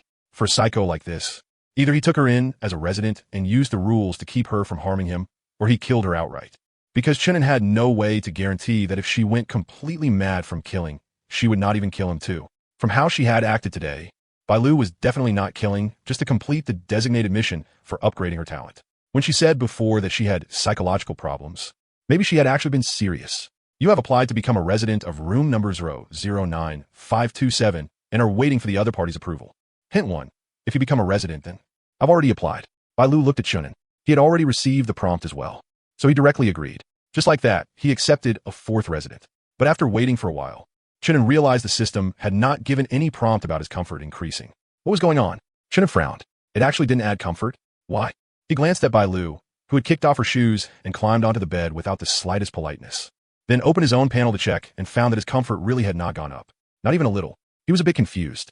Was it Bai Lu's problem, or was it because there were too many residents in his room, so it no longer increased? Chen thought about it. If it was the latter, then it was probably because the room was too small and there were too many people, which did not match the word comfort. So no comfort had been added. Then did that mean that as long as he expanded the room, he could get those comfort points back? And if it had nothing to do with room size, but instead with a resident limit, or Bai Lu herself had some kind of problem, then he would have to consider kicking Bai Lu out. Otherwise, if the room's comfort got stuck and his talent could not be upgraded, then he would be completely crippled. Thinking of this, Chen first called in by Manga, who had been waiting at the door for a long time. "Teacher Bai, sorry to keep you waiting. This is your pay for today." He gave Bai Manga 20 silver coins, 1 portion of food, and water. "Isn't this a little too much?" Bai Manga hesitated. 20 silver coins was 2 gold coins. She had already taken 10 gold coins before, and now she was getting another 2 gold coins, plus food and water. It was just too much. What you did today was worth this. Chen smiled, then said, "About my earlier invitation, Teacher Bai, have you thought it over? Are you willing to join my room?" Hearing Chen say that, Jiang Lai and Wang Ziyan both looked over instinctively. He still wanted more people? This room was already so small. It really was about to run out of space. Bai Mengjia was still a little hesitant. The reason she was hesitating was mainly because she thought that choosing to join the room meant becoming Chun An's girlfriend. Otherwise, if it were just a simple resident relationship, she would have agreed long ago. But when it came to being boyfriend and girlfriend, she really felt too embarrassed. After all, she was Chun An's teacher. No ruse. There is still more than 10 hours before the monster invasion. Teacher, bye, you can go back and think it over some more. Chun An smiled faintly. Naturally, he had no intention of letting Bai Mengjia's talent slip away. That was a god-tier life-saving skill, and an extremely powerful support skill too, especially in the future. If he found talents that could provide buffs, then paired with Teacher Bai's sharing talent, it would be the same as giving all his team members buffs. That was Chun An's current idea. He wanted to build his own core team. Although everyone living on this floor was part of his team and could be considered under his command, they were ultimately outsiders drawn in by profit. They did not count as his own people. In Chun An's eyes, only residents who had joined his room and absolutely could not harm him were his own people. And only those people were worth him investing more resources into, like by Lu and Lin Lucy. Chun An was already planning to invest gold coins in helping them upgrade their talents. But if it were Li Jia and the others, that would be absolutely impossible, because he had no way to restrain those people. Who knew whether after upgrading their talents, they might betray him, or even turn around and control him instead. Besides that, inviting Bai Mengjie to join the room was also Chun and wanting to test whether it could increase his comfort. If it could, then that meant the problem lay with Bai Lu. And if that was the case, then he really would have to expel her. Okay, then I'll head back first. In the end, Bai Mengjie still did not agree, because several pairs of eyes were staring at her, making her feel as if she had been stripped naked. Especially when she thought about serving a male student together with several of her female students. She was so embarrassed that she simply could not say yes. Teacher, Bai has such a big butt. Dear, if you like it, I can go tie her up right now and make her serve you properly. Bai Lu said with a grin. What kind of insane thing was that to say? Jiang Lai and Wang Ziyan were both stunned. Did this vixen not know what shame was? No need. Don't do anything stupid. Chun was a little speechless too. There really was something wrong with this woman's mental state. Even though this was the apocalypse, there were not many people as lawless as her. Fine then, I'll sleep for a bit first. I'm too tired today. Bai Lu did not give Jiang Lai any face at all. She shoved her hard to the side, then lay down beautifully. Jiang Lai bit her lip angrily and shook her little fist, but in the end she still held herself back and did not hit her. Chun An, however, paid no attention to the little spat between the two women. Instead, he took out the 11 treasure chests he had gotten today from his backpack. Time to open some loot boxes. These had cost a full 22 gold coins. When Chun An had bought information before, he learned that the drop rate from opening treasure chests was relatively high. At the very least, it was several times higher than killing ordinary monsters. And they could also contain a lot of rare supplies. That was why he had been willing to buy them at 2 gold coins each. Do you want to open the wooden treasure chest? Do you want? As soon as Chun An's hand touched the treasure chest, the prompt popped up. He clicked yes. You opened the wooden treasure chest and obtained 6 silver coins, 10 toothbrushes, 10 tubes of mint toothpaste, 5 packs of toilet paper. That much? Not bad. Looking at the items he got, Chun An felt it was not a loss. 6 silver coins was already close to 1 gold coin. Then there were the toothbrushes and toothpaste, exactly the things Chun An had wanted for the past 2 days. He wanted to brush his teeth. And he also wanted Jiang Lai and the girls to brush theirs too. Otherwise, when they woke up with morning breath, the smell would be way too awful. And they could not even stick their tongues in when kissing. That was really too hard to endure. But Jiang Lai had never managed to buy any toothbrushes. Maybe they were relatively rare, or maybe they were just too expensive. Either way, with so many toothbrushes and toothpaste coming out of this one treasure chest, the value was definitely more than 2 gold coins. It was absolutely not a loss. And there was toilet paper too, which was even more of a necessity for wiping your butt. Paper was also very necessary afterward. Otherwise, if they dirted the sheets and blankets, it would not be easy to wash them. After all, this world lacked water. Even if Chun An had more than 90,000 bottles of water, he still wouldn't use them to wash bed sheets and quilts. Otherwise, they wouldn't last long either. Open the wooden treasure chest. Yes. Next, Chun An opened the second treasure chest. You opened the wooden treasure chest and obtained 9 silver coins, 15 pieces of candy-flavored chewing gum, 10 beef-flavored sausages. Not bad. Beef-flavored sausages were naturally good stuff in this world where the variety of food was so limited. Chewing gum wasn't worth much, but selling one for 1 gold coin shouldn't be a problem. So the second treasure chest was a profit too. He kept opening blind boxes. Chun An opened the third treasure chest. You opened the wooden treasure chest and obtained 8 silver coins, 9 copper coins, 1 large portion of delicious big plate chicken. Big plate chicken? A treasure chest could actually give cooked food? Chun An looked at the huge plate of chicken that had appeared out of thin air on the table. There were potatoes and green peppers inside too, giving off a rich fragrance with waves of steam rising from it. It looked like it had just come out of the pot. It even came with a big plate, and the portion was very generous. Yang Lai, Wang Ziyan. And even Lin Lucy couldn't help turning to look over, drawn by the smell. It smells so good. Bai Lu, who had originally already closed her eyes and was about to fall asleep, shot upright at once. Meat. There's actually meat. Bai Lu shamelessly moved closer like a starving wolf, reaching out to grab some meat. Then Chen grabbed her arm tightly. Don't move. Go wash your hands first. Wash my hands. Bai Lu blinked. There's spare water that can be used for washing hands? Even if you have a lot of resources, you can't waste them like that, right? Chen was in high spirits from opening blind boxes and couldn't be bothered to explain, so he tossed her a bottle of water and reached for the fourth treasure chest. The rewards from the first three had all been worth far more than 2 gold coins, especially this big plate chicken. It wasn't an exaggeration to say it could sell for several gold coins on the trading platform, but Chen wasn't planning to sell it, because he had promised earlier to reward Lin Lucy for snatching back the gift pack. Originally, he had asked Jiang Lai to buy meat on the trading platform, but Jiang Lai had never managed to get any, because either it was meat of unknown origin that might not even be edible, or it was raw meat that couldn't be cooked. And it was expensive too. You opened the wooden treasure chest and obtained 13 silver coins, 10 cups of pickled mustard instant noodles, 5 boxes of toothpicks. You opened the wooden treasure chest and obtained 5 silver coins, 2 bowls of delicious ramen, 5 fried chicken drumsticks. You opened the wooden treasure chest and obtained 8 silver coins, 15 copper coins, 10 packs of pickled mustard tuber, 1 550 milliliter bottle of orange juice. You opened the wooden treasure chest and obtained 2 gold coins, 1 self-heating mini hot pot. You opened the wooden treasure chest and obtained 1 silver coin, 1 large portion of spicy pork ribs, 1 KFC family bucket meal. You, Chen, opened all 8 of the remaining treasure chests in one go. There was a lot of random stuff, but the value of basically all of it exceeded 2 gold coins. One treasure chest had even directly given 50 silver coins, earning him 3 gold coins in one shot. Of course, the most valuable things were still the various cooked foods. Chen realized that wooden treasure chests had a very high chance of giving food. It smells so good, I really can't hold back anymore. Bai Lu, who had finished washing her hands, kept swallowing her saliva. She had been in this world for 3 days now. Forget eating meat. She hadn't even had one full meal. She had only been barely maintaining her fullness each day with 1 piece of bread. Jiang Lai and Wang Zian and the others were swallowing their saliva too, staring at the cooked food on the table. The delicious big plate chicken, the red and glossy spicy pork ribs, and the ramen still steaming hot. These fairly ordinary foods back on Earth were extremely rare in this world. Classmate Lin Lucy and Jiang Lai, you two come eat first, Chen called out. Darling, you're so good. Jiang Lai's eyes lit up. She leaned over and gave Chen a heavy kiss on the cheek.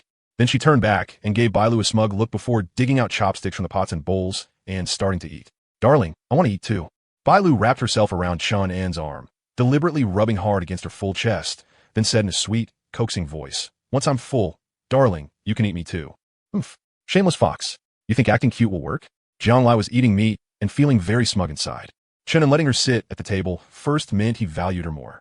How could some shameless fox who had just joined the room compare to Miss Me?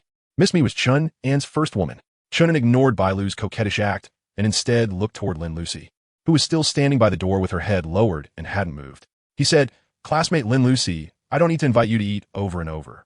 Do I? Eat. I'll wait until you're all done eating, then I'll eat. Lin Lucy answered timidly and fearfully. She didn't even dare raise her head to look at Chunin. You don't need to wait for them. Today, you risked your life to snatch back a gift pack for me, so you're the contributor. Naturally, you should receive better treatment. As Chunin spoke, he simply got off the bed and pulled Lin Lucy over to the table to eat. As the room owner, he had to be clear about rewards and punishments. If a resident contributed a lot, then that person deserved a reward.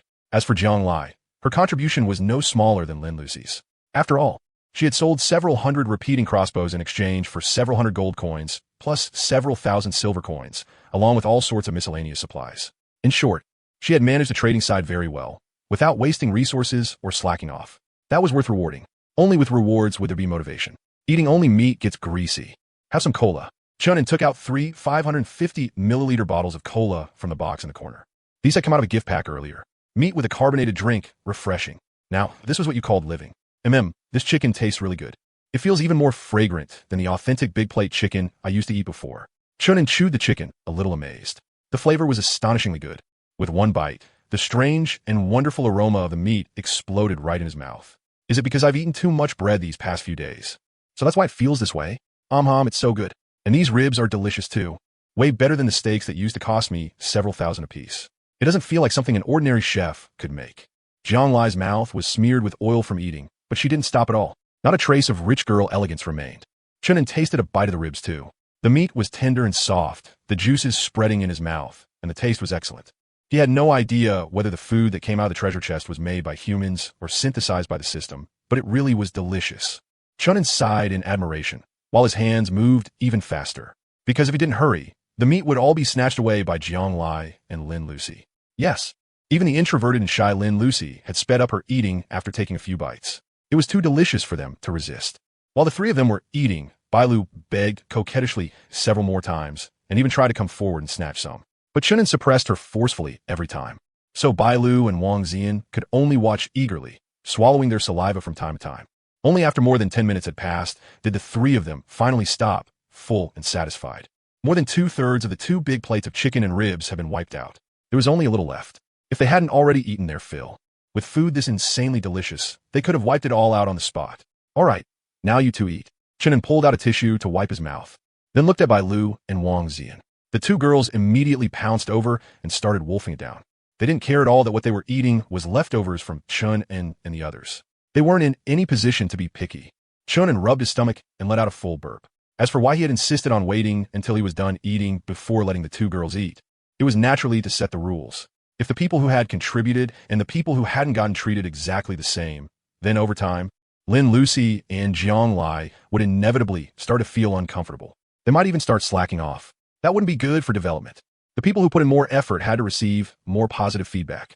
That way, the next time effort was needed, Bailu and Wang Ziyan would scramble even harder to contribute and compete for credit. Only then could his team develop through healthy competition. The facts proved it. Rewards were effective, because after eating and drinking their fill, Jiang Lai started pacing around to digest while reopening the trading platform and getting back to work. She knew Chan and treated her well, not just because she was his first woman. It was even more because she was reliable when it came to getting things done. So she had to work even harder and let Chun and see her value. Although Lin Lucy had nothing to do and said nothing, her eyes still secretly drifted toward Chun and from time to time. Originally, when Chun had kicked her, but earlier and lectured her for being too impulsive and too reckless, she had felt a little wronged. But she hadn't said anything. Now, though, that little grievance in her heart had completely disappeared, because she understood that Chunin hadn't been targeting her on purpose. He just didn't want anything to happen to her, especially since he had even given her an extra reward now. With that being the case, what was there left for her to feel wronged about? Classmate Chun not only cared about her safety, he even gave rewards. Having a landlord like this was really nice. Lin Lucy's heartbeat inexplicably sped up, and she also felt a little warm inside. At the same time, she secretly told herself that next time, when competing for resources, she would definitely be more careful and stop making Chunin angry. That way, classmate Chun wouldn't kick her, but he opened the panel. After eating his fill, Chunin lay on the bed and sorted out his backpack, stacking duplicate supplies together. Then he took out all the supplies that were fewer in quantity and didn't take up much space, tossing them into the corner of the wall. After a round of organizing, he freed up quite a few backpack slots. Landlord, Chunin. Residence, Jiang Lai, Wang Ziyan, Lin Lucy Bailu. Gender, male. Apartment number, 009527. Monitor, enable. Room comfort, 30. Stamina, 100 out of 100. Satiety, 100 out of 100. Strength, 1. Agility, 1. Intelligence, 1. Talent, Soul Sovereignty, level 1. Skill, Frost Dominator, level 1. Backpack, 56 bread, 99,008. Mineral water, 98,385. Wood, 18. Wooden repeating crossbow, 97,209. Reinforced glass, 4. Resident backpack, 56 gold coins, 1,385. Silver coins, 69. Iron blocks, 25. Candles, 3. Red rune stones, 2. Resident backpack, 16 light, tube, 1. Resident backpack, 16 sharp fire axe, 1. Resident backpack, 26 ordinary axe, 1. Sharp dagger, 1. The bread, mineral water, and repeating crossbows had all decreased by a few hundred. But compared to 1,385 gold coins, that was absolutely not a loss. With this many gold coins, just living off the interest would earn him 276 gold coins. Lying down and bringing in 276 gold coins. Far ahead of all the other residents. And besides that, Jiang Lai had also bought 2 red rune stones, which could be used to upgrade the door, as well as the 4 blueprints Chun and was currently holding in his hand. That's right, Jiang Lai bought 4 blueprints today. And they were all blueprints Chun and had specifically told her were the most urgently needed right now. 3 room expansion blueprints. 1 window blueprint. Room expansion blueprint. Effect. Your room will expand by 1 square meter. Use requirement. 10 gold coins. Room expansion blueprint. Effect. Your room will expand by 5 square meters. Use requirement. 10 gold coins. Room expansion blueprint. Effect. Your room will expand by 3 square meters. Use requirement, 10 gold coins. Absolute defense window blueprint. Effect. Your window's defense will be greatly increased, and its durability will always be double that of windows of the same level. Use requirement, 15 gold coins. These 3 expansion blueprints can give my room 9 extra square meters. Chun was fairly satisfied. He could use this chance to test whether expanding the room's area would let him restore by Lu's comfort level. As for this window blueprint, it was also very good. Its defense was greatly increased, and its durability would always be twice that of windows of the same level. Very strong, although it didn't have the door's damage reflection effect. It had extremely powerful defensive ability instead. Honey, I just saw a damage reflection window blueprint and an auto-healing window blueprint. Should I buy them? Jiang Lai suddenly asked. I know what damage reflection is, but what does auto-healing do? Chunin became curious. Jiang Lai walked over and displayed the blueprint's information. Auto-healing window blueprint. Effect. Your window will gain a recovery effect. Even if you don't actively repair it, it can automatically restore its durability. Use requirement, 15 gold coins. After reading it, Chunin fell into thought. This effect is pretty good too, but it doesn't feel as useful as absolute defense. Still, if those 2 effects could stack together, that would be even better. Then the window would have high durability and be able to repair itself automatically. Honey, since you're already fantasizing, why not think even bigger? Jiang Lai blinked and smiled, then looked at the door and said, for example, if we put both absolute defense and auto-healing on the door, then wouldn't our door be tough, able to recover on its own, and also reflect damage? What Jiang Lai said made Chun very tempted. That was true. If those 3 effects could stack together, that would feel amazing. Super strong defense and super high durability would make the damage reflection effect last even longer, bouncing even more damage back onto enemies. And auto-healing would also save him quite a lot of resources, while keeping him from having to constantly watch over repairs. Its power level would be completely maxed out. Unfortunately, after studying it for a long time, Chun discovered that going from level 4 to level 5 could still only use 1 blueprint. In other words, he could only choose 1 effect. He felt a little disappointed. Wait, if I keep upgrading, then when it goes from level 9 to level 10, will I be able to use another blueprint again? A thought suddenly stirred in Chun-An's mind, and he came up with a bold guess. That was possible, although this guess was based on extending the level 4 to level 5 breakpoint upgrade pattern. Since the possibility existed, Chun felt he could start buying blueprints in advance. If it comes in handy later, then I'll just stack multiple effects on it. Even if it doesn't end up being useful, I still won't lose out.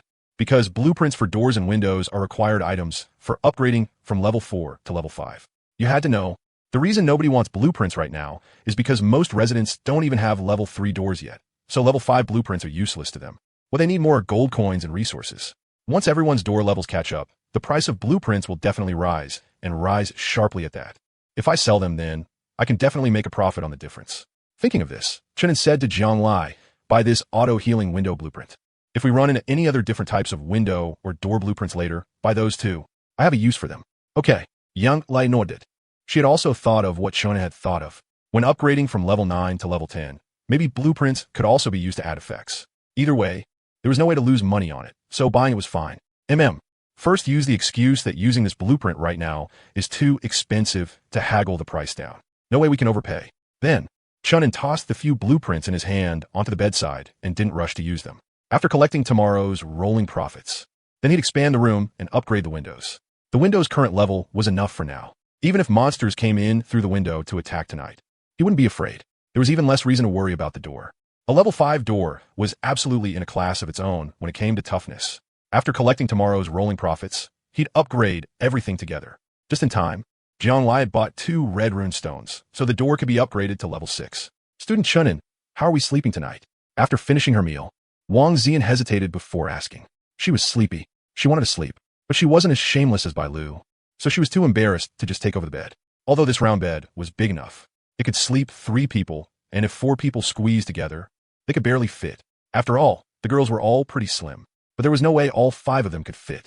Just as Chunin was about to speak, Lin Lucy on the other side suddenly asked in a small voice, see, could I sleep on the recliner?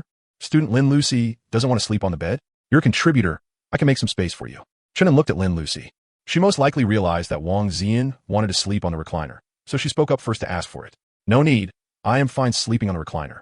Lin Lucy hurriedly refused. Sleeping on the bed meant squeezing together with the others, especially with Chunin. Even though she didn't dislike Chunin, she still couldn't accept sharing a bed with him so suddenly. Even if she might really become Chun-An's girlfriend in the future, that would still be in the future. At least for now, and especially in front of the other girls, she still found it hard to accept. Fine, since you want to sleep on the recliner. It's yours tonight. Chun didn't force Lin Lucy. Thank you. Lin Lucy let out a sigh of relief, then walked around the bed. Wang Zian, however, sighed in disappointment. She had clearly contributed quite a bit too. So why didn't Chun treat her as nicely as he treated Lin Lucy?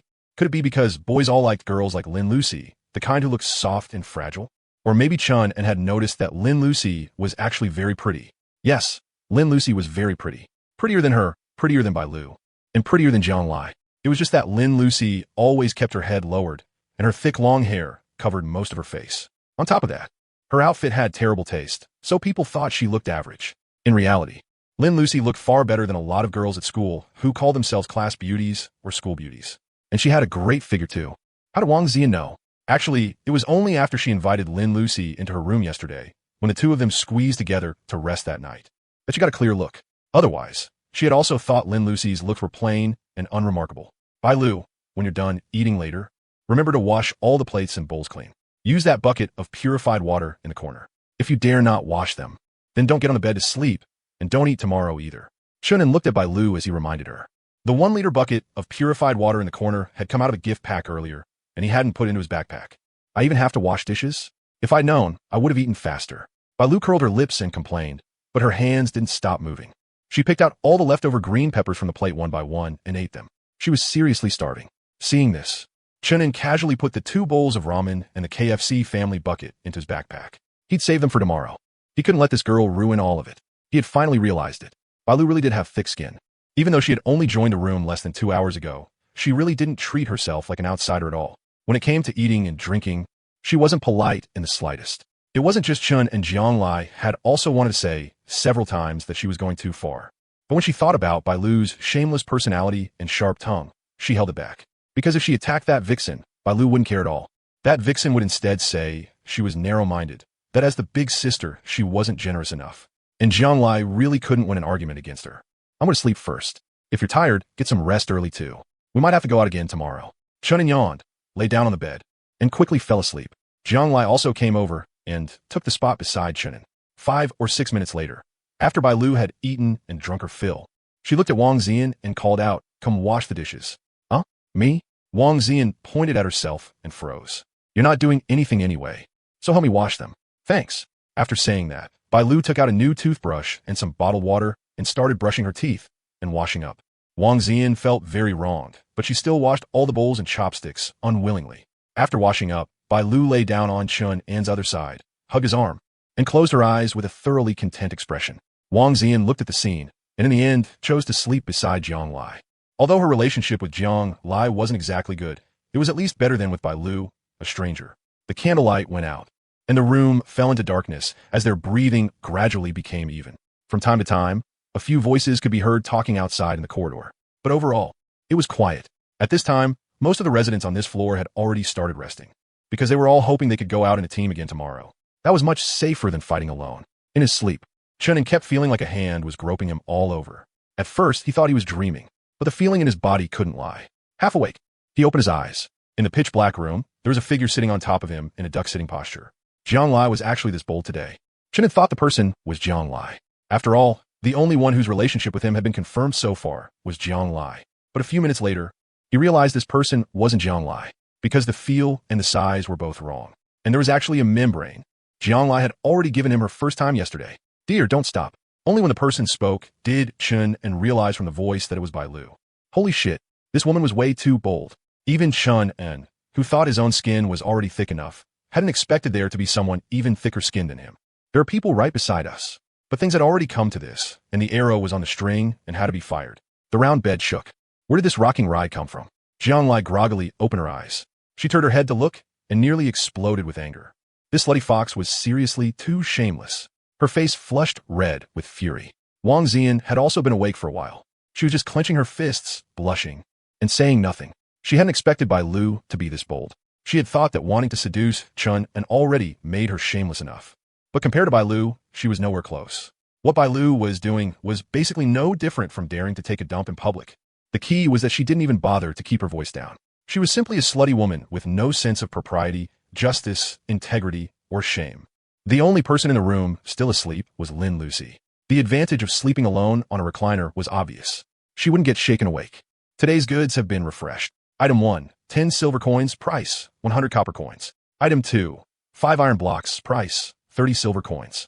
Item 3, 3 glass panes, price, 1 gold coin. Today's exchange rate, 1 gold coin equals 10 silver coins equals 100 copper coins. Chun had overslept today. He slept all the way until the shop refreshed, and only then woke up rubbing his sore waist. That crazy woman was basically a juicer. He glanced at his stamina value, which had finally fully recovered, then gave Bai Lu, who was still sleeping, a hard smack. What a shameless woman. How did she even dare? Honey, stop messing around. Bai Lu drowsily pushed Chun An's hand away, rolled over, and kept sleeping. She had adapted to her role pretty fast. Not awkward at all. Chun could only feel helpless. If he hadn't personally experienced it and known Bai Lu had really never dated before, then judging by how bold she was acting, calling her loose wouldn't have been unfair at all. It was obviously her first time too. So how was she this bold? Chun muttered. Could someone really have a personality this outgoing? It was like she didn't even know what embarrassment was. While marveling at it, Chun glanced at Jiang Lai and Wang Xian, who had already been awake for a while and were browsing the trading platform, then got up to put on clothes. While brushing his teeth, he also checked today's refresh shop items. There was still no food or water. Then the prices of those two essentials would definitely rise today. Monsters did have a chance to drop food, but the odds weren't high, and not every resident dared to go out and kill monsters. After all, hunting monsters was very risky. Trade copper coins for silver coins? So copper coins could be used like this too. Chun brushed his teeth and muttered to himself. They happened to have a few hundred copper coins on hand too, so they could exchange them into silver coins and keep them. If a shop item that required silver coins to buy appeared later, they could buy it. Buying things in the shop didn't require paying tax, and the prices were generally lower than on the trading platform, so it was a great deal. As for the second item, iron blocks. This was also something residents were badly short on. It was needed to upgrade room doors. The price was 30 silver coins, equivalent to 3 gold coins. Not exactly cheap, but not too expensive either. The third item was glass again. Glass had appeared for 2 days in a row now. It kind of felt like a hint telling residents to upgrade their windows as soon as possible. Judging from the refresh pattern of the shop over the past 2 days, it wouldn't randomly refresh glass 2 days straight for no reason. Most likely something would happen outside the windows today, or tomorrow at the latest. Chun looked at his level 4 window. After collecting today's compound interest, he'd upgrade it to level 5. Then no matter what happened, it wouldn't affect him. While I'm at it, I'll remind Li Jia and the other residents too. Tell them to upgrade their windows as well. After all, they more or less counted as subordinates he had invested in. If something happened to them, that would be quite a loss. Jiang Lai, remember to buy up all the silver coins in the shop later. After brushing his teeth, Chun called out to Jiang Lai. Then he opened his panel and sent Li Jia a message, telling him to upgrade his window and notify all the other residents as well. Chun naturally couldn't be bothered to inform them one by one. As for whether the other residents would listen, that wasn't something he could control. After all, his guess that the windows might be in danger was only speculation, not guaranteed. Li Jia, got it, boss. I'll notify the other residents to upgrade their windows right now. Li Jia, boss, are we still going out to hunt monsters today? If the residents want to upgrade their windows to level 3, most of them will probably be short on resources. Chun, let's eat breakfast first. I'll notify you again in half an hour. Li Jia, received. After closing the panel, Chun took out 2 bowls of ramen and a few pieces of bread, then looked at Jiang Lai, Lin Lucy, and Wang Xian and called come eat. The 3 girls all came over and sat down. As for Bai Lu, who was still sleeping, nobody bothered with her at all, because this woman had only joined the room for 1 day, yet she had already offended almost everyone. She squeezed Chun dry in the middle of the night, cuckolded Jiang Lai, and bossed Wang Xian around. The only one she hadn't messed with yet was Lin Lucy. After they finished breakfast, there were still a few minutes before talents refreshed. Chun picked up the tablet to check today's monster invasion time, and suddenly saw a new prompt below. Time until today's monster invasion, 4 hours, 35 minutes, and 1 second. Notice, after today's monster invasion ends, the residential complex's newcomer protection will disappear.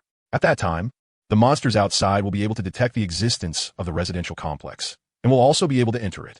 Newcomer protection? Chun froze. No wonder. He had been wondering before why the faceless monsters wouldn't enter the residential complex. So it was because newcomer protection existed. In other words, after today's monster invasion ended, the game's difficulty would skyrocket.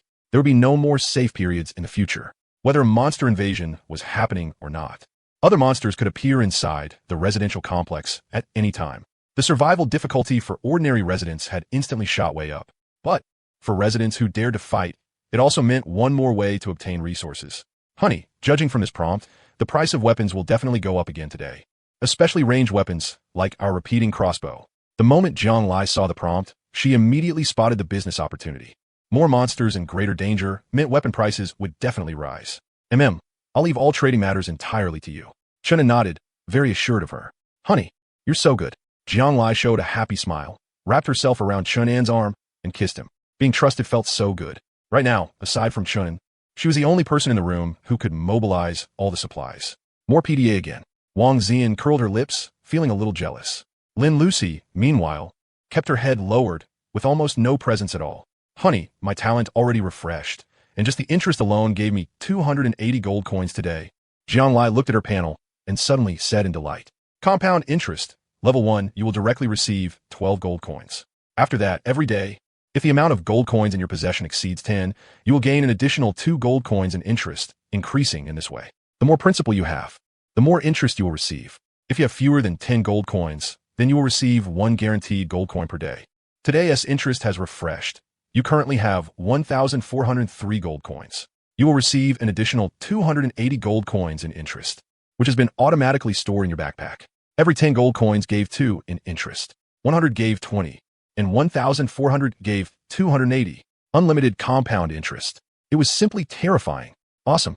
Chen was also in a great mood as he squeezed Jiang Lai. The talent compound interest, taken alone, had an average effect. But paired with a massive amount of resources, it was a god-tier talent.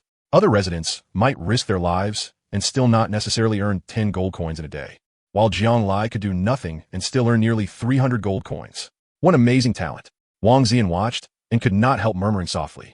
With this development speed, in just a few days, she could earn over 1,000 gold coins just from interest. Moreover, the gold coins gained from interest could continue generating interest the next day. It was simply terrifying. However, what was even more terrifying was Chun and S talent. It did not even need to stack and develop. It started with nearly 100,000 portions of supplies right away. Jiang Lai leaned in Chun and S arms. Her cheeks slightly red from being squeezed, but she could not wait to ask, Dear, hurry and see what supplies your talent refreshed. Are there any hot weapons like guns or grenades? How can my luck be that good? Although Chinen said that, he was still somewhat expectant. If he could really refresh a hot weapon, even the most ordinary pistol would make him directly invincible. If it was a skill book, that would be even more awesome. I alone am supreme. Level 1, you will automatically bind everyone in the residential compound you are in. As long as they survive, you can obtain 1 random reward from each person every day. Today's reward has refreshed. Fragrant roast chicken. Current surviving population of the residential compound, 94,103. Therefore, today you have obtained 94,103 fragrant roast chickens, which have been automatically placed in your backpack. Roast chicken? Chunin curiously took a roast chicken out of his backpack. It was rather large, golden all over, still steaming and a little hot to the touch. A wave of fragrance also filled the entire room. This chicken is so big, and it smells so good. Jiang Lai stared at the roast chicken and swallowed. If she had not just eaten breakfast, she felt like she could eat this entire chicken by herself. No, what was shocking was not its size or fragrance. It was that today, he had actually refreshed more than 90,000 chickens. This was practically a fortune. They would not lack meat to eat in the future. Dear, your talent is simply too terrifying. Yang let Etzlime it. Refreshing roast chicken was definitely not a loss. Because food was already scarce right now. Meat was even rarer, let alone cooked chicken. One had to know that things placed in a backpack would not turn cold or spoil. In other words, when they sold it, they could even claim it was freshly roasted chicken. The price could be raised by at least 1 gold coin. Freshly roasted being more expensive than pre-made food was very reasonable, right? Jiang Lai's business mind had already begun to take effect. Wang Zian and Lin Lucy's noses twitched as well, and they looked at the roast chicken while swallowing. It really did smell good. It was not like they had never eaten roast chicken before, but the roast chicken they had eaten in the past all felt far less fragrant than this one smelled. And it was not just the roast chicken. That also included yesterday's big plate chicken and ribs. They had been ridiculously delicious. So tempting that people's mouths watered nonstop. Not bad. It really is delicious. Chinnen tore off a piece and tasted it, revealing a satisfied expression as well. It seemed that the prefix fragrant was not just a simple description. Since this was assumed to be a datafied game world, then prefixes must all have their own definitions. Just like the toilet water from before. Even if it was poured into a mineral water bottle, as long as it was listed on the trading platform, it would still display relatively clean toilet water, not purified water or mineral water. It was just a pity that compared to yesterday, there were 3,887 fewer portions of supplies. Chunin felt a little pained. This meant that nearly 4,000 people in their residential compound had actually died yesterday. Among them, Several dozen were the bandits they had killed. But even more residents had probably died during the monster invasion. Yesterday's monsters had been relatively strong, unless people huddled together for warmth. Most residents with level 2 doors simply could not block them. If people kept dying like this, the reward from his talent would become fewer and fewer. Chunin had also thought about uniting the entire residential compound, so everyone could survive together. But that was too difficult. Forget an entire residential compound. Just their floor alone had taken an entire day to unite.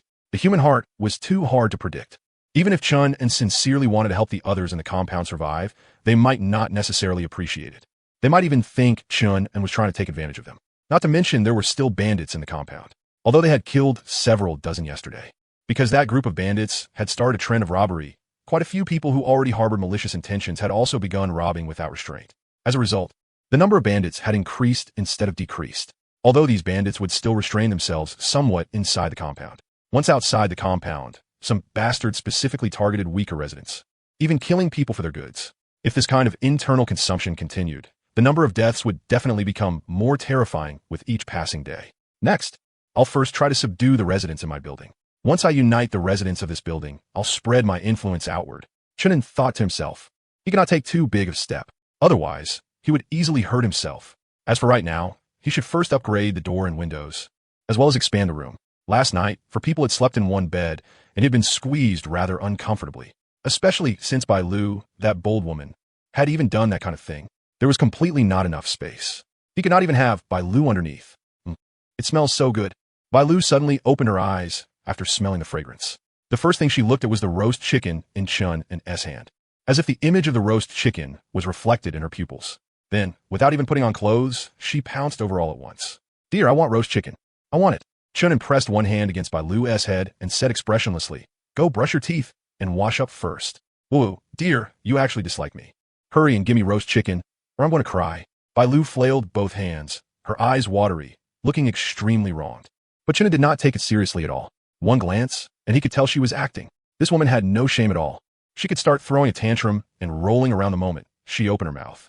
Seeing that Chun did not fall for her pitiful act, Bai Lu finally restrained her expression and yawned. Fine. I'll wash up first. Then, paying no attention at all to everyone's gazes, she sat on the toilet without even putting on clothes and began to pee. The sound of urine dripped and pattered. She even lowered her head to take a look, muttering softly that walking hurt a little. What a shameless little vixen. When Jiang Lai and Wang Zian saw this scene, they were furious. Lin Lucy was so embarrassed she almost covered her ears. Chen was also speechless. This woman really had far too little sense of shame. Put your clothes on immediately after you finish using the bathroom, Chunin said helplessly. Then he picked up the blueprints by the head of the bed and began to use them. You have used room expansion blueprint times 3. 30 gold coins deducted. Your room has increased by 9 square meters. Please choose the expansion direction. The gold coins in his backpack were deducted. Chunin closed his eyes, and a virtual image of the room appeared in his mind. With a thought, he could choose the direction to expand the space. Truly amazing. Even though this wasn't his first time expanding the room, the feeling of controlling it with just his mind was incredible. It felt like becoming a god, controlling everything. Although that feeling was limited to this tiny 15 square meter room. Right after that, Chunin chose to expand toward the doorway. Space had to be reserved by the entrance. Otherwise, the bed would be right there as soon as someone walked in, which would be way too cramped. As 9 square meters were added, the whole room instantly became much more spacious. The original 15 square meter room had surged to 24 square meters. Not bad. It finally looked a bit more like an actual room. Chunin looked around the spacious room and revealed a satisfied expression. That oppressive sense of confinement was finally gone. Just expanding this little bit of space cost 30 gold coins. So expensive. Still, it wasn't too bad. On Earth, buying 1 square meter cost over 10,000. That's true. Back then, I wouldn't even have dared dream about buying a house. Jiang Lai and Wang Zian both sighed with emotion. But Chunin looked at the panel instead. A notification had suddenly popped up on his panel.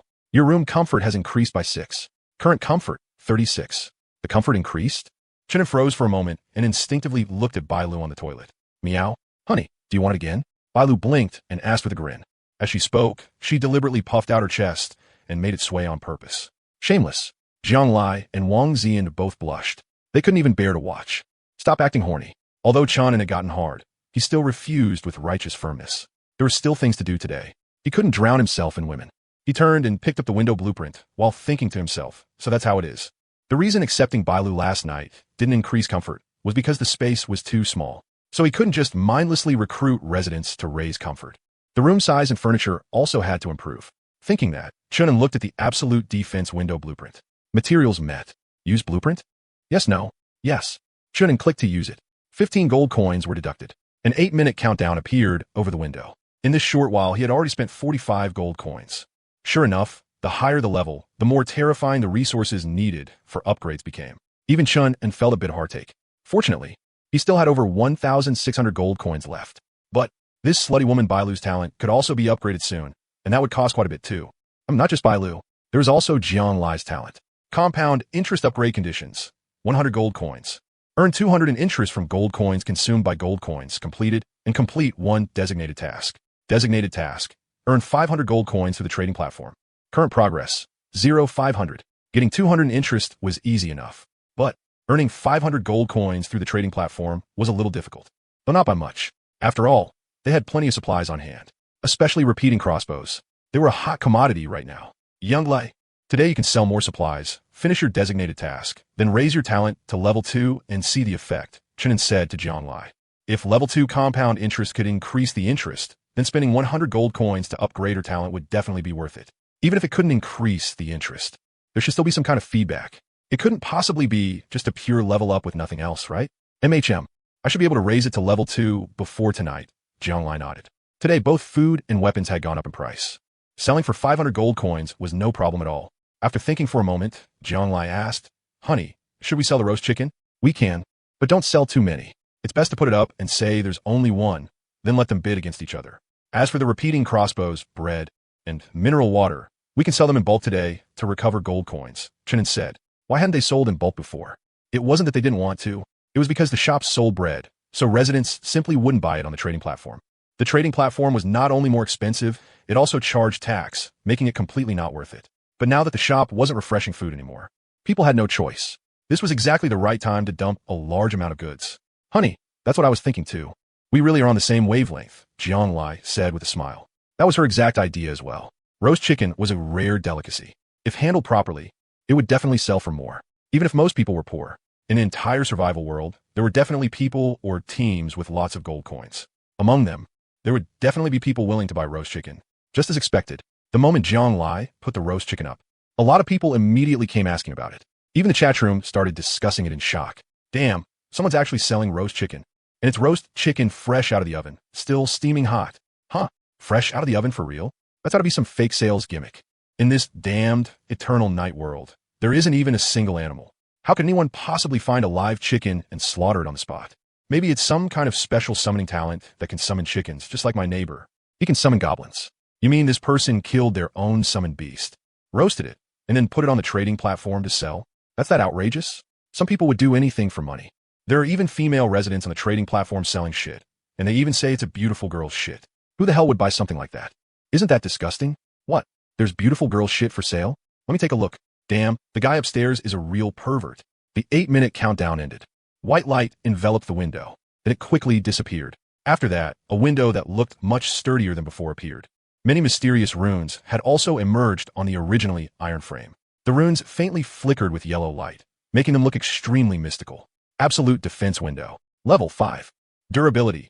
30-30-30. Effect. Defense increased, and always has double the durability of the same level. Can be dismantled. 1 reinforced glass. Upgrade requirements. 10 gold coins. 2 reinforced glass. 1 yellow runestone. Description. Hee, I'm super hard now. A level 5 window had 30 durability on its own, and with the special effect giving another 30 durability, it had 60 durability in total. It actually had even more durability than the room door. Chunin instinctively looked at the door. The window was actually tougher than the door. Wasn't that a little ridiculous? Still, that was fine too. At least when sleeping. He wouldn't have to worry about monsters suddenly crashing in through the window. He couldn't help wondering what kind of effect a level 6 window would have. It was just that they currently didn't have any yellow runestones, so he could only have Jiang Lai keep an eye out and try to buy some. As for now, he might as well raise the room doors level 2.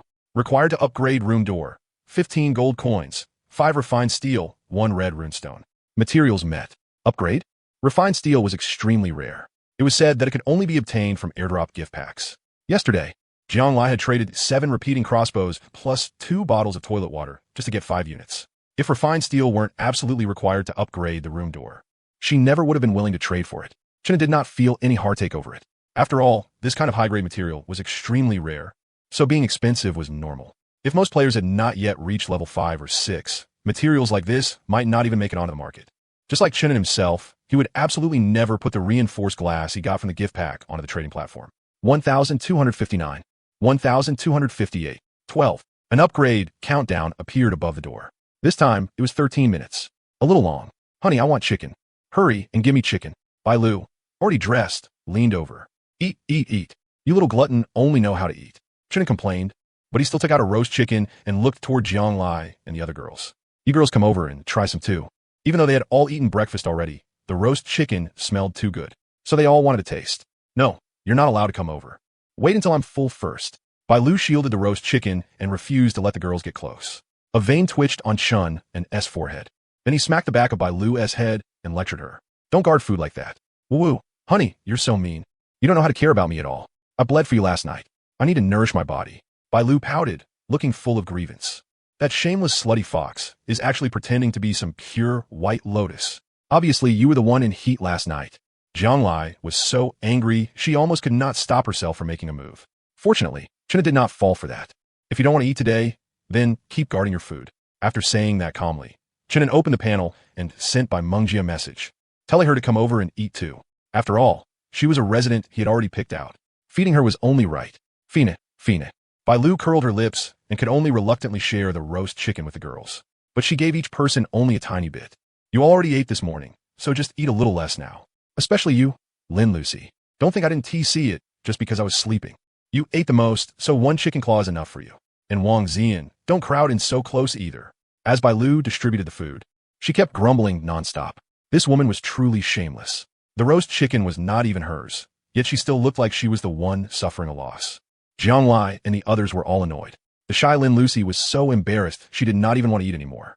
Shut up, if you keep talking nonsense. You won't get any food tomorrow either. Speechless, Chunin smacked Bai Lu on the head again. She was simply ruining group harmony.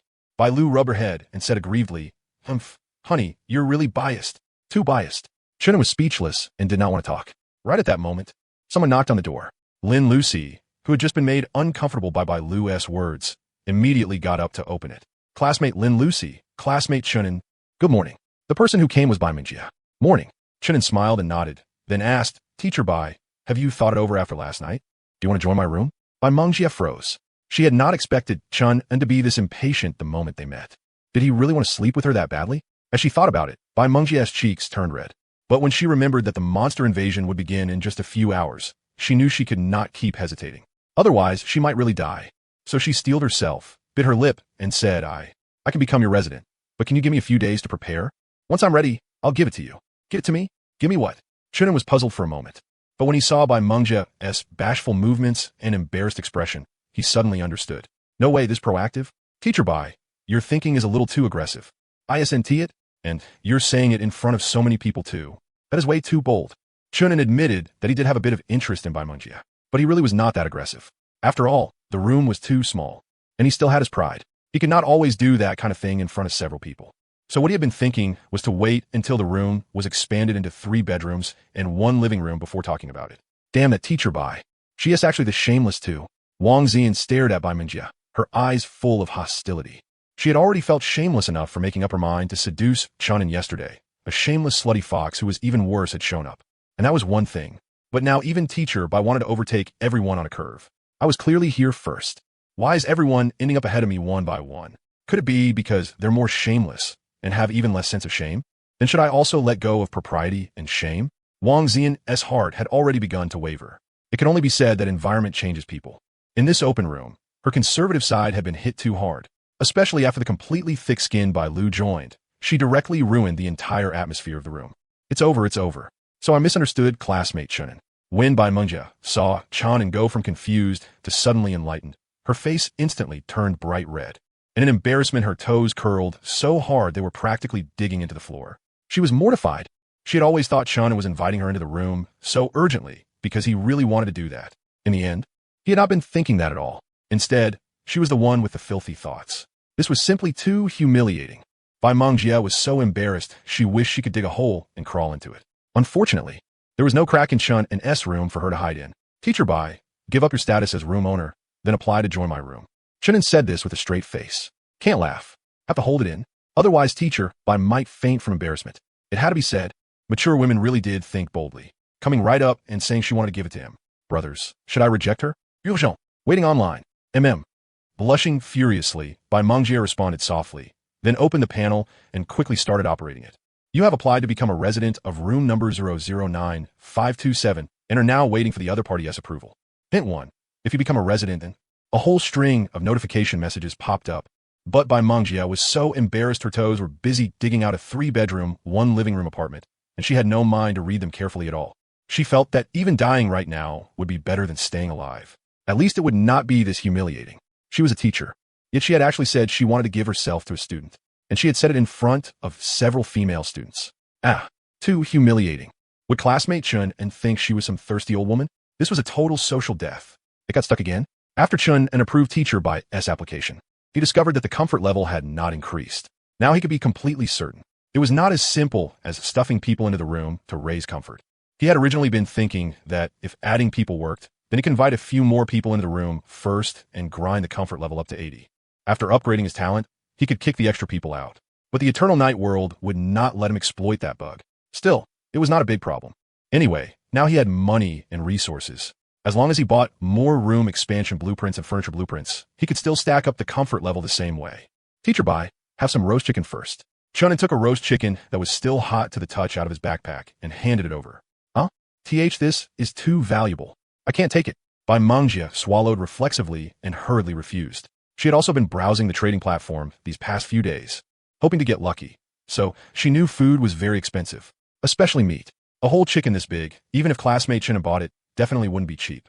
It might cost several gold coins. She had only just joined the room and hadn't brought any benefit at all. So how could she deserve to eat something as expensive as this roast chicken? Before Chen could speak, Manga continued, even if classmate Chun and has a lot of gold coins right now, you still shouldn't waste them like this. How about putting this chicken up on the trading platform instead? The extra resources could be used to upgrade the door and windows, or synthesize repeating crossbows to sell. That would be more cost-effective. I still have bread in my backpack. Bread is enough for me. Chunin hadn't expected that teacher right after joining his room, would already be thinking about saving him money and helping him make more. She was basically the mom type. Way too caring. Then he looked at Bai Lu next to them, hugging a chicken skeleton and gnawing on it until her mouth was glistening with oil. He got so irritated that he couldn't help smacking the back of her head again, lecturing her in disappointment. Eat, eat, eat. All you know is eating. Look at teacher Bai. Then look at yourself. You're just a money-losing freeloader. MMPH. You're biased. Bai Lu's mouth was full of meat, so her words came out slurred. Chunin felt both helpless and amused. If it weren't for how good this shameless woman's talent was, he really wouldn't want to keep her. Teacher Bai, take a look at my talent first. As he spoke, Chunin opened his panel for Manga to see. Letting his residents know about his talent wouldn't cause any problems. If anything, it would make them more loyal. After all, anyone would want to cling to a strong and reliable thigh. And Chunin's talent was enough to give them that thigh-level sense of security. Your talent? Wasn't it synthesis? Manga looked at the panel curiously. When she saw the words, I alone reign supreme, she felt confused. The name of this talent seemed a little overbearing. But after reading the talent description, the expression on her face gradually turned into disbelief. Especially when she saw the hundreds of thousands of supplies in Chunin's backpack. She couldn't stop herself from crying out in shock. How is that possible? How can there be a talent this strong? More than 90,000 portions of bread, more than 90,000 bottles of mineral water, and more than 90,000 repeating crossbows, and more than 90,000 roast chickens. What kind of joke was this? This talent was way too broken. Manga had originally thought her own talent was already extremely powerful. But compared to Chunin's talent, hers was basically trash. No wonder Chunin's room was so big. No wonder Chunin's door and windows were at a higher level than everyone else's. With this many supplies, he really could trade for whatever he wanted. Just as Manga was still in utter shock, the countdown above the door happened to end. White light enveloped it, then quickly faded. The already heavy door now looked even heavier, and there were a few more red runes on it. The upgrade was finally complete. Chunin turned to look and casually opened the door's data panel. Reflective damage door. Level 6. Durability. 7,070. Effect. Can reflect 20% of enemy attacks back at them. Can be dismantled into 20 iron blocks, 1 red rune stone. Upgrade requirement. 30 gold coins. 2 red rune stones. Description. Master, do I look hard? This door. It's already level 6? Manga was stunned all over again. A level 6 door. 70 durability. and it could even reflect 20% of enemy damage. What kind of terrifying stats were those? Were they really living in the same world? Her own door had only barely reached level 2. Bai Mangjie was so shocked that she couldn't say a word for a while. Now you know why I gave you chicken, teacher Bai, right? Chunin smiled and said, I'm not lacking food, so there's no need to be overly frugal. After all, only if you eat well and drink well will you have the motivation to work. Once you're full, I still have a task for you all. Still shaken, Bai Mangjie asked instinctively, what task? I'm planning to unite all the residents in this building and get them all to join my team. So later, I'll need you and classmate Lin Lucy to go talk with the residents upstairs and downstairs. As he spoke, Chunin went back to the bedside and sat down, continuing, of course, Li Jia will handle most of the talking. He's better with words. You two just need to go along and show your faces. Showing their faces was a must. Otherwise, if no one from his room ever came out, the other residents would start having second thoughts and feel like he, as the boss, was just some freeloader who only knew how to coast to victory. That wouldn't be good for his future control.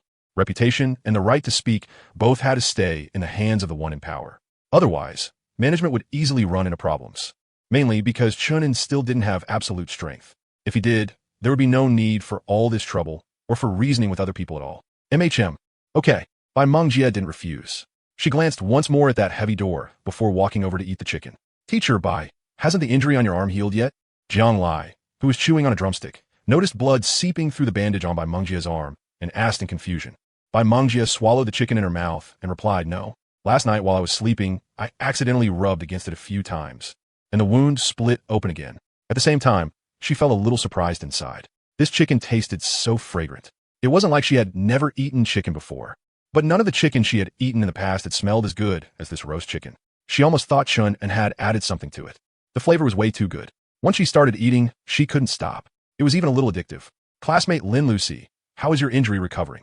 Jiang Lai turned to look at Lin Lucy, who was gnawing on a chicken claw. It's already scabbed over. As she spoke, Lin Lucy proactively showed the wound on her arm. She had already taken the bandage off while sleeping last night. Huh, how did it scab over that fast? Bai Mangjie swallowed the chicken in her mouth and instinctively looked at Lin Lucy's arm. That wound, which had originally been exactly the same as hers, had indeed scabbed over, and the scar even looked like it had been there for a while. How is that possible? Our wounds were exactly the same. Even if, because of physical differences, our recovery speeds were different, the gap shouldn't be this huge, right? Bai Mangjie was stunned. This was a little too contrary to biology. Based on what she knew, this was definitely abnormal. Holding a picked clean chicken claw, Lin Lucy explained softly, it's because our room has a furnishing that can speed up recovery. There's even something like that? Bai Mangjie was shocked again. Only then did she notice the lifelike mermaid ornament in the corner of the wall. Effect, when placed inside a room, restores 70 stamina per hour and increases recovery speed from injuries and illnesses by 10%. What kind of joke was this? The moment she saw this absurdly overpowered effect, Bai Mangjie was so shocked she went numb and couldn't speak at all. Furnishings could actually have special effects this strong. It was completely broken, and Chun and had even upgraded the furnishing to level 5. Just how rich was he? She felt like a country girl entering the big city. Everything in this room was beyond her understanding. Hadn't the system said that every human started from the same point? And this is what you call the same? Chun was obviously using cheats. While Bai Mangjie was shocked, she also secretly breathed a sigh of relief. Luckily, after struggling over it all night, she finally convinced herself to agree to become Chun An's resident. Otherwise, she would never have been able to enjoy treatment like this. Knock, knock, knock. Just then, the sound of knocking came again. Chun checked the surveillance feed first, then had Lin Lucy open the door. Boss, are we really bringing all the residents of this building into our team? Li Jia asked, his face full of surprise. That's right. The one who had just knocked was Li Jia. Yeah, there are a little over 3 hours left before the monster invasion starts. So I need you to go through this entire building before then and ask whether they're willing to join. If they are, they can come to me and buy crossbows on credit. The price is 4 gold coins, Chunin said. The reason he hadn't sold crossbows in large batches was also because he wanted to keep some to arm his own team. After all, weapons had to be supplied to his own people first. Only then could he maximize profits. And wooden crossbows had low durability and were easy to break. If he didn't keep tens of thousands in reserve, they simply wouldn't be enough. Because Chunan's goal wasn't just to control one floor, much less one building. He wanted to control the entire residential complex. After all, the more residents who survived, the more supplies he could refresh every day through his talent. He could also rely on sheer numbers to deal with unknown risks. For example, fighting a boss. When the time came, more people would definitely mean more strength. And even at worst, having more cannon fodder could help split the enemy's firepower. Besides, after tomorrow's boss battle ended, even stronger monsters might appear. So he had to make plans for the future for the long term. If he wanted to live comfortably, a disorganized mob definitely wouldn't work. And if he could control the entire complex, he wouldn't need to sell supplies on the trading platform anymore. In the future, everything could be circulated internally. Not only would that save the 15% tax, it would also let the overall strength of the residents in the complex keep rising. On top of that, Chunin had even thought about having the other residents deposit all their gold coins with Jianglai, then paying them 1 gold coin of interest per day for every 10 gold coins. That way, he could make gold while lying down, and the other residents could also have stable returns. A win-win. In short, as long as he could control the complex, the benefits would absolutely be enormous.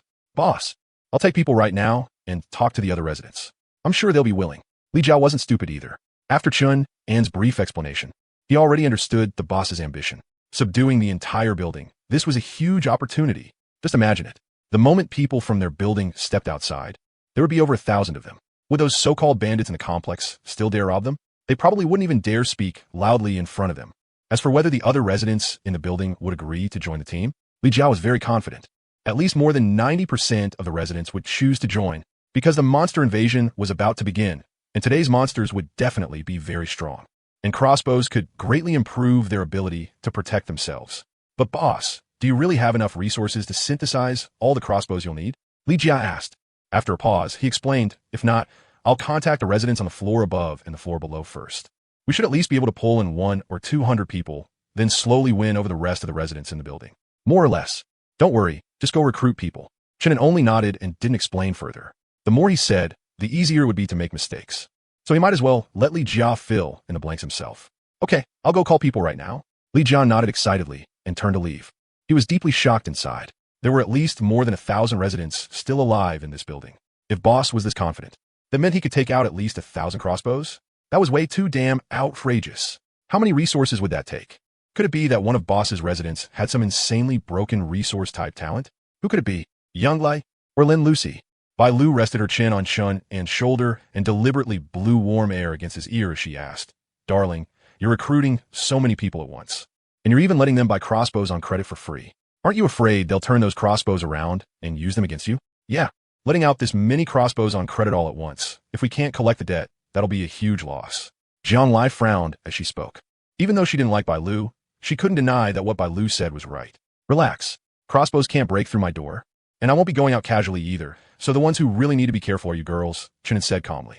Bai Lu bit Chun An's ear unhappily and said in a displeased tone, Humph, darling, you're really heartless. You don't care about whether we live or die at all. I'm your woman.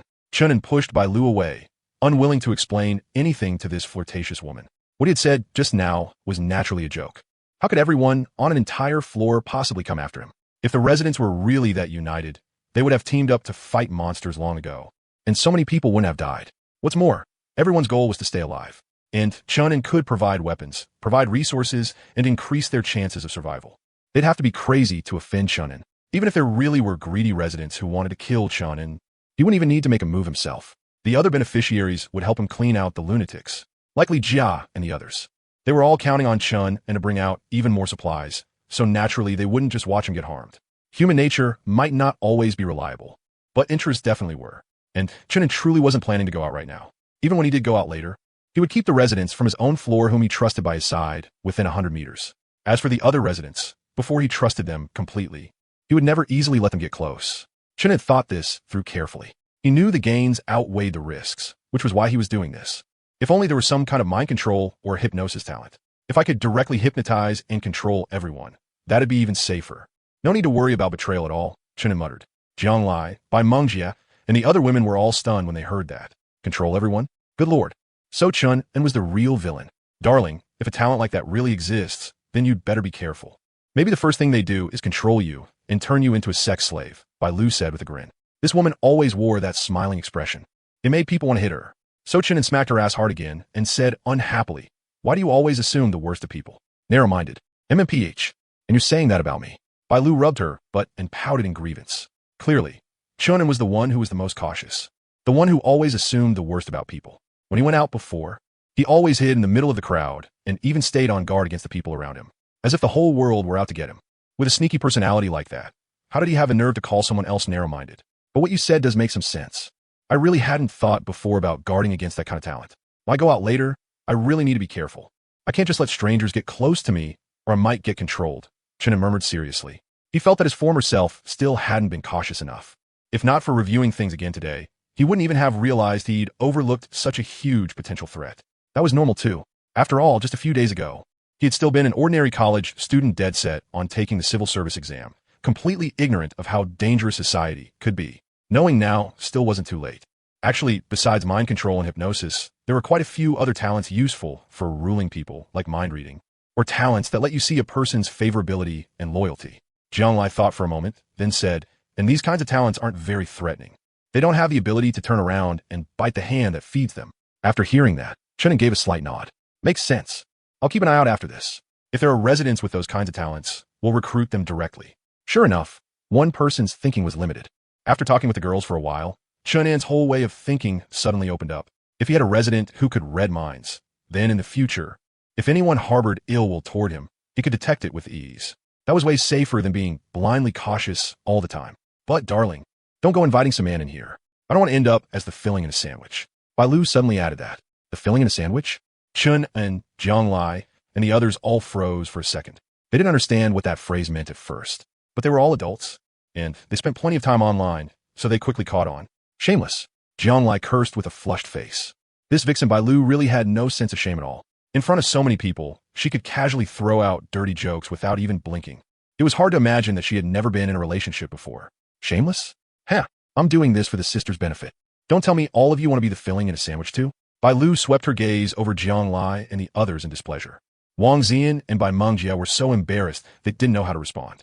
After all, neither of them had officially confirmed a relationship with Chun yet. Lin Lucy kept her head lowered even more, practically burying her face in her clothes. Only Jianglai had relatively thick skin. She immediately shot back. Stop slapping labels on us. We're not that kind of loose woman. If you hadn't said it, none of us would have even known sandwich filling could be understood that way. Your mind is just too dirty. Heh, don't tell me none of you have ever watched porn or read dirty novels before. I don't believe that. You're just trying to act innocent. Bai Lu didn't give Jianglai any face at all. And it wasn't just Jianglai. She didn't give anyone face. She only showed Chun in a little respect, because Chun would actually hit her. Enough. Stop wasting time. If you're done eating, get to work. Li Jia and the others are already getting ready to head out, Chunin said after glancing at the chat messages on the panel. With Li Jia alone, there was no way he could make it through the whole building before the monster invasion. So Li Jia had gathered the residents from the entire floor and planned to split them into groups of a few people to act separately. Darling, leave the management team to me from now on. Li Jia is still an outsider after all. He's not as reliable as me. Bai Lu said while putting on her shoes. If you got the ability, then I have no problem with that. Chena didn't really care who held the second-level authority, as long as that person didn't mess things up. Darling, don't worry. I'm steady as hell. After saying that confidently, Bai Lu looked at Wang Xian, Lin Lucy, and Bai Mengjia, then called out, let's go. I need you girls to protect me. Wang Xian wasn't happy about being ordered around, but with Chenin watching, she didn't refuse. Chenin also slipped a few repeating crossbows into their backpacks, so they could use them for self-defense if necessary. When the girls came out into the hallway, Li Jia was assigning tasks to the other residents. Bai Lu strode up directly and cut him off in a forceful tone. I'll take 10 people to recruit residents from the upper floors. You handle downstairs. Don't waste time. Right now, we're the ones providing the resources, so the initiative is in our hands. If any residents don't want to join our team, nobody needs to lower themselves and beg. Just forget about them. Bai Lu's tone was quite arrogant, but the previously slack residents actually loved hearing that, and they immediately started responding one after another. Sister-in-law's right. Boss is the one providing the resources. There's no need for us to politely negotiate with them. It should be them begging to join us. Exactly. Even if they come, they should start out as our underlings first. We're the first batch to join Boss's team. We're the founding veterans, and we live close to Boss. We're Boss's trusted people. Sister-in-law, my resident, and I both want to go upstairs with you to recruit people. Bai Lu's beautiful eyes swept over the crowd. The corner of her lips lifted, and she nodded in satisfaction. Good. They're the latecomers, so naturally they should rank behind the old residents on our floor. Here, on behalf of my darling, I promise everyone this. Whoever brings in more people today will be a squad leader in the future and will get to manage at least 10 people. Sister-in-law, are you serious? But our team doesn't seem to have a squad leader position, does it? Someone asked in confusion. It will soon. Once the team gets bigger, we'll definitely need to split into squads to make management easier. You're all college students, so this company's management model shouldn't be hard to understand, right? Bai Lu said with a smile. That's true. Managing by squads would be way more efficient. If something comes up, you find the squad leader first, and then you can contact a whole team directly. That would save a huge amount of time. Some clever people had already figured it out and spoke up in agreement. Sister-in-law, can people without combat talents become squad leaders too? Someone asked hesitantly. Yes. Bai Lu nodded. Then can us girls do it too? Another tall, strongly built girl asked. Of course. As long as you're capable, whether you're male or female, no matter your age, you can become a squad leader. Bai Lu replied solemnly. Holy shit. Sister-in-law is amazing. I never thought an ordinary person like me would get a chance to become a squad leader. +1. Brothers, don't fight me for it. Let me be the first squad leader. My talent is awesome. I'll carry you all. Li Jiao looked at the excited crowd, frowned, then turned to Bai Lu again. Was she doing this on purpose? This was creating class conflict. The education Li Jiao had received told him that a system built on class conflict could easily cause residents to turn on one another. After all, most people wanted to rise up, so they were bound to dislike each other. But after thinking it over, he felt that in this survival world, class conflict might actually work better. Take the residents in front of him, for example. Originally, none of them had been too willing to go recruit people into the team. After all, Chen hadn't promised any reward this time, so they were basically working for nothing. Though everyone didn't dare refuse outright because of Chen, they also had no motivation to work. But after Bai Lu's promise, once the residents started thinking about taking in underlings, becoming squad leaders, and holding power, all of them instantly became full of enthusiasm. That was how human nature generally worked. People wanted to stand on top of others. Even if it was only standing on top of one person, that still made you someone above others. And for Bai Lu, she didn't need to spend any resources at all. She had only painted a pie in the sky. What a pity I wasn't a woman. Or I'd be clinging to boss's thigh too, Li Jia sighed. Just yesterday, Bai Lu had only been an ordinary resident and had still needed to obey his commands. Yet after only one night, she had directly become his immediate superior. All right, everyone, groups of 5. Move out now and recruit people as fast as possible. Bai Lu gave the order. The residents set off excitedly. Hearing Bai Lu's voice, Wang Zian and Bai Mengjia subconsciously looked at each other, and both saw the shock in the other's eyes. They had originally thought this shameless woman was just bragging when she said she wanted management authority. They hadn't expected that she really could command this group of residents. And without even spending much effort, she kicked out Li Jia, the manager who had originally been second only to Chunin. From beginning to end, she hadn't even given Li Jia a proper look. Just like that, she seized power with absurd ease. So she wasn't sweet at all. Wang Zian stared at Bai Lu, and a trace of lingering fear actually rose in her heart. This sly fox was kind of terrifying. This sly fox was actually this smart. Jiang Lai had also heard what happened in the corridor. Even though she really disliked Bai Lu, she had to admit that Bai Lu had a real talent for management. Or rather, maybe she had been planning this all along. No matter what, though, the sly fox's ability really was unexpected. Chenin also nodded silently. At least there was no need to worry about Bai Lu running the team into the ground. Judging from what she had just shown, her management ability was no worse than Li Jia's, especially that move of splitting people apart. It was brilliant. Not only could it stir up the residents' enthusiasm for work, it could also divide the residents into classes, set them against each other, create competition, and keep them in check. They would only pour all their energy into fighting among themselves. They wouldn't even think about uniting, even if someone wanted to betray him. The residents on this floor would be the first to make a move, especially those who became captains. They would be the first to act. They weren't doing it for Chunin. They were doing it for themselves. Because only if Chunin stayed alive could their power remain stable and their benefits continue. No wonder she asked me before if I was afraid the residents would unite.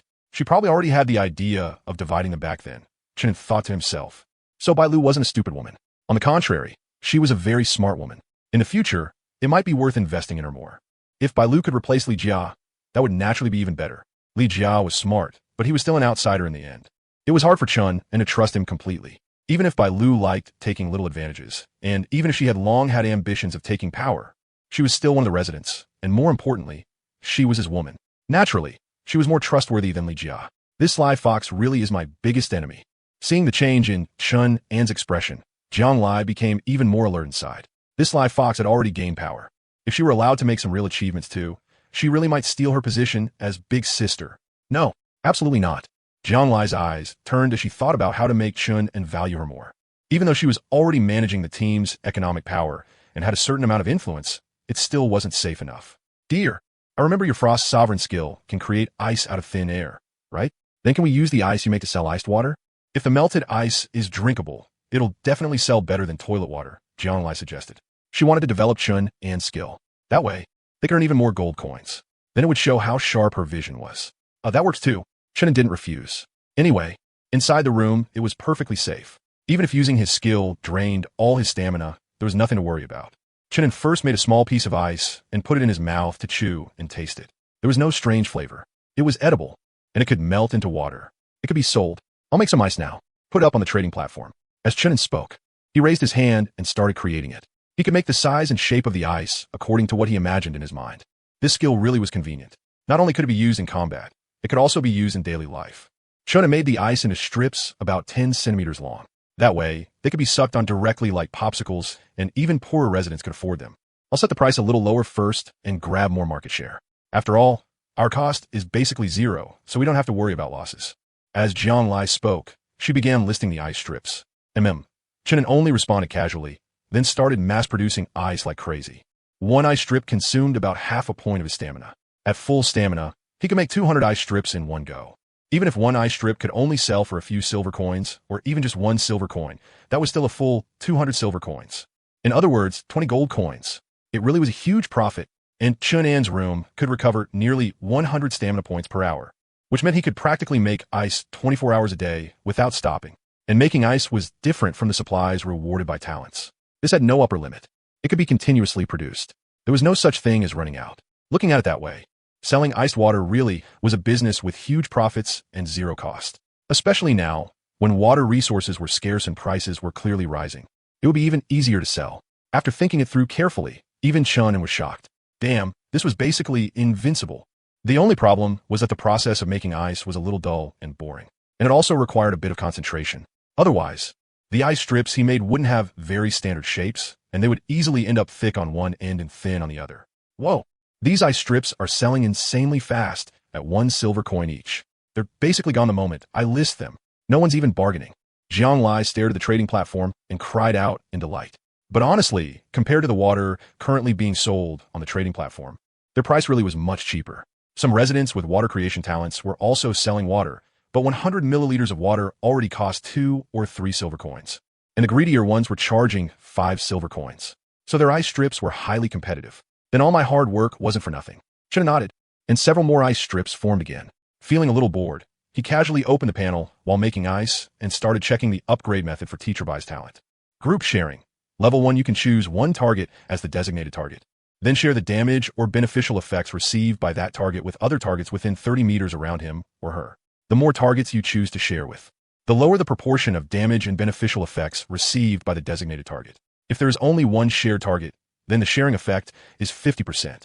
Upgrade conditions. 300 gold coins. Share 30 instances of effective damage or effective beneficial effects. Current completed progress. 3 out of 30. In addition, complete one designated task. Note, after you complete the first 2 requirements, the designated task will be triggered automatically.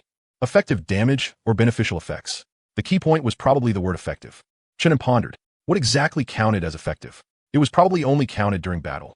For example, Manga had helped Lin Lucy split damage twice before, and one of those times had even been a fatal hit. Both times were most likely effective sharing. Otherwise, if it could be farmed with empty actions, the current number of effective shares wouldn't still be only 3. After closing the panel, Chunin casually opened the residential complex chatroom. Originally, he just wanted to kill some boredom, but when he saw the topic the residents were discussing, his expression suddenly turned serious. Even his ice-making stopped as he began reading carefully. Damn, these imposters are way too scary. They feel even more terrifying than the faceless monsters. Your feeling is right, because the imposters are evolving, and they're evolving incredibly fast. A few hours ago, the imposters I ran into had very stiff movements and expressions.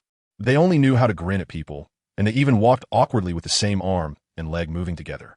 But just now, the imposter I killed actually spoke, and its expressions weren't stiff at all. Hiss. They've evolved this horrifyingly in just a few hours. Then if a few more hours pass, won't they become exactly like real people? I guess the mimics have been observing us humans' expressions and behavior, which is why they've evolved so fast. Mimics? What's a mimic? I just woke up a little late, so why does it feel like I missed an entire game patch? They're just mimics. I killed 3 of them by myself a minute ago. If you need intel on mimics, DM me. Guaranteed real. Mimics that can evolve. This damn world actually has monsters like that too. Chunin frowned. Honestly, monsters that show their malice openly weren't the most dangerous. This kind of monster that could disguise itself was the truly sinister kind. Who knew if you might go out for a trip and come back to find an extra person suddenly standing beside you?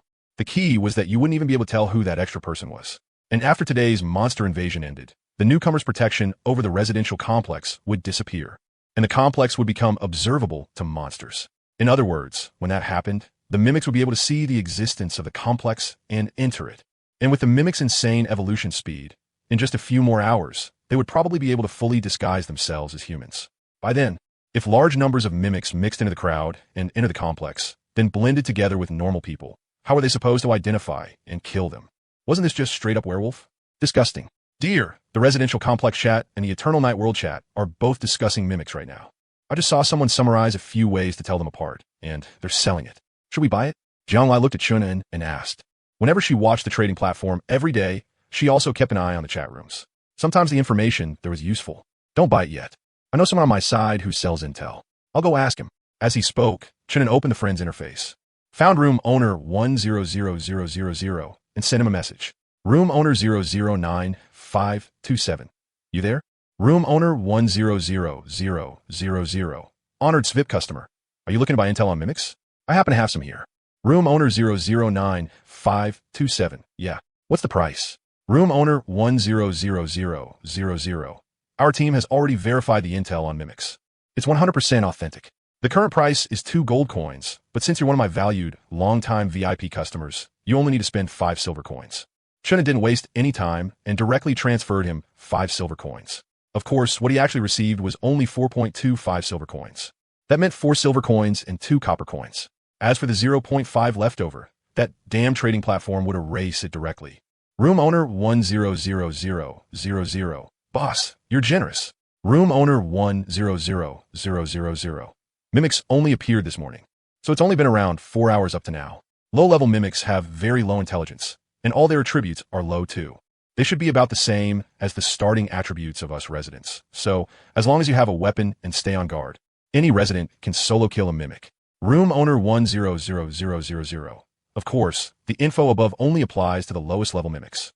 If it's a mimic that can already disguise itself as a normal human, then it'll also have a certain level of intelligence and know how to use weapons. So it won't be easy to deal with. Room owner 100000.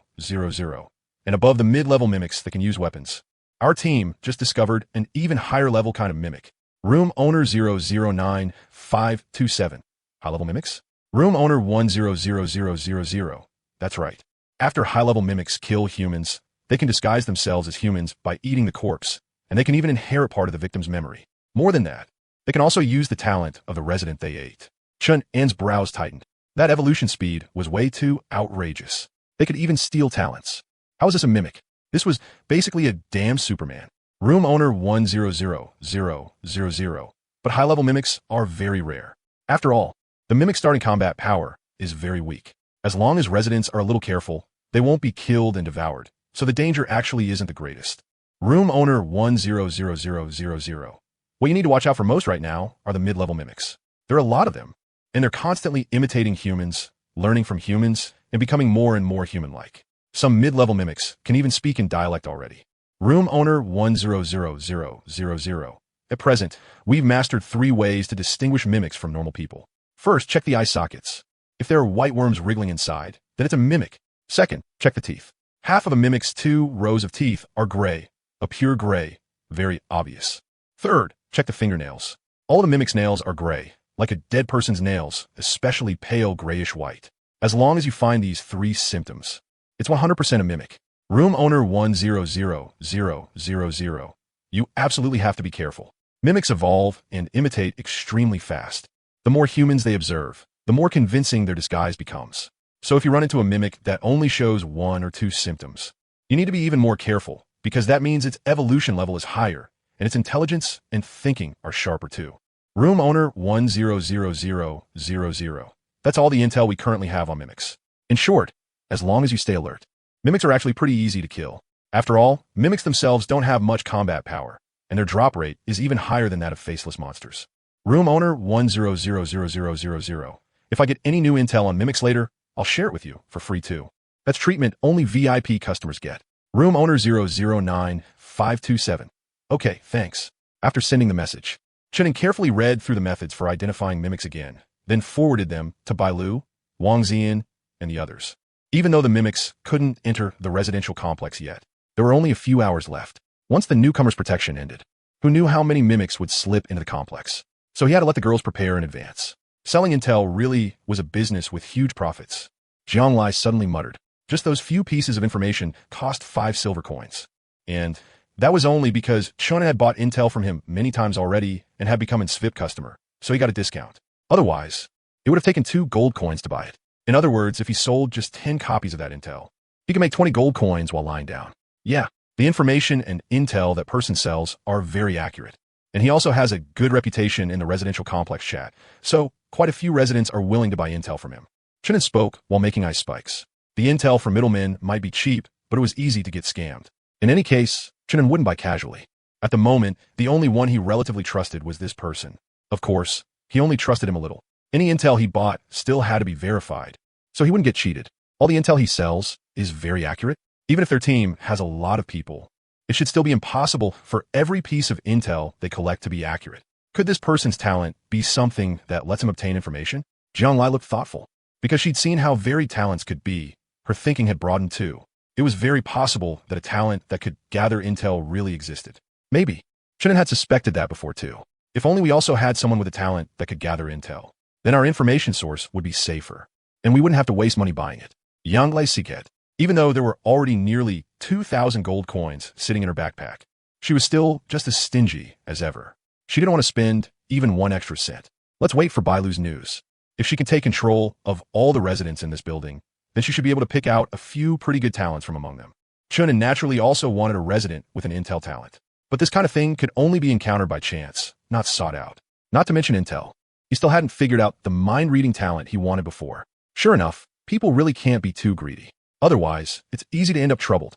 Just as Chunin was sighing over that, more than a dozen figures suddenly appeared on his panel screen, which was also the surveillance feed. They poured out from the corridor. Every one of them was holding a weapon. Chun originally thought they were here to rob him, so he had already taken out his repeating crossbow. But when he saw Li Jia among them, chatting and laughing with the others, he finally relaxed a little. Li Jia knocked on the door and said, "Boss, these people are resident representatives from the 8th floor below us. They're all willing to join our team. And they also want to buy repeating crossbows on credit from you." Several people behind him were curiously sizing up the door in front of them. What a heavy door. This had to be level 4 or level 5, right? It looked way too secure. No wonder this guy dared to create a team. He was really loaded. No, not just loaded. He was basically absurdly rich. That was because they all had a very deep impression of the residents on the 9th floor. Yesterday, when the residents of the 9th floor went out, each and every one of them had a repeating crossbow. It was extravagance to a ridiculous degree. The group of residents downstairs clearly weren't college students. Through the surveillance feed, Chun was observing the crowd at the door. There were old and young people, but the age gap was huge, and he didn't recognize a single one of them. So, Chun quickly came to a conclusion. It was probably only the residents on the same floor who were matched based on distance.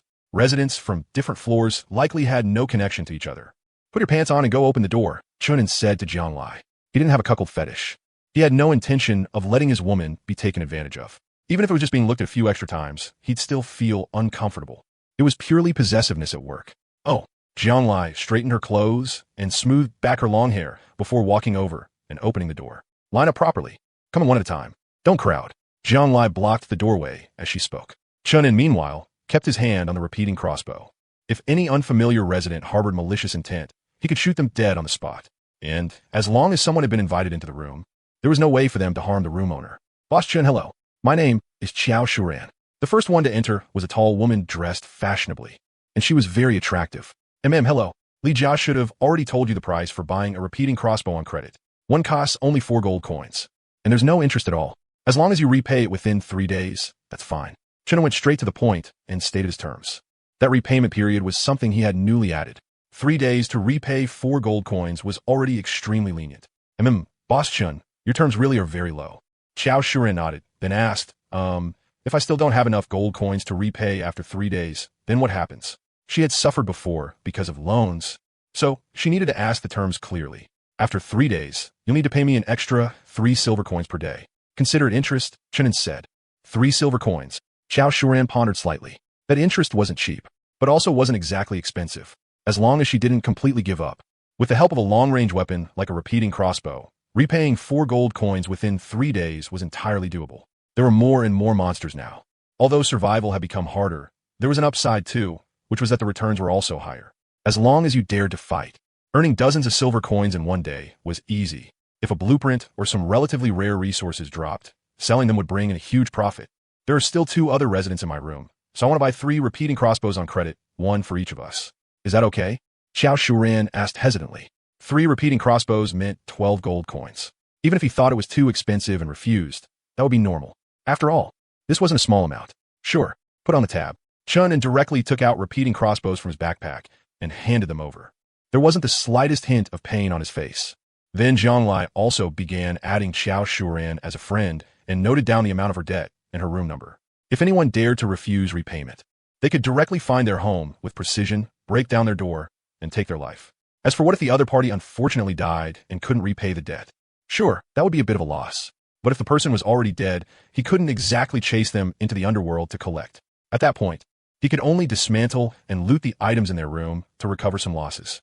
Things like the room door, wooden table, windows, and other basic structures could all be dismantled into quite a lot of materials. On top of that, any resident who had survived for several days would more or less have some supplies. Roughly speaking, it should be enough to make up the value of the repeating crossbow. Thank you, Boss Chen. I'll go back right now and prepare to resist today's monster invasion. After that, if you need me, then as long as you send a message, I'll definitely come help right away. Xiao Shuren gratefully accepted the repeating crossbows. For gold coins for 1 repeating crossbow was already considered very cheap. What's more, he even allowed payment after use. This was conscientious to the extreme. No matter what Chun An's real purpose was, he had genuinely helped them. Go! Chun An nodded calmly. Then another resident came in. After a brief exchange, that person bought 1 repeating crossbow on credit and left with endless thanks. For the next 2 hours, people were coming in and out of Chun An's room almost nonstop, because the promise Bai Lu had painted earlier was huge and extremely tempting. The residents were now frantically recruiting people. And when the newly recruited residents heard that they could buy repeating crossbows on credit for free up front, they all became extremely excited. A few of them were even so emotional they nearly knelt and kowtowed to Chunin. This wasn't an exaggeration, because some residents had talents with no combat power, and the resources they obtained were also very few. No one was even willing to take them in as residents. They had already fallen into despair and were just waiting for death. After all, today was the 4th day. The monsters of the previous 3 days had become more terrifying with each passing day. Especially yesterday, the smiling wraiths had already developed intelligence and would choose lower-level doors to attack. Then today's smiling wraiths would definitely be even more terrifying. They had neither high-level doors nor powerful weapons, much less room owners or residents they could cooperate with. They were basically just waiting to die. But at a time like this, there was actually a benefactor willing to let them buy a repeating crossbow on credit. This was an extremely expensive and rare long-range weapon. With a repeating crossbow, they could absolutely try clashing with the smiling wraiths. Even if they couldn't win, protecting themselves shouldn't be a problem. Boss Chen, thank you. Really, thank you. Without you, I wouldn't have had even the slightest hope of surviving today, because my room door isn't even level 3 yet. A scruffy middle-aged man kept bowing in gratitude, so emotional that even his eyes had turned red. Choking up, he explained, I worked really hard, but my monster drop rate is too low, and my talent is completely useless. I really don't know what to do. I don't want to die, and I can't die. My 8-year-old daughter is still waiting for me to go pick her up. Boss Chun, I really thank you for giving me a chance to keep living. I'll definitely repay your great kindness in the future. Chunan's expression didn't change much. He simply looked at the man calmly and said, I only have one request. If you really run into a dead-end situation where death is certain, then take out all the supplies in your backpack and throw them into the room. That way, it can count as repaying me. When a person dies, the supplies in their backpack won't drop out. That was why the resident had to take it out himself, so it'd be easier for him to loot later. Chunan's attitude wasn't because he was born cold-blooded and heartless, and he wasn't some saint either. The reason he didn't have much of an emotional reaction was because he'd already seen dozens of residents like this middle-aged man, people who didn't even have a level 3 door. He was numb to it by now. A level 3 door looked like it shouldn't be that hard to upgrade, but that was only for residents with stronger talents. Some people's talents were basically useless, like a few of the residents who came earlier. One of them had a talent that let him make paper, but not toilet paper, just ordinary white paper, which made it completely useless.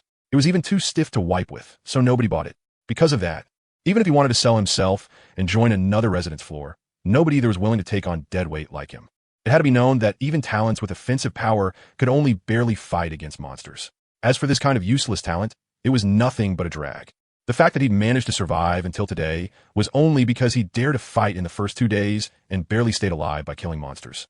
That also let Shun and see the hard and simple lives of the bottom-tier residents. And it also showed him just how useless some talents were. Maybe even a trash talent could grow into something uniquely amazing. But that was only if it could grow in the first place. In this fast-paced survival game, If you had no combat power and no resources, and your luck was just a little worse, then it was basically hell mode. You were definitely going to die. Boss Chun, don't worry. If I can't beat today's monster, I'll put all my supplies, including your repeating crossbow, somewhere safe right away. The middle-aged man nodded seriously. He didn't think Chun An's attitude was cold-blooded, because Boss Chun was the only one among all these residents who was willing to help him. If this repeating crossbow was put on the trading platform, it could easily sell for several gold coins. But Boss Chun was willing to let useless trash like him buy it on credit, even though he might die at any time. That was the same as already being prepared to take a loss. A Boss Chun like this was really a good person, really kind. That's enough, go back. Chunin waved his hand. Deep down, he was feeling a little emotional too. Darling, do you think that expression he had, like he was almost crying, was fake? Or was he really that grateful to you? Jianglai looked at the middle-aged man, leaving, and asked thoughtfully. After hearing his story, she did think he was kind of pitiful. But if the man died, then he wouldn't be able to pay back what he owed. That was way too terrifying. Just thinking about it made her heart ache. Real or fake doesn't matter. Chunin lay on the soft big bed and said flatly, as long as other residents see that I'm willing to help even weak residents like this, then I can build up the image that I'm charitable and kind, and build up our team's reputation too. When that happens, there'll definitely be more people who want to join us. Once we have more people, the benefits we can earn will be even greater. So taking a small loss once in a while doesn't matter. You need to think more long-term. Stop always having that petty bourgeois mindset. You won't get far like that. Jiang Lai fell silent after hearing that. It was true. Her way of thinking was too petty bourgeois. Here, what that meant was caring too much about gains and losses when it came to money. Caring too much about immediate losses while failing to see long-term returns. Sometimes, she even didn't dare invest in a potentially high multiple return just because she was afraid of losing money. Like when she first bought bread from Chunin, Jiang Lai didn't dare put all her gold coins into bread and make one big gamble. She always left herself a way out. The advantage of that was that even if the shop still refreshed with bread the next day, she'd still have gold coins as a fallback. And bread itself was food, so even if the price dropped, it wouldn't become completely unsellable. Even if it all became unsellable, she could still eat it herself. In short, she definitely wouldn't lose too badly. That was an absolutely conservative strategy. But the downside was that by being this conservative, it was hard for her to make big money. For example, if she'd used all her gold coins back then to buy wood or iron blocks and gambled that they'd surge the next day, then even though she might have lost everything, if she won, the return rate would have definitely been far higher than bread. It wasn't that Jiang Lai couldn't see the importance and value of wood and iron blocks. It was just that her personality was too conservative, so she didn't dare gamble. Sigh. Actually, my dad used to say the same thing about me. He said my personality might let me preserve the family business, but it'd definitely be hard for me to take the family company any further. I didn't really believe it before, but now I do. Jiang Lai sighed and remembered what her father had taught her. She just hadn't taken it too seriously in the past. After all, back then she lived in a peaceful society. Being able to preserve the family business and live above others was already pretty good. But in the current Eternal Night world, if you don't fight and don't snatch, you'll probably fall behind the pace of the game. Even if you stay alive, you'll only be barely alive, and you won't be able to stand above others. Compared to that, although Chan was also fairly cautious and conservative, and he wasn't as good at managing things as she was, nor did he have her business sense. Chen had broader vision and a longer-term perspective. The return rates on several of his investments have been very high. His cooperation with Su Bo was pure profit with no capital, and he even got blueprints out of it. His investment in Wang Xian not only earned back all the resources he invested, but even got him the woman herself. His investment in sending the team to snatch the airdrop gift pack directly got him rare resources and the Frost Dominator skill. It was a huge profit. That return rate was so high it was terrifying. Jiang Lai even saw a shadow of her father in this man. Her father had basically started from nothing too. I'm not in the mood to play the call me daddy game with you for now. Let's first see how many gold coins we put out on credit today. Chenin said flatly as he stroked Jiang Lai's thigh. Tui, who wants to call you daddy? Don't make jokes like that about ethics. Jiang Lai huffily bit Chun and on the shoulder, leaving 2 rows of shallow little teeth marks. Little bitch in heat, stop messing around. Chunin pinched her. I'm not a bitch. Jiang Lai was very angry. Then she swallowed her anger like a coward. After fooling around for a while, Jiang Lai looked at the panel and calculated, including that man just now, a total of 289 people came today. Of those, 11 people took 3 repeating crossbows on credit. 9 people took 2 repeating crossbows on credit, for a total of 308 repeating crossbows loaned out. 1 repeating crossbow is worth 4 gold coins, which means 1,232 gold coins. After doing the math, even Jiang Lai herself was shocked. In just a little over 2 hours, they'd actually earned more than 1,200 gold coins. If they put that many repeating crossbows on the trading platform, it really wouldn't be easy to sell them all quickly. After all, there weren't many residents who could take out a large amount of gold coins. and orders on the trading platform refreshed very quickly, so those richer residents could easily miss her listings. She needed to keep relisting them over and over. More importantly, the trading platform only allowed selling, not credit. If you let something go on credit there, you'd most likely lose everything, and there'd be nowhere to collect the debt from. But if they gave the repeating crossbows on credit to people in the building, then even if they couldn't get the money for now, those people's rooms were still inside the building, so they definitely couldn't run away. That way, they earned gold coins and also strengthened the team's power, killing two birds with one stone. After all, the stronger the team was, the easier it'd be to go out and farm monsters later, and the higher their resource acquisition rate would be. Chun had said before that he wanted the gold coins of the other residents in the apartment complex to be stored with her. So the more the residents earned, the more gold coins they'd be able to store with her later. Even if each person only deposited one gold coin, that would still be tens of thousands of gold coins. With that many gold coins, just living off the interest would bring in several thousand a day. Her compound interest would most likely level up today, and maybe the interest it gave would be even higher, or maybe there would be some other kind of change. In any case, John Lai was already starting to look forward to it like crazy. Meanwhile, Chun was enjoying the beautiful legs while sending messages to Bai Lu and the other girls. In less than 1 hour, the monster invasion would begin. It was time for them to come back. Although they had only brought back fewer than 300 people so far, their team's reputation had already spread. Once the monster invasion ended, this building would basically be theirs. More than 10 minutes later, the residents on the floor came back one after another. Bai Lu and Wang Zian were among them as well. However, as Chun watched the surveillance screen, he noticed that Wang Zian and the others were aiming their repeating crossbows at several unfamiliar faces, like they were escorting prisoners. What was going on? Chun frowned in confusion. Darling, these bastards actually tried to steal our repeating crossbows. I suggest we kill them all. Bai Lu pointed at the trembling group and said, there were 3 men and 1 woman. As soon as they heard Bai Lu's words, they hurriedly begged for mercy and fright. Spare us. Spare us, big brother, big sister. I really didn't want to steal it. I just wanted to touch it for a second. Really, just touch it once. I swear what he said is true. His talent can copy items, so he just wanted to touch the repeating crossbow and copy it. Lin Xiaochun, you bastard. I told you not to stop people casually. You're going to get us killed. Damn it. Weren't you the one who talked me into it? You said if we copied a repeating crossbow, we'd make a fortune. Otherwise, how would I ever have dared think something like that? As they begged for mercy, they also blamed and shoved responsibility onto each other, just short of fighting on the spot. Chun was getting annoyed by the noise and barked with a frown. Shut up. The group immediately fell silent and looked at Chun with faces full of fear. They already knew the man in front of them was the boss of the 9th floor. If they made him angry, they really would be killed. Explain. What happened? Chun looked at Bai Lu, who was enjoying the drama. It was obvious this girl had deliberately made them argue. If the monster invasion were not about to start, Chun would definitely have kicked Bai Lu's ass hard first. She really knew how to cause trouble. Here's what happened. Seeing that the way Chun was looking at her was off, Bai Lu quickly started explaining the whole thing. It turned out that just now, they had been recruiting people on the 11th floor when these people suddenly opened a door and used their talents on them, making them fall into hallucinations. At the time, Bai Lu thought the repeating crossbow in her hand was a venomous snake and instinctively threw it away. But clever as she was, she quickly reacted and immediately took another repeating crossbow out of her backpack. That was how she arrested these guys on the spot when they tried to steal the crossbow. Still, these people really had not meant to hurt anyone. That was also why Bai Lu had not killed them directly. But while they could be spared from death, punishment was still unavoidable. Chun looked at Lin Xiaochun and the others expressionlessly and said, open your panels. Let me see your talents. This. The moment they hesitated, Bai Lu raised her repeating crossbow. Don't shoot. We'll open our panels right now. While begging for mercy, they hurriedly showed their panels.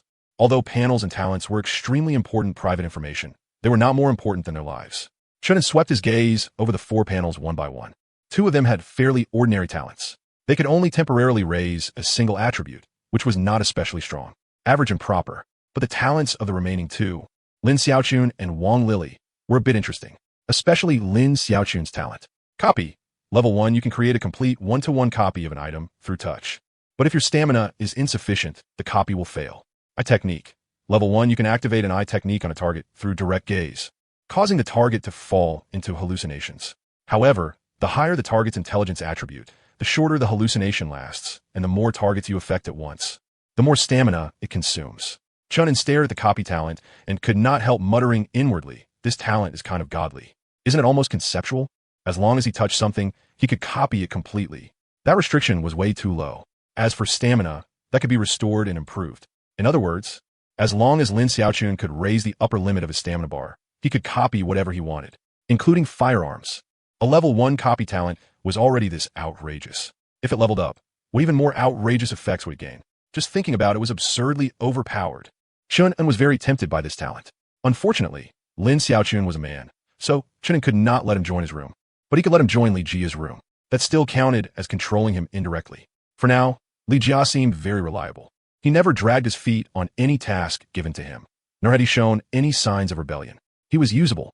Thinking of that, Chun-Un looked at Lin Xiaochun and said, "Join a room under one of my people and join my team. Then I'll let bygones be bygones over the repeating crossbow incident, and I'll let you copy one repeating crossbow. No problem. Boss, from now on, I'm your most loyal lapdog." Lin Xiaochun immediately pledged his loyalty in excitement. Anyway, he had originally just been someone else's resident, with no status to begin with. Switching rooms would not change his lowly position under others. More importantly, the boss was even willing to let him copy a repeating crossbow. Wasn't that just a free gain? It felt amazing. Wang Lily's expression, however, was a little bitter, because Lin Xiaochun had originally been her resident. She had also thought highly of the potential of his talent, and had even planned to nurture him heavily, but now he was about to be taken away. As for the other two nobodies, after letting out a sigh of relief, all they felt was envy. Lin Xiaochun had latched onto a powerful backer now. What good luck.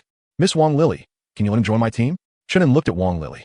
Although his tone sounded like a question, there was not the slightest trace of a request in it. No problem. I'll kick Lin Xiaochun out of the room right now. How could Wang Lily dare refuse? She did not want to die, so she opened her panel and kicked Lin Xiaochun out of the room. A resident could only join another room after being kicked out by the original room owner. Otherwise, even if the room owner died, the resident still could not regain freedom and would never be able to join any room ever again. Then Chun-Un called Li Jia over and told him to take Lin Xiaochun back. "Thank you, boss. Boss, you're awesome." Li Jia was naturally very willing to take in a resident with such a powerful talent. After thanking him excitedly, he dragged Lin Xiaochun and ran back to the room. Then, Chun-Un looked at Wang Lily and her two residents. Actually, Wang Lily's talent was pretty strong too. One had to know that the effect of her eye technique was not limited to attacking humans. It could also be used on monsters. That made it very practical, but not so practical that Chun-Un desperately wanted it. So he took out a repeating crossbow from his backpack and said, "If you're willing to join my team, I'll sell you this repeating crossbow for 1 gold coin." "Join. I'll join. I have to join," Wang Lily said excitedly. 1 gold coin for a repeating crossbow. How is that any different from giving it away for free? Besides, the residents on the 9th floor are this strong, so joining them would count as a layer of protection too. There was no way she could refuse. Chun-Un handed the repeating crossbow over in satisfaction and said, "The monster invasion starts in 8 minutes. If you still want to buy on credit, it's 4 gold coins each. Just pay it back within 3 days. We can even buy on credit?" Wang Lily had just handed 1 gold coin to Jiang Lai, and when she heard that, she froze. Didn't that mean everyone in her room could get a repeating crossbow? The other two men also looked at Wang Lily with excited faces. "Sister Wang, do it. As long as we have weapons, our strength will definitely shoot up. Dealing with today's laughing wraiths won't be a problem for sure. Sister Wang, I played with bows and crossbows before. My aim is crazy good. Give me a chance to show off my shooting skills." Wang Lily had already been tempted when she heard she could get repeating crossbows on credit. Then the other two residents urged her a few more times, and she decided to go for it boldly, even though buying 2 repeating crossbows on credit would cost 8 gold coins. She had already seen the damage a repeating crossbow could do. It was absolutely worth more than the price. Joining this team really wasn't a loss. They directly gained 3 more ranged weapons. If they still couldn't beat today's laughing wraiths with these 3 repeating crossbows, then even if she died, she'd accept it. Wang Lily took the repeating crossbows. Seeing there were only 5 minutes left before the monster invasion, she quickly said, "Boss, I won't disturb you any longer. We need to go back and prepare for the monster invasion." Go ahead." After getting permission, Wang Lily and the other two each took a repeating crossbow and ran off in excitement. Lin Lucy also very sensibly locked the door from the inside at once. Manga, meanwhile, took out her repeating crossbow. Today's monster invasion was about to begin. They had to be fully prepared. At the same time, Lu, who was lazily sprawled on the bed, twitched her nose, then suddenly turned to look at Chun and Jiang Lai. Her gaze wandered over the two of them as she said with a grin, "There's a familiar smell on the bed. Darling, did you and Sister Jiang Lai do it while we weren't around?" The moment she said that, the tense atmosphere caused by the incoming monsters instantly shattered. Manga and Wang Xian subconsciously glanced at Chun-Un, their cheeks turning red. Lin Lucy was so embarrassed, she didn't even dare raise her head. "Don't talk nonsense. I'm not as shameless as you." Jiang Lai, embarrassed and angry, wanted to punch Lu, even though she and Chun-Un really had enjoyed themselves a little. Hearing it said so bluntly like this, how was she supposed to keep any face? "Shut up." Chunin was even more speechless. He smacked the back of Bai Lu's head. This girl was seriously shameless. She just said whatever came to mind. Was that something you could say out loud? Even though everyone lived in the same room, their relationship actually wasn't that close. Not to mention whether Wang Ziyan and the other girls would feel awkward. Even Chunin, who thought his skin was pretty thick, felt a little embarrassed. Darling, you hit so hard. I like it so much. Bai Lu rubbed her head then, without holding any grudge at all, pounced on a Chun and kissed him. Jianglai watched the scene and listened to the sound of their saliva mixing, only feeling like the top of her head was turning green. That slutty little fox Bai Lu really had no shame. It was also at that moment that a low, oppressive piece of music began to play. The monster invasion of the fourth day had begun. Stop acting horny. Today's monsters are here. Chunin shoved Bai Lu away and wiped the saliva from the corner of his mouth. Even though his level 6 door should be tough enough, it was still better to be careful. But we have a level 6 door. Even if monsters come, at most it'll just add to the mood. Bai Lu's eyes were full of seductive heat, and her hand was still inside Chunin's pants. If no one stopped her, there was no doubt she could start right there on the spot. Bang! A crashing sound suddenly rang out in the hallway. Chunin instinctively looked toward the surveillance screen, only to see that one of the room doors had actually been smashed open. Several laughing wraiths crowded forward and rushed into the room. What was going on? The girls were all stunned. That was a level 3 door, and it had actually been broken open this quickly. Just then, a shrill and familiar burst of laughter rang out. It was the laughing wraith's voice. Chunin listened for a moment, then suddenly felt his head grow a little heavy. No, something's wrong with this laughter. Chunin frowned. Was this a mental attack? Today's laughing wraiths had actually evolved the ability to launch mental attacks. They could affect people even through the door. Yanglai, Wang Ziyan, and the other girls all swayed a little from the influence, feeling somewhat dizzy. Only Bai Lu was almost unaffected. Didn't the system say that before the doors and windows are broken, the people inside the room won't be harmed? Then why are we being hit by a mental attack? Jianglai rubbed her temples and spoke in confusion. Maybe because this kind of mental attack doesn't count as damage? Bai Mangjia said hesitantly. Other than feeling a little dizzy and a little sleepy, there didn't seem to be any other negative effects. So maybe it really didn't count as taking damage? Even if it doesn't count as damage, it still affects people. Like that door that got smashed open just now. It's very likely that resident was affected by the laughter and didn't repair the door in time. Otherwise, they wouldn't have died that fast, Wang Ziyan said seriously. Contact Li Jia and the others right now. Tell them to get ready for battle. We can't let them be picked off one by one. Chunin looked at Bai Lu. Okay. Bai Lu opened the panel and started sending messages to the residents who had already joined the team. Chunin noticed that she had even made special notes for those residents. For example, First Squad Captain Wang Hu, Second Squad Captain Zhou Xingnan. In other words, Bai Lu only needed to contact the captains, and then the captains could pass the message on to the rest of their squad members. That saved a lot of time and effort. Chunin looked through her friend notes for a while, saw that Li Jia was the captain of the 6th squad, and asked how many people are on the team now, and how many squads have they been divided into. More than 400 people, 18 squads. The average size of each squad is 24 people. I'm planning to set the upper limit for each squad at around 35 people. If we take in more newcomers later, we'll add new squads by number. As Bai Lu sent messages, she explained a squad can't have too many people, or you'll get people who slack off and coast. Smaller, but elite teams are better for actually getting things done. And I have an idea. Later on, I want to set up an internal currency system. Something like contribution points. People can use contribution points to exchange for supplies or weapons from us. And we can also strengthen our control over the team by handing out contribution points. Bai Lu's last sentence made Jiang Lai's eyes light up slightly. The idea of contribution points really was good. As long as it was designed well, it could greatly increase the residents' motivation to work, and it could also ruthlessly harvest resources. It had to be said, even though Bai Lu was a slutty little fox, there was real substance in her head. Wang Ziyan and the other girls also fell silent for a moment. They couldn't beat Bai Lu at being seductive, and now they couldn't even beat her in usefulness. Leaning against Chun and shoulder, Bai Lu kept moving her hand around inside his clothes as she continued. I also think we need to set weekly and monthly reward systems. For example, whichever squad is stronger and gathers more supplies can rank first and receive some contribution points as a reward. That way, each squad will start competing in a healthy way. The speed of their strength growth will definitely become much faster, and we'll also be able to gather more supplies. When the time comes, all we'll need to do is use contribution points to trade for the supplies we need. And as long as the residents accept contribution points as a currency system, then we can make a huge profit from it. Chunin listened, his eyes lighting up slightly. As a finance major, of course he understood the benefits of controlling a currency system. Once you controlled the currency system, profiting from it would be ridiculously easy. But the premise was that this system had to be established first, and everyone had to believe in it. And that wouldn't be easy. Just like national currencies in the real world, without the backing of national credit, they were nothing but scraps of paper. And if he wanted to use this kind of system in the survival world, then he would need the residents to trust him. They had to believe that he, Chunin, could provide a large amount of supplies and that he was willing to trade those supplies using contribution points. If this currency system could really be made to work, then it could also conveniently realize the idea I had before and get the residents of the complex to deposit all their gold coins with me. The moment Chunin thought of that, he was just about to speak. Then he saw on the surveillance screen that Li Jia and the others had opened their doors. And it wasn't he, just one person.